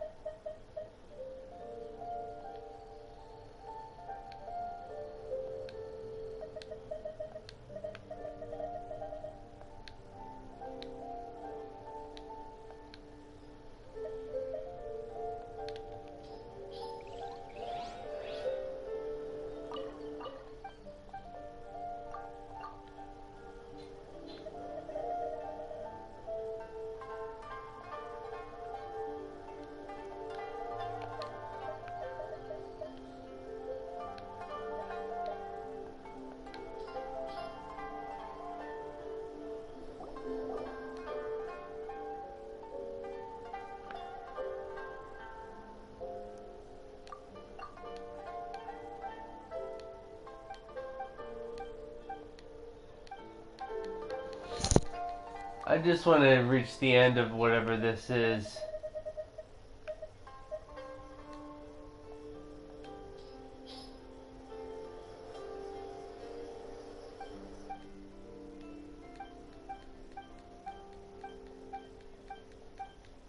Okay. Words don't matter anymore. I just want my adventure XP.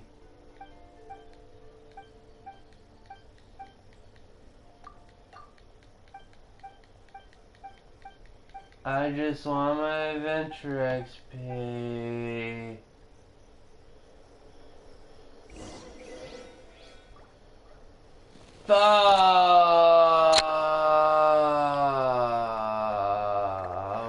Wait, what?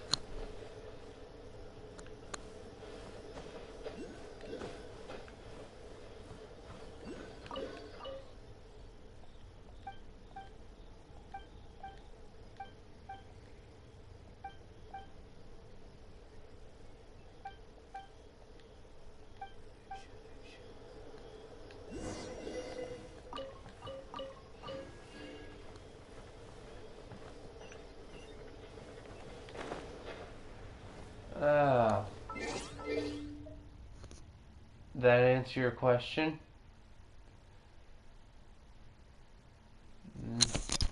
Pentadeck. Or 50.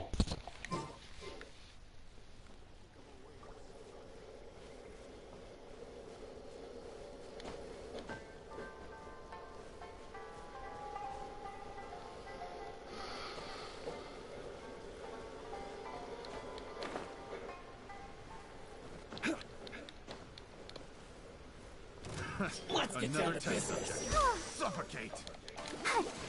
Dodge this! You're open! My blade! Gather! This is order! Suffocate!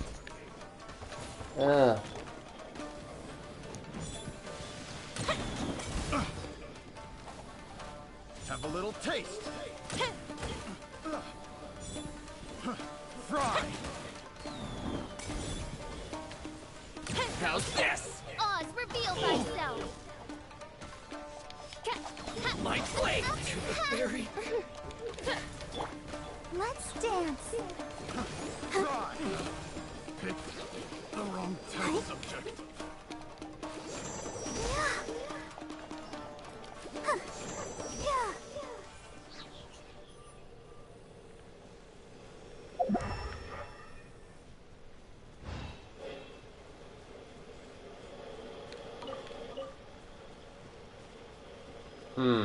Catching up to you, eh?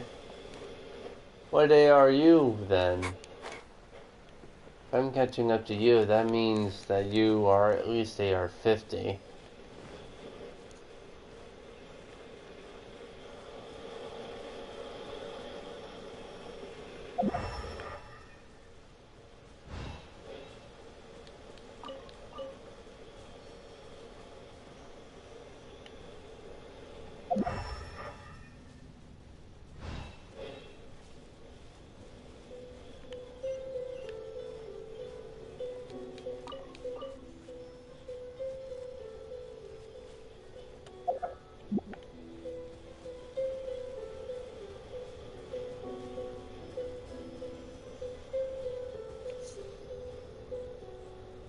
Oh.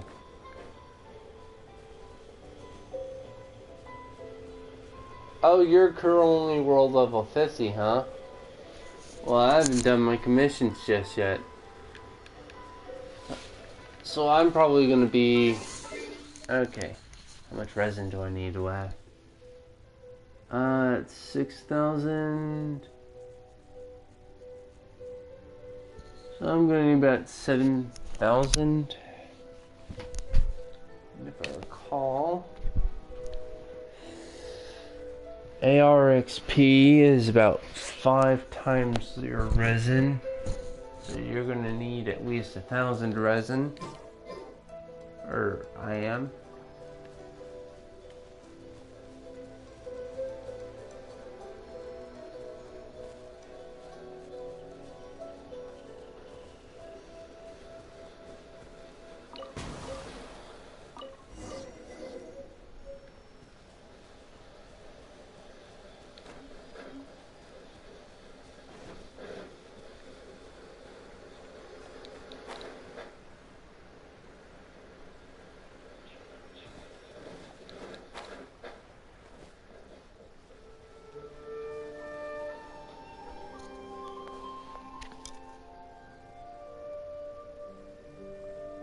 Oh!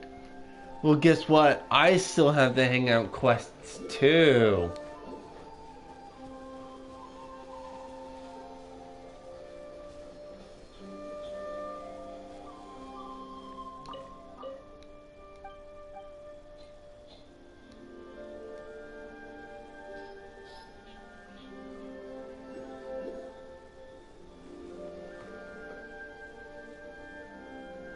Ooh, secret tunnel, secret tunnel.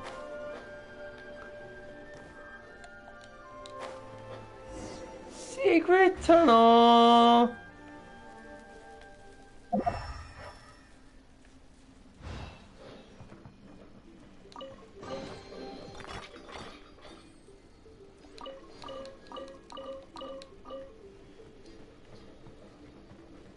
Ooh, they have little glow thingies. Ooh, and lightning.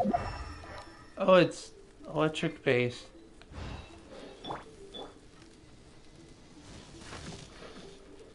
Okay. Gather.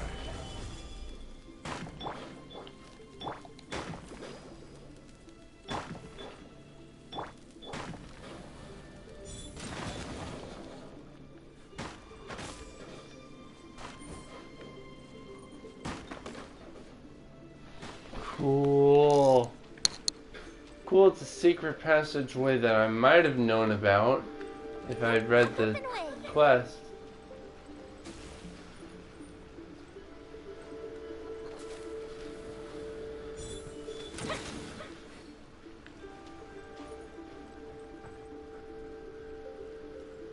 Wait, how are the torches lit? Anyway, are they like... And this is what I'm talking about. This steel wall, this grid that I can't go through, the prison bars. I really dislike those.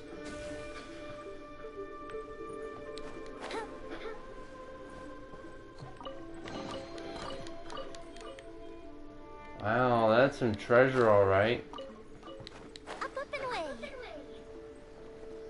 Ooh, I'm Link. I'm gonna break some pots, like Link. Yeah, hero of Hyrule. Destruction of private property. Destroyer of private property.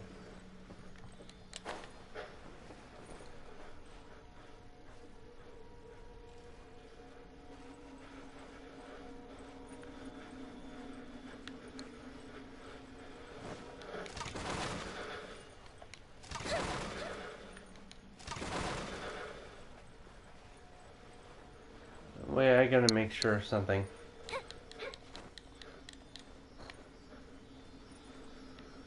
I can hear little jingles.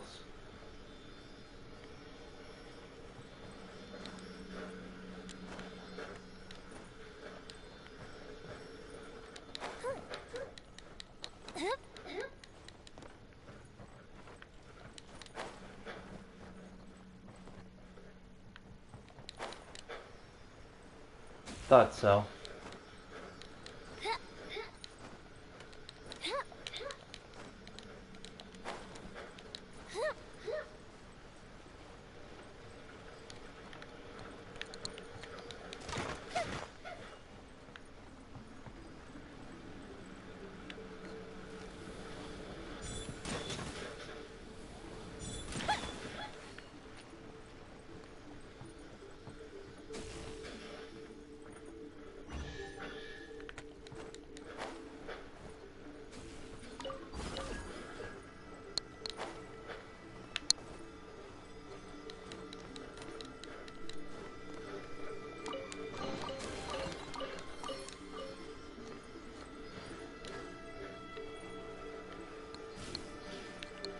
Oh no, I have to do it all over again. Okay.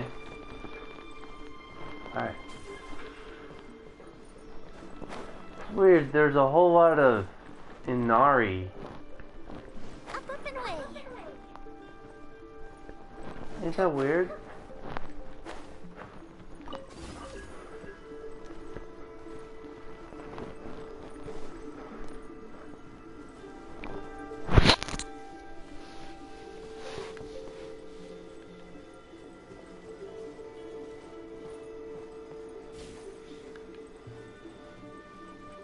Not yet.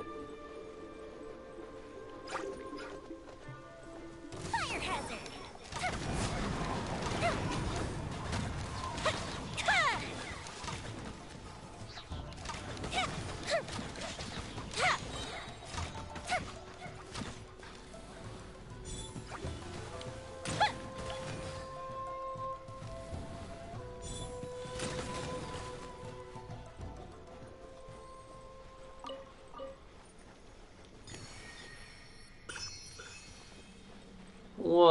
Wonderful. A hidden Geoculus. One I would have never gotten unless I took that random world quest.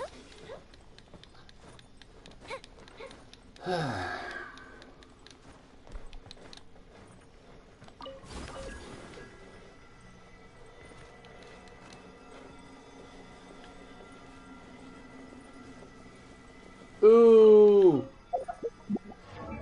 How much weed do... Oh man, I got like 7 more to go. Alright, 7 more knuckleweed. 6.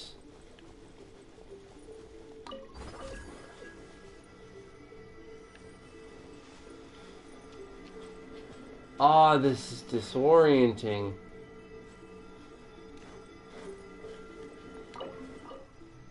Oh hey, it's the thing I had from earlier. It's a constellation.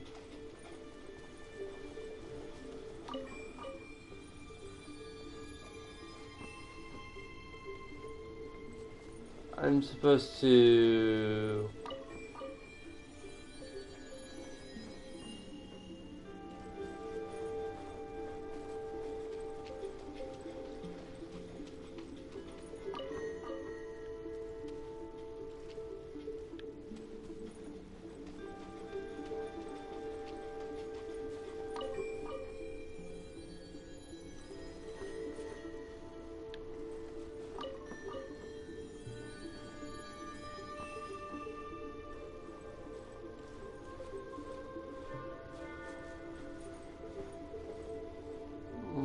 One, two, three, four.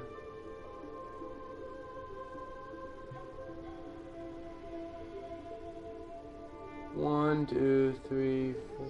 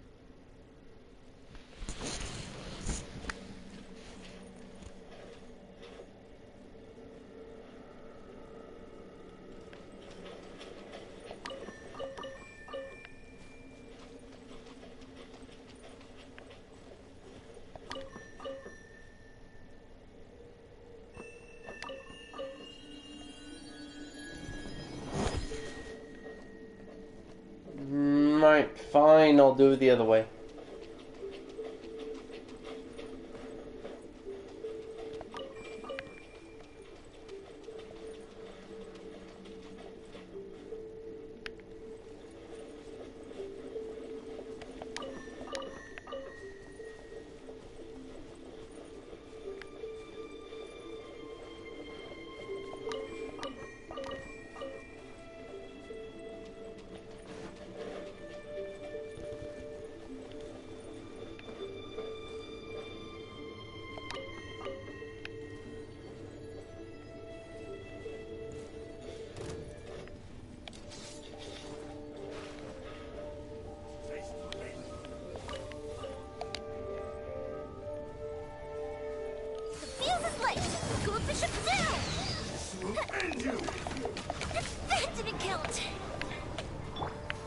By royal decree.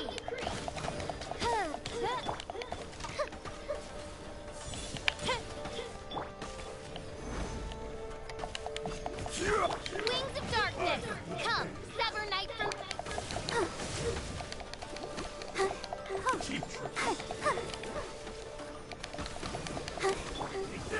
Solidify!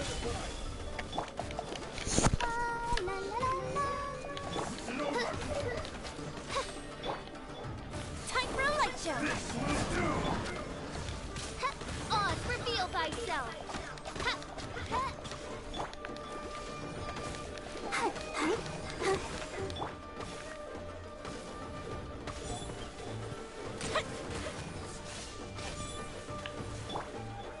Stabilize! I'm ready! Feels is late! Take this! Burned too brightly.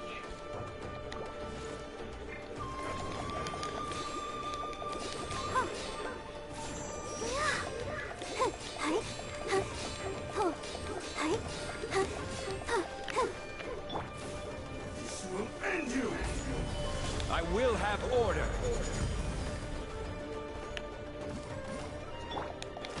Time for a light show.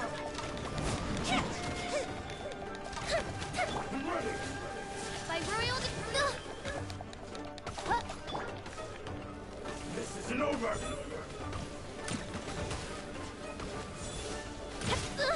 You win this battle. Level 90 characters? In a bit. Yikes. Qualified to perform cleansing. Right, like the volunteer.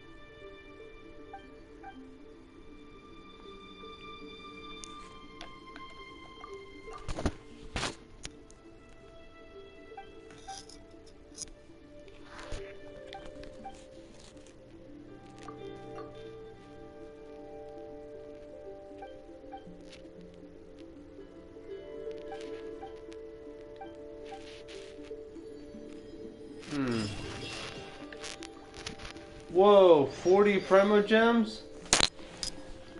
350? Nice. I'm getting pretty close there. Alright.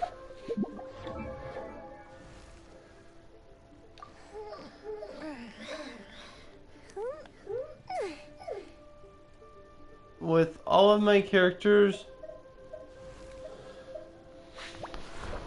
that have reached level 90. Now obviously Traveler first, because he's the easiest. I've maxed out his level. Sorry about that. My controller has this weird defect. It keeps pushing the left stylus up. So whenever I do something, it just... It's like a ghost finger nudges it too far up. So, other than the Traveler for level 90, I have a level 90 official.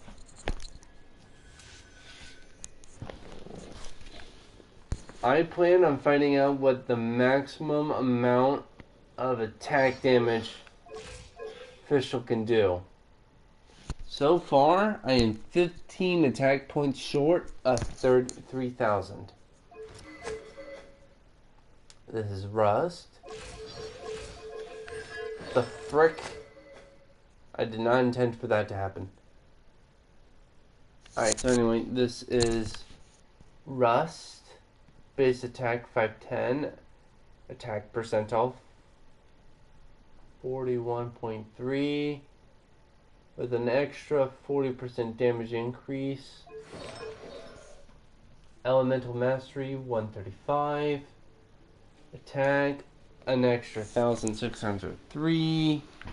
So half of my attack damage comes from my artifacts. That's how heavy. That's how DPS focused my build is. Ooh.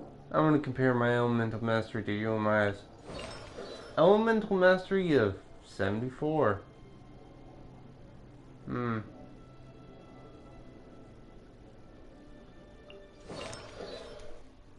wonder how...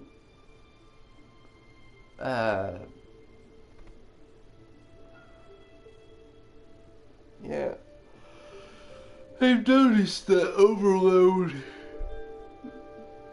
does different amounts of damage depending on who did the attack.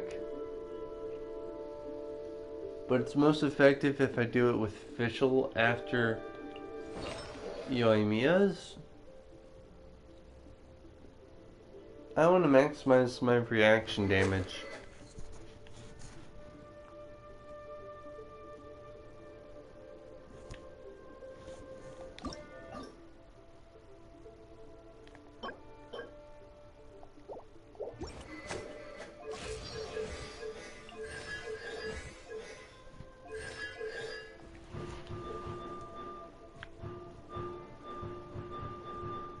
Constellation 3. I have a 3 constellation. You know what? I created another universe and founded paradise. For I, Fischl, am the Prinzessin de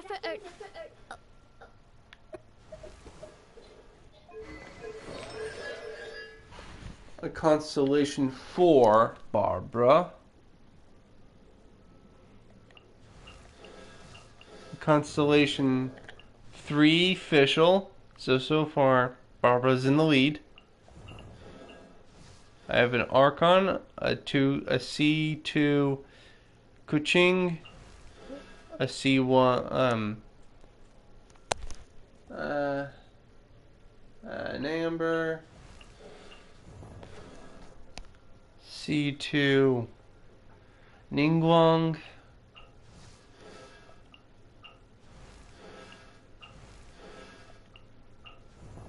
C3 Noel. Did I mention I have Rosaria?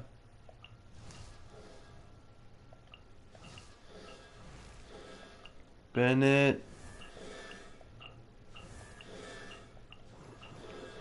Alright, so this is Barbara. I have a constellation for Barbara in my ability. So I got regenerates 1 energy every 10 seconds. Wait, just like that. Just, oh, dang.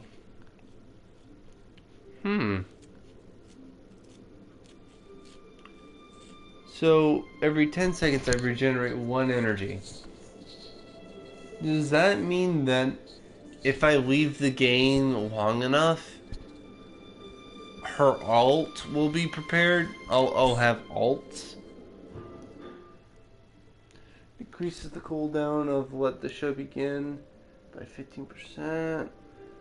During the ability's duration, your active character gains a 15% hydro damage bonus. Oh, cool. Increases the level of Shining Miracle.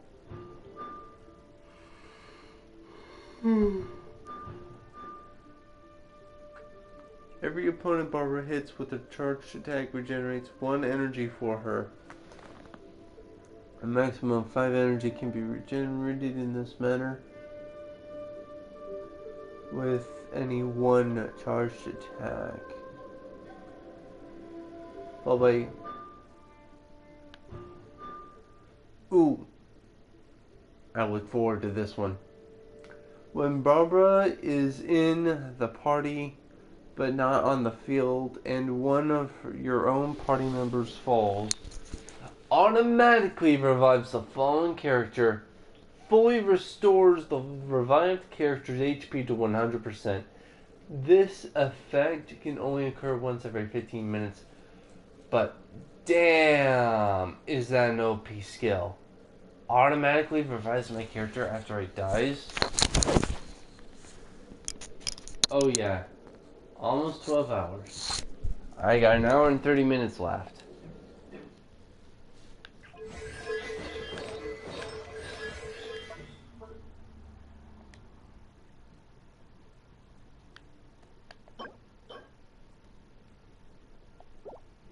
Philosophies of freedom, huh?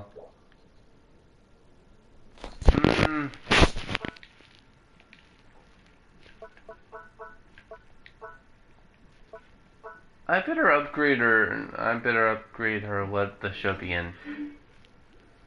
If we've got nothing else to do, why don't I tell you a story?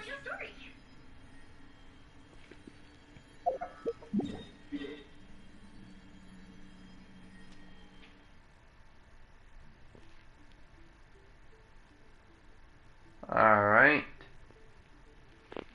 If I recall...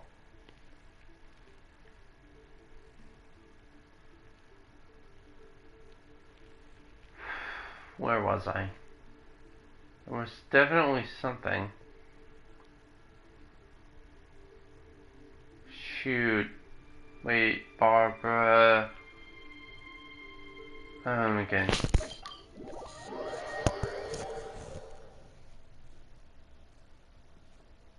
So, is there anything you want me to do?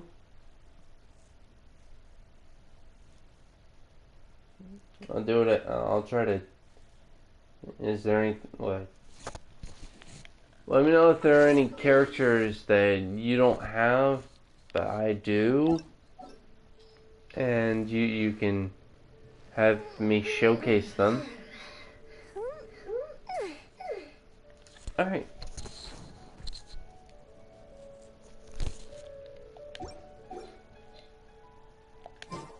As commanded. Beep boop beep boop. Low level ones. Alright.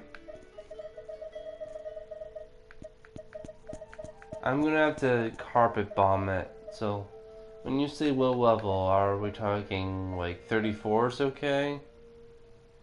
Anything under 30, I guess.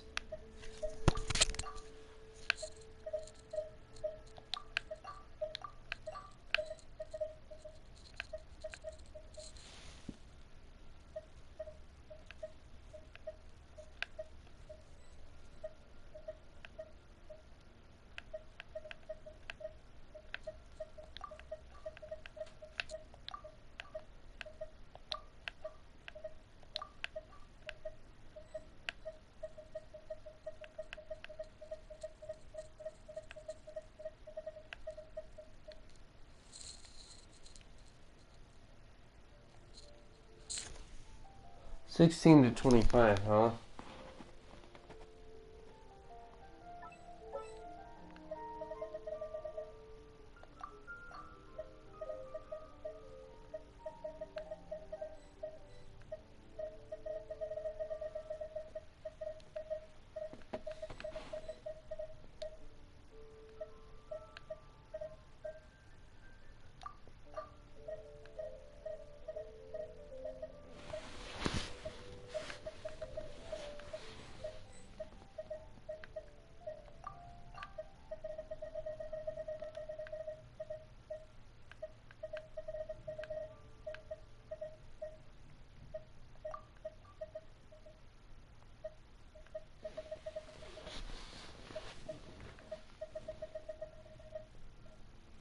Yeah, I got rejected.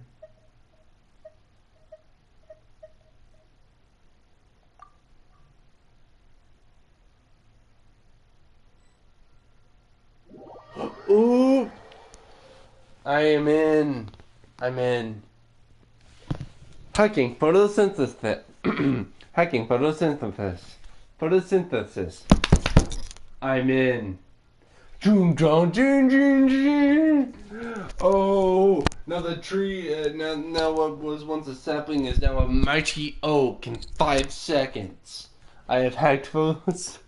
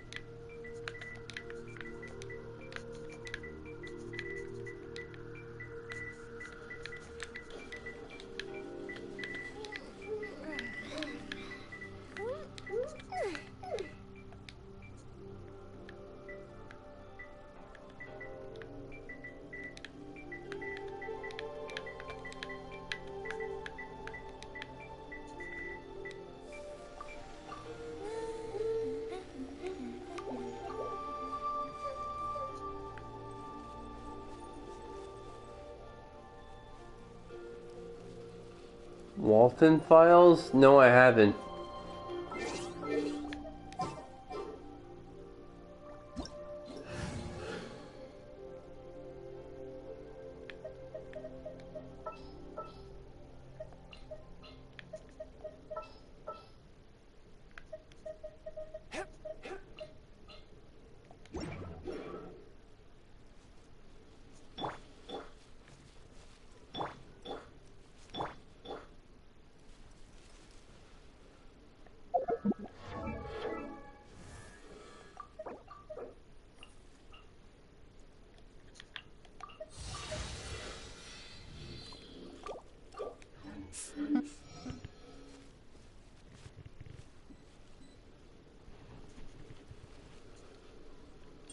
My blade. Oh, that's cool.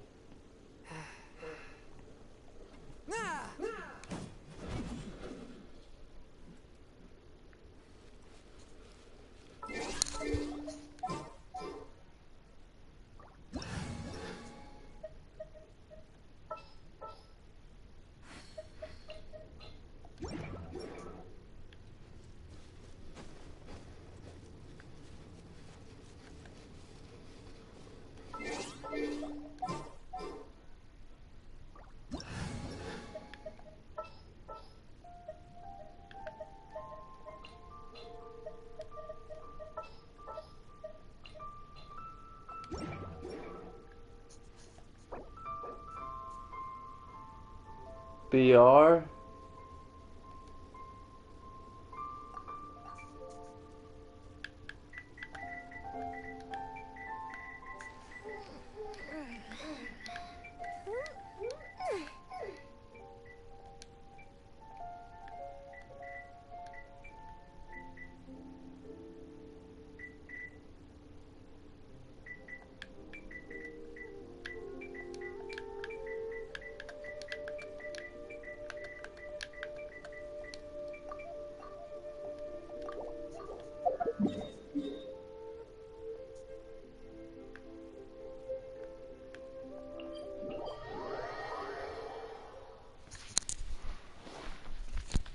Sadly, no, I have not seen Walton Files.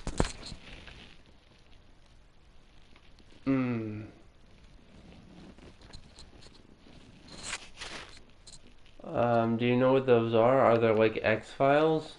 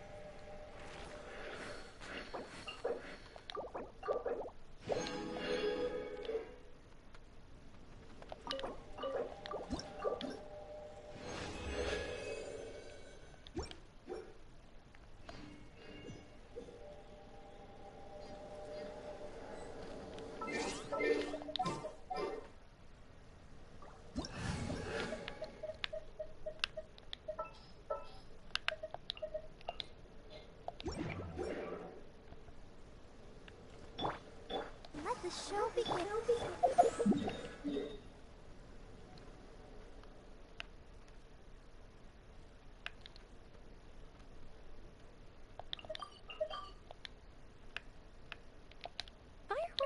for now, but Friends are forever. BFFs, friends. BFFs forever. Alright, so.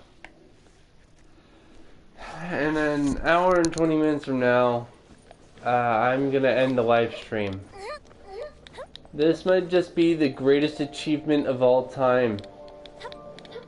And now that I'm thinking about it, there was one woman who tried to stifle my achievements by complaining that my live streams were too long.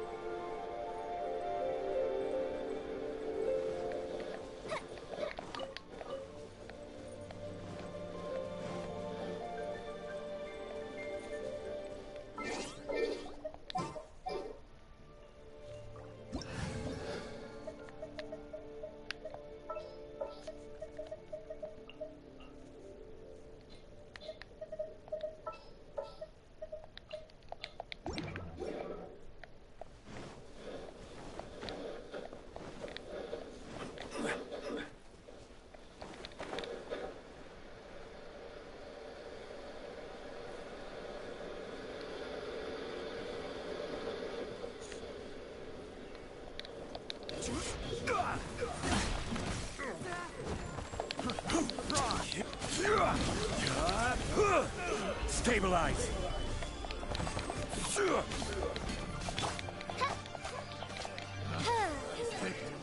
The wrong test subject. The hunted.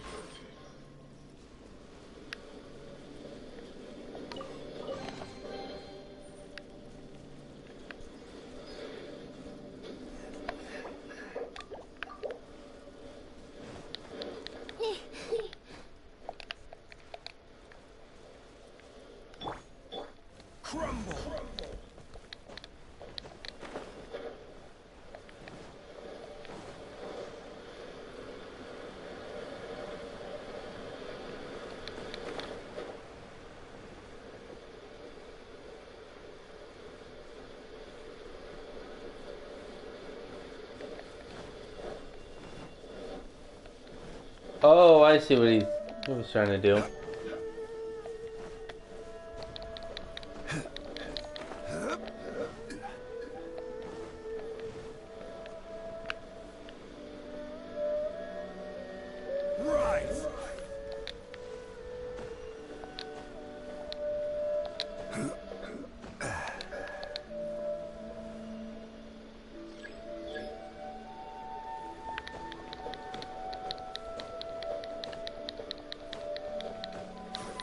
Jeez, he's good.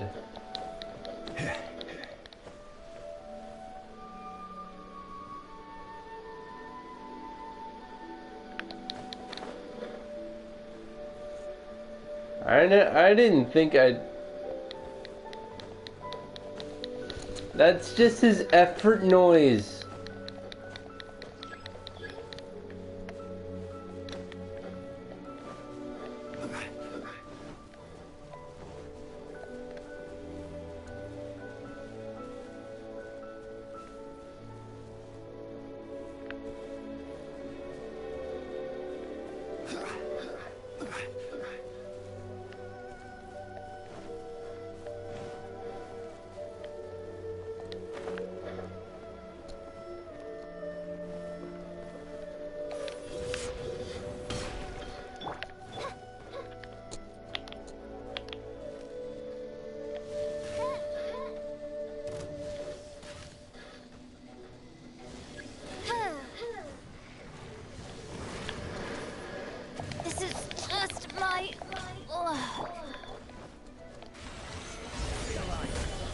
This is order.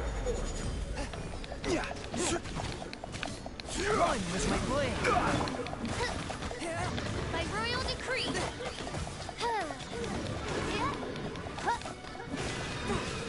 Moving mountains.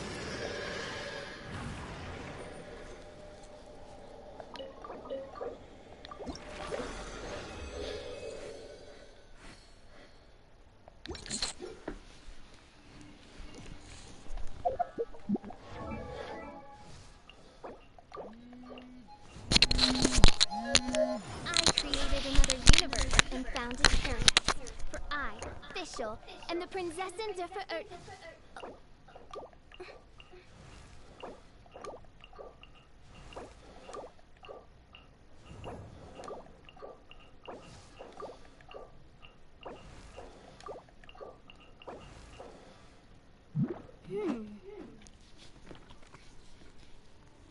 So this is Yanfei's thing.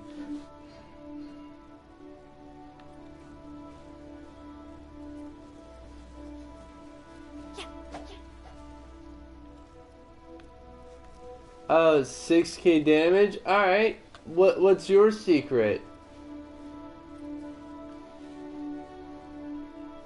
I can get 6k damage on elemental reactions.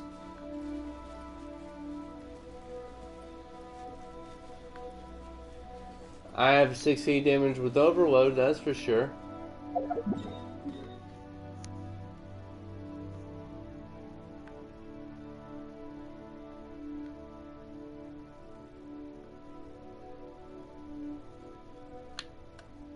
Wait, I can do that?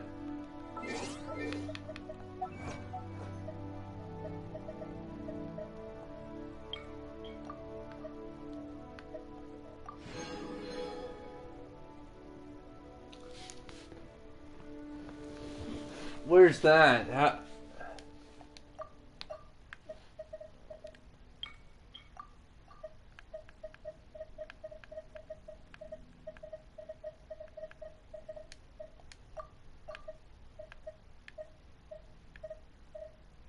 I created Wonders another of the world. universe and founded paradise. For I, Fischl, and the Prinzessin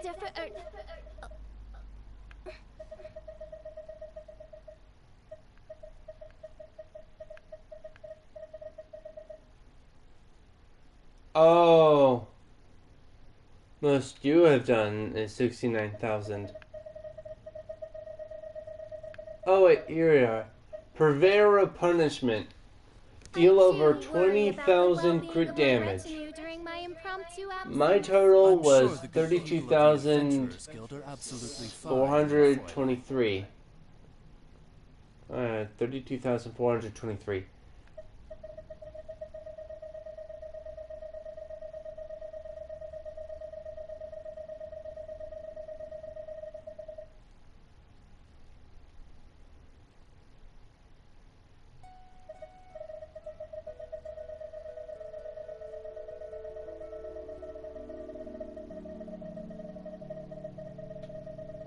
I hear the voice of fate, speaking my name and hum.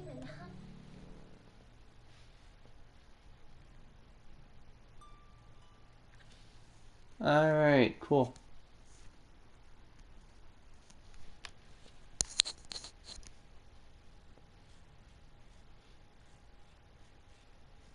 Inkanji.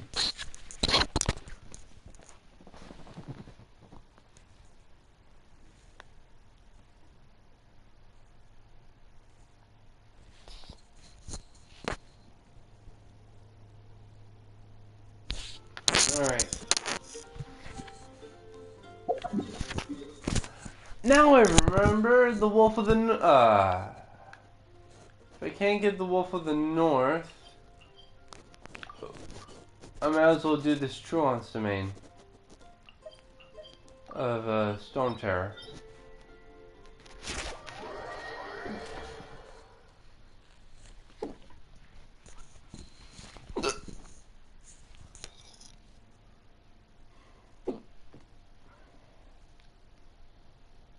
I have hiccups.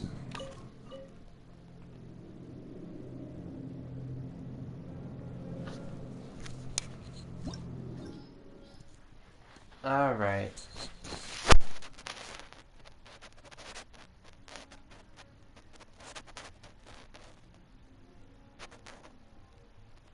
still get the Dvalin stuff.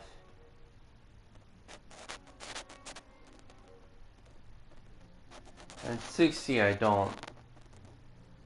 But at 70 I start getting the Dvalin stuff.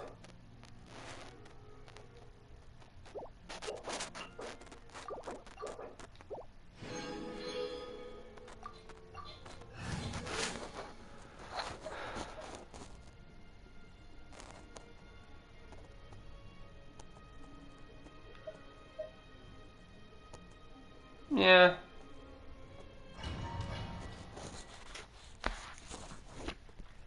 Now to dub over Dvalin's song with my own.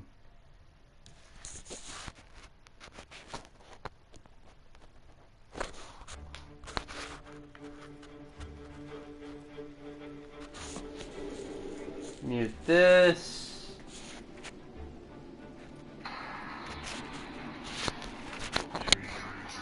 Inkandachi!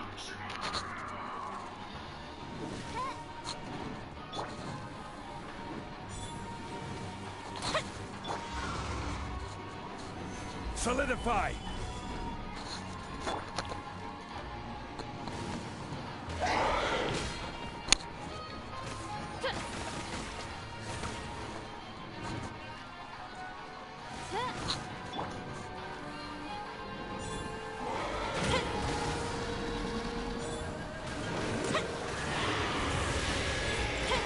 Gotta watch it.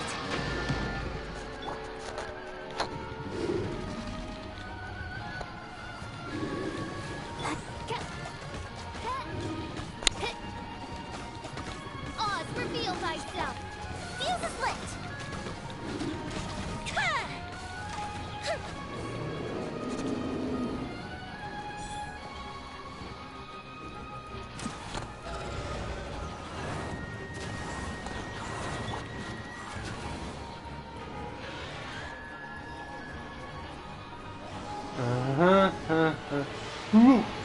Oh, that was a good timing.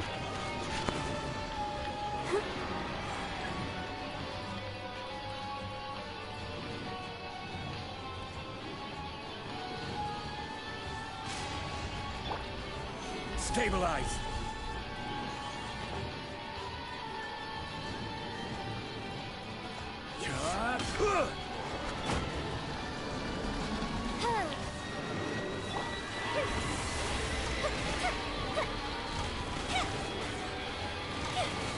Midnight Phantasmagoria.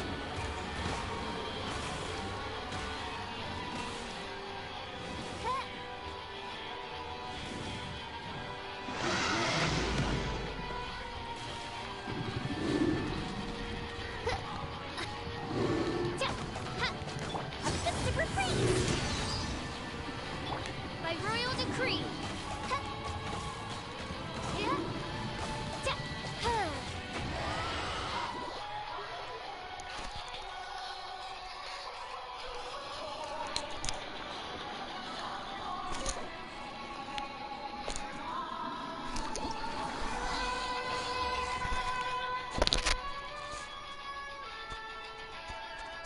I have a prototype! Yeah! Woo! I have a prototype!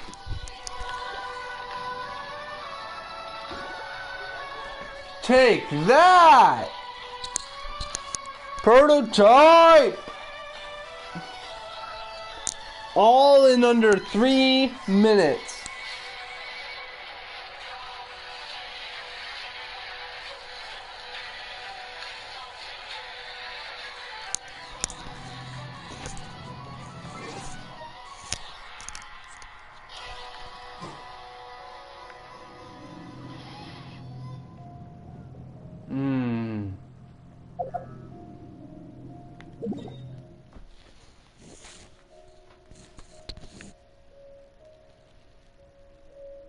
Time to head to the blacksmith.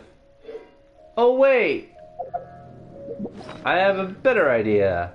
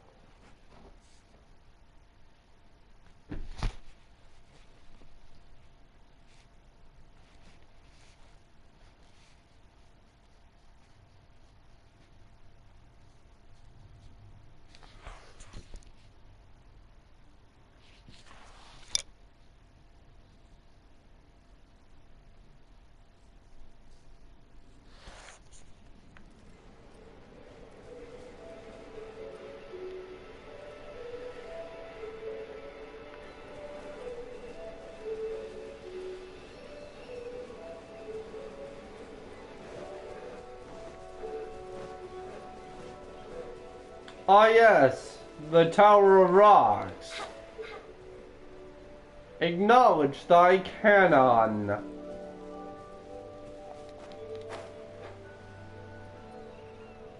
I have rocks upon rocks galore. I have a tower. Towers get the tower.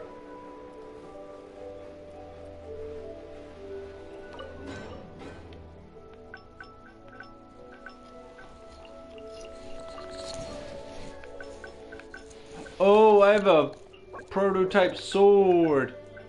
Prototype bow. What? I have a claymore billet. Yeah. Seek it. Seek it.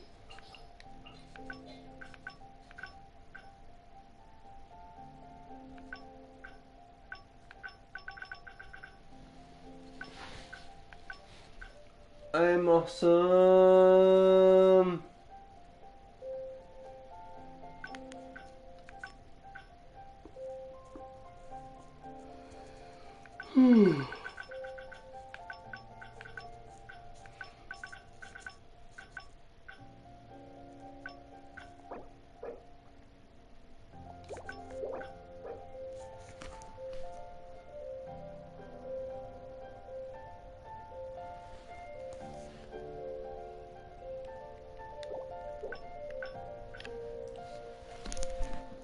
So,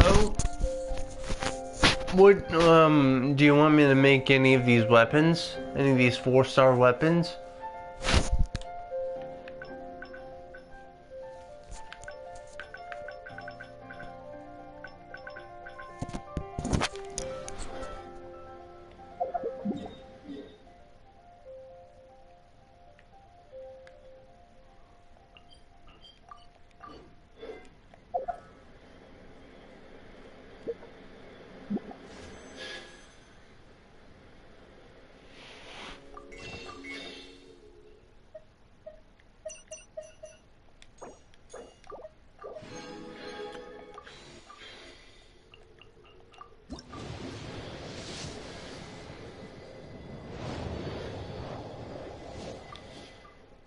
Corsia, oh wait. Raven bow.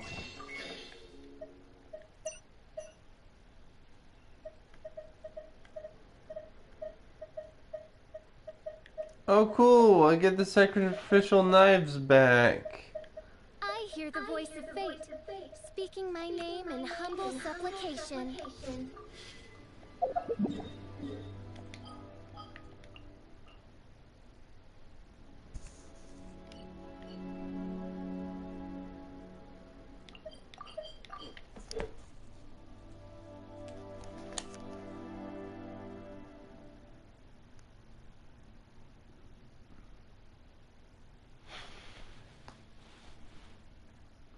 The Serenity Pot. You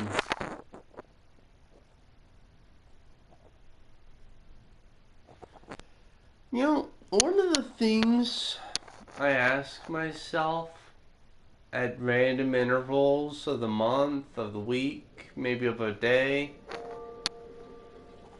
if I were to get isekai'd into a video game, like I cannot be in the form of real life. I have to be in a video game. I'm like forced to it. But I get to choose which video game. Like, which video game would I choose to live in for the rest of my life, or like at least a month? Die in the game, die in real life. Basic Tron Protocol. I mean, Genshin Impact is definitely in the top 5 to top 10. No, I have not. Are you okay with me taking some time out of the live stream to get like a slice of cheese or some Hot Pockets as like a snack? Genshin being the only right answer? It's realistic and you have a lot of variety.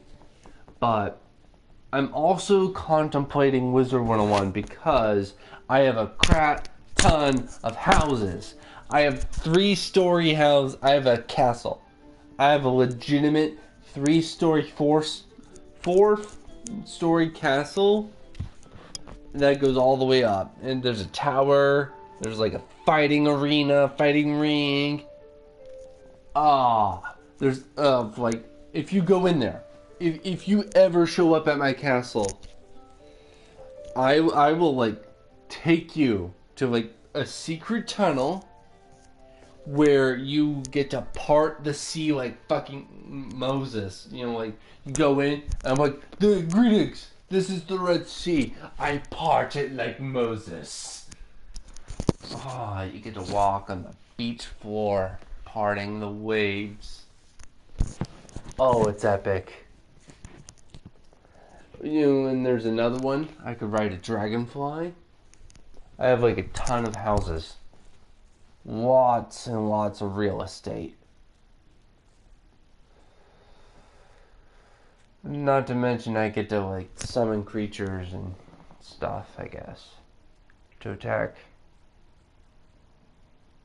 Oh, man. Oh, and customizable.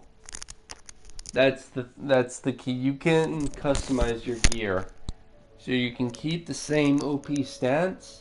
You can even personalize your OP stats to your personal preference and have your own appearance however you desire. You can stitch, like if you get one item, you like the look, but the stats are bad, and you have the other item where it's bad, but where the stats are good, but it looks awful, like a clown, like cringe, and just stitch the coolness.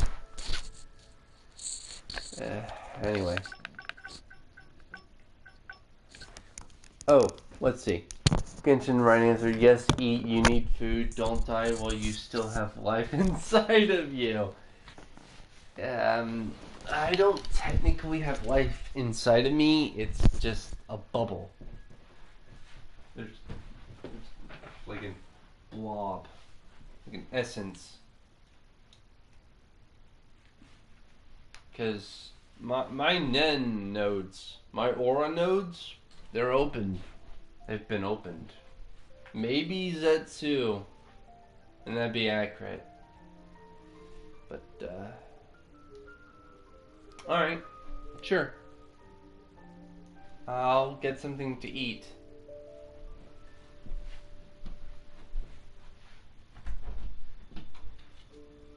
BRB.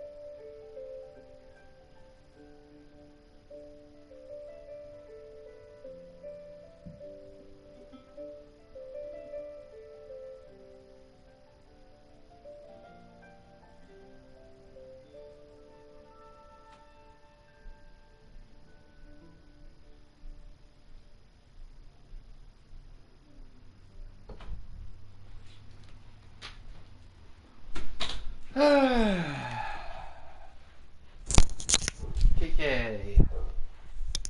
For WSS. Hi. Hi, Wes.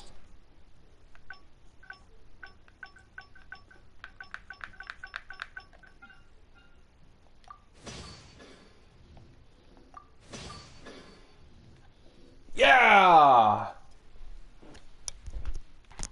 So I got 50 adventure XP and some good old friendship, companionship XP. Alright, so I consume 10 resin to get 50 ARXP, which tells me that for every resin I spend, I get 5 adventure XP. So in theory, since it takes 8 minutes for one resin, every 8 minutes I get 5 XP. That's... Oh, I gotta do some math now. I suddenly have to do math. I created another universe and founded paradise. Alright, so Official. 5 XP. 5 XP every 8 minutes. So in order to get... It's better to farm. How do you farm adventure XP? I do worry about the well-being of my retinue during my...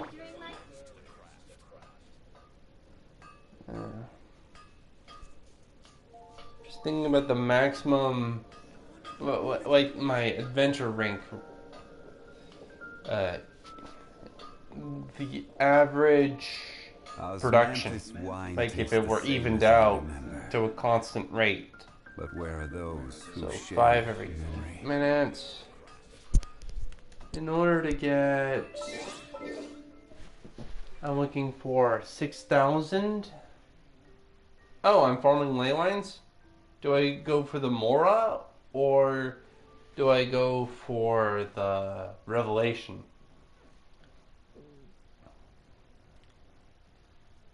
$6,000. I got 6,000 for that. I'll divide that into into 5 XP point units, and then multiply that by the number of minutes required, which is 8. Alright, divide that into hours, divide that into days, and it'll take me roughly 1 week or 6.6 recurring days in order to reach AR-51.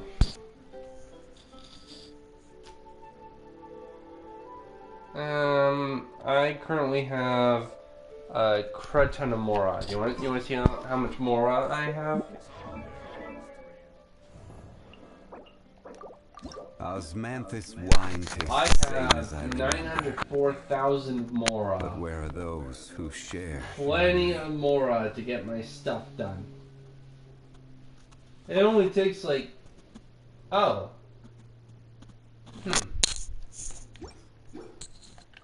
I still think I need more XP. I only need 5 of those knuckle weeds. Get her. Alright. Okay. So, upgrade talents.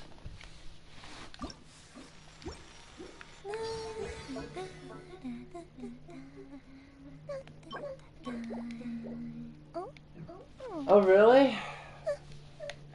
What would you consider to be a lot?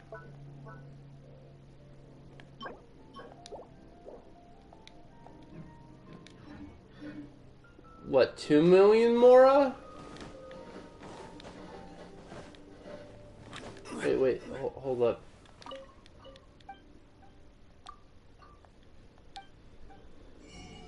I drained her dry and now I get to do this. I just convert these sigils into extra Mora. 32,000 Mora, boom. She must have infinite Mora. 1.5 million or 5 million? Kind of looks like 1.5 million to me, or 1.5.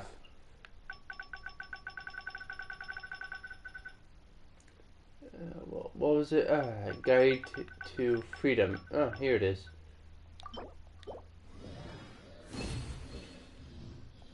Cool, bonus.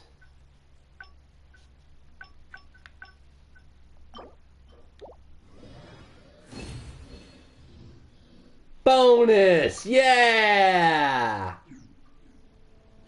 Okay.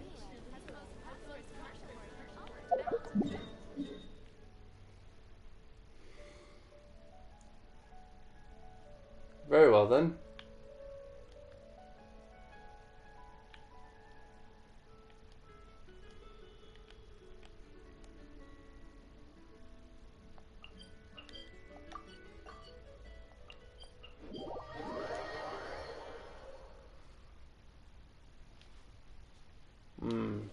Wait, do I have condensed resin? I think I do.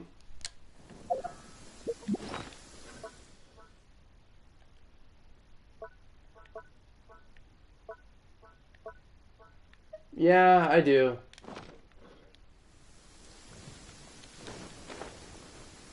So, after the Leyline Blossom, I'm gonna have, what, 2 more? Oh, hey.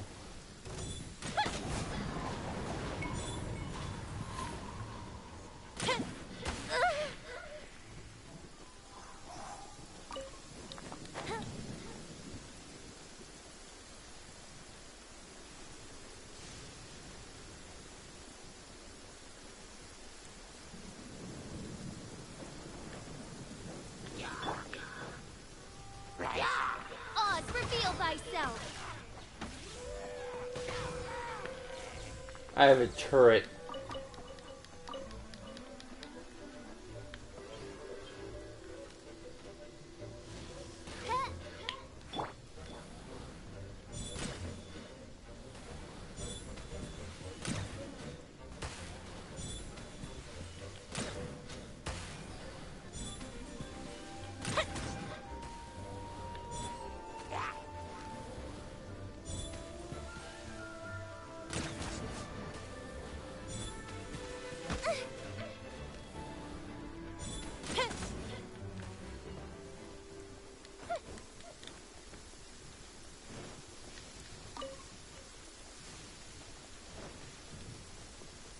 I'm gonna need those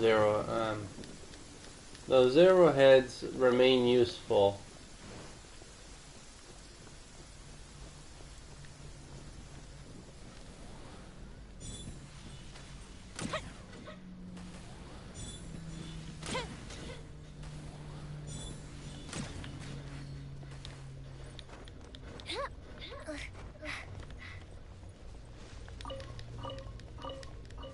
Alright, Leyline Blossom, here I come.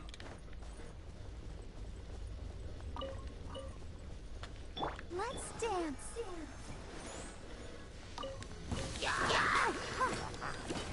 Ow. Oh, eek.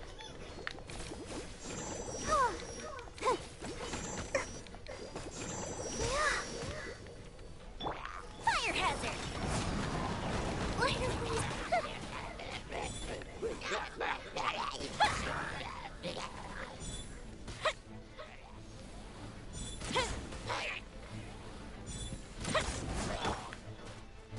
By royal decree.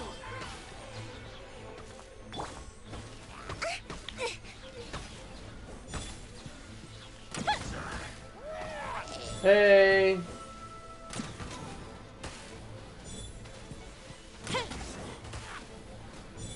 Check this out. Homing missiles!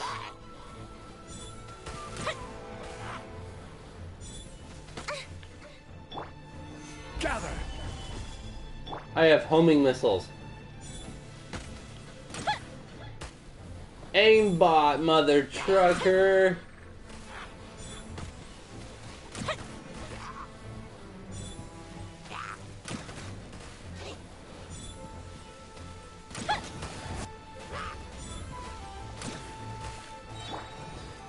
Stabilize. Time for a light show.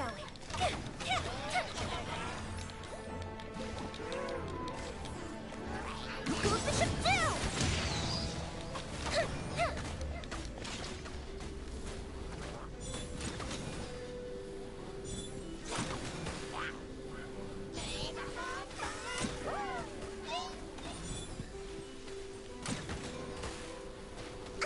Fire hazard.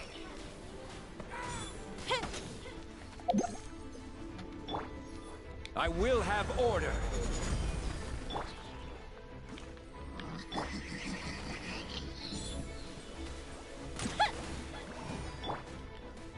Oz, reveal thyself.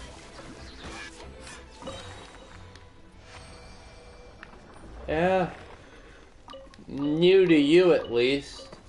I've known Traveling Mustache before I met you. Or heard of you.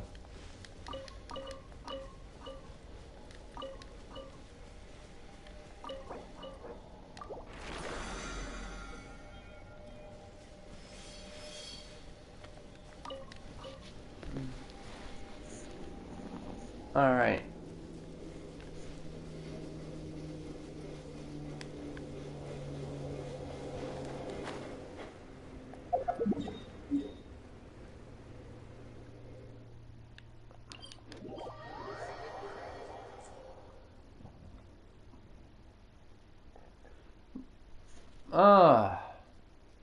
Well, you know, we only have about 30 minutes left before I end the live stream. So, man, this is a record. I'm very certain that this is the longest live stream I've ever had. I'll protect us. Just gotta ram into all of them. Yeah, alright. By royal decree.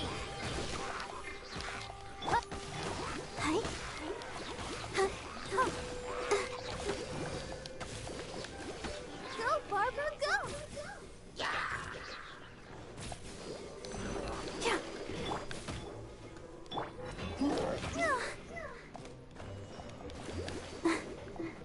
Oh no! Let's dance. Just gotta run into them. Shadow Raven, Black Knight fall. Time for a light show.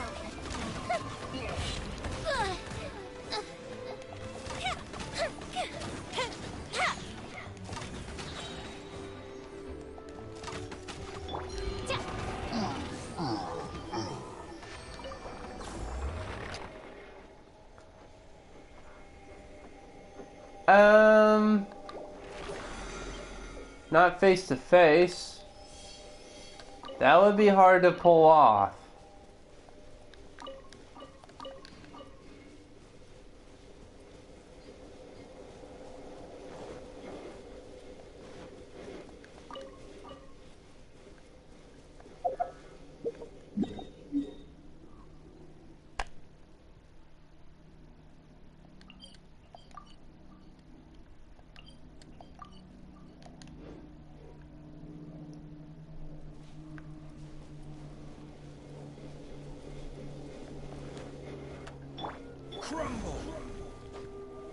What do you mean, why?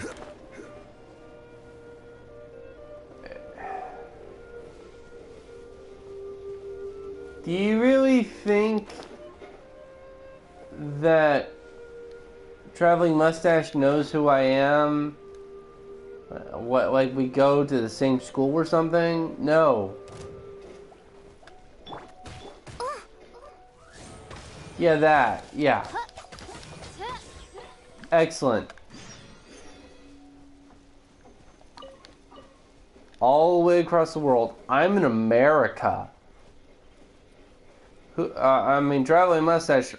I doubt Traveling Mustache has ever been to America before. The field is lit.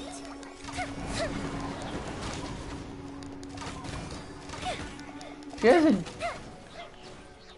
Fine.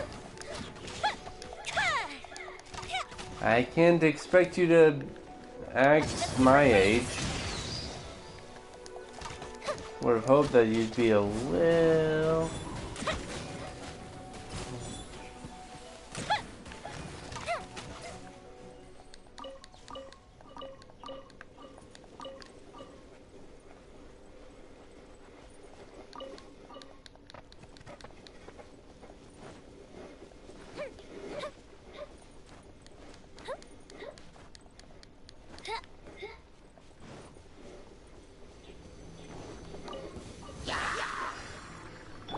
I'll protect. Ouchie!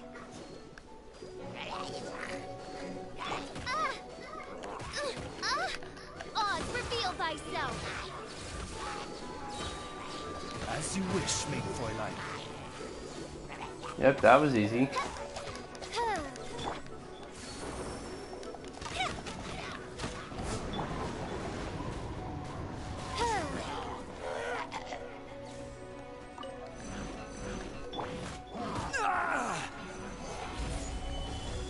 I will have order. Time for a light show! By royal decree!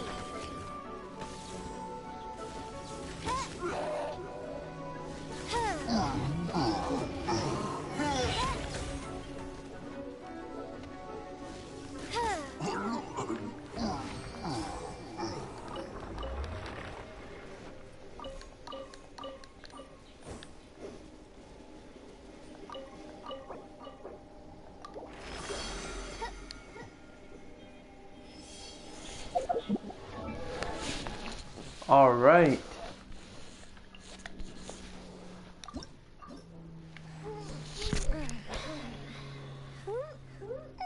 $200. That's 97. Oh, I have 1.3 million. So, yep, 1.3 million.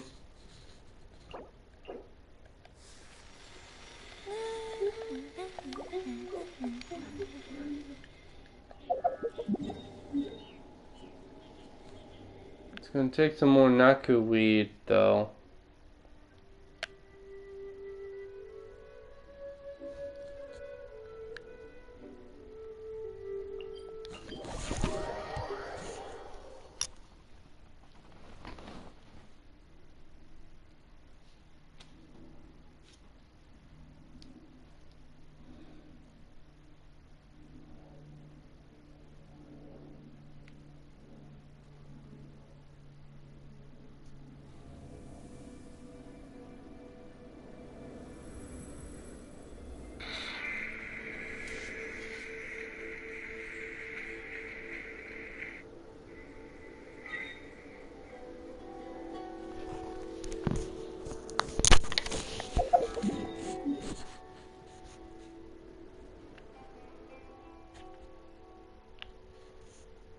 Oh, I see.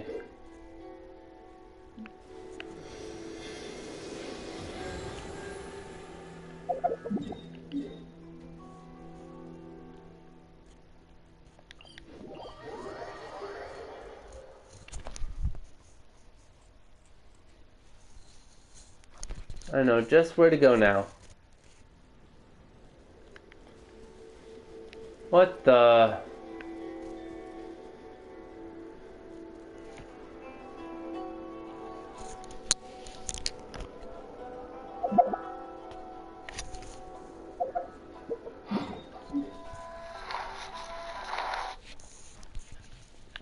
Oh, I see. I gotta go a bit more to my left.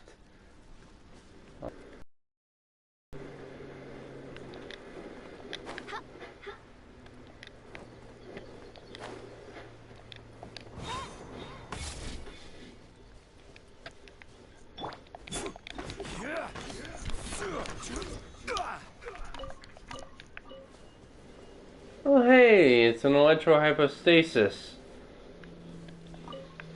Nice.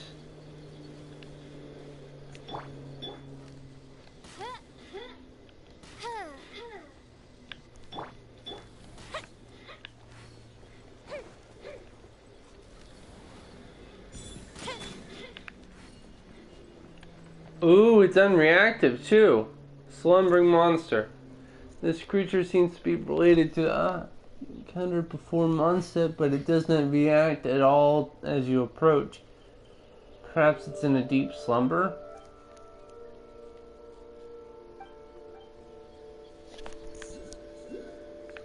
Interesting.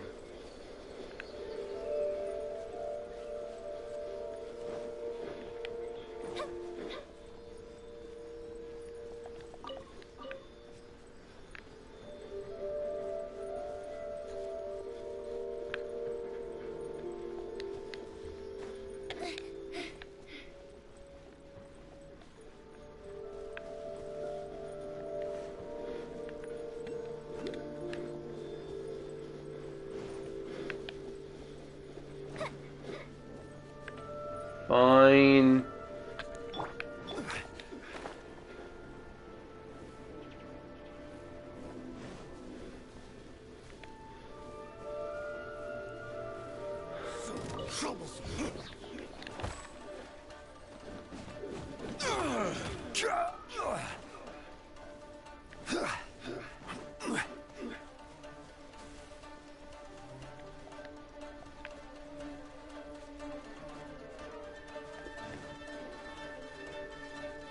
Oh, here we are. Oh, wait, what the?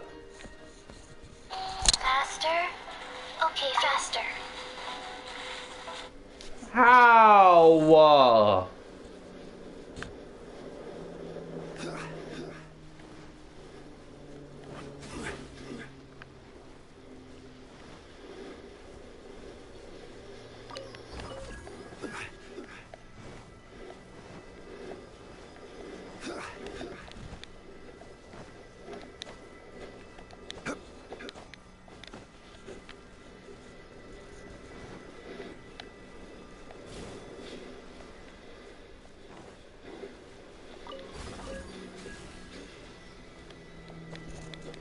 Let's get down to business.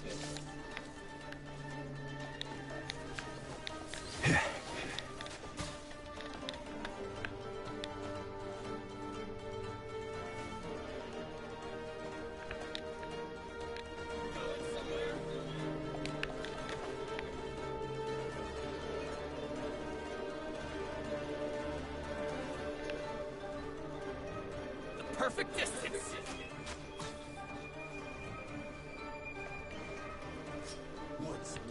Wait, enigmatic page. Wow, Easter egg. Stuff. That's one hardcore Easter egg there.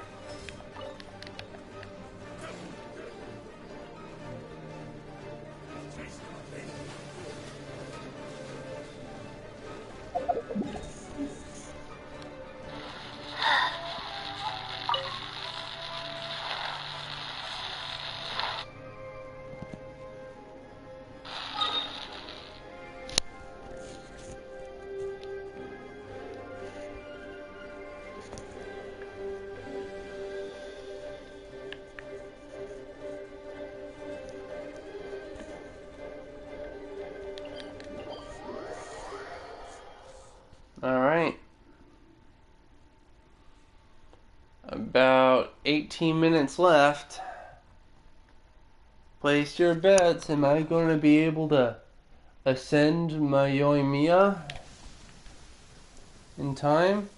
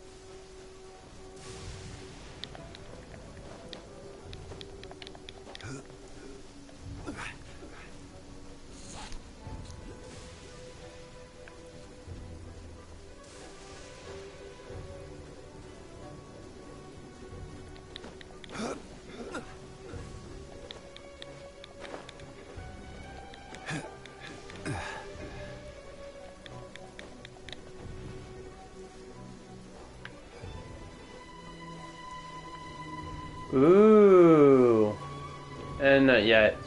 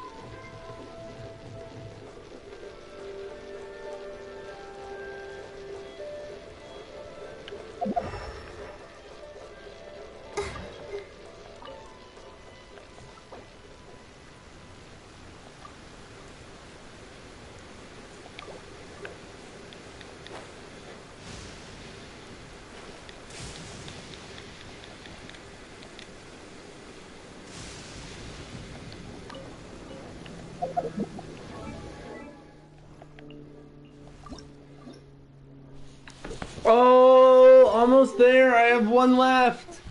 One Naku seed left. Oh, Naku weed left.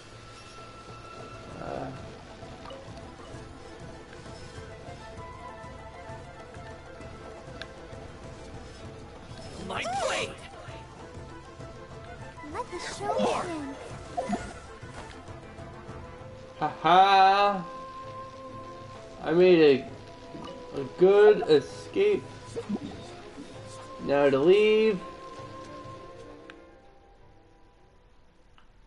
Time to head to peaceful old Mondstadt.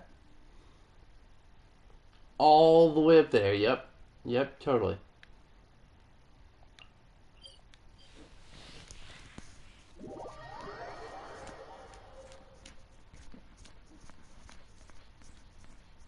Peaceful Mondstadt. Yep.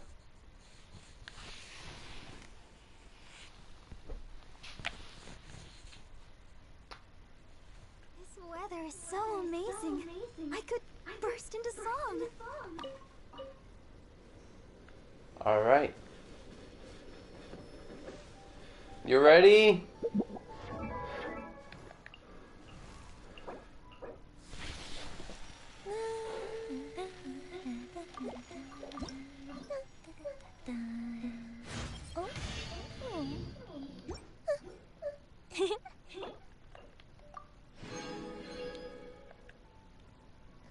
I'm gonna need about 29 more of Naku weed, 7 more smoldering pearls,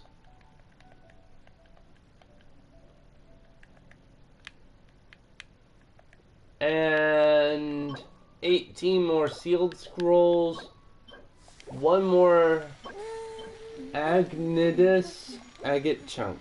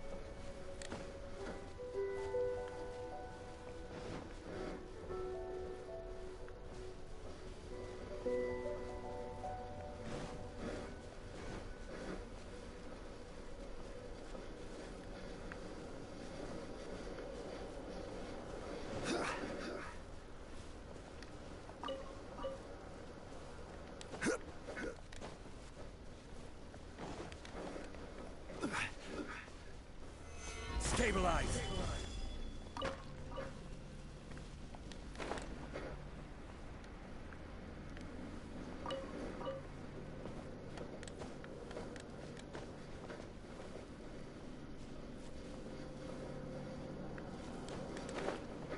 Yep, 9 minutes left.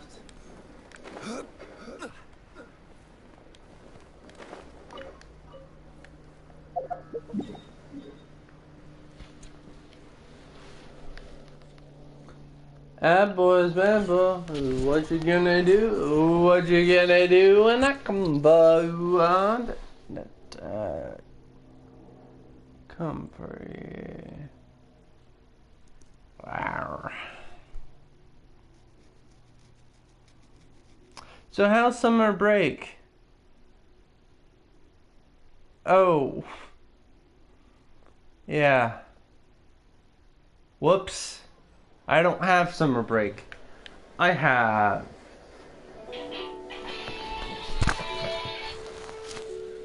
summer semester classes, and fall, and winter, and spring.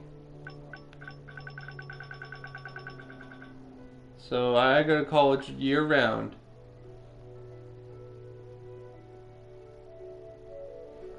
Yeah! Frick High School! Now where was I? Oh yeah, I need resin. Pile the resin! Make candles.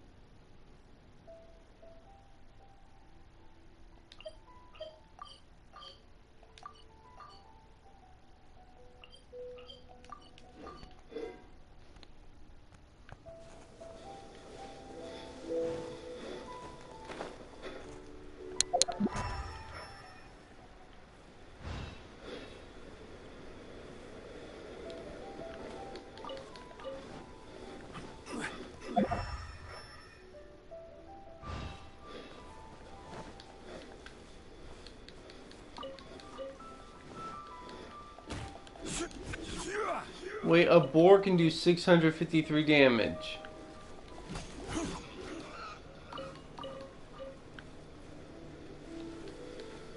Interesting.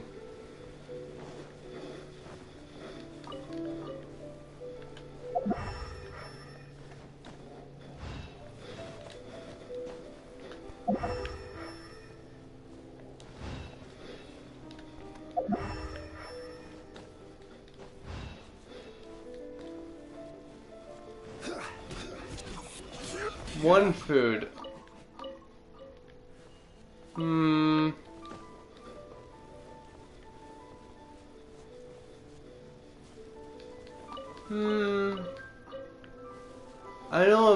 I know multiple versions.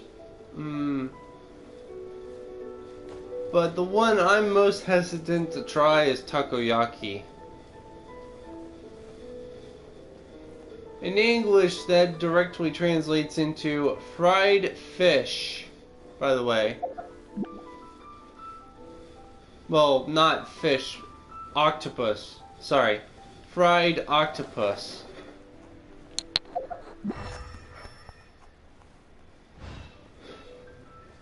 It's from Japan. Takoyaki is Japanese for fried octopus.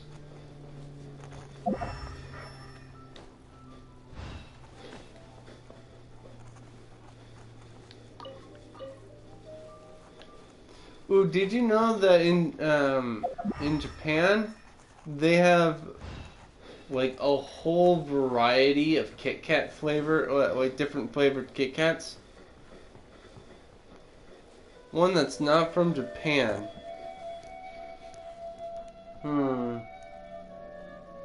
I'd have to think on that one.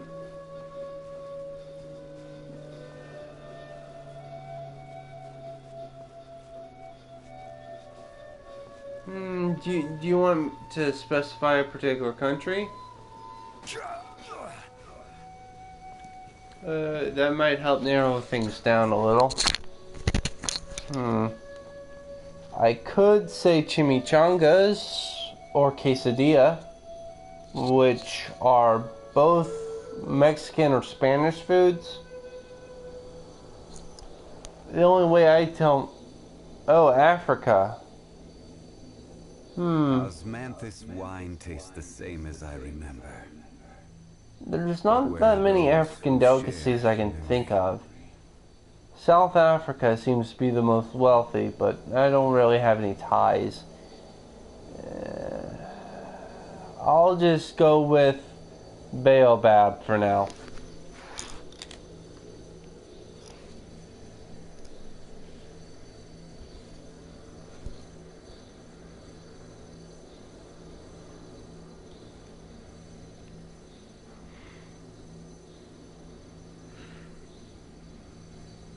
South America. It's a baobab is a fruit. I'm pretty sure it's an African fruit.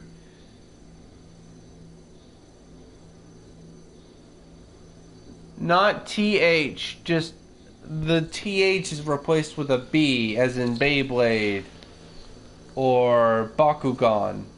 Where do you want to go next? Or battery. I'd like to see Liyue's tourist spots. I have a few references. Oz, reveal thyself! Midnight Phantasmagoria. Goes the ship down!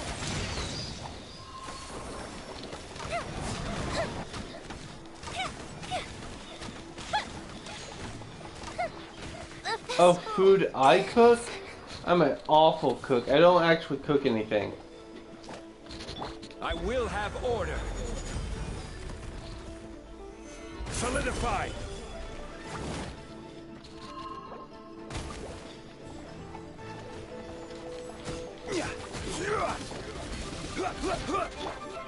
Gotta watch it. Let's dance.